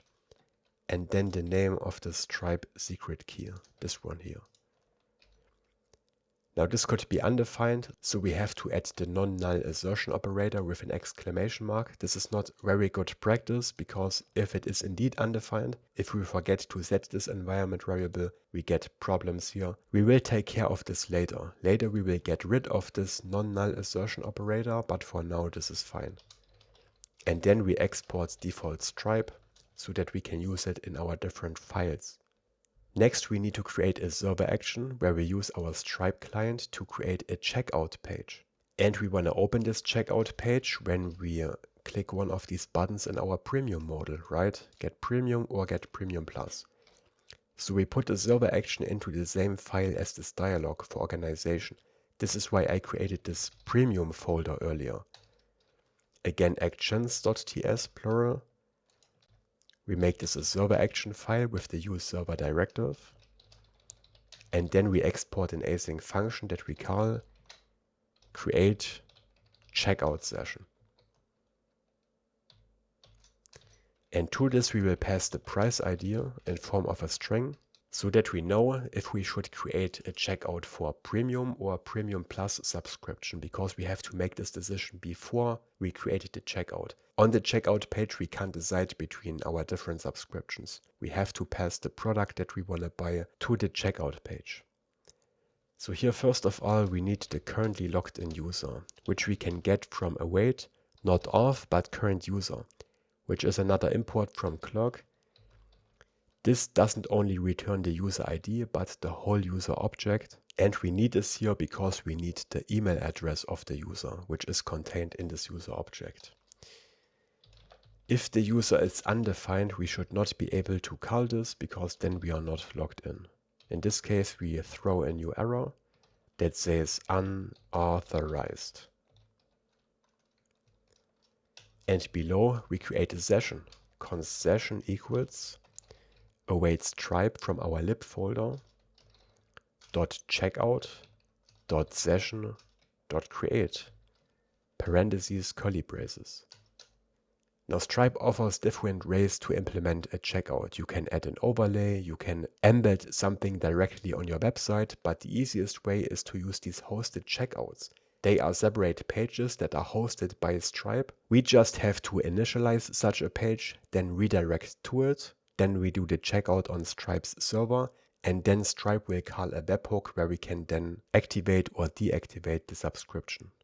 Here we created this checkout page. To this we pass the line items.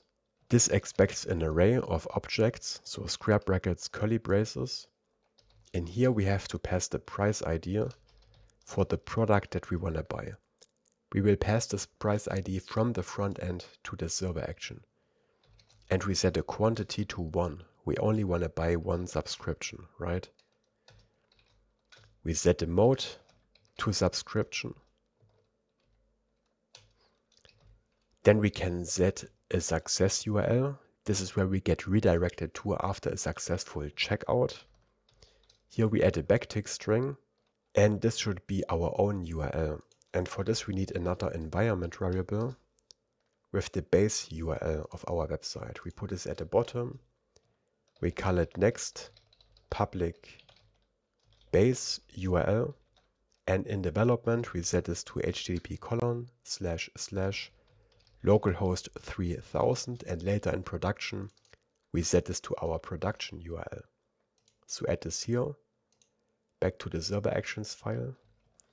We put it as a variable here as the first part, process.env.nextPublicBaseURL, right, /billing/success. This is where I want to redirect to after a successful checkout. Then we can also pass the cancel URL where we get redirected to if we cancel the checkout. In this case, I want to redirect to just /billing to the billing page. Next, we pass the customer email. That's the email of the Clerk user, because then the user can't change the email, and we basically force them to use the same email address as the account, which makes sense. And here we pass user.email-addresses. We want to access the first index, 0, and here the email address. This is basically the primary email of a Clerk user, because they can have multiple email addresses, but we only need the first one. Then we set subscription data : curly braces. In here we can set metadata, and in here we set the user ID to user.id. What is this for? This attaches the Clerk user ID to this checkout session, so that when we later receive the success callback on our backend, we know which user we have to create or remove the subscription for, right? We need to identify this user, and we can do this via this metadata. Otherwise, we don't know which user this event belongs to. But you will see how exactly this works in a moment. And then there are also some optional configurations we can set here. For example, we can add a terms and conditions checkbox. This is optional. You don't have to add this. I just want to show you how this works in case you want to set this. So in the custom text, we can pass terms of service acceptance, and to this we can pass a message in form of a backtick string. For example, I have read AI resume builders terms of service, and we can turn this into a link. This is described in the Stripe documentation by wrapping this into square brackets and then parentheses afterwards. This is basically markdown syntax. And here I want to put a link to our terms of services page, not terms of server. So in here again we put our base URL, process.env.nextPublicBase URL, and then /TOS, which will be our terms of services page that we set up in a moment. Terms of service, not services. Okay. I have read AI resume builders terms of service, which is a link, and agree to them.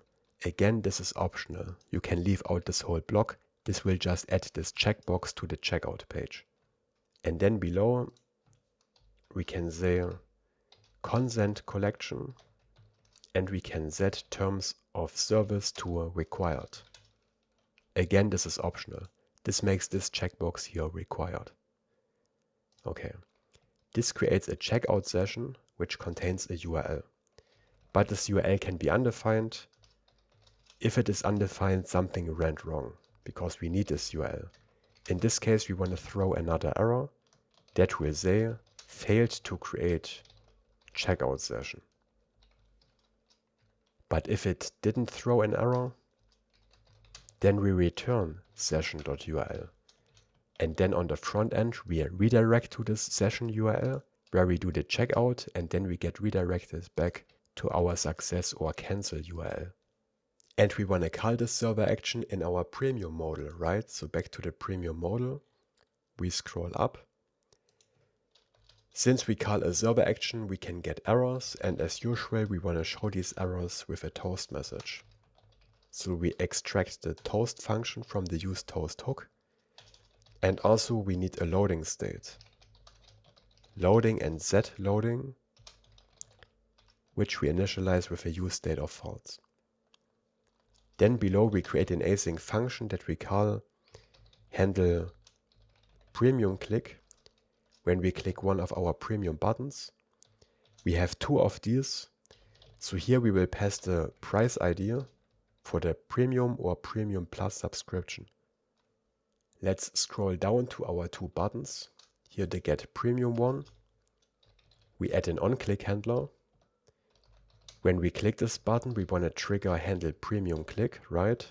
Which expects the price ID, which we get from process.env. And then let's copy it so that we don't make any typos. Pro monthly, process.env.next public pro monthly. Again, we need an exclamation mark. Again, we will get rid of this non-null assertion operator later, but for now this is fine. And I also want to set this button to disabled while loading is true. This will happen while we are getting redirected so that we can't click this button again.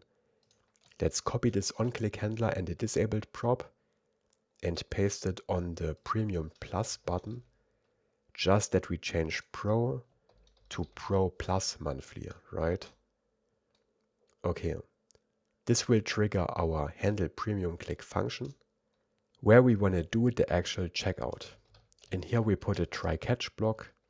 As usual, we log potential errors to the console and show a toast message. Again, I want to copy this because I'm lazy. This toast message here, paste it here. In the finally block, we set loading back to false. And then in the try block, we set loading to true. And then we call our server action, which returns the redirect URL to the striped checkout page, right? So we call await, create checkout session, to which we have to pass the price ID, which we pass from the button to the click handler.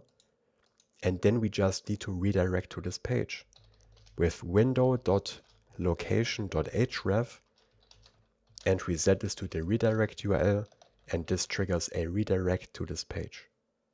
One more thing, I don't want to allow the user to close this dialog while the checkout redirect here is in progress, because this would be weird.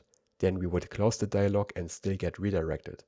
So what we do is, instead of passing set open here directly, we pass an error function which receives the open state, and we add curly braces here, and we check if loading is equal to false. Only then we want to set open to the open state, otherwise we will ignore this. So if loading is true, this will just do nothing and not close the dialog. Okay. Then before we try this out, let's set up the terms of service page. This is just a dummy page that I have prepared. We put it into the app folder and not into main because it's not the main part of our app. It's also not related to auth, so we put it directly into the app folder. I guess we could also put it into main. It depends if you want the navbar to show there or not. I'm gonna put it in here, TOS, short for terms of service / page.tsx. And here I have already prepared the code. I will put a link to this page into the video description. You can copy it from there. This is just dummy text, nothing more.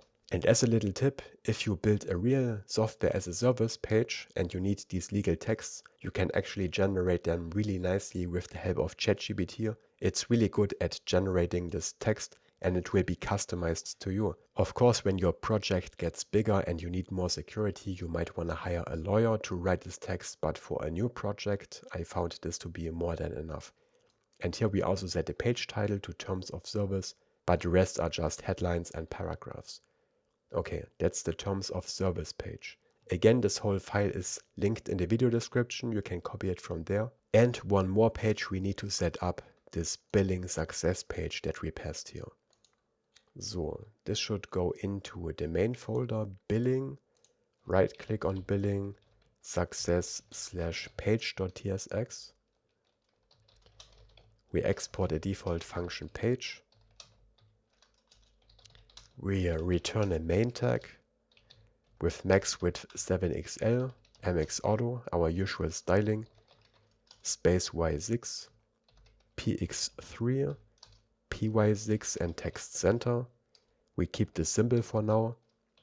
We put a headline here with 3xl and bold, which will say billing success, and a little paragraph below. The checkout was successful and your pro account has been activated. Enjoy. Of course, you can customize this. And maybe it makes sense to put a link below, a link that looks like a button, back to our resumes page, right? For a better user experience. So button as child. Here we render a next link to /resumes, which says go to resumes. That's our success page. And now we have everything in place that we need to try a checkout. We can't activate subscriptions yet because we don't have a subscription feature in our app, but we can already do the checkout. So let's try this out.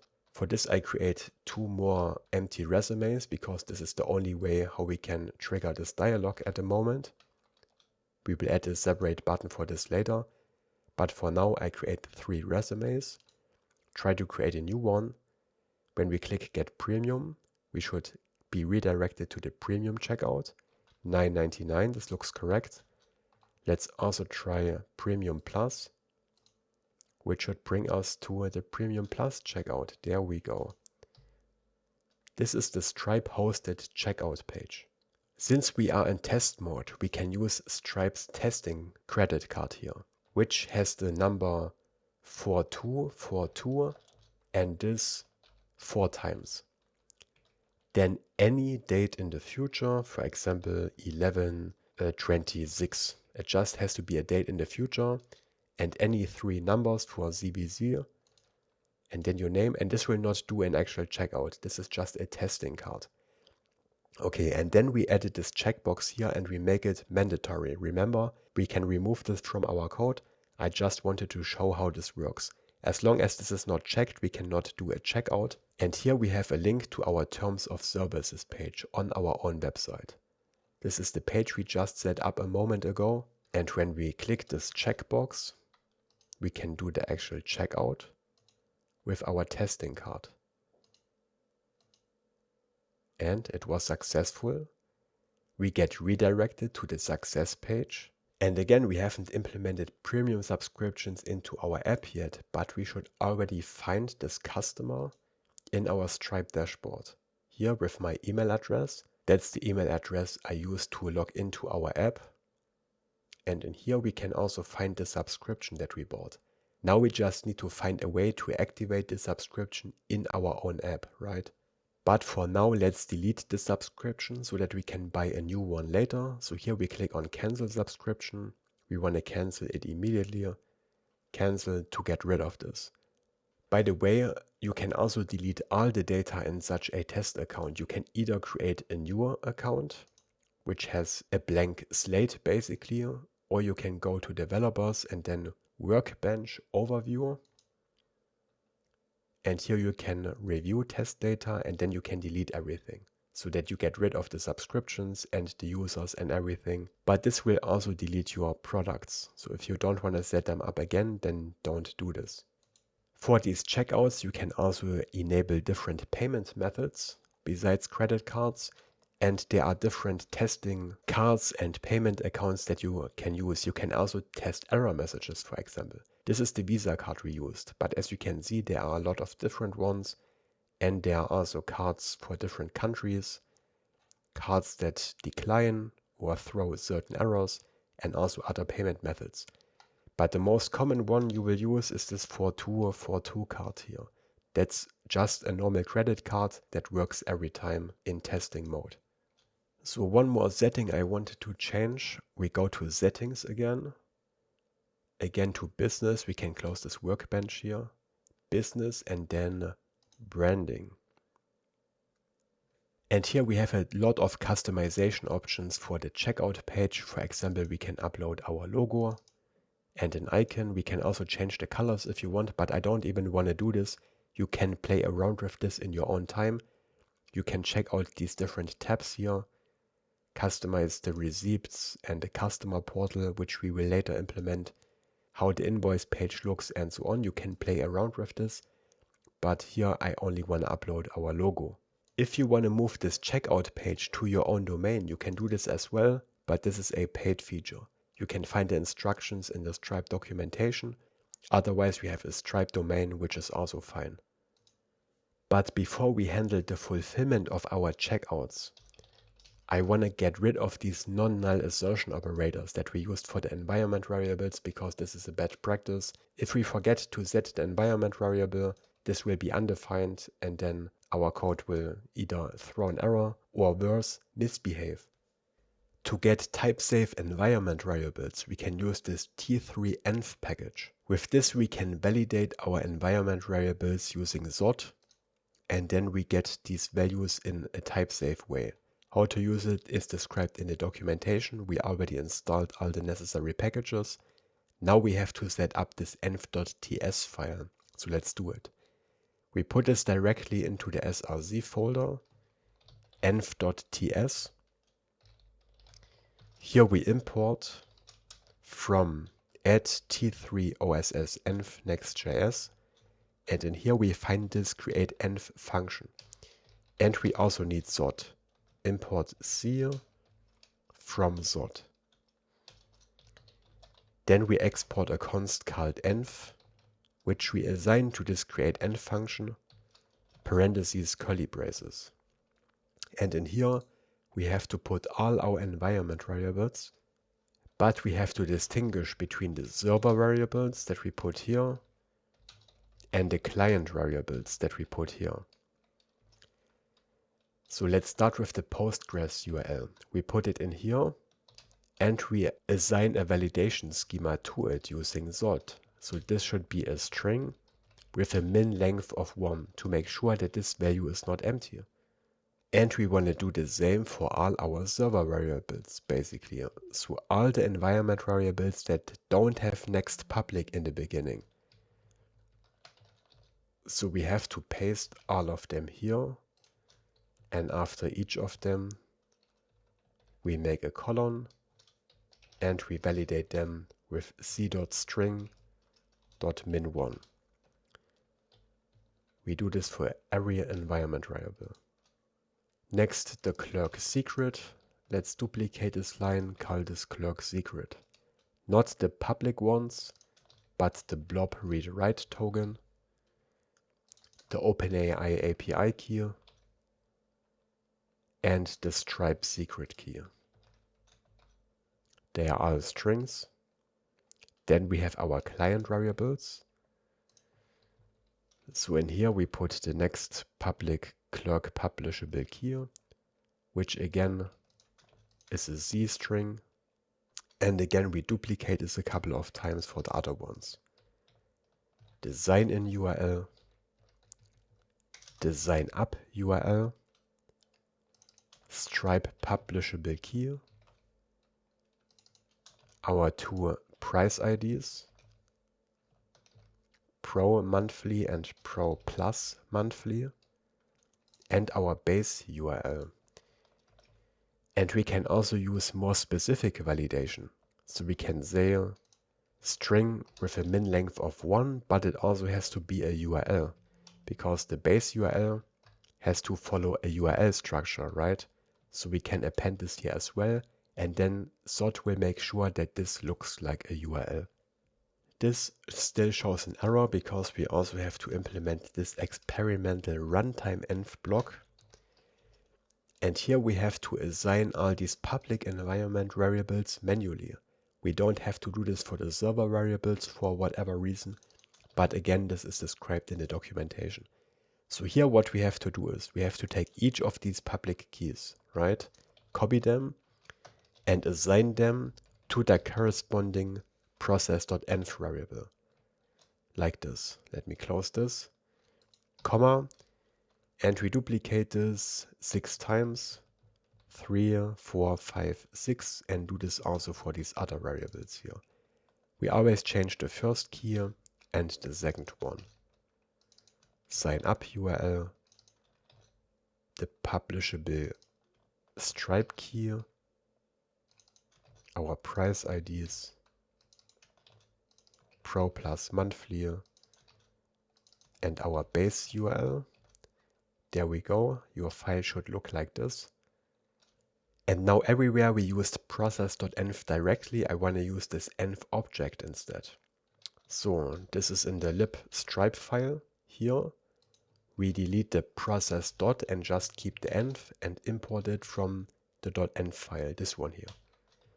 And now we get type safety here, which means that we can remove the null-null assertion operator. This is now guaranteed to be a string, because if this environment variable is missing, this will throw an error, instead of setting this to undefined. So change this here. Next we go into the premium actions file, where we also called process.env a couple of times. We change all of them to just env again, so that we get type safety here as well. There we go. And in the premium modal, we also called process.env for our 2 buttons. So again, we get rid of the process dot, import.env, and remove the non-null assertion operator. And down here as well. And now we have type safe environment variables. Let's see if there is another place where we called process.env. No, this is the env.ts file. Yeah, in Prisma TS, but here we can keep it, because here we only check for node.env, which is always set automatically. We don't have to set this ourselves, so we can't forget it, which also means that we don't need protection here. We need to store the subscription information somewhere. Of course, we store this in our database, which means that we need another model.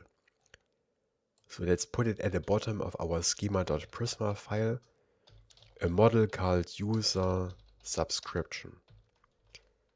Each entry needs a unique ID as usual.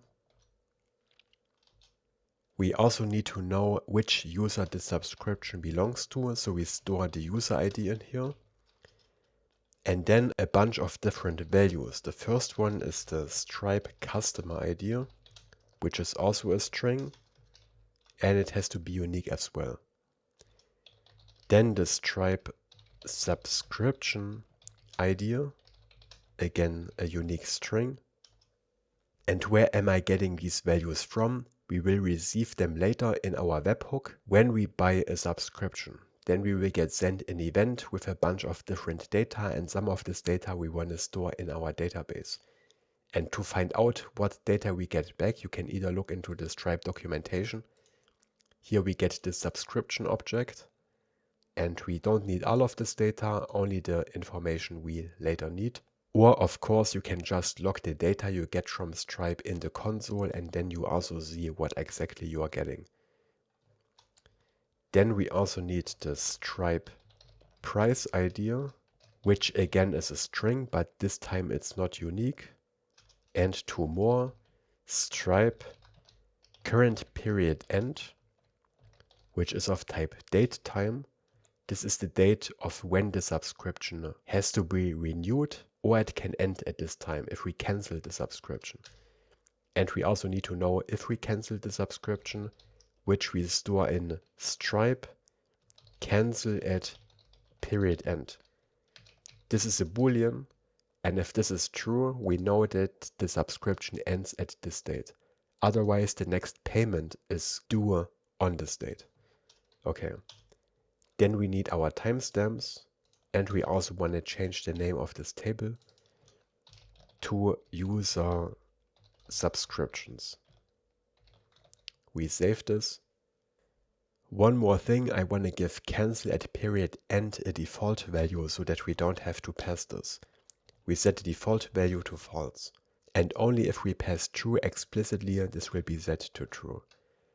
Okay, then remember we have to push these changes to our database with npx Prisma DB push, which also generates a new Prisma client, and this new table in our database. And then we run npm run dev again. Then I want to add a new function with which we can fetch our current subscription. Let's put it into the lib folder called subscription.ts. Here we export a const get user subscription level. This will be a function, but I store this function in a const because this way we can wrap it into this cache function from React. I cover this function in a bunch of my other Next.js tutorials. This makes sure that if we call this function here multiple times in different components on the same page, we only end up with one single call to our database and not multiple ones. But this only covers a single request to our page. So let's say we open our website and we fetch the current subscription, let's say in the Navbar and on our page. So 2 places to render one single page. Then this cache function will take care of deduplicating this request so that we only have one request at a time. This is not absolutely necessary, but it's useful because it avoids unnecessary requests to our backend. Okay, but instead of returning the subscription object here, I only want to return the subscription level in form of a string because this is easier usable later. So for this we export a type above called subscription level, and this will have 3 options: free, vertical bar, pro, vertical bar, or pro underscore plus. And later we will use these values throughout our app to decide what features we need to unlock. And to cache we pass an async function which needs the user ID so that we can fetch the subscription for this particular user. And it will return a promise of type subscription level. That's the type we created up here. I add the return type explicitly so that we get type safety here in this arrow function. This of course is not necessary, we could leave this out, but this way we make sure that we have to return a subscription level from this function and we don't end up with a branch where we don't return a subscription level. Okay, in here we want to fetch the subscription from our database via await Prisma.userSubscription. If you don't have this model available, make sure that you run npx Prisma DB push to create this table. We call find unique and we want to find the subscription for this user ID that we pass to this function. We could also fetch the user directly in here from Clerk, but in a lot of places we already have the user ID, so we will pass it as an argument instead. Okay, we have the subscription. If the subscription is undefined, then we are on the free plan, right? But it's also possible that this period end value lies in the past, which means that for some reason we didn't delete the subscription, but it's also not active anymore because otherwise this value would have been updated. So as a second condition we check that subscription.stripe current period end is smaller than the current date, which is now. In both these cases we return free, because then we are on a free plan. We don't have a valid subscription, right? If we get below this if check, we have a subscription, and then we have to check if we are on the pro or pro monthly plan. So below we check if subscription.stripe price ID is equal to, we use our .env file, next public price ID pro monthly, which is the price ID of the pro plan. Then we return pro here. And similarly, if subscription.stripe price ID is pro plus monthly, then we return pro plus. And if we get below, it means that we have some other Stripe price ID that we didn't expect, in which case we want to throw an error, because this should not happen. Invalid subscription. Okay, so this will fetch the subscription from the database and then return a simple string Free, Pro or Pro Plus. Okay, and as I already explained, when we call this function multiple times while rendering a single page, this is automatically deduplicated. And in server components, we can just call this function directly to fetch this data. But we can't use it in client components because we make a request to Prisma, which we can only do on the backend, right? So what we can do is either we fetch the subscription always on a page and then pass it to client components where we need it.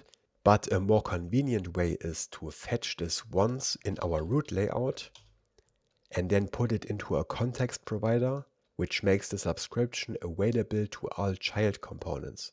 And I think this is a good idea, so let's do that. For this we need a context provider, which we put into the main folder. We call it subscription level provider.tsx.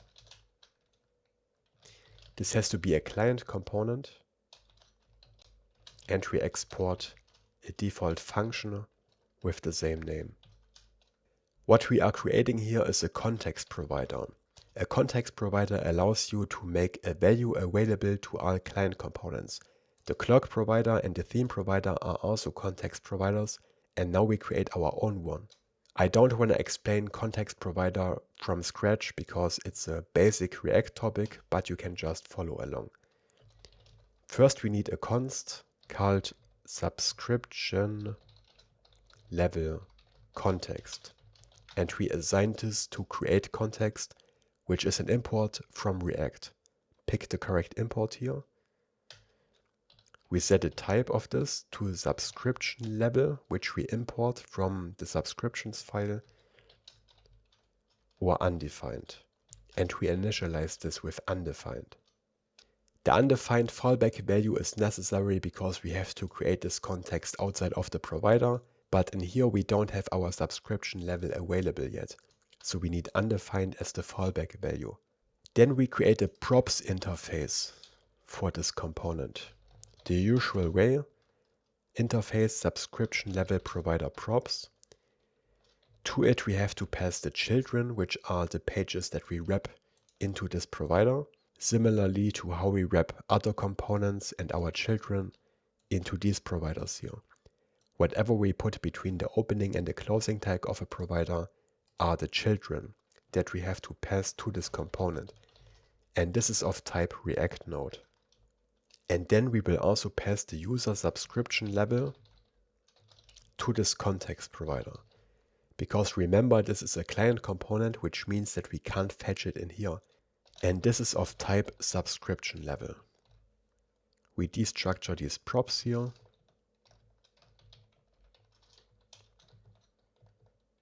The children and the user subscription level. Then we return a subscription level context dot provider, which creates this context provider.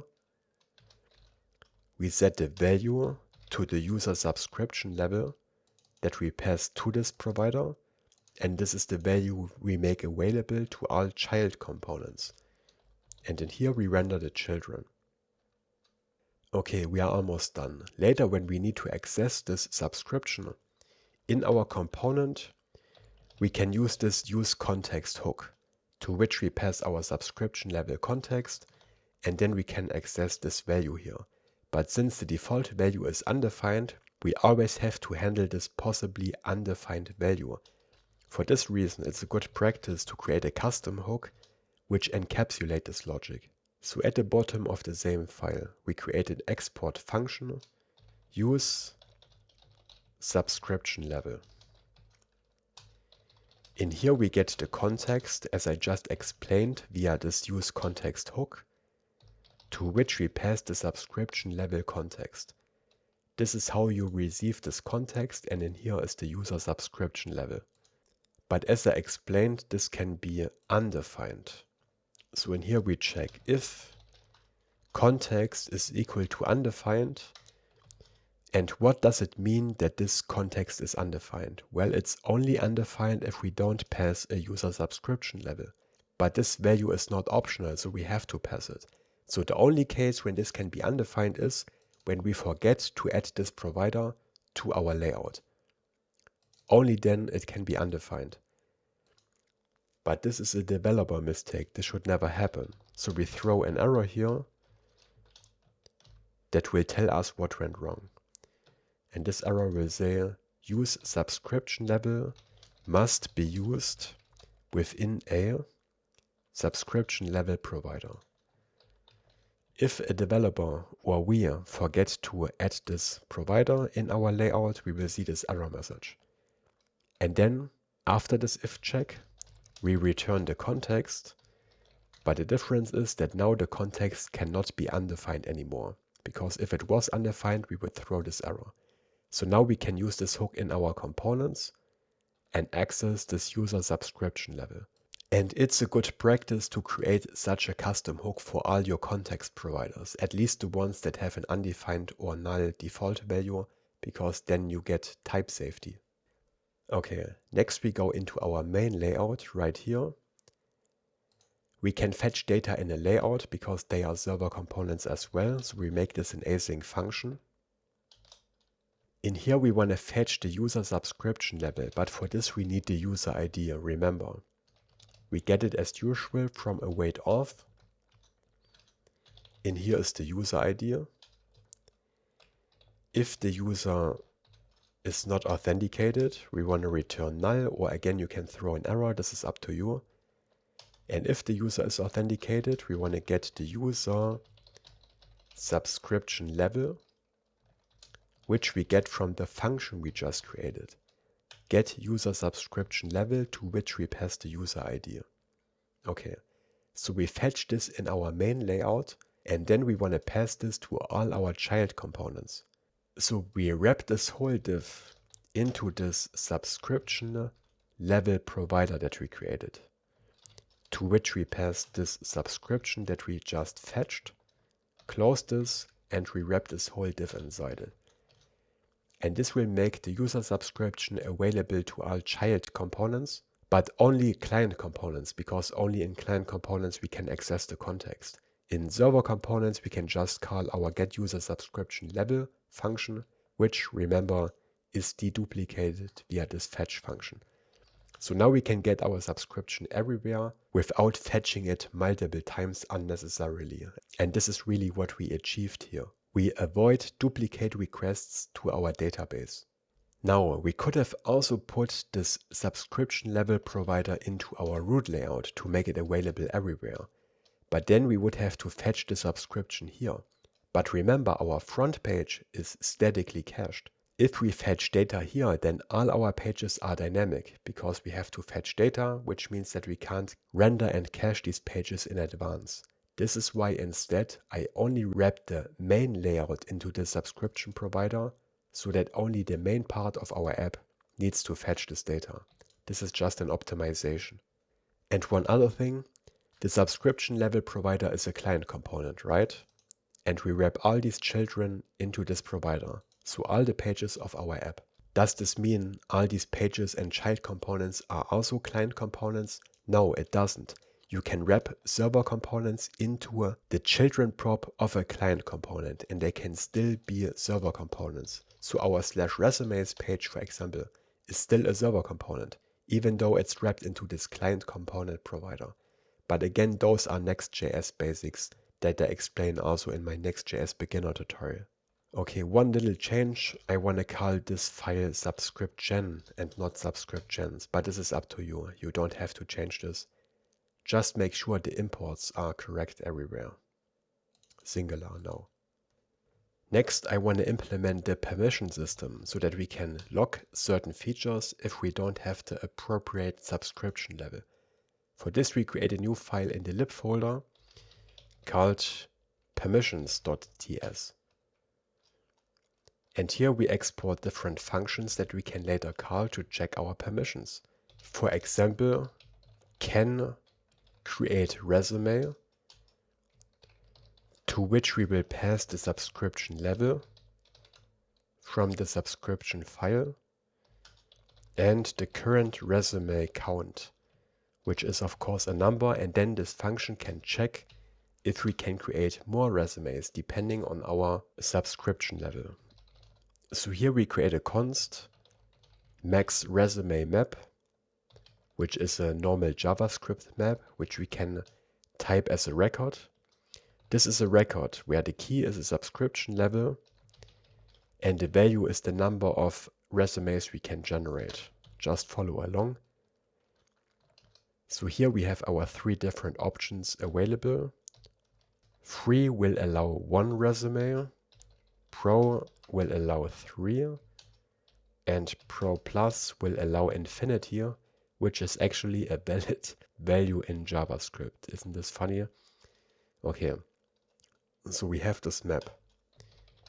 Then we create a const max resumes, and we want to get the value of the resume map for our subscription level.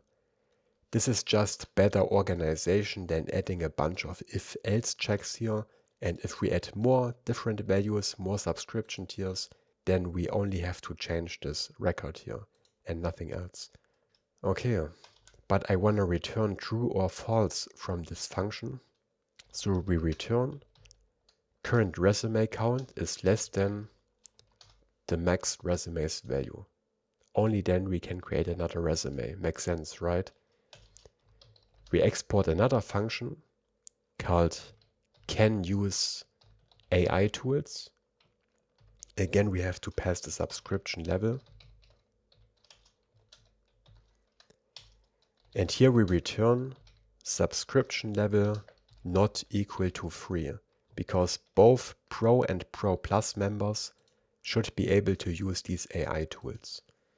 And we put this logic into this one file so that we don't have to repeat this stuff here over and over again. So that we don't have to remember the permission for each subscription level. Instead, we put it into this one file and then use it in different places.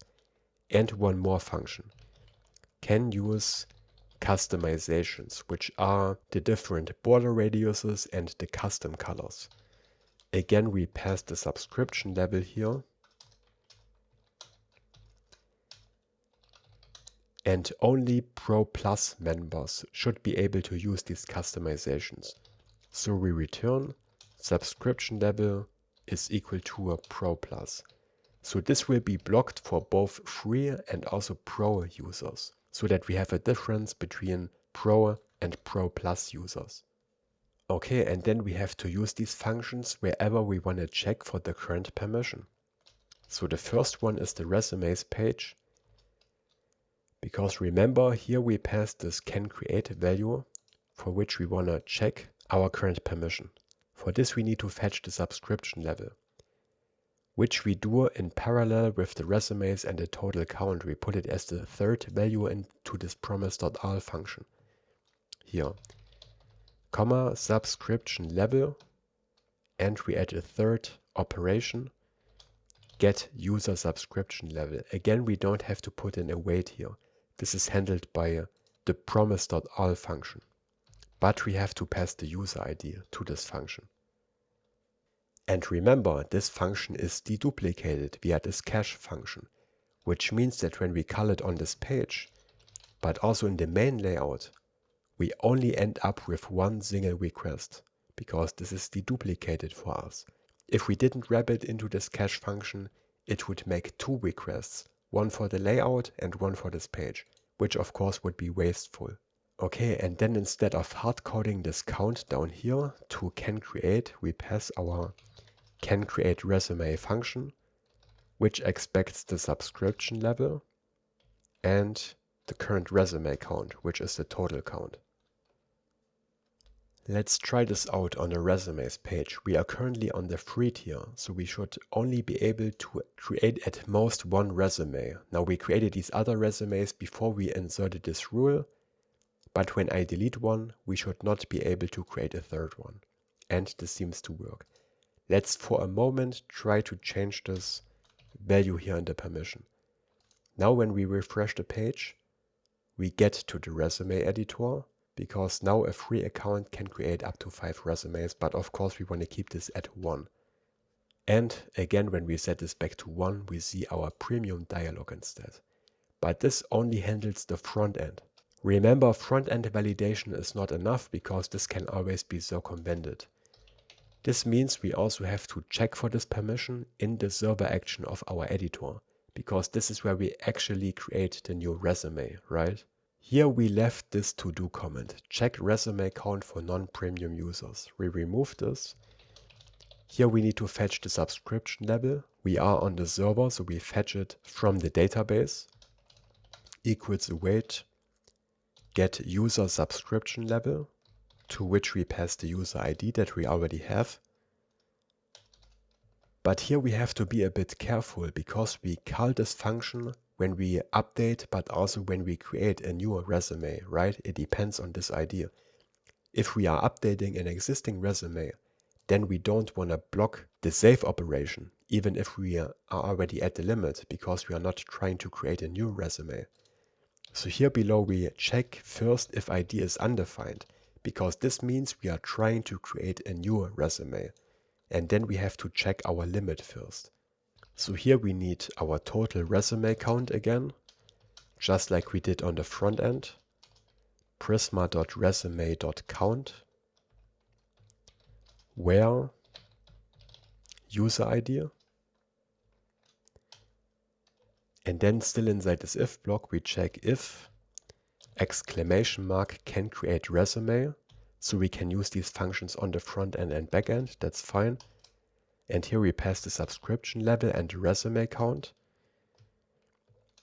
And if we cannot create a resume, we will throw another error, because then we have no business of even calling this function. And this will say maximum resume count reached for this subscription level. Let's try this out as well. So just for a moment, I want to disable this dialog when we click the new resume button, right? Create resume button. Just for a moment, I change this to true so that we always show this link to the editor. And now, as soon as this tries to save, it should throw an error, because it should not allow creating a new resume here on the backend. Let's see. And there is the error, exactly what we want. And here we can say maximum resume count reached. This is exactly what we want to see. But let's set this back to can create resume. And then we have a couple more features that we want to disable, the customization options and the AI buttons. So let's do that next. Let's go back to the editor's actions file. And here we go below the code where we fetch the existing resume, right here. Here we create a const has customizations, which should be true if we either pass a border style or a hex color. But there is one edge case we have to keep in mind. What if a user has a subscription and they change the color or the border radius, but then they cancel their subscription and they are back on a free account? Then they should still be able to save changes to the resume and keep their color and border style, but they should not be able to change it again unless they buy a new subscription, right? So we assign has customizations to parentheses. First we need to check if resume values.border style is defined, because it can be undefined. If it is defined, we want to check if resume values.border style is not equal to the border style of the existing resume. Because again, we want to allow a user to keep the existing border style after their subscription expired. And we want to do the same for the hex color. So we add two ampersands, again parentheses. We check if resume values.colorHex is defined, two ampersands, and resume values.colorHex is not equal to existing resume.colorHex. Only if these conditions are true, we have new customizations. And then we want to check if we are allowed to apply these customizations. So if has customizations is true and exclamation mark can use customizations. So if we don't have the permission, here we have to pass the subscription level. Then we want to throw another error. Customization customizations not allowed for this subscription level, right? So that we don't let this update go through. But I just noticed that this condition up here is wrong. This should not be two ampersands, but two vertical bars, a logical OR. And each of these parts should be wrapped into parentheses, like this. So before we block this on the front end, let's try this out. If I make a change in here, like to the title, it should allow us to save this, even though we already picked a customization option. And we can save this. But we should not be able to change the color again because we are on a free account. Let's see, and there we get our error message, exactly what we want. Customizations not allowed for the subscription level. But of course we don't want our user to see an error message. Instead we want to block this right here when we click this color picker button and instead show our subscription dialog. So next we go into the color picker component. And this is a client component. So in here we can get our subscription level from this hook we created. Const subscription level equals use subscription level. Then we also need our premium modal, which we get from the use premium modal hook.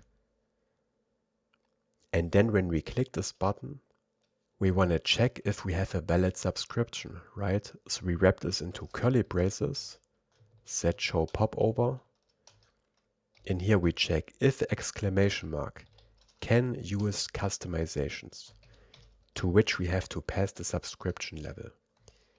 If we cannot use customizations, then we want to show the premium modal, which we do via this setOpen function, and important, we also want to return so that we don't call set show popover. Let's save this and try this out. So now when I click this button, we see this premium modal. And we want to do the same for the border style button. So let's go there next. Let's copy these two hooks here from the color picker. Paste it here at the top. Import these hooks. And then in the handle click function, we also need to check if exclamation mark can use customizations. Again, we have to pass the subscription level. And again, we want to open the premium modal if we don't have the permission. Set open true and return below. And only if we have the appropriate permission, we want to continue with the rest of the code here. And now our border style button should also be blocked. Perfect. Next, we want to do the same for our AI features. The backend part is handled in the server actions file of our forms folder, right? So let's go in here, scroll up to generate summary. Here we already left this to-do comment. We need to get the user ID so that we can check the permission level from await off. In here is the user ID.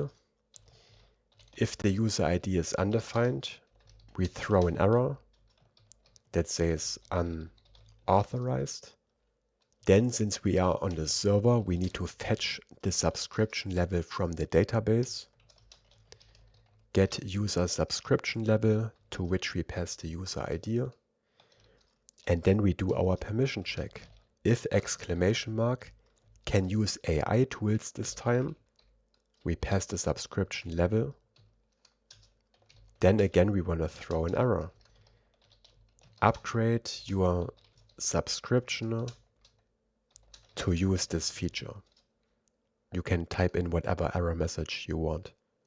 And then we copy the exact same code with the authentication and this AI check and put it into our other function in here. Remove this to-do comment, put it in here, format and save everything. And now we shouldn't be able to use these AI features. We should get an error when we click the generate button. There we go. Let's take a look into the console. Yeah, it blocked it. via this can use AI tools function, but again we want to show the premium dialog instead. So let's go into the generate work experience button.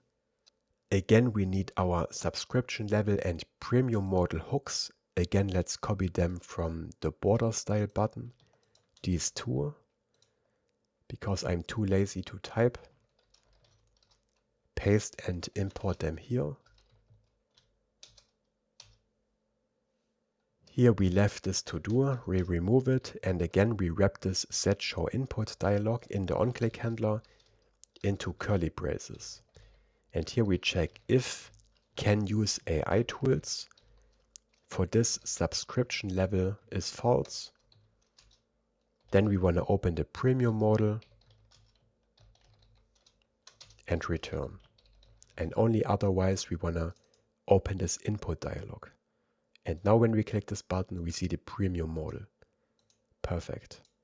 And one more time for the generate summary button here, which is also an AI feature. So again, I copy these two lines, go to the generate summary button, import these two hooks up here.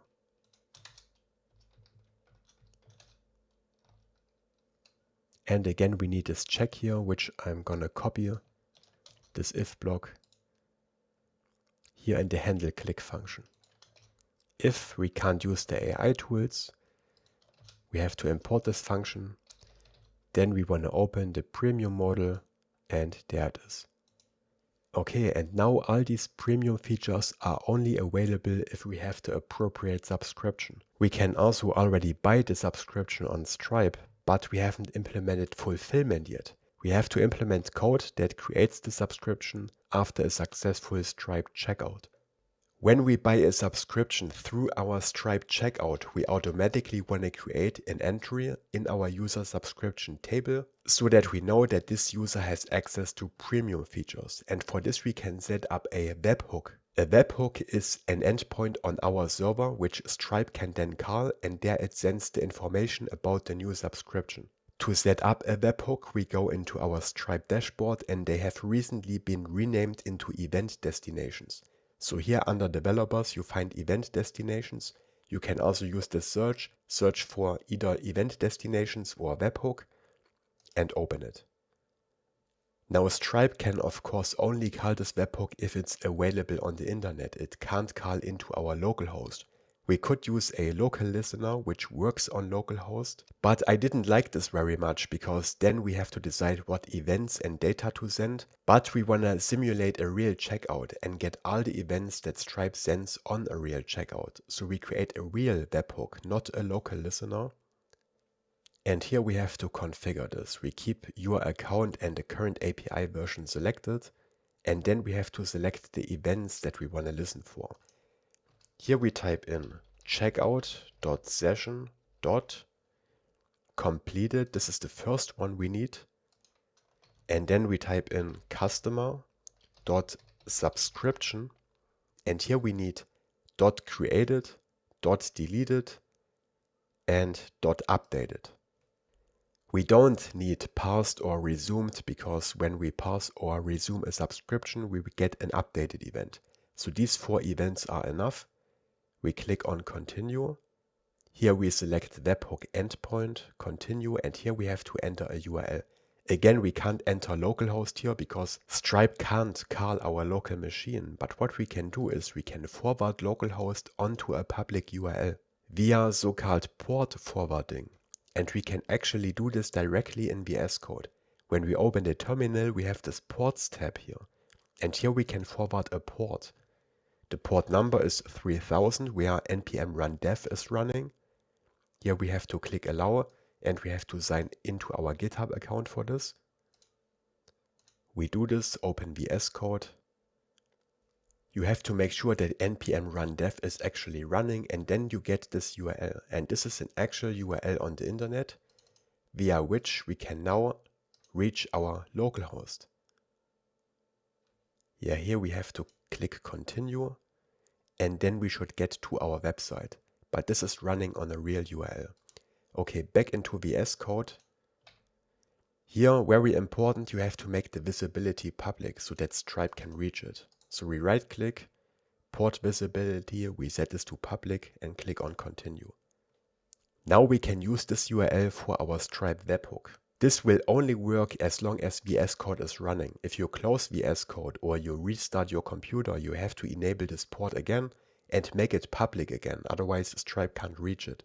But you should always get the exact same URL, so we don't have to change it later. So let's copy this local address, paste it into the endpoint URL, and then the path of the webhook, which will be /API /stripe -webhook. Make sure to enter this as well, and we can add a description, a webhook for testing purposes, for example. If port forwarding in VS Code for some reason doesn't work for you, or you don't want to use this, there are also other services that do the same. For example, localhost.run, which doesn't require a sign up, or srv.us or ngrok, they are all free. And they do the same thing, they forward your localhost onto a free public URL. But the easiest way is to use VS Code, then we create this destination. So now Stripe will send these 4 events that we are listening for to this URL whenever something happens. Here we need this webhook secret, which is this value, and we need to store it in an environment variable. So we go into VS Code, into the .env file, and I'm gonna put it here, but of course the order doesn't matter.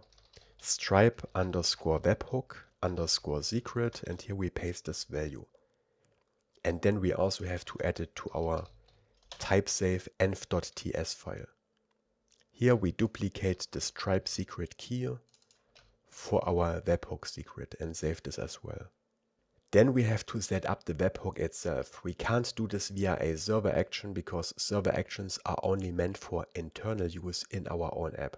We can't really create public server endpoints with them that can be called by a third-party service like Stripe. For this we have to use route handlers. To create a route handler, we right-click on the app folder and we write API / which creates this API folder. Stripe -webhook, that's the URL we used here. /API /stripe -webhook. Make sure they are identical. And then here we put a route.ts file, which creates a server endpoint that can be reached by our own app, but also by other apps. So those are public server endpoints. In here we export an async function.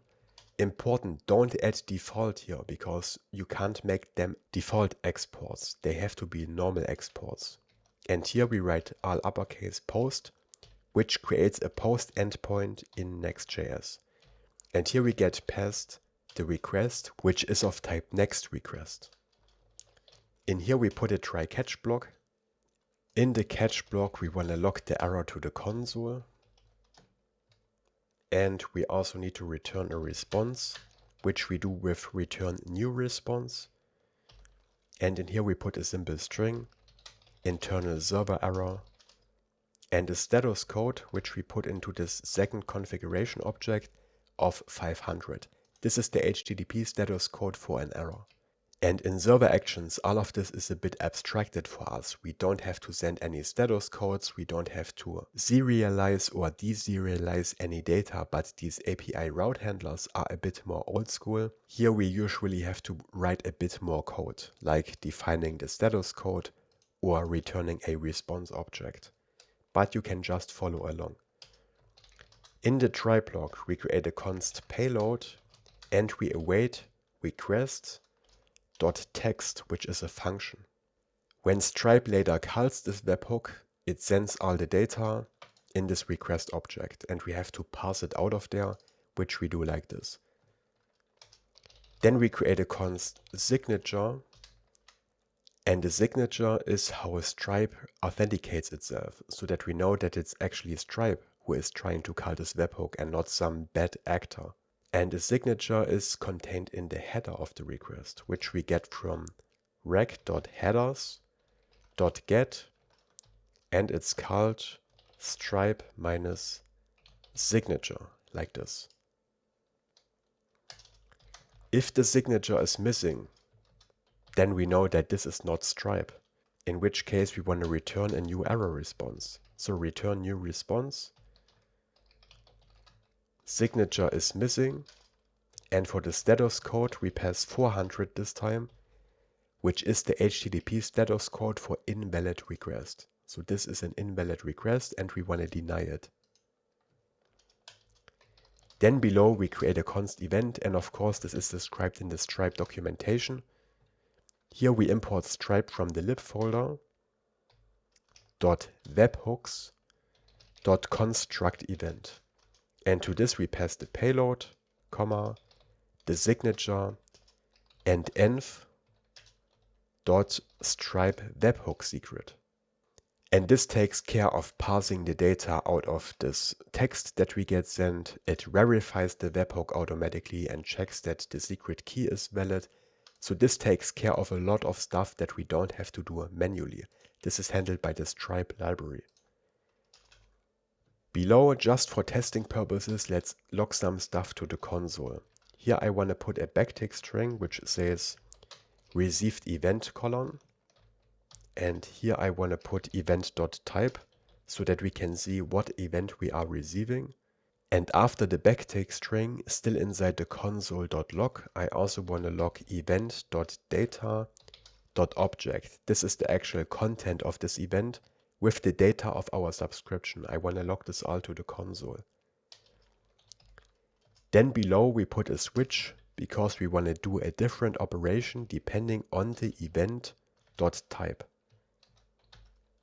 The event.type are these different events that we are listening for. Checkout completed, subscription created, and so on. And here we want to distinguish between them. And we will put the logic into separate functions which we can put into the same file. Below we put an async function called handle session completed, which receives an object which we call session, which is of type stripe with an uppercase S this time. This is the stripe type. .checkout.session. This is what we receive in this event, and we want to forward this to this function. Before we fill this with code, we also create other functions. The next one is async function handle subscription created or updated. We handle create and update events in the same function. And here we receive the subscription ID, which is a string. And for now, I just want to show a log message in the console with the name of this function so that we know that we are calling this. And one more function below, async function handle subscription deleted, where we receive not the subscription ID, but a whole object of type stripe.subscription. And again, here I want to log this to the console for now. So add these three functions. And up in the switch block, we listen for these different webhook events. So here we should get autocomplete. When we type case and a string, we get autocomplete. The first one is checkout.session completed. This is an event we are listening for. And here we want to call evade handle session completed, right? Which expects this checkout session. And we get this from event.data.object, which is of type stripe checkout session, as you can see. This contains the data we care about. Afterwards, we have to put a break, very important because we are using a switch, and otherwise we would execute the next case as well, which is not what we want. The next case is customer subscription created, colon, and instead of calling a function, we put another case below, customer subscription updated, because both of them should call the same function. So we put them above each other like this without a break between them. Here we call await handle subscription created or updated, and we need a subscription ID, which we get from event.data.object, which this time is of type stripe subscription. You can always see the type here, .id. And again, important, a break below. Next case is of course customer subscription deleted, colon, where we want to call handle subscription deleted. And here we pass event.data.object, which is this whole subscription object. And again, a break below. And then if none of these match, we add a default branch, which will show a log message in the console, which will say unhandled event type colon. And then we put event.type behind it, because then we know that we received a webhook event that we didn't handle. And again, a break afterwards. So this switch will call the appropriate function. And first I want to take care of handle session completed. When we do a checkout with Stripe, it automatically creates a customer in the Stripe dashboard with the email address of the user. But we can have duplicate customers with the same ID. To avoid creating duplicate users, we have to store the Stripe customer ID of this user somewhere so that we can reuse it later. So what we do is, in here we need the ID of the user who did the checkout. Remember, when we create the checkout page, which we do in /premium, we put the user ID into the subscription metadata. And we can get the user ID out of there here from session.metadata. And in here we find the user ID. We have to spell this the same way as we spelled it over here. So in both places we spell this with camel case. And actually this metadata is only put into the subscription objects. We have to add the metadata one more time in this metadata block. So those are two different metadatas. This metadata is attached to this session and this metadata is only attached to the subscription. But in both of them we want to put the user ID. So put it here as well. Because only then we receive it here in this session.metadata object. Here we have to use the save call operator. But this can still be undefined because after all we can always forget to add this metadata to a checkout session. So below we have to check if !user ID, then we want to throw a new error. User ID is missing in session metadata. We could also return an error response like we did here, but this is not really a public error. This is more of a development error that the user doesn't really care about. Only we developers care about this because it means that we forgot something. And by throwing an error here and awaiting it up here, we will automatically get to the catch block. So it will show an internal server error with status 500 and we will see this error message in our console. And in this session we can find the customer ID that this user got assigned by Stripe. The question is, where do we save it? We could save it in our database, but we don't really have a place for it. A better option in my opinion is to store it in the Clerk metadata because this will be attached to a particular user.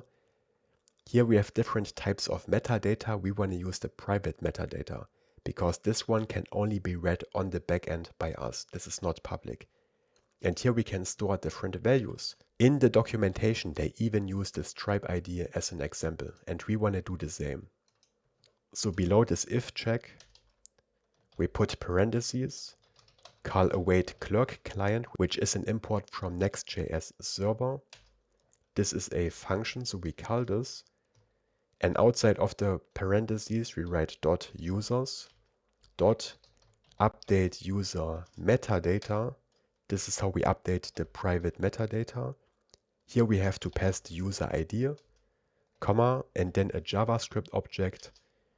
And in here we can put private metadata, colon, curly braces.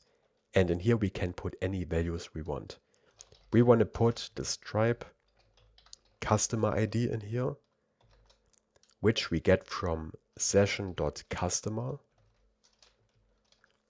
And this can be of different types, string or stripe.customer, depending what event you are listening for. But for this checkout completed event, this will be a string, so we assert the type as a string. Okay, as soon as a user completes a checkout, Stripe will call our webhook with this event. We call the handle session completed function, which takes the Stripe customer ID and stores it in our Clerk user. And we want to use this customer ID in the server actions file of our premium folder. Right now we only pass the customer email.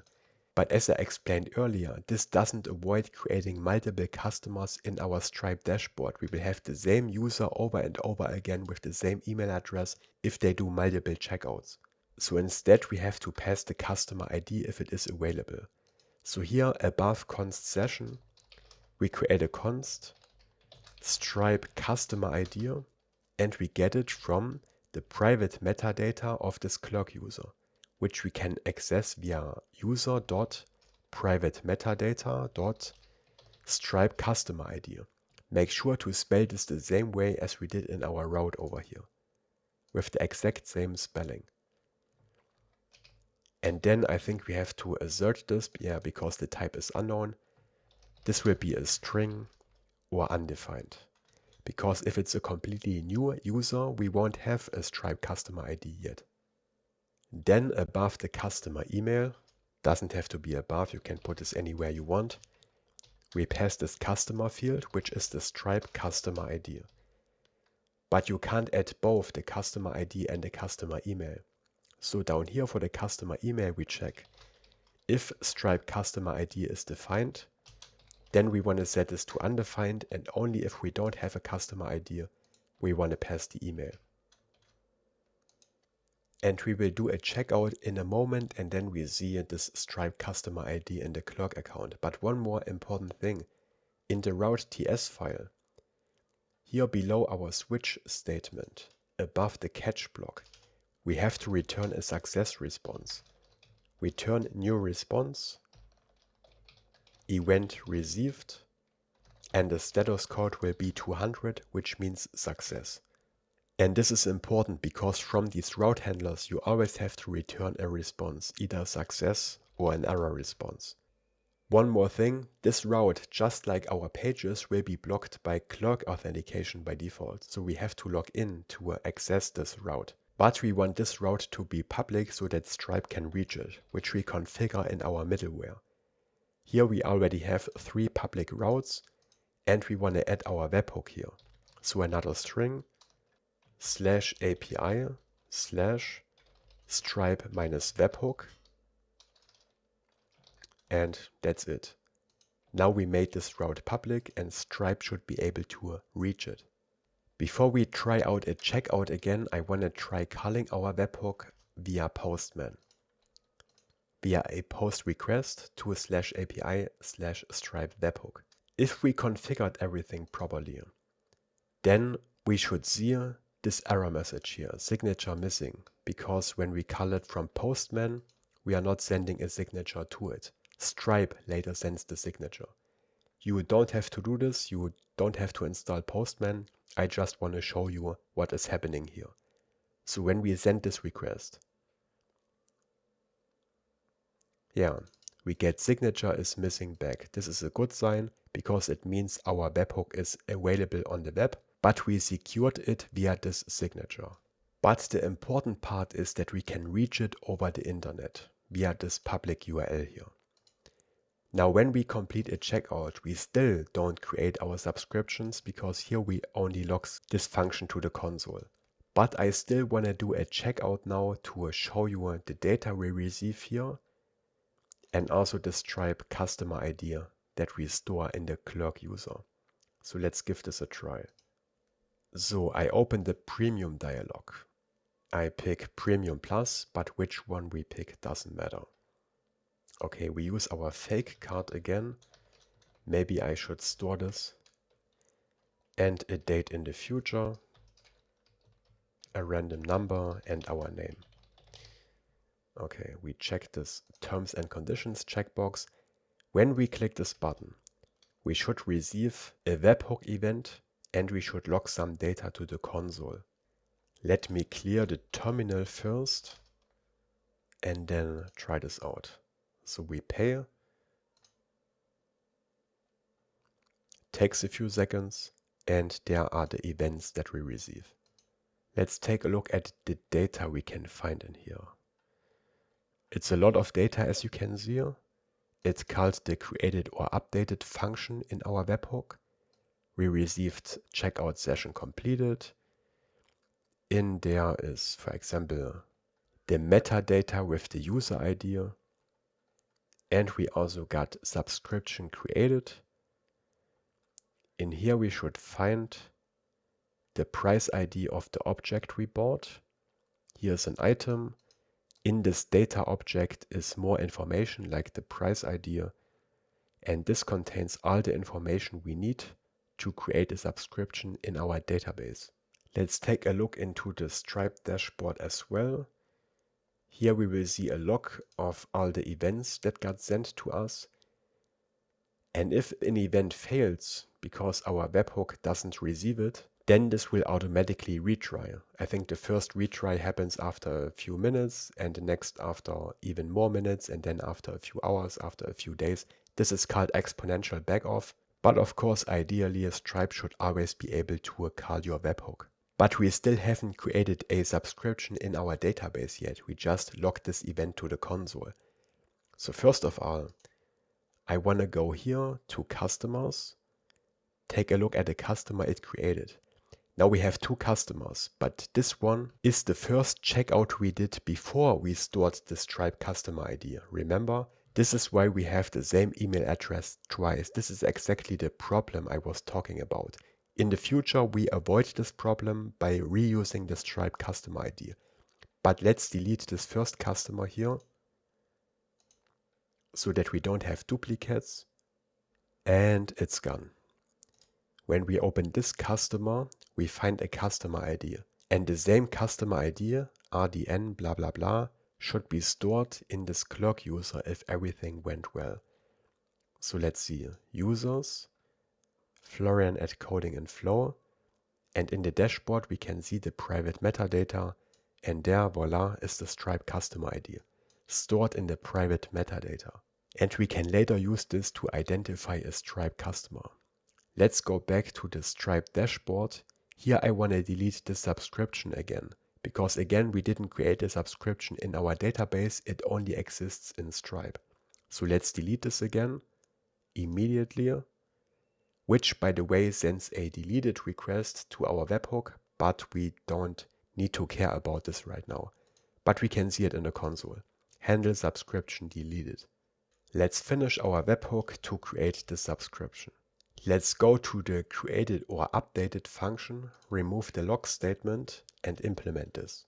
Now I want to say that there are different approaches to implement these webhooks. My approach might not be the best one, but it seems to work for all the different cases that can happen in our app. If you build a real SaaS, then you might have to fine-tune this, you might have to add some fields or listen for more events. I just want to say that this is not perfect. It works from what I can tell, but I don't have enough experience with Stripe to really guarantee that this takes care of all the edge cases. So take this with a grain of salt and you might have to improve this yourself, but it's good enough.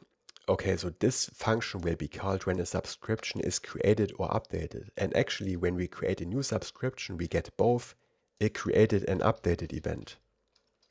So somewhere in here should be a subscription updated event. There it is. And we received it together with the created event.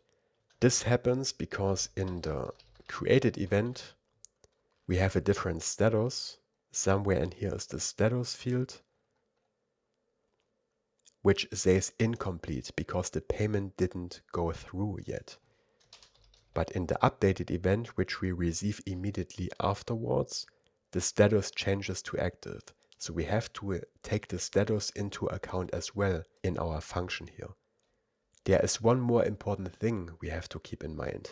These events can actually be received out of order. So it could happen that we receive the subscription updated event before the created event. Stripe does not guarantee that we receive these events in the correct order, which is important to keep in mind. This is why we pass the subscription ID here. Actually, in this event.data, this object is the whole subscription, and this subscription contains all the data in this webhook. but we only use the subscription ID in our function. Why? Because I want to fetch the subscription from the Stripe API in here. This way we make sure that we always receive the latest subscription data, because even if we receive the events out of order, we always fetch the latest subscription and we don't rely on the data that we get sent by the webhook. I hope you understand what I mean. This way we make sure that we always get the latest data. And we get it from stripe.subscriptions.retrieve, to which we pass the subscription ID. We fetch the subscription with the latest data, the latest status and everything from the Stripe API. Then remember, a subscription has a status, and these different status values are described in the documentation. These are the different options, and below are explanations on when they happen. So in our webhook code here, we check if subscription.status is equal to active. Then we want to activate our subscription. But I also want to activate the subscription if the status is equal to a trialing, which means that we have trial mode active, right? In which case we also want to enable the subscription. And I also want to enable it if the status is past due, which means that the bill, the subscription bill, hasn't been paid yet. Of course, this is up to you if you want to activate or deactivate the subscription in this case. But I decided to keep it activated so that the user still has a chance to pay their invoice. Again, you can learn more about these different events in the documentation, and I recommend that you take a look at this and fine-tune this to your use case. In all other cases, our subscription is not valid.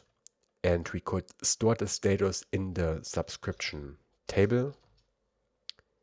But I want to keep it a bit simpler. If the subscription is not valid, I just want to delete it from the database completely, because the next time the subscription status changes, we get an updated event again, and then we can just put the subscription into our database again.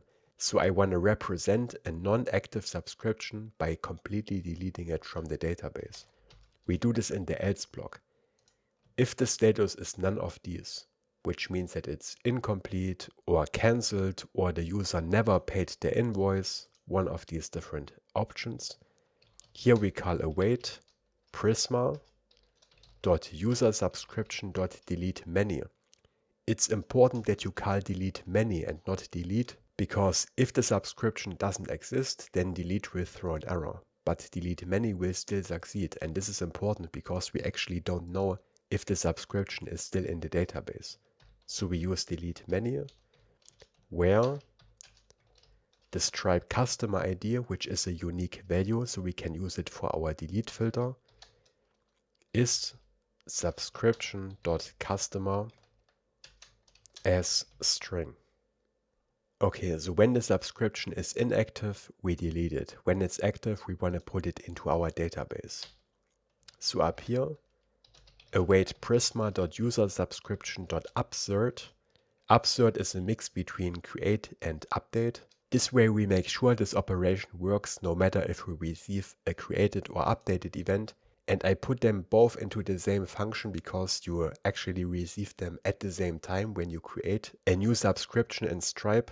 And if we handle them separately, then this will cause problems because we will receive the updated event before the created event has finished. So from my experience, it works best if we handle them both together because these two events are very similar.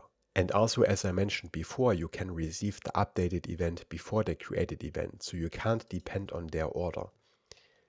Okay, we call upsert, which handles insert and update. Where here we use the user ID as the filter, which we find in the subscriptions metadata, remember? But this is the subscription metadata. This is this second metadata block we passed here. So you have to make sure that you pass both of them. Then below where we put a create block, which handles creating a newer subscription in the database. And here we pass all the data that we need to store, which you can find, of course, in the schema. So, user ID is in the metadata, right? Subscription.metadata.user-ID with the same spelling. Then we have the Stripe subscription ID, which we find in subscription.id.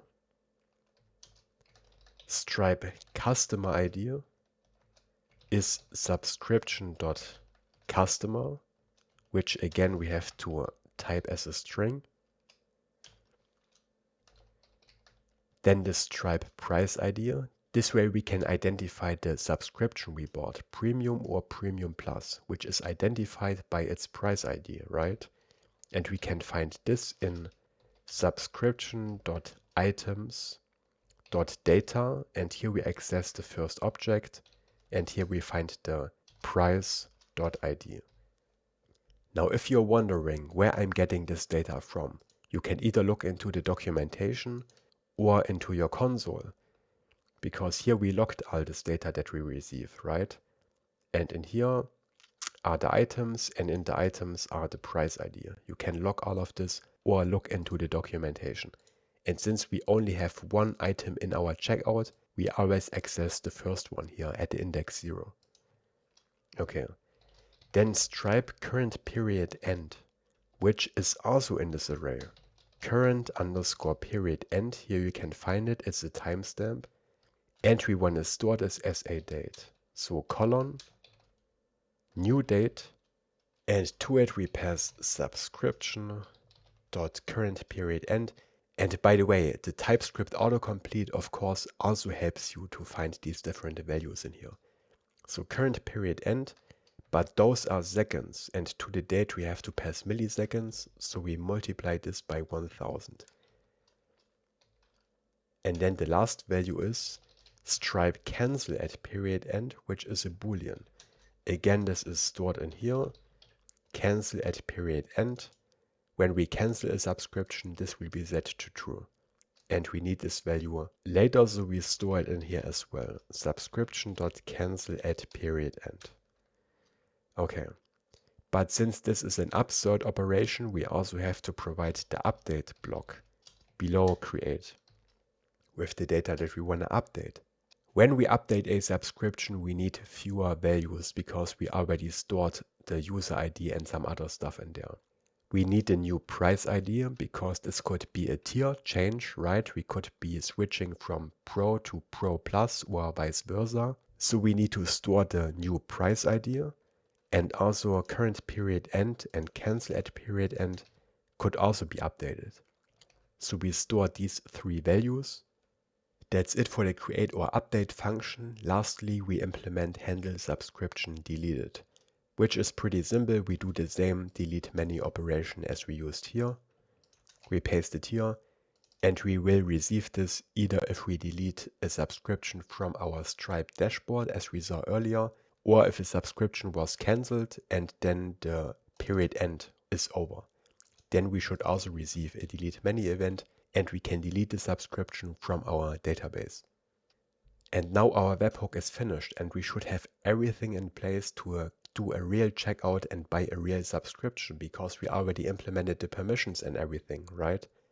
So let's try this out.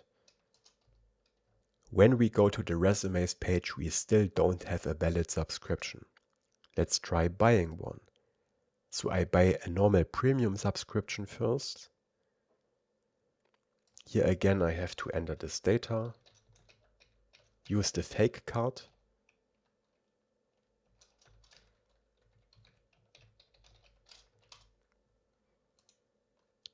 subscribe, and now we should create a real subscription in our database. It calls our webhook again, we receive these same events, checkout completed, subscription updated, and so on. When we run Prisma Studio, npx Prisma Studio, we should now find the subscription in our database. And there we go, there is a user subscription with all the data in there. Cancel at period end is false. We know when the next payment is due and all the other information. And now we should have access to premium features, but not premium plus features, right? So with premium, we can create up to 3 resumes. So when we click this button, we get to the resume editor. Perfect, this works. But we should not be able to create a 4th resume, because for this we need a premium plus subscription. Perfect.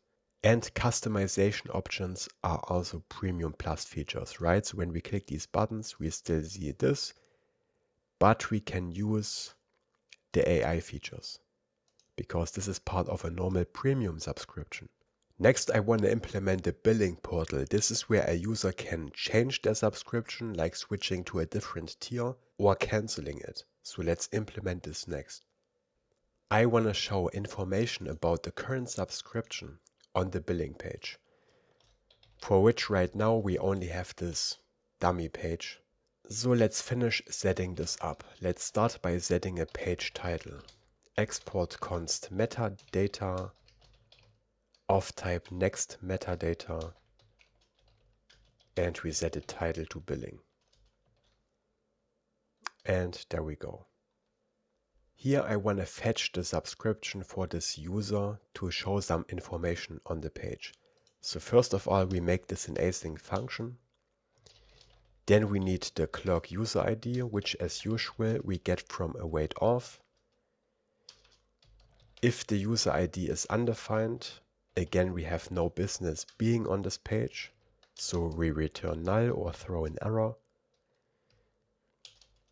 If the user ID is defined, I want to fetch the subscription from Stripe so that I can show the name of the current subscription on the page, because the name of the subscription is not stored in the subscription object, only the price ID, which is not human readable. This is why I want to fetch the actual subscription object from Stripe below. Const subscription equals await Prisma dot user subscription dot find unique, and we can search it by the user ID because this is a unique value. But this is just the subscription object from our database. We use this to fetch the price info from Stripe. So we create a const price info. We check if the subscription is defined, in which case we want to call await Stripe from the lib folder dot prices dot retrieve, to which we pass subscription dot stripe price ID, and then as the second argument a configuration object, and here we pass expand and product in an array. This makes sure that we get all the product information with this request. If the subscription is undefined, then we set the price info to null, because then we don't have a subscription. Okay, let's take care of the return block. We style the main tag as usual with max width 7XL, mx auto, a width of full, space width 6, px3 and py6. Again, we put an h1 headline here with text 3XL and font bold, which will say billing. Below I want to put a paragraph tag which says your current plan colon. Again, we have to put an empty space in an expression here, because afterwards I want to render a span with font bold, where we check if price info is defined.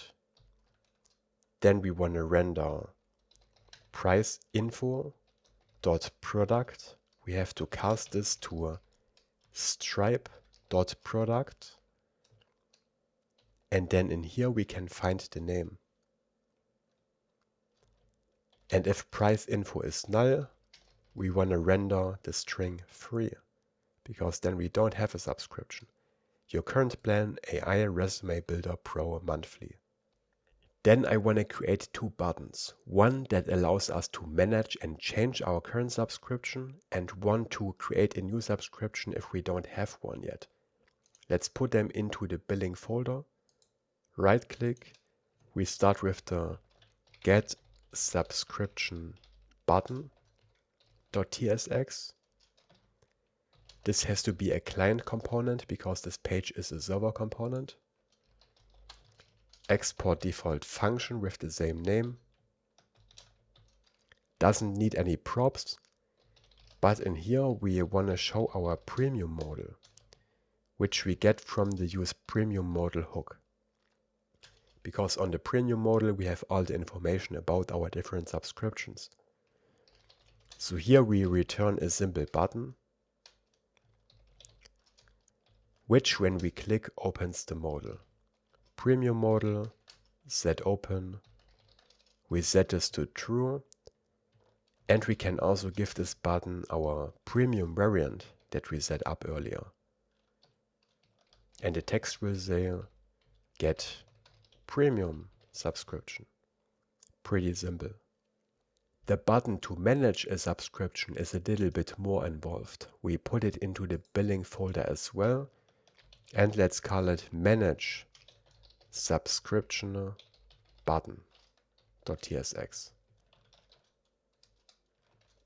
Again, this has to be a client component. We export it here.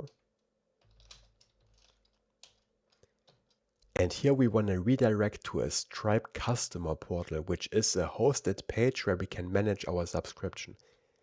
This is very similar to our checkout page, and creating a customer portal also requires us to call a Stripe function. But again, we have to do this on our server. We can use a server action again, which we also put into the billing folder. Actions.ts. We add the use server directive at the top. And we export an async function called create customer portal. We don't have to pass an argument. And actually I want to call this create customer portal session. Here we need the current user, not just the user ID, but the whole user object, which we get from await current user. We check if the user is defined. Otherwise, we shouldn't be able to call this function. Then we throw a new error, unauthorized. We need the user object because we need the Stripe customer ID, which remember is stored in the private metadata in Clerk. So we can get it out of there. Stripe customer ID equals user.private metadata .stripe customer ID, make sure to spell this correctly, and we cast this to a string or undefined, because again this is unknown by default. If the Stripe customer ID is missing, we shouldn't be able to even call this function, so we throw an error here as well. Throw new error, because something went wrong. We should have a customer ID. Stripe customer ID not found. But if we have the customer ID, we want to create a session, which we do via await Stripe .billing portal .session.create parentheses curly braces. We have to pass the customer, which is the Stripe customer ID, and again a return URL, which is backtick string. In here we put env dot next public base URL slash billing. We want to redirect back to the billing page. Almost done. Below we check if session.url is undefined, which again means something went wrong. Throw new error. Failed to create customer portal session.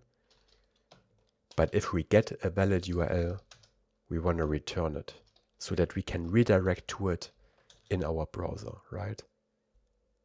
And we want to call this function in our manage subscription button. So back over there.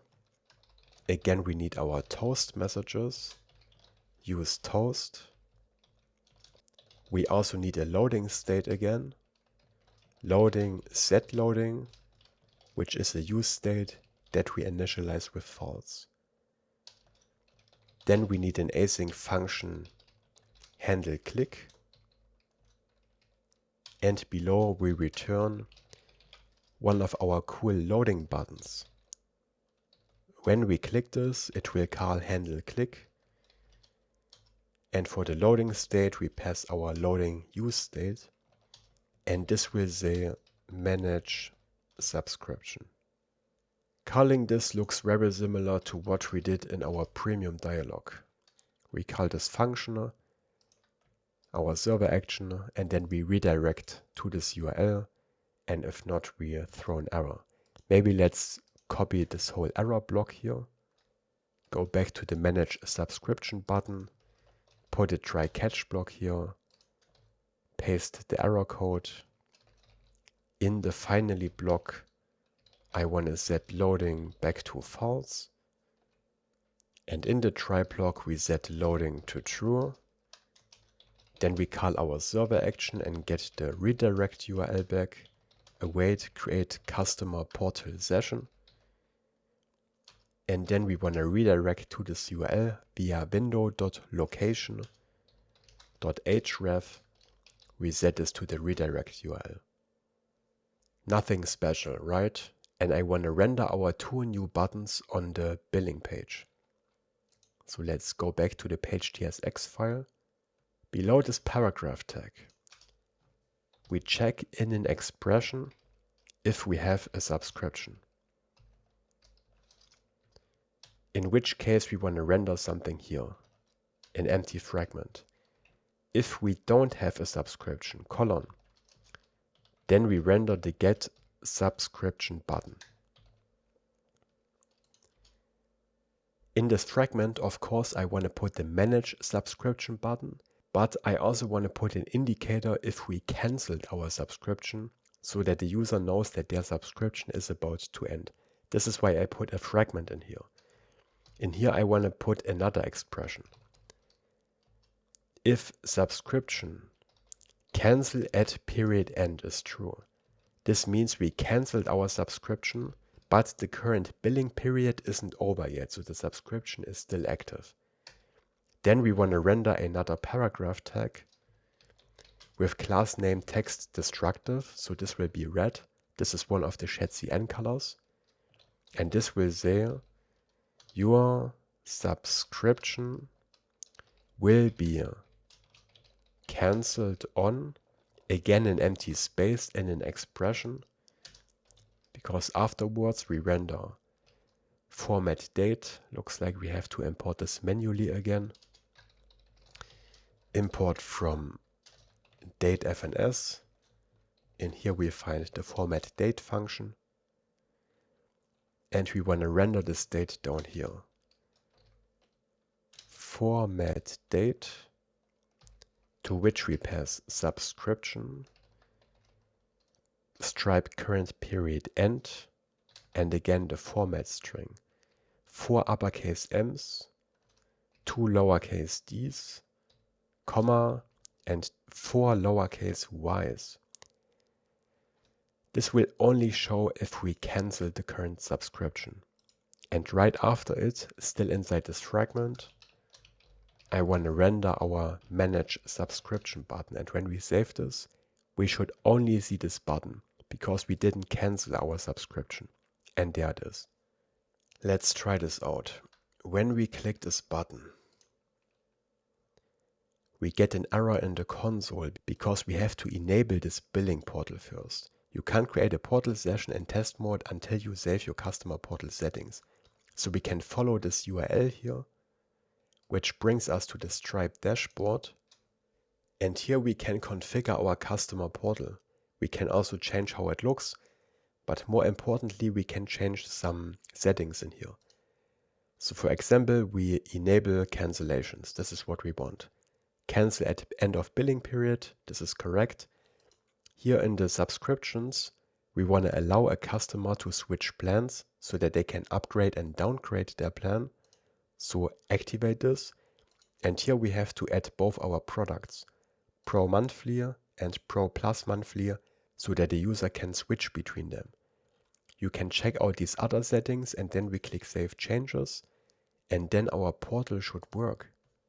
So let's try this out again. We click on Manage Subscription again. Remember, we have a normal Pro plan. Let's try to switch this plan. Manage Subscription. And this is the billing portal. Here we can update our subscription, we can cancel it, and we also find our invoices in here and everything. This is really cool. So let's try this out. Update subscription. I want to switch to the Pro Plus subscription. Our payment method is actually saved, which is also really cool. And if we click this, we should receive another webhook event, a subscription updated event, and this should automatically update our subscription in the database. Via this link, we can get back to our URL, which brings us to the billing page, and now we have a Pro Plus monthly subscription. Really cool. And now we are able to create more than 3 resumes, and we can also use customization options. Let's also try canceling our subscription. Again, manage subscription, cancel. It has some explainer text, cancel subscription. We can give a reason here, but we don't have to. Again, we go back to the billing page, and now we see this red text. Your subscription will be cancelled on December 15th, which is in 1 month. This means we still have access to all the premium features because we already paid for them. But at the end of this billing period, our subscription will be deleted because we receive a subscription deleted webhook event. We can also renew our subscription. So let's try this as well. Renew subscription, renew, and then the cancellation is reverted and our subscription is active again. And at the end of the current billing period, Stripe will automatically charge the credit card of the user for the new amount, so that the subscription gets renewed automatically. Again, I encourage you to check out the Stripe dashboard because there are a lot of settings in there. You can also activate a ton of different payment methods, not just credit card. And yeah, take a look at this. Feature-wise, our project is finished, but we also want to deploy this to production, which requires some important step, and you really don't want to miss this. Okay, before we can deploy our project, we have to make a little change to the package.json file. Here at the top below this lint script, we have to add a post install script, and here we add Prisma generate. This is necessary to generate the Prisma client later in production automatically. If we don't add this, we will get an error later when we try to deploy this project. So add this here, save the changes, and then we want to deploy our project to Vercel. Vercel are the creators of Next.js, so it's the easiest option to deploy a Next.js project. You can use a free hobby account. And in order to upload our project here, we have to push it to a GitHub branch. You can do this directly in VS Code via the source control tab. Push this to a GitHub repository. It doesn't have to be public, it can be private, but we need all our latest code on GitHub. Then we go to Vercel, click on Add New Project. This account needs to be connected to the GitHub account where you have this project stored. Here is my AI resume builder. We click on import. Here we have to add all our environment variables, which we get from the .env file. Now remember, some of them are different in production. For example, in production we have different Stripe keys. But for now we can just copy all of them and put them in here. We later have to change the base URL because this is the one from localhost. But we only know our URL after we deployed this project. We also want to change the build and output settings. We want to override the install command to npm install -- legacy peer depths. We have to add this here because remember, some of the packages we use are not yet compatible with Next.js 15, so we have to add this compatibility flag here. And then when we added all of this, we click on deploy. And then it takes a minute or two to to deploy this project. When this has finished, we get a free production URL. Let's go to the dashboard. Here we have this domain, which is a Vercel subdomain. We can open it, of course, which brings us to our website. Here's our beautiful front page. And when we click on Get Started, we get to the login page. But for now, I want to copy this URL. And I want to replace our base URL because we use this throughout our code and it's an important value. So let's go to the environment variables. And here we want to change the base URL to this production URL, right? And we remove the slash at the end. We save this. Then we go to the general settings. And here we can set the Node.js version.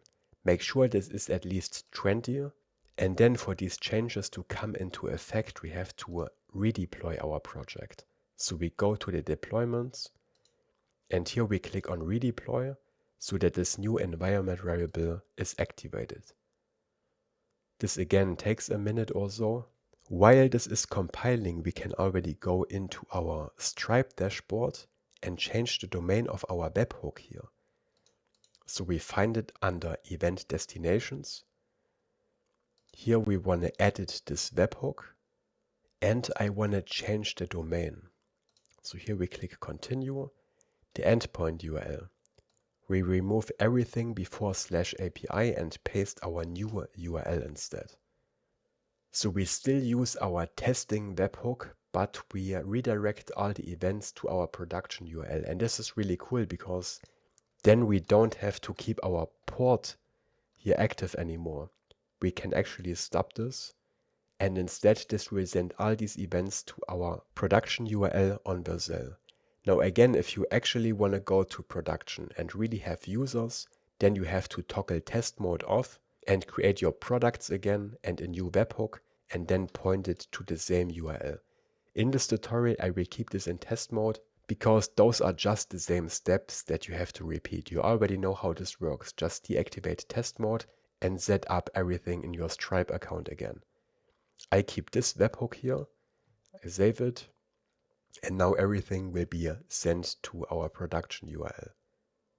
There is one more setting we might have to change. Let's go into the settings of our deployment again.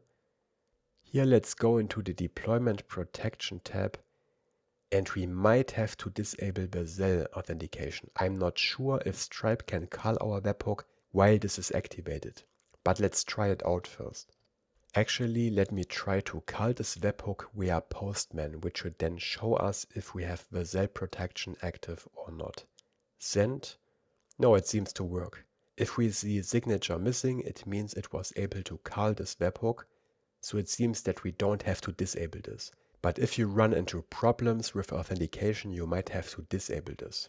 Anyway, let's try out our project. So we go to our production URL. I'm actually going to create a new account. Here we have this Vercel toolbar, which is a debugging tool. You can disable this if you want, but it doesn't matter. Here I want to create a new account. info@codingandflow.com. We can also use social login and a password. Continue. Again, we get this verification email 341024. Now we are inside our app. We don't have any resumes yet and we also don't have a subscription tier. So now we see this get premium subscription button. We can get a subscription and let's try out all our features. Dark theme, light theme. We can create a resume. My cool resume. I just want to make sure that everything works. Autosave. It puts the resume ID into the URL. I can refresh the page. I can go back to the resumes. Open this resume. Let's add some data. There we go. Let's add a work experience. We can't use the AI features because we don't have a premium subscription. We will try this later. Blah blah. And maybe some skills. Skill 1, skill 2. And a summary. And the changes always save automatically. Looks like everything works. We can print this resume. Perfect. We can't create another resume because we are on the free tier. So let's buy a subscription on the billing page, or we can also click the new resume button. Get premium subscription. Let's start with a normal premium subscription. Again, we can use our testing card because this is still our test deployment. When you switch to production mode on Stripe, of course, you have to use a real payment method here. But we are still in test mode. Now the webhook event should be sent to our deployment, so we don't need our localhost portal running anymore. This should now always work as long as our project is available on Vercel. Okay, processing. Fingers crossed. Let's take a look at the billing page first. Yeah, a pro monthly subscription. Now we can create another resume. Or we can use the AI features, but not the customization features, right? So work experience from November 2017. I've been working at McDonald's as a burger fryer. Generate. This makes a request to OpenAI. We get our work experience. Perfect. Let's try changing our subscription. Billing. Manage subscription. Okay, here we get an error. Let's take a look into our console, which we can do on Vercel. We open this project and here we find the logs. And here we got an error when we tried to open customer ID not found. So there is something wrong with the way we store the customer ID. Let's take a look into the Clerk dashboard for this user. Info at coding and flow. Yeah, the customer ID is missing in the private metadata. So let's check our webhook code. Stripe webhook. We should have received a session completed event, right? I think I know why this happened. Because we didn't await this update user metadata operation. I only awaited receiving the Clerk client, which is an async operation itself. So I think we have to put another await here in front of it to actually await this operation. Let's push these changes and try this out again. So we push these changes to GitHub, which should automatically trigger a new deployment on Vercel with your latest changes, as long as you push these changes to the main branch. This automatically triggers a new deployment to Vercel. We wait until this has finished building. But meanwhile, let's actually delete the existing subscription from Stripe so that we can start from a blank slate again. So we go to customers. We have info at coding and flow, and I actually want to delete this whole customer. So we click on delete customer, delete, and then let's try this again. So after this has finished, we can go back to our production URL, which should now reflect the latest changes. Let's log in again. We are still logged in. Let me buy a subscription. The premium tier. Subscribe with obligation to pay. And now let's see if it works. After this has finished, we should find the Stripe user ID in the private metadata of this Clerk user, and thank God there it is. So the bug was that we forgot to await this operation. Maybe the serverless function stopped executing before this has finished. Anyway, now we have the Stripe customer ID in here, which means that we should be able to manage our subscription via the billing portal. Manage subscription. Perfect. We get redirected. We can update our subscription to Premium Plus, which should now open additional features. We can create as many resumes as we want. We can use customization options like changing the color or the border radius. And maybe let's also generate a summary via the AI to see that this works as well. Perfect. And that's all the features, right? Let's check if we can also delete a resume. Wow, I didn't expect the delete operation to fail, but it seems like our app has another bug. And I think I know what it is. We never defined what should happen to educations and work experiences if we delete the corresponding resume, because remember, those are connected via the resume ID. We can do this in here in this relation. We can say on delete, and we want to set this to cascade, which means that when we delete a resume, all the work experiences that belong to this resume will also be deleted. This is actually quite important. I'm happy that we found this bug. So let's add this to both the work experience and the education table. Again, we have to push these changes to GitHub, which again triggers a new deployment on Vercel. I think we also have to push these changes to our database. So let's do this with npx Prisma DB push. And then again, this triggers a new deployment on Vercel. We wait until this has finished. When this has finished, we go to the production URL again, we refresh the page. And now we should be able to delete a resume. I'm really happy that we found this bug. And there we go. And now everything should work, right? Let's try signing out. And we are back to the front page.